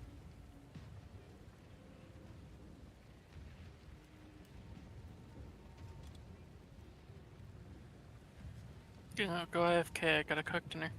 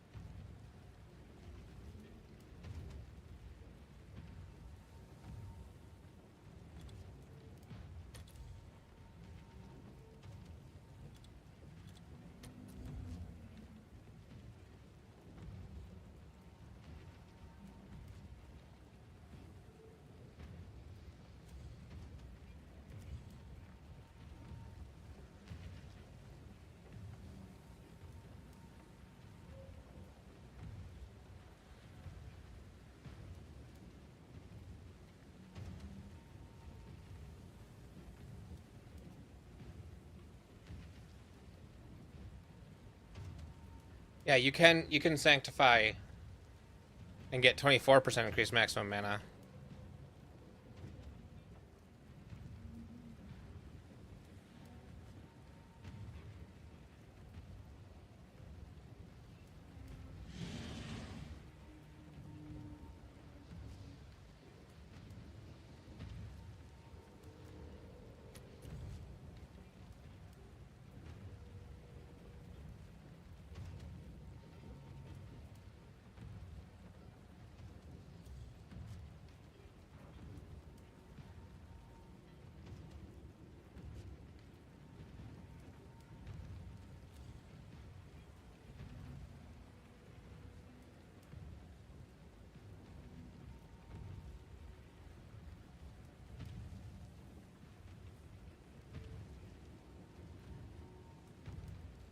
If you put a lock on it, you could check to see what a sanctify would do and what a vol orb would do, right? How much is a lock? Yes.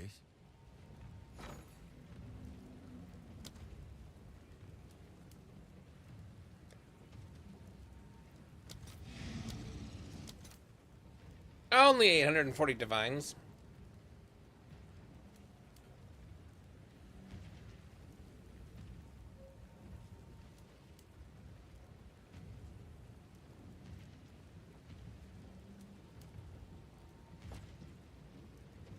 One day I'll use a lock on something.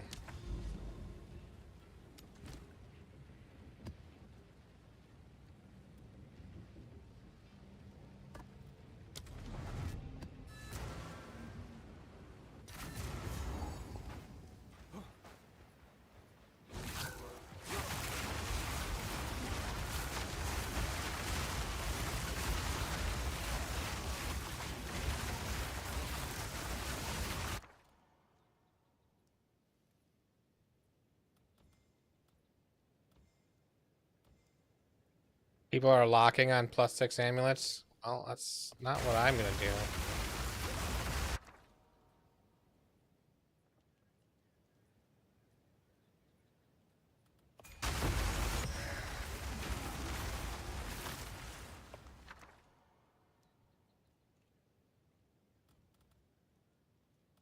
None of these are worth anything. I'm not even gonna worry. Well, I'll detonate the chests. You know what? I'm just gonna...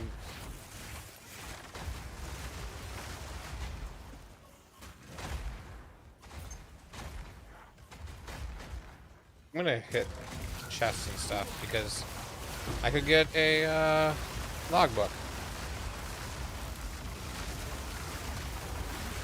How's it going, Light?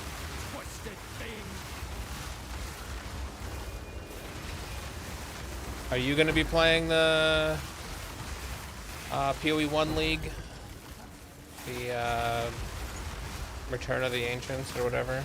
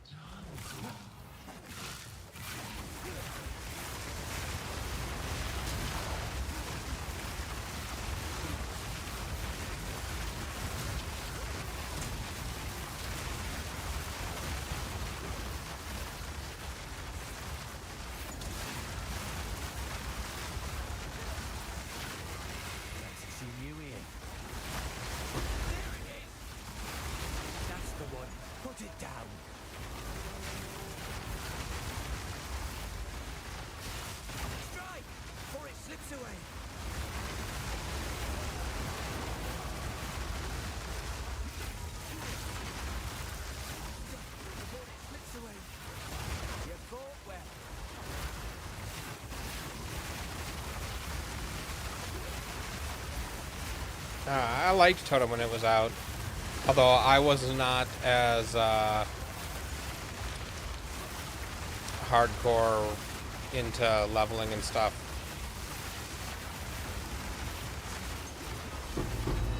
back when Tota came out.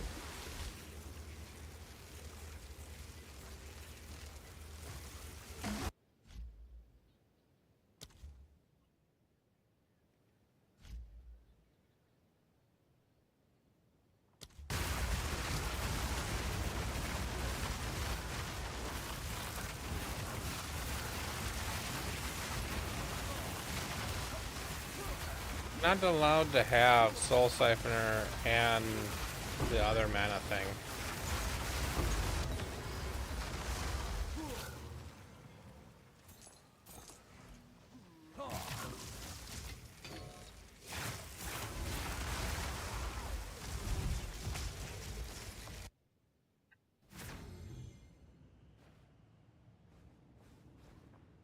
Yeah, I think that I'm gonna play. I'm having too much fun in Path of Exile 2, so I'm probably gonna play it, get to maps, play for until I get bored. No guarantees on how long that'll be.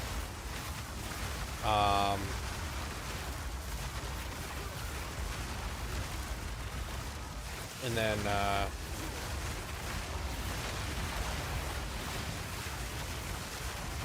back to Path of Exile 2.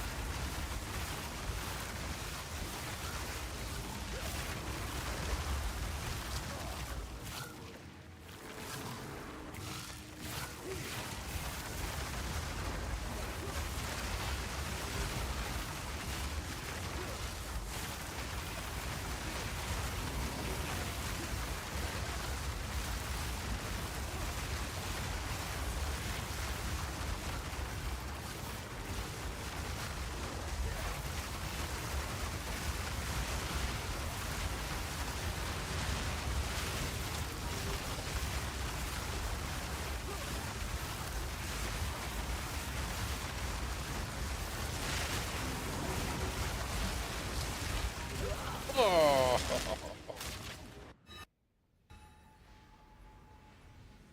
That's my first death in a while.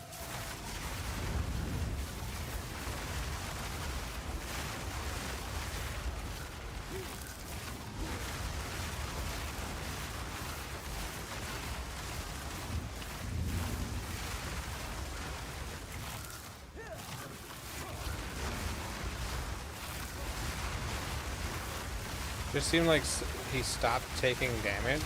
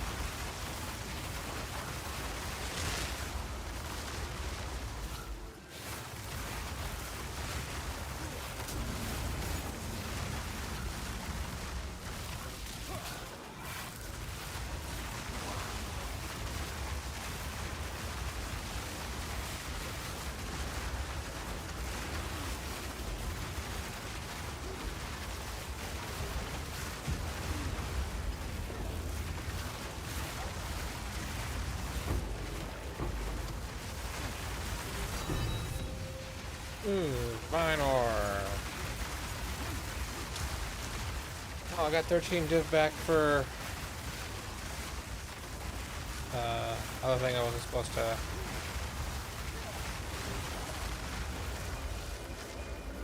The other gem I wasn't supposed to buy.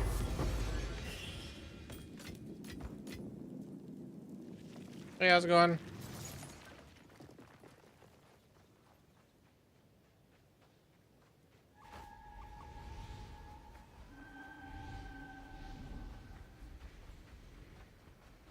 You good?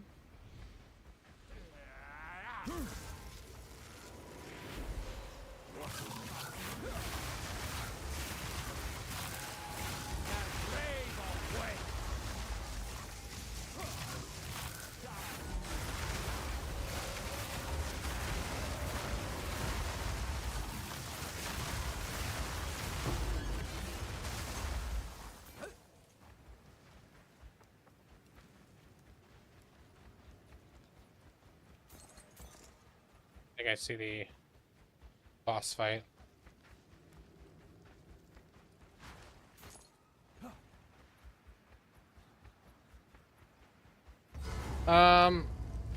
So I could use better gloves, better boots, and a better scepter.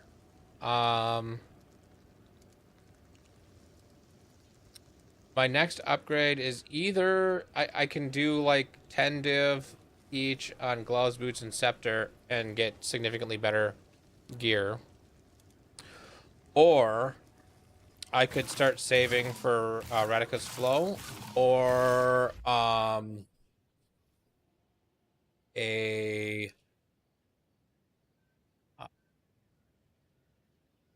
at Ziri's Communion. At Ziri's Communion would be a 50% damage increase because I would be able to move stuff. That's probably the way to go, but I think it's like 200 divine or 300 divine or something stupid like that.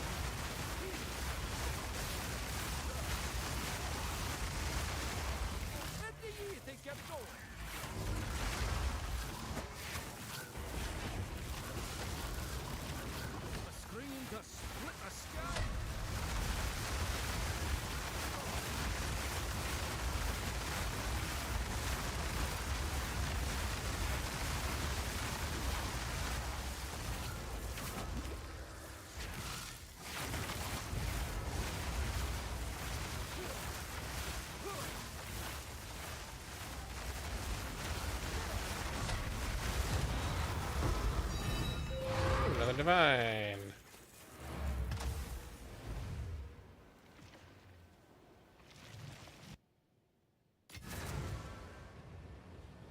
I have a buyer.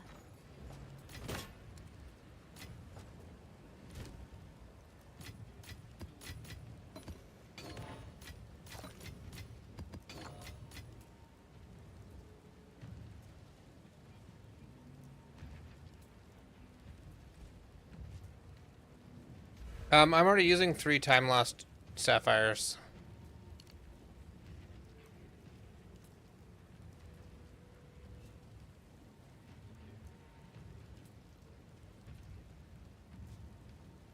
I could also divine these to try to get that 6 critical spell damage bonus up, because that's a big difference.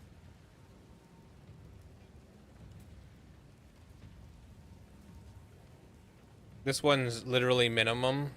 Like, let's just divine this one time.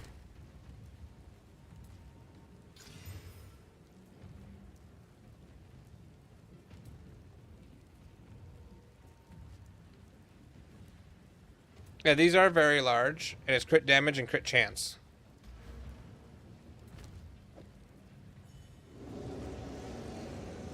And 1% increased maximum mana, which we're mana stacking. That's another thing I could do, is I could spend 27-ish div on making it so that my Archmage is level 20.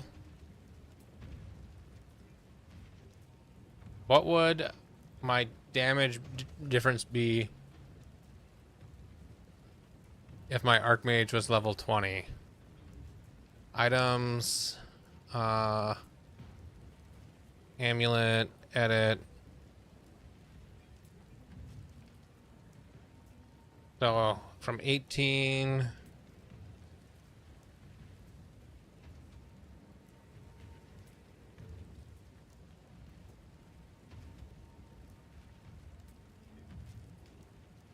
No damage increase?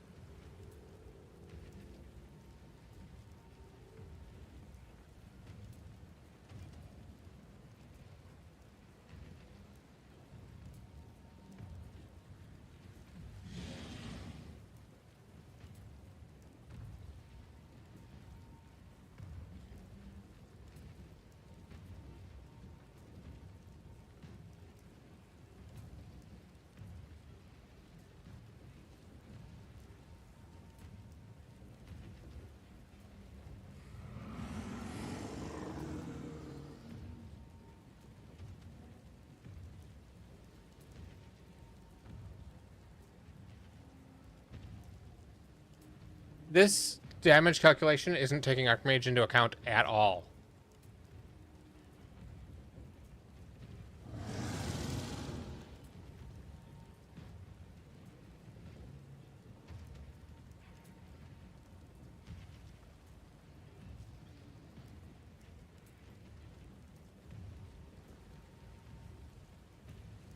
Oh no. Right here.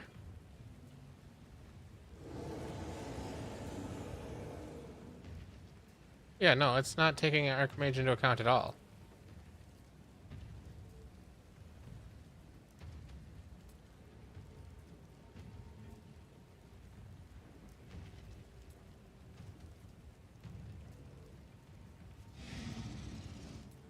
No, it is.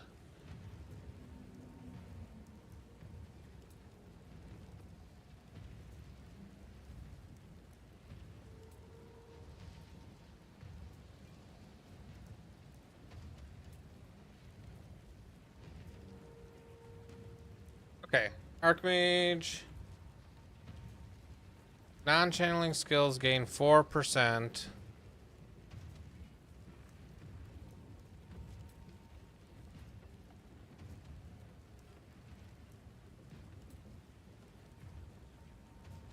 Oh, that literally doesn't... I thought that Archmage being a higher level actually affected the damage it did too. So never mind.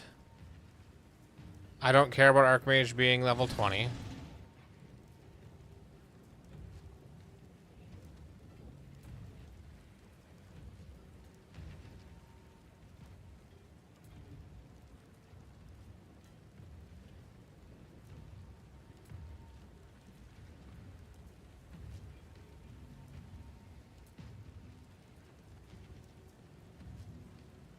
Okay, so now...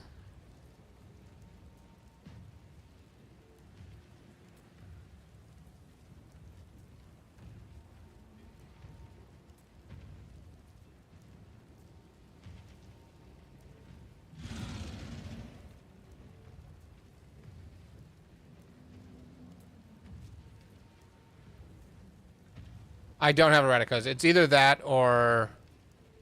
So, Erratica's Flow, if I were to put in Erratica's Flow into Spell Totem, I would take out this and put in...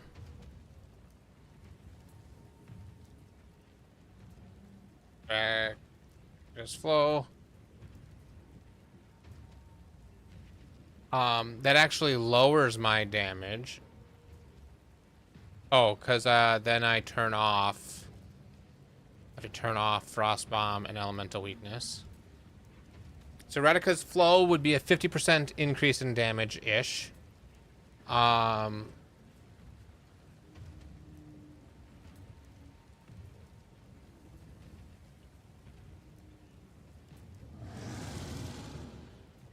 the other thing I could do is this Blasphemy...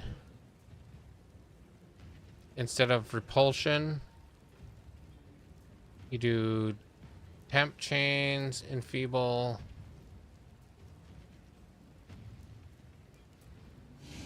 That's only defensive.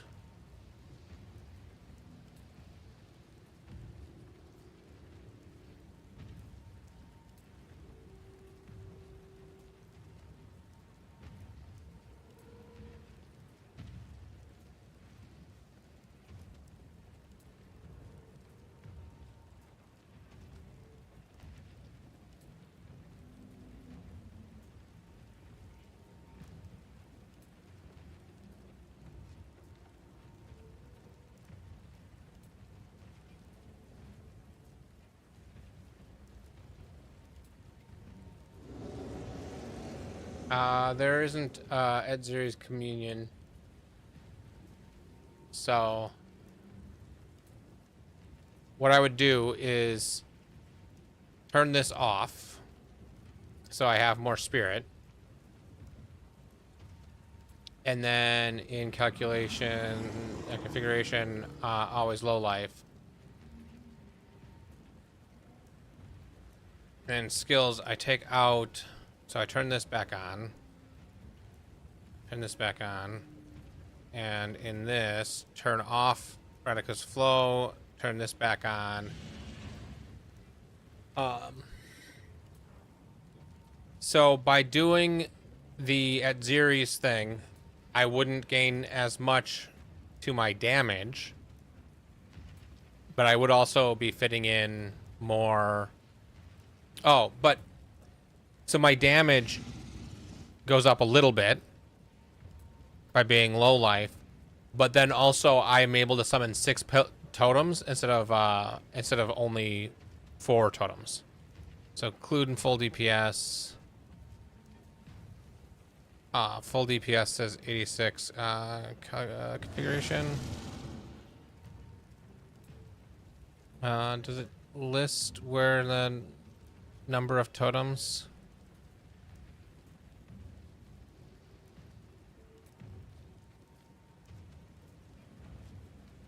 Take this mana back off.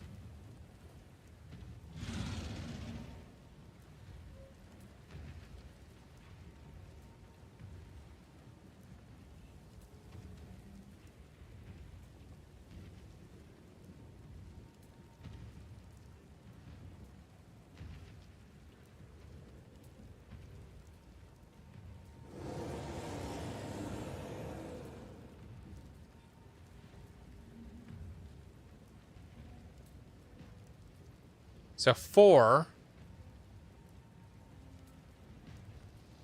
is what I can do now.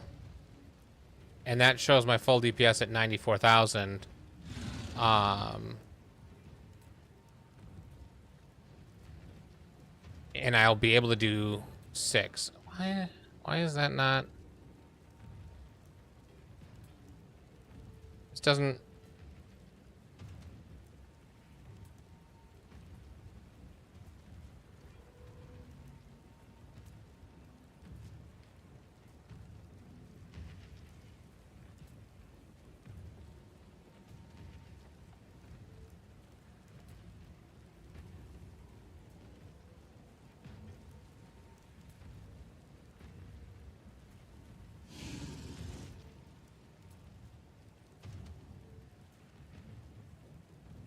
I don't know.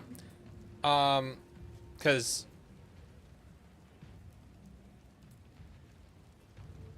so this average hit of 22,000, that is per explosion of Grim Totem.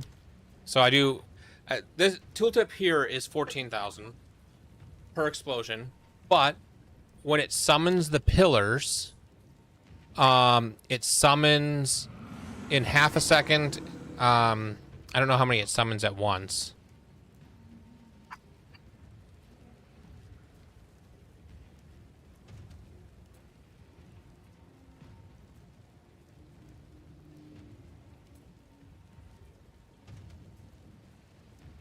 There's a limit of 20.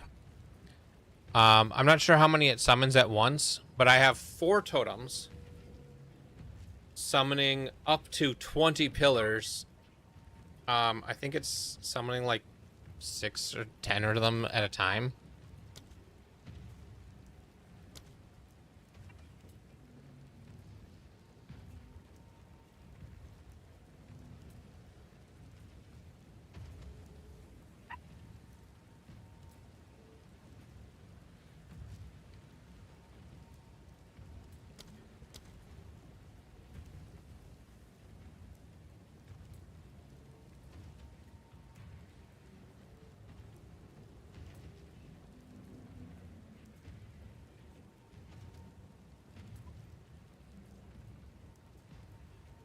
So it does 9,000 damage per pillar that pops up. Those have to actually hit the guy. Yeah, I don't know how many it's doing at a time, but that's a multiplier. And then it does 14,000 every time they explode. That's a multiplier.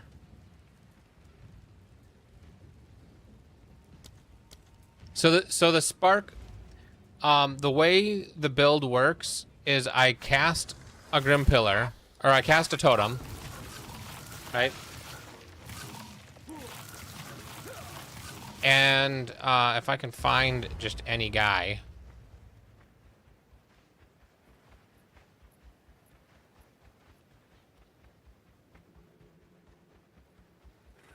So I cast 1 totem. It casts... You see all those pillars that showed up? 1, 2, 3, 4, 5, 6, 7, 8, 9, 10, 11, 12, 13. Something like that. 10. We'll just say 10 every half second. So it's casting Spark and then casting Grim Pillars, and then casting Spark, and then casting Grim Pillars. And the Spark is doing a little bit of damage. But Grim Pillars is doing a lot of damage. And Spark is what's causing the Grim Pillars to explode. Because the Grim Pillars have a maximum amount of life. So the Spark kills the pillar.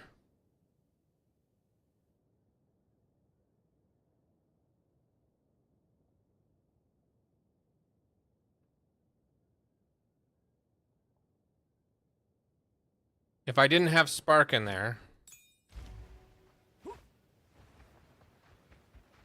then when I cast this, it's going to put a bunch of pillars up. But they're not... I think they're getting unsummoned. They're not exploding.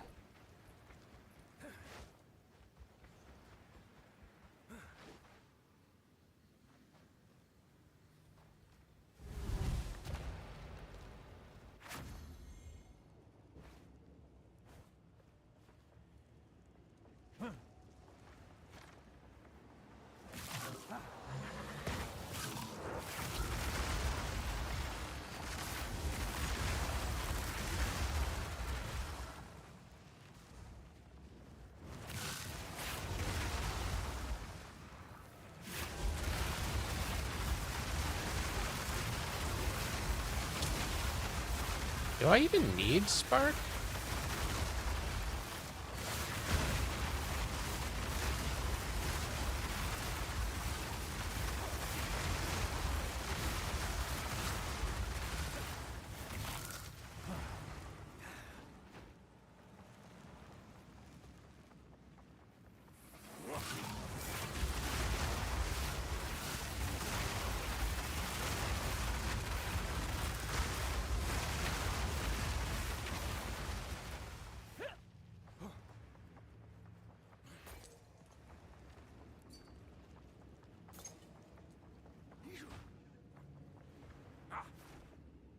Ah, you made me some new gloves?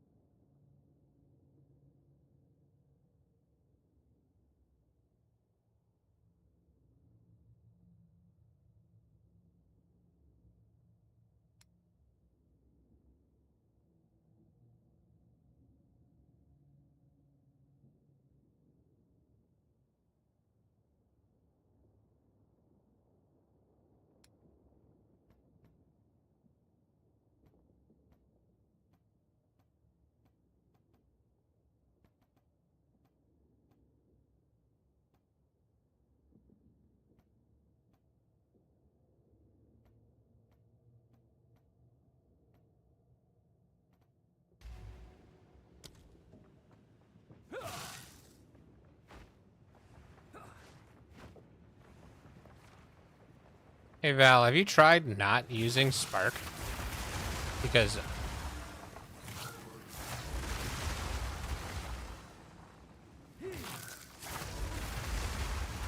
that is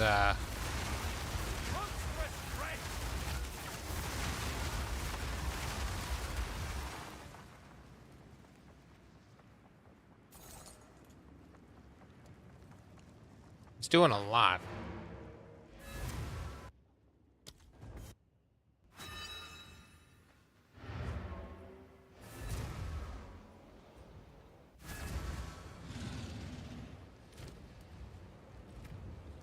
If we don't need Spark, we don't need this, and we don't need that, because those...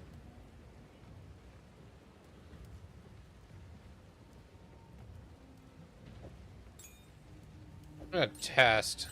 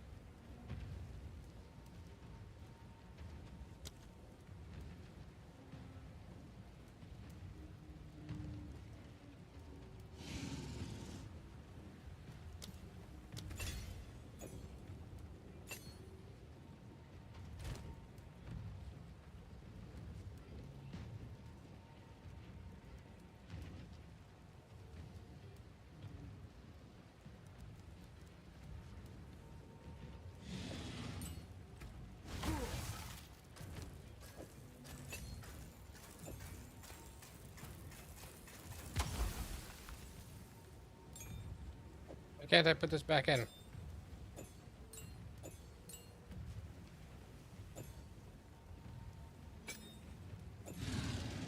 Oh, I'm putting it in the wrong place, that's why.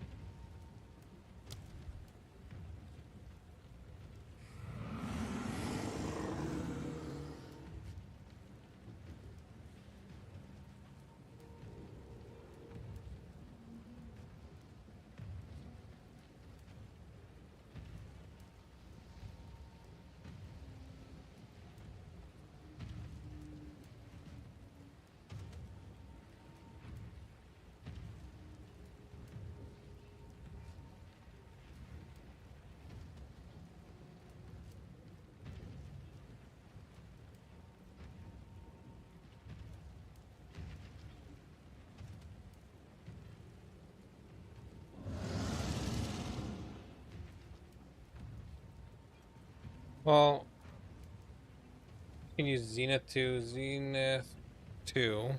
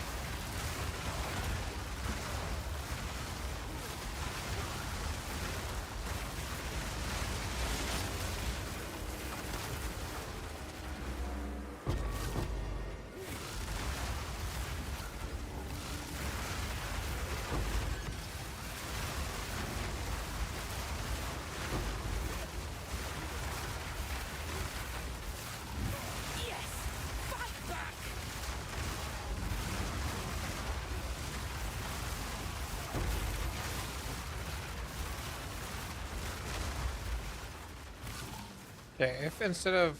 Okay, what if instead of magnified area, I put this back in?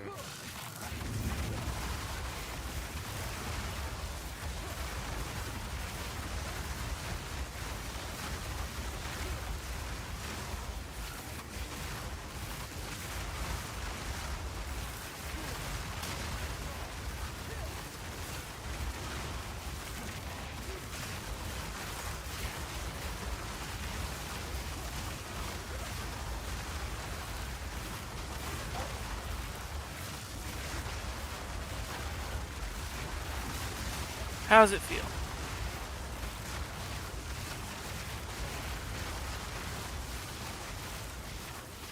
Well, I'm changing a couple of things. Because light plays it a little bit differently. And I'm trying now a hybrid between the way light plays it and the way Val plays it.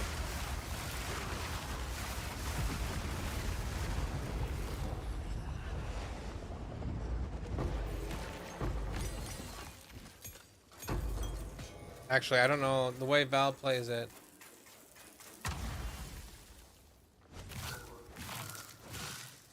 Yeah, you still have Pierce in it. And I wonder if you don't need Pierce.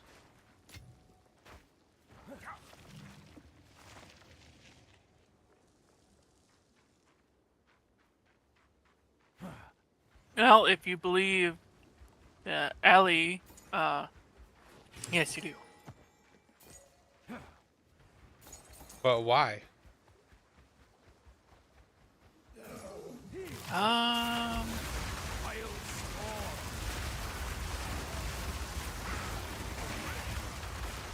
Let me try and find what's talked about.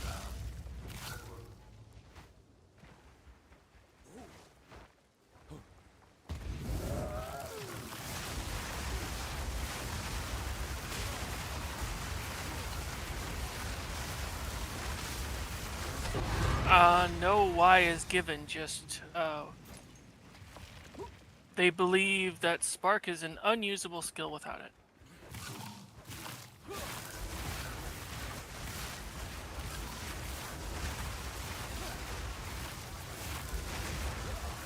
See, I feel like having Spark back in here.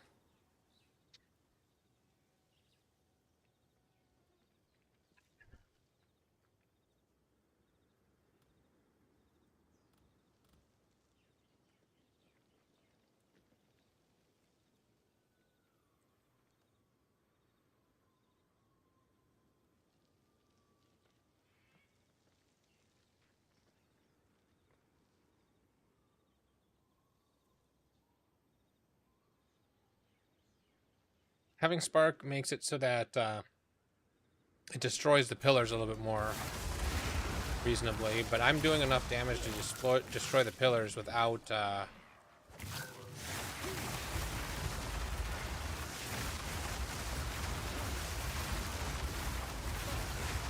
Pierce might be so that it can hit the pillars better. As it'll go through one pillar and potentially hit another. Yeah, that's true. But it was almost feeling good without Spark at all.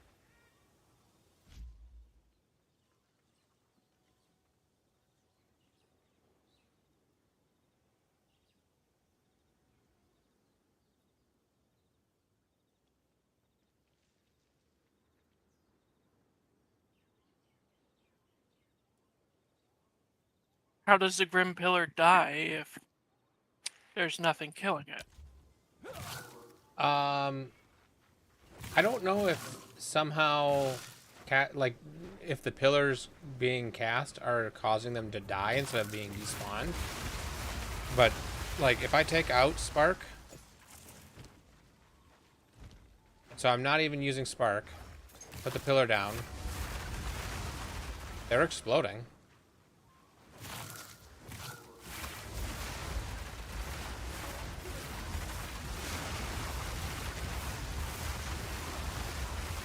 Like, this feels pretty good, and then you can put damaging supports in instead.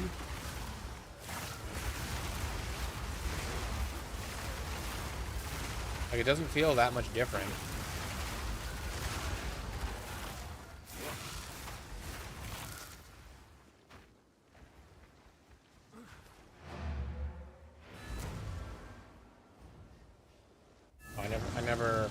the...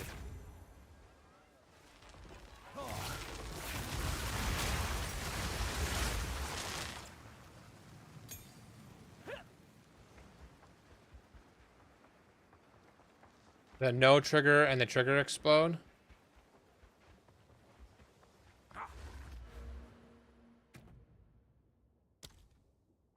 Yeah, because it says...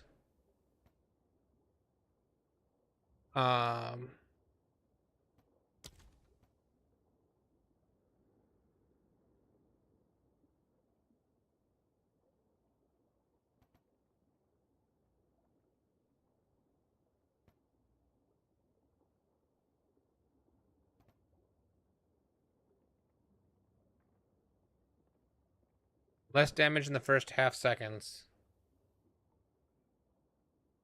80%.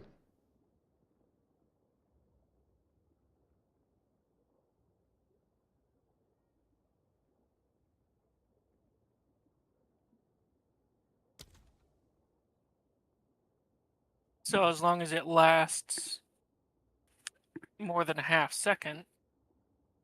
Oh yeah, 80% less damage if destroyed within a half seconds by something other than you. Oh, so if the enemies are the one destroying it, not us. Yeah. Then it's going to do 80% less damage unless it's survived a half second, and then it's going to do the normal amount of damage. Okay.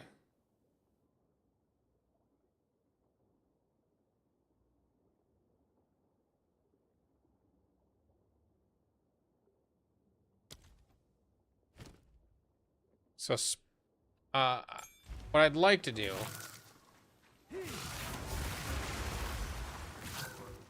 is find another relatively standard boss so I can compare the damage, the way it feels in actual practice with and without Spark.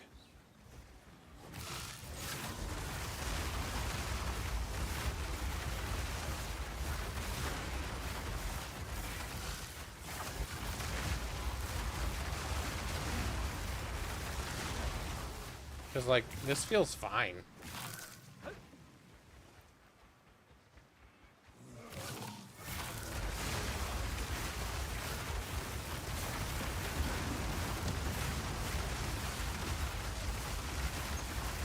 Yeah, that beast went down, like, so much faster. And then I put Spark back in.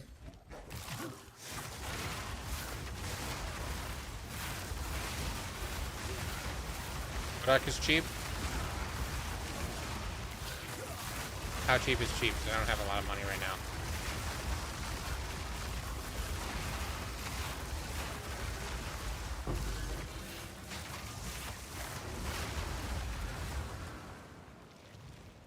And which Bodok is the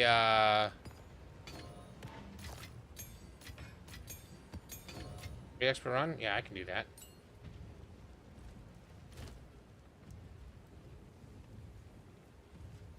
Okay, so Bodok is the Delirium boss, Raven's Reflection, right? Nope.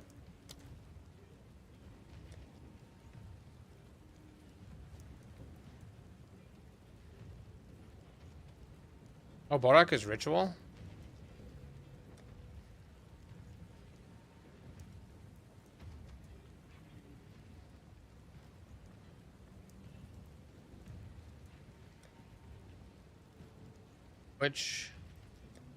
Which key is Bodok? And why did my music stop?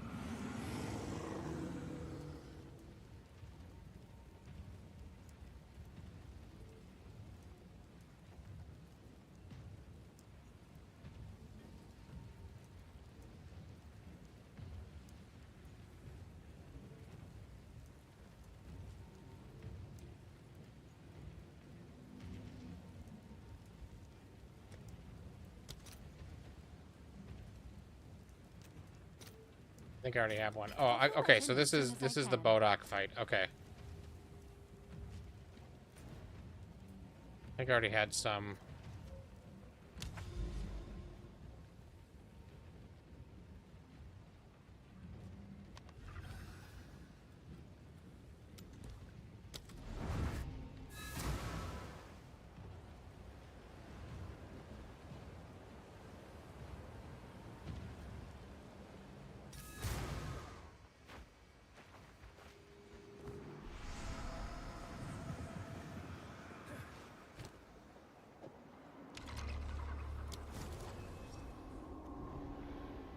Will you complete the rite of the nameless? Okay, so this is... I'm going to take Spark out for the first one. So we'll see if Spark feels better.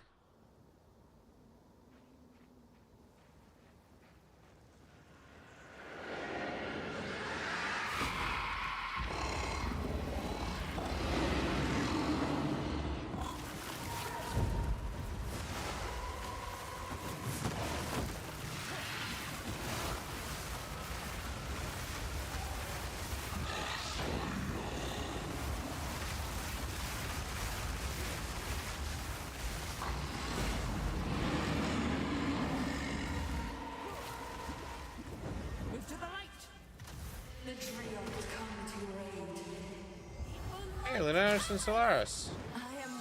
And their other sister. Did I forget her name?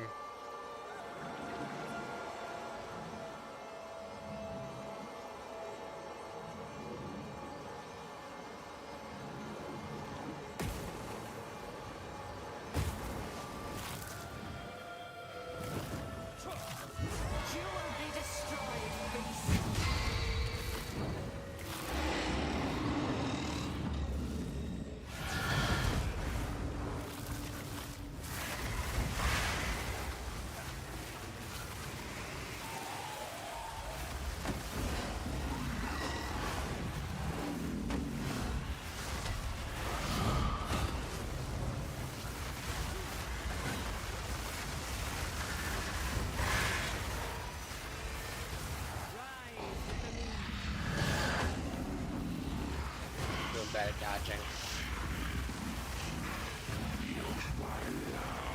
The forest is with you.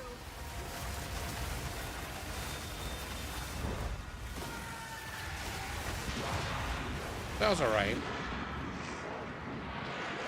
I received 6 Ritual Atlas skill points.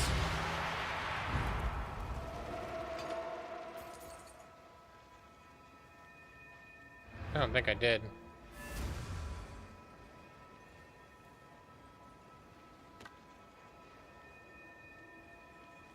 Yeah, maybe.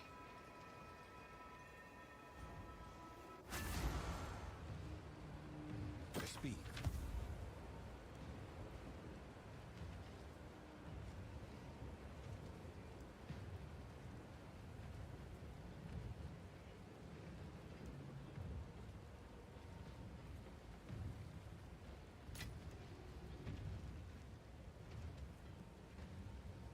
Hey, I made my money back. Helmets. No enemies have no critical damage bonus for 4 seconds after you blind them.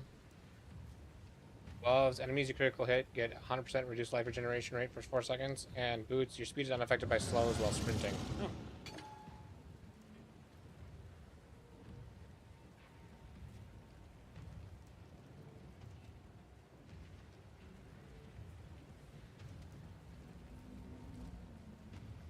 This is what we have available.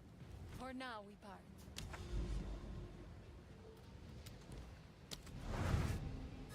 Okay, so now the only change I'm going to make is I'm going to put Spark back in.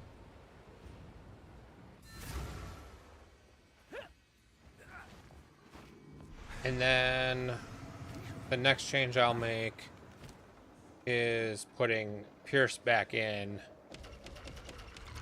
I'll do it another time. Will you complete the rite of the nameless? You are chosen.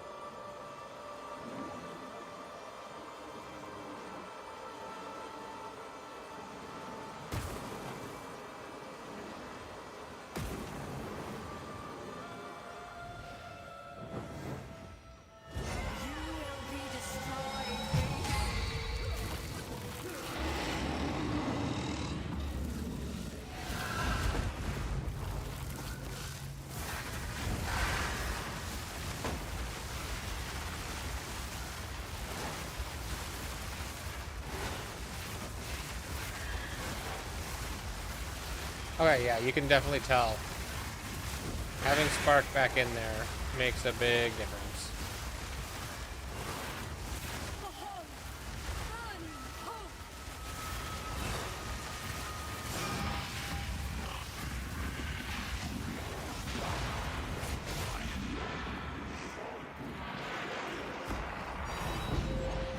Hey, I got a Divine out of that one.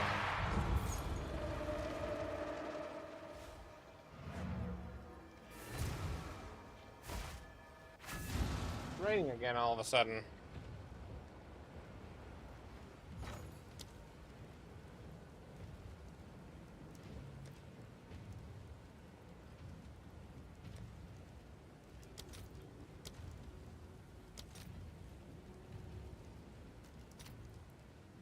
I'll fill that in as soon as I can.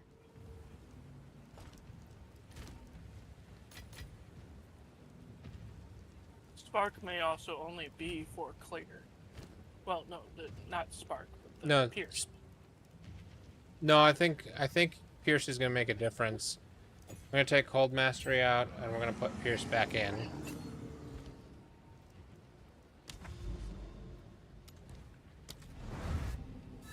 Because I think you're right that piercing means that the pillars, the same spark can kill multiple pillars.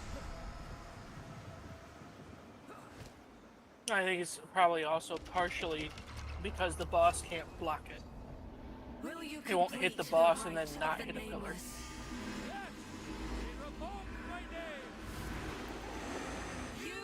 Yeah.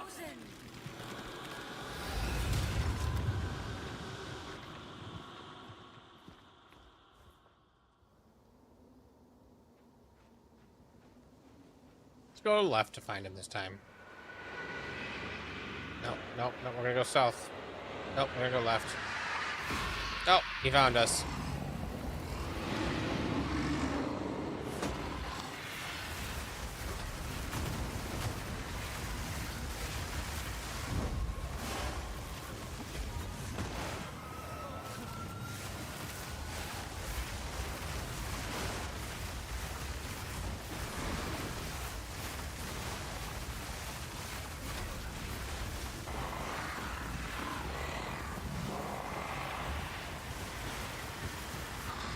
Accidentally let myself get below. Move to the light. The trio. Jesus, it's windy. I am with you. Follow. Well, I mean, it is supposed to storm tonight. It's like blow trees over windy all of a sudden. Yeah, not over here.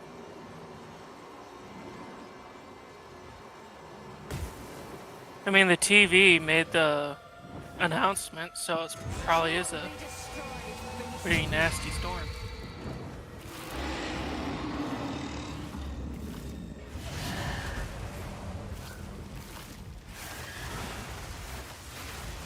Looking at your gameplay now, this boss tells me that the title of God Killer was never correct because clearly they're not dead.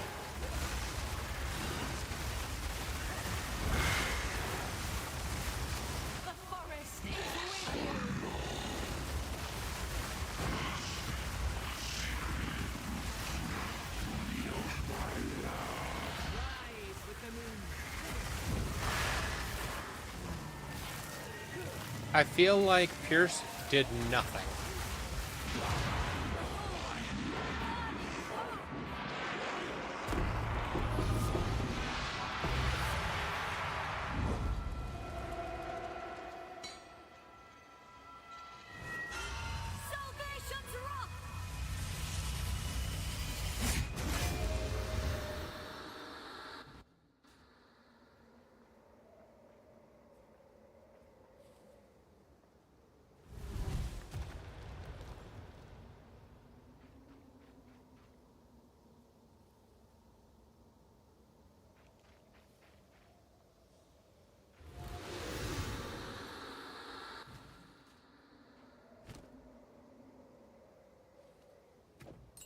Yeah, I think I'm absolutely happy to give up Pierce for the +1. Cold Mastery.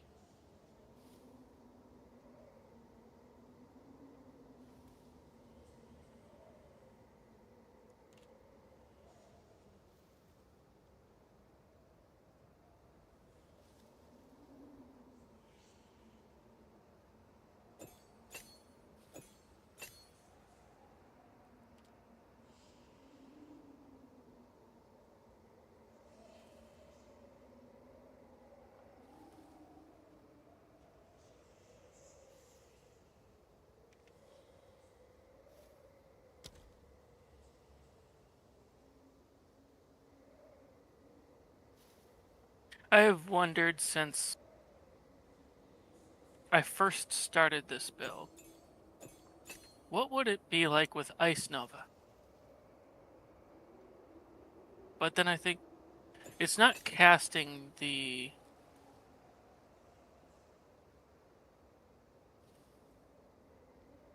It's not casting the Grim Pillars on top of itself, so the Ice Nova probably wouldn't do anything.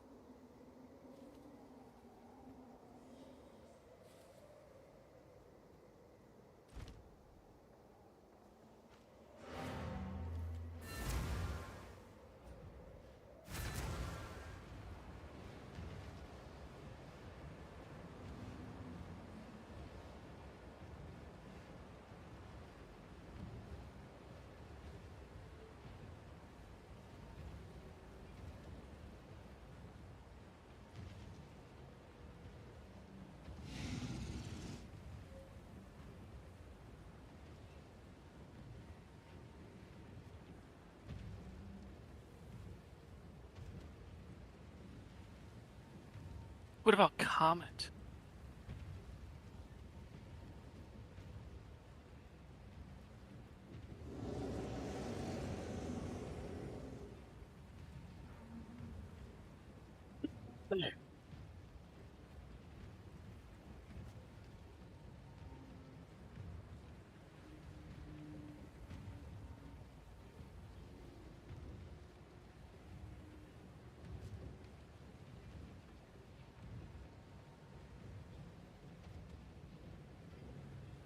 Or could it spam out Eye of Winter?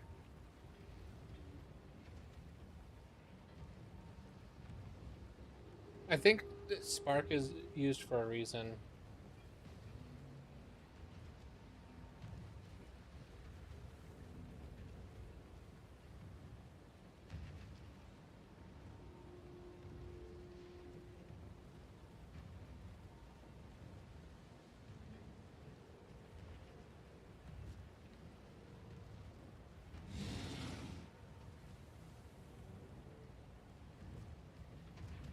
Yeah, I've just always been kind of curious.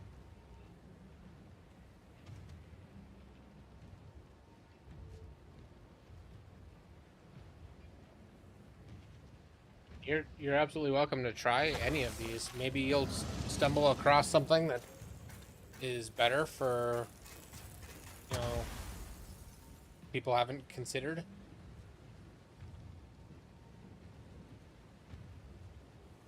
See any tornado warnings or anything?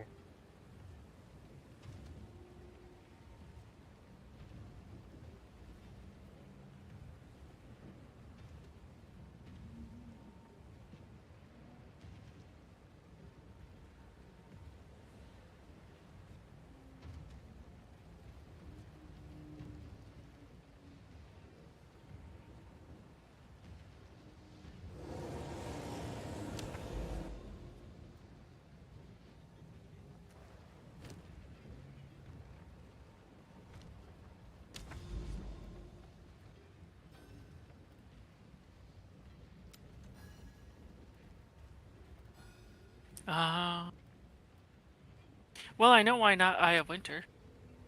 I know not why not Eye of Winter, but I know not Eye of Winter now. Okay, why? It won't go in. But I don't know why it won't go in. Oh. Yeah, I don't... Does it have to be repeatable to go in? No, it cannot be. Oh, it can't be skills with a cooldown. Does it have a cooldown? Oh, it Cooldown does time have a 10 cooldown. seconds.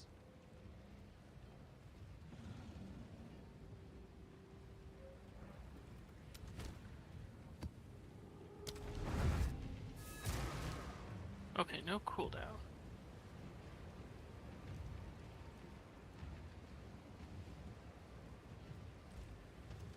Yes.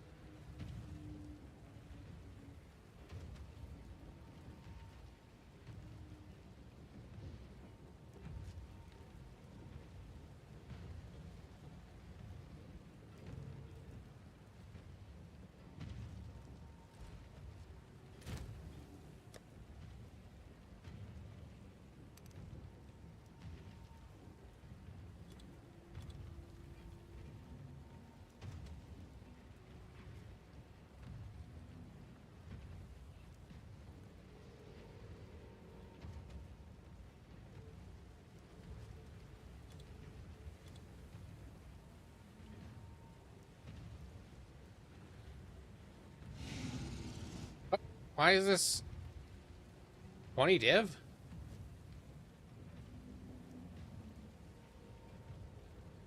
Why? Because What's of 20? the 30 dex? Because it's got a max roll of dex and increased evasion and energy shield. And it has a pretty high deflection rating per missing energy shield. Isn't that the lowest roll? Oh wait, no. I'm looking at a different one.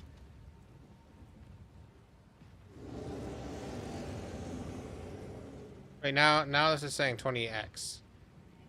My mind just playing tricks on me?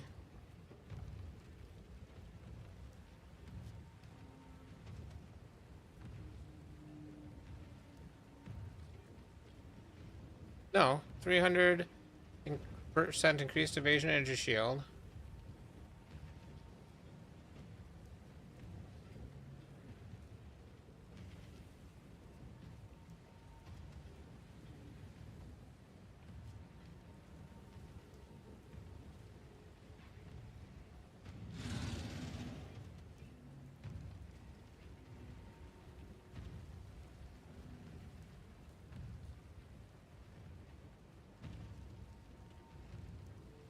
Because it's a perfect roll, I think.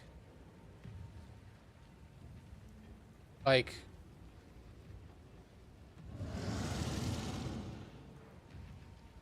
Dixie did for this one? That's 11 days ago. Let's find... Let's go down by 1 on that. You know what? Let's just take the dex off entirely, because dex is not that hard to get. So... 1 day... or 18 div.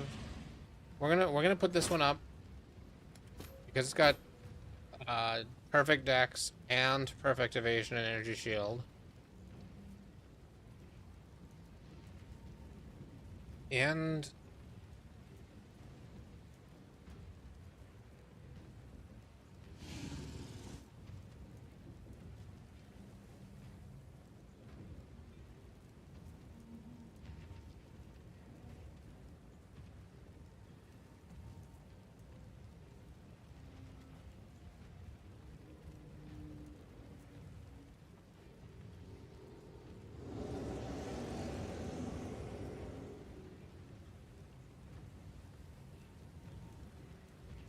You should try clearing a map, see if Pierce makes a difference there. say 25 divine. We'll see if that sells. Probably won't. Yes. I'm trying to clear a map now. I don't have Pierce on anymore.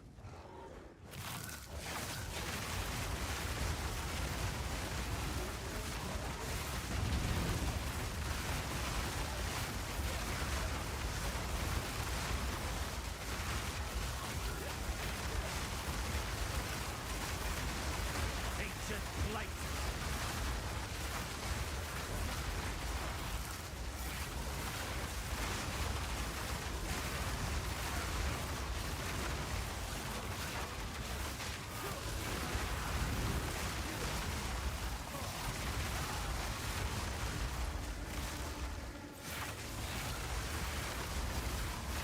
Yeah, let's put Pierce back in place of Zenith.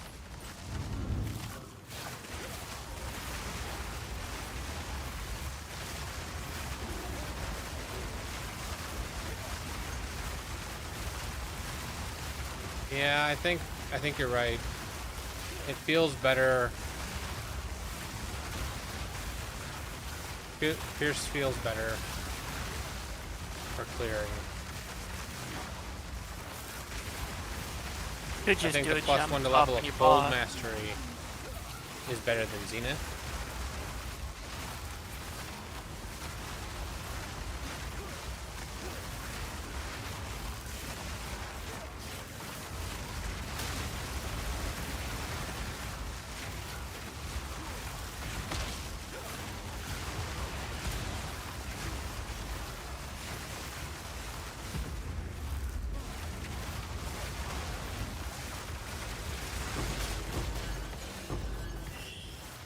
Maybe. Could be worse.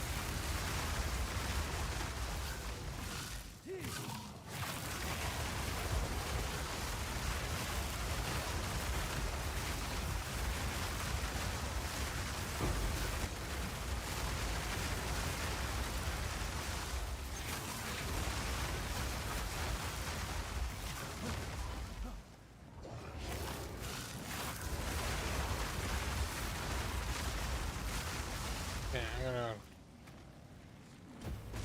set Pierce, do Zenith again. Do this.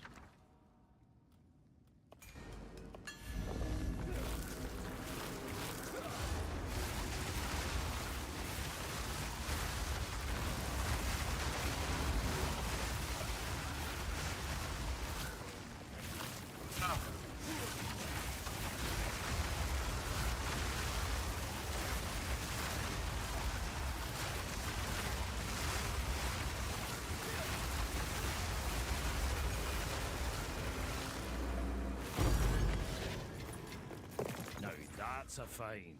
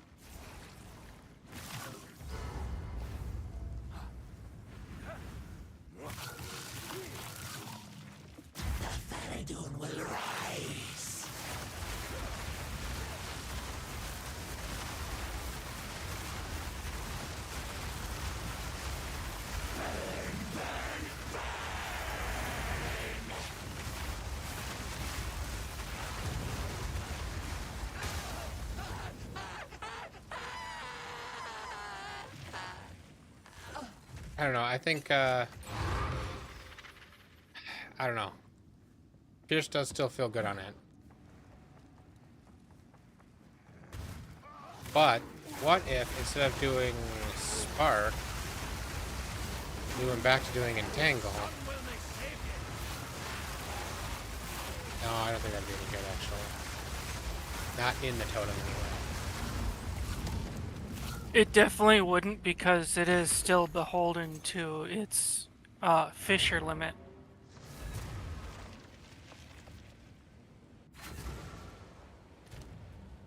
Yeah, and Light is casting Entangle manually in order to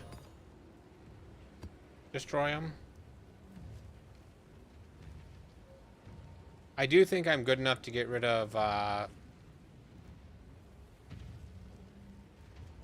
Morgan's Insight. But, well, yeah. If you can destroy them, how much damage do you have? Average I mean, hit of your... it's destroying him. Okay, but remember, and the average hit was supposed, or something like that was supposed to be around 5k, wasn't it?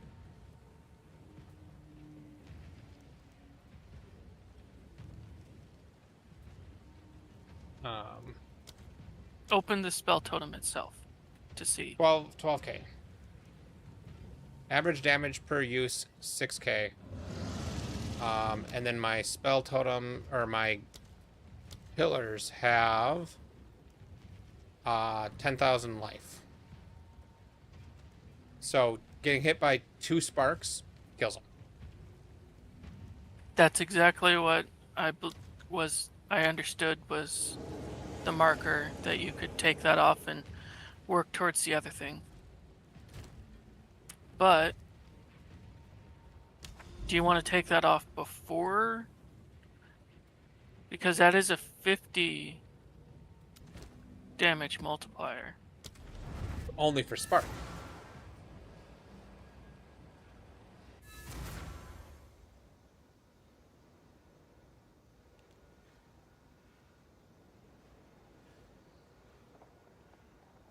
I thought it...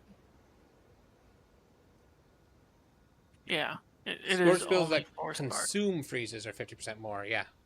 Spark's the only one consuming the freeze. Yeah.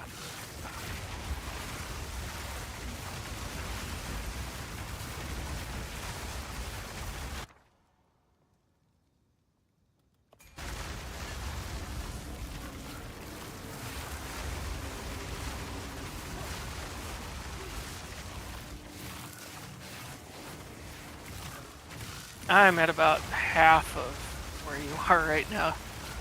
You have 100% more DPS than me.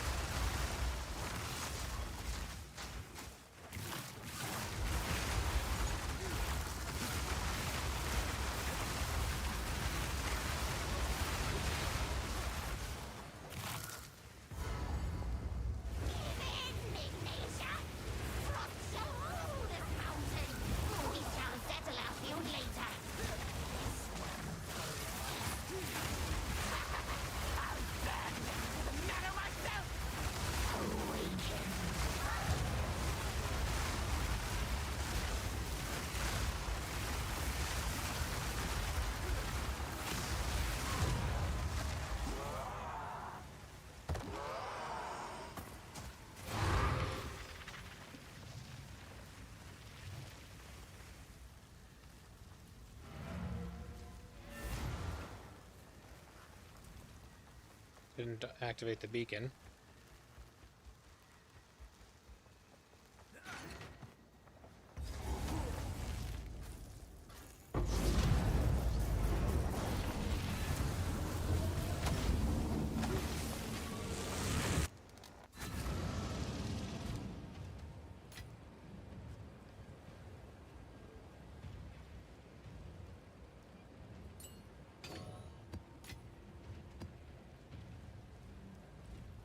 Speak.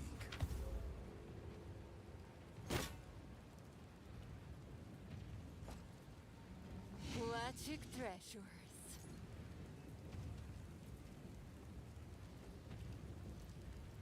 Carry on.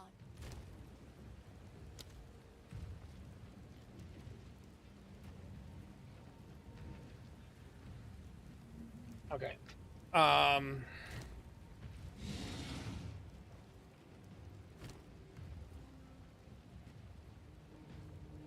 +1 to skill level makes a big difference, so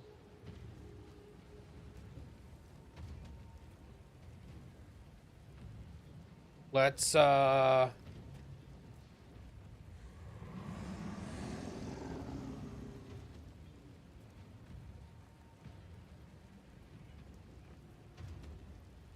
buy 20 Grim Pillars. Oh, here it says creates 10 Grim Pillars. So it's 10 Grim Pillars per cast, which is every half second. So there's 4 of them. Let's do Grim Pillars. Or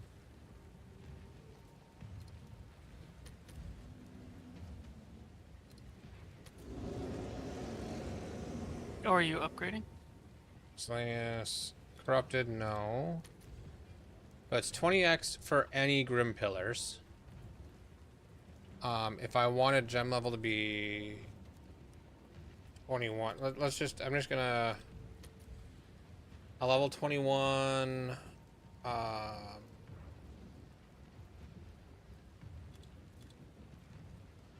20 is only 3 divine for a 2120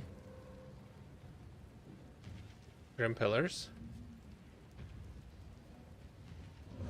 21, 20. Yeah, probably not too bad. 17 divine.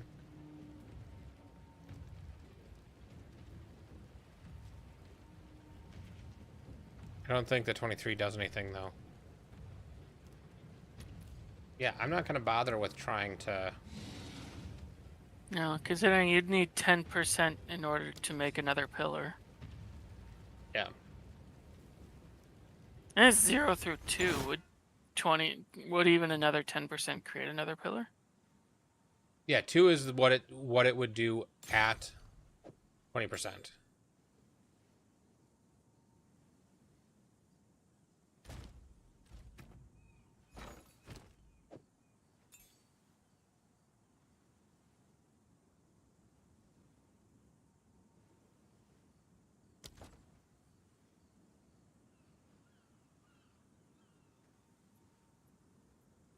So here's a question. The support gem, I think it's expensive one. It's you.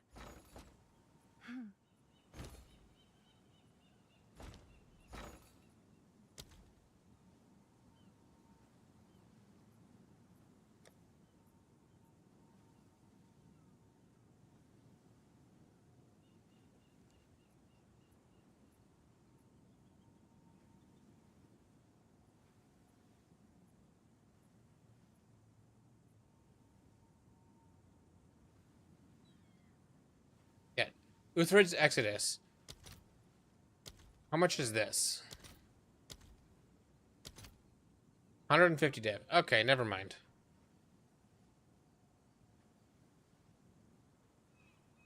It's +3 to level. If no other supports are supporting it. Well, Grim Totems is not being supported. Grim Pillars is not being supported by Pierce. I don't think. supports projectile skills. It is not a projectile skill. So it's not being supported by Pierce. It's not being supported by Urgent Totems. It's not being supported by Spark. So you put it instead of Cold Mastery, and it'd be +3 to level of supported.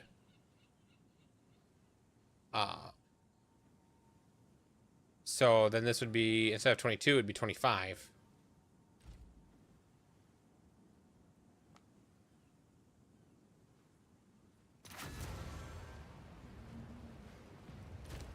Actually,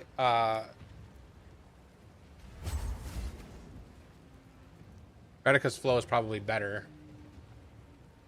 We could drop... Probably could drop Pierce for Redica's Flow. And then get 2 levels instead of 3 levels. But then I don't think it's necessarily worth it.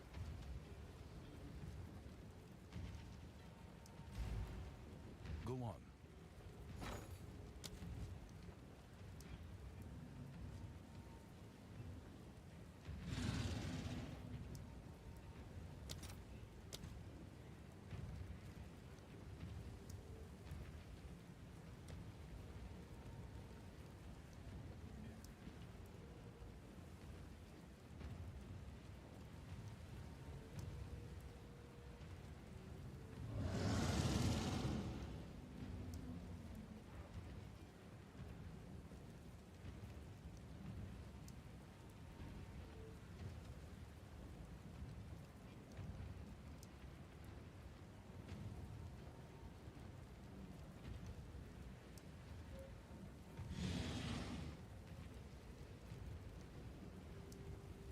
Is it the Machinarium, one of the levels of Machinarium that allows you to modify yourself?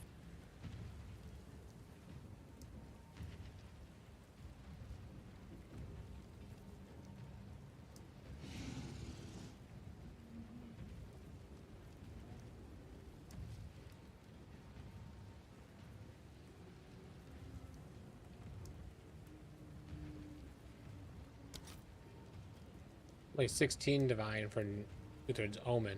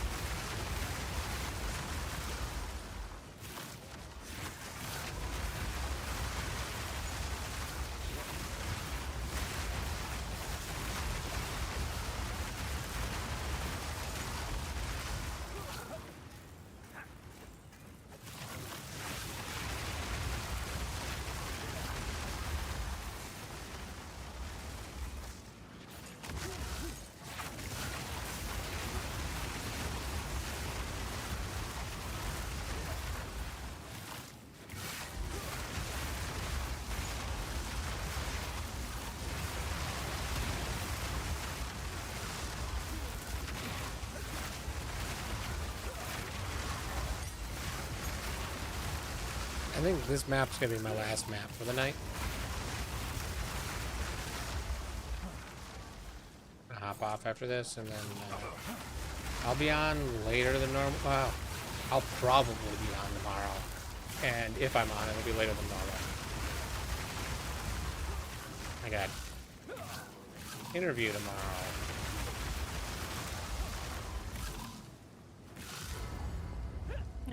Awesome. Good luck with that.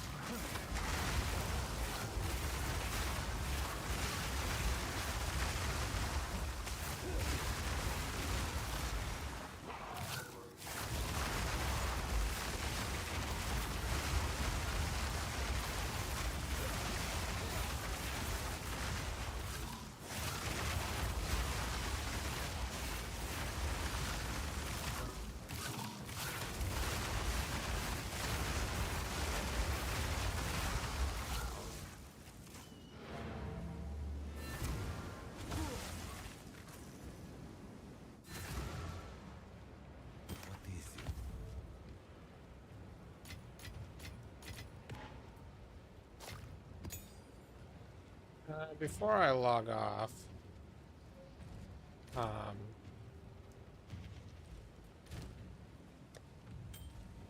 gonna use my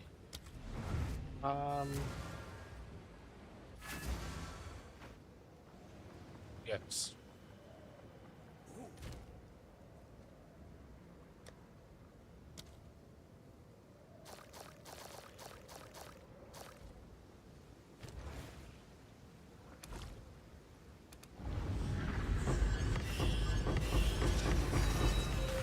Hey, I got a divine.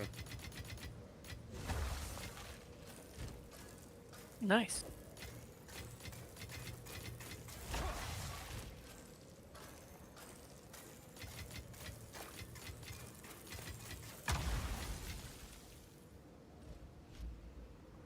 Okay, so thanks everybody for hanging out. Thanks Nick for hanging out. I will probably be back tomorrow, and have a good one.